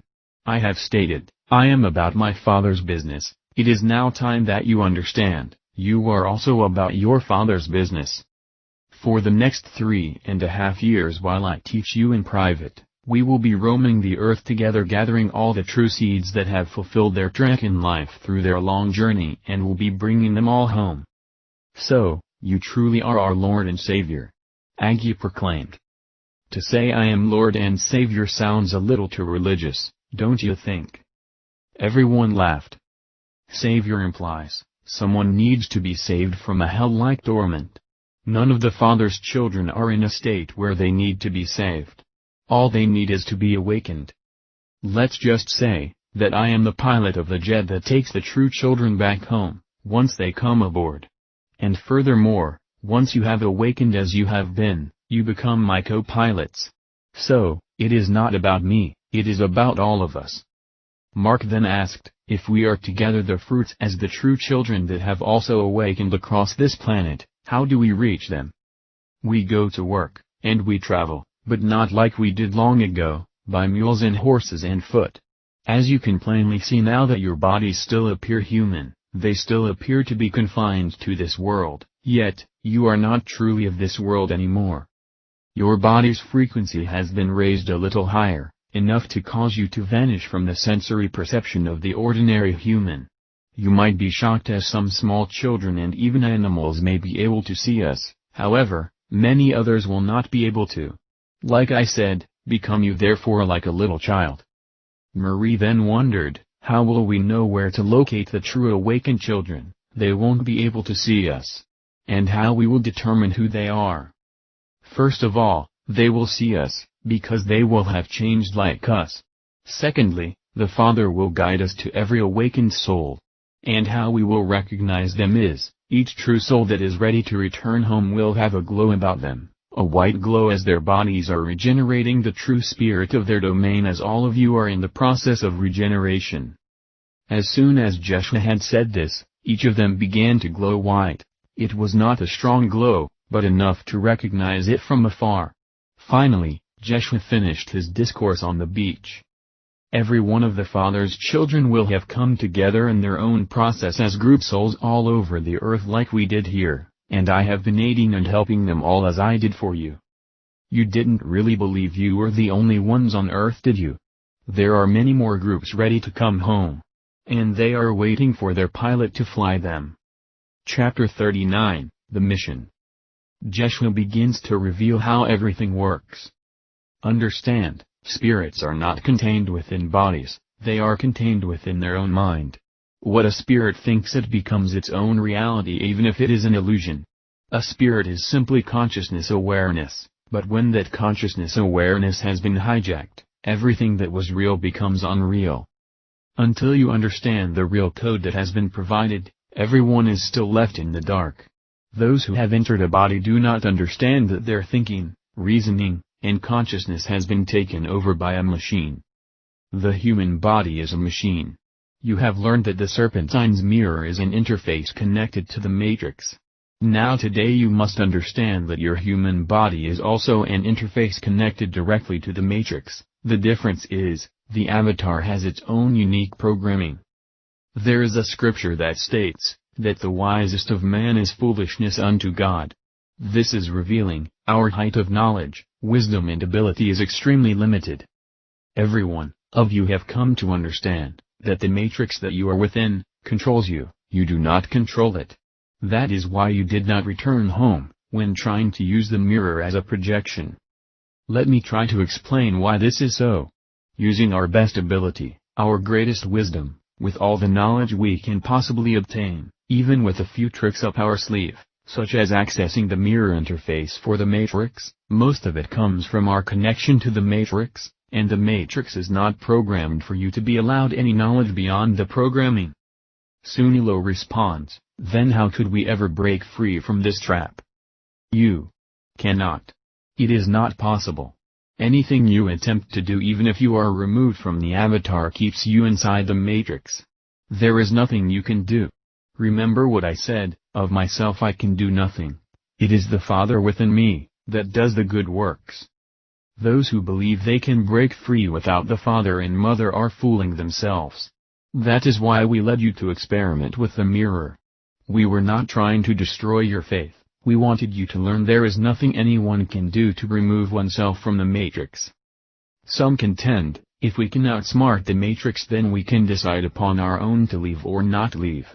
Sadly, as they continue to repeat their failed logic, they have a hard time remembering that they are still stuck in the matrix, having no clue that this is what they have always believed, yet without any verifiable results, they are still stuck like everyone else. Laughter ensued. Marie asked, when we saw Mark and William by those crystal liquids filled caged, they were different in appearance, we assumed this was their higher self or higher bodies.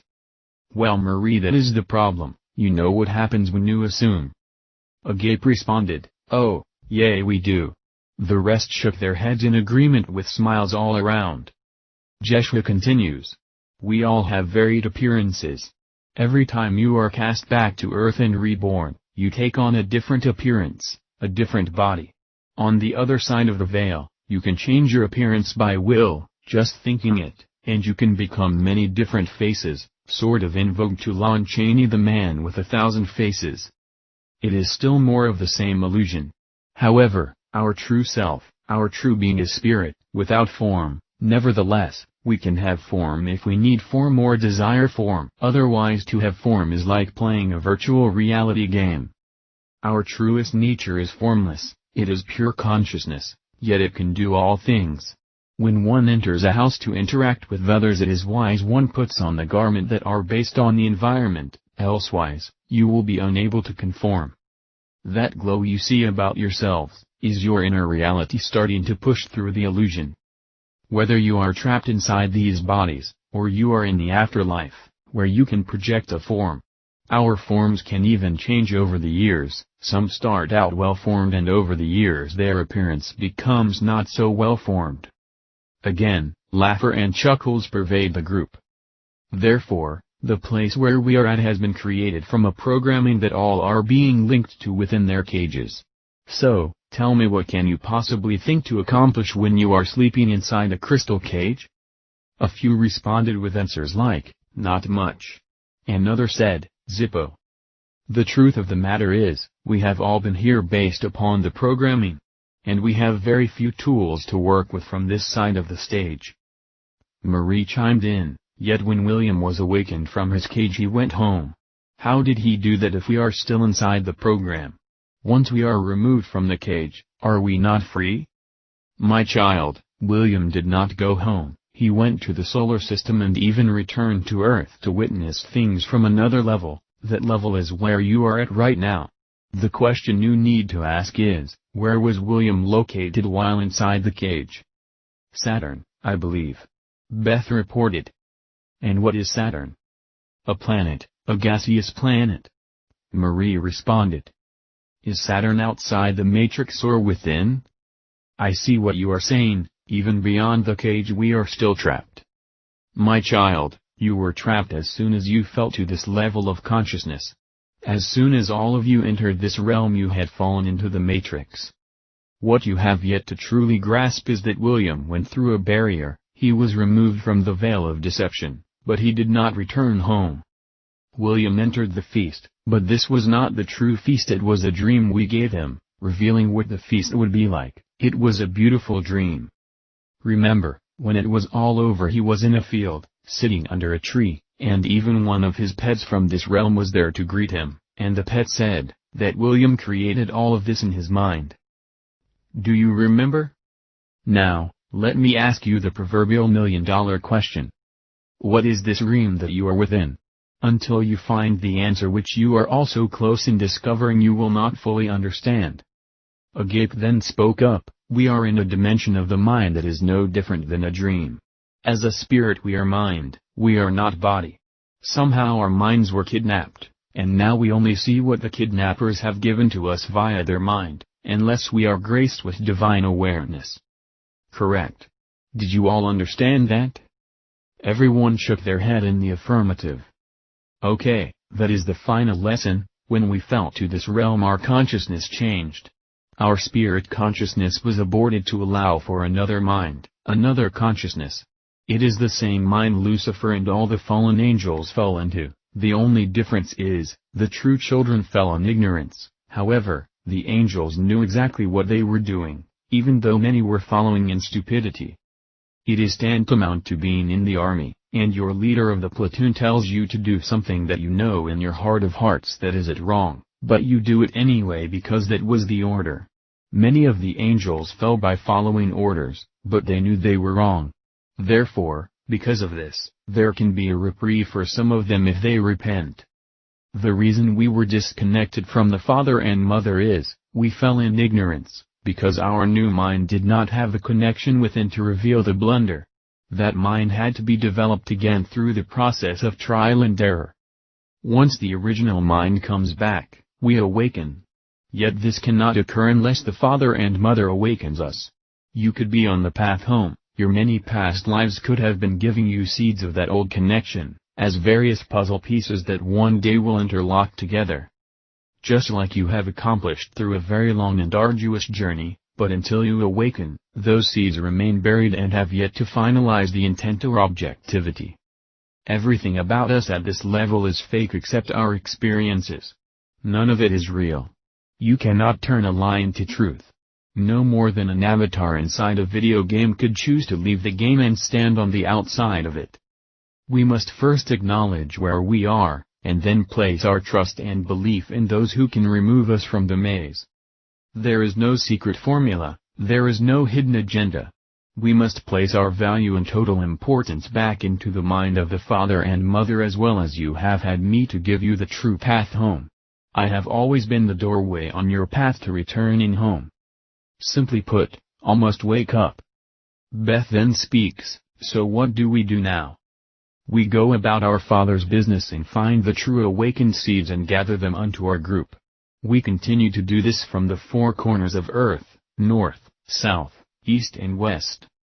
Just like the olden days, we traveled. We shall travel the entire planet gathering the true seeds. The Father will direct us to where they all are. And in almost Star Trek-like fashion, we shall teleport around the Earth in 1260 days. How can we interact with the people here if we cannot be seen? Sunilo asked. My dear friend, this is another mystery. Remember when Tim would speak with the chief? The chief was not of this world, yet he spoke and interacted with Tim. And then the chief did become part of this world. Do you understand? No one wanted to say anything because they were still unsure. Jeshua then continued. Remember, the ancient adage? When the truth is given, many will have ears to hear, but will not hear, and they will also have eyes to see but will not see. You are now the true seeds of the Word, you are my garden, my divine secret garden. You as the seed, are now the Word. You will be invisible, even though others will have their eyes upon you, they will not see you. And many will offer their ears to hear, but they will not hear you. This is the secret of the lost medieval prophecy, in that at the end, the true seeds will be invisible to the world will neither see them nor hear them. Then how can we help anyone? Beth wondered.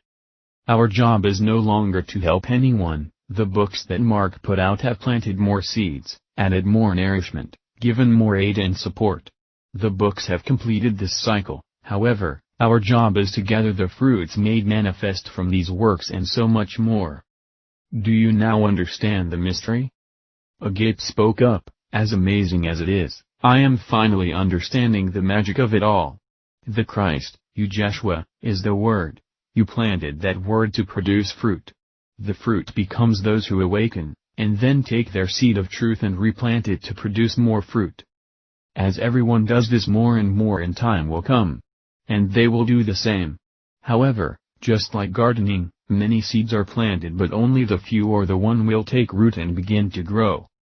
Therefore, as mysterious as the Word is, we begin to harvest those seeds as invisible ghosts and the world is unaware of what is taking place, but the true seeds will be aware, and they will be gathered from the four corners of the plantation and joined back with their divine illustrious family. Jeshua speaks up a little louder this time, that my friends about sums it up. Now, do your job, go about the world and harvest the fruit. Is there enough time in the next 3.5 years to gather everyone? And what happens once the matrix resets, and now those of the new millennium will be without since the author of these books will have gone home? Marie contended. Remember Mary. As soon as Jeshua called her by her ancient name, Marie's memory of being Mary became as real as her life now. Mary. Do you remember? Yes, I remember it all like it was yesterday. Do you now recall that even the disciples who I trained still did not understand, most of them were lost and confused. But the message still somehow came out, and for a long period of time the message still finds a way to break free. What I am saying is, our job is to gather those who are already waking up, it is not to awaken them, that is not even possible, only the Father can awaken one. Our manifest decree is feed my sheep. Feed my sheep. Feed my sheep. Mark has written the books, that is now complete, however, you are concerned, what about the next 1,000 years, when people come to this point again, there will be no Mark, there will be no books, so, now, what must happen? The mystery is fulfilled within you, once Mark leaves there will be another John Mark or another Marie or another Beth, and they also will access these things from their training and work together passing the truth from one to another. And do you know how? Just like the chief coming to Tim, we shall all once again come to those who need our help and aid them through their journey over the next millennium. We don't just leave and abandon them, we return to help from the spirit realm. Nothing is ever lost. The father and mother works with whom they desire to work through, and then the baton is passed to another who also pleases the father and mother.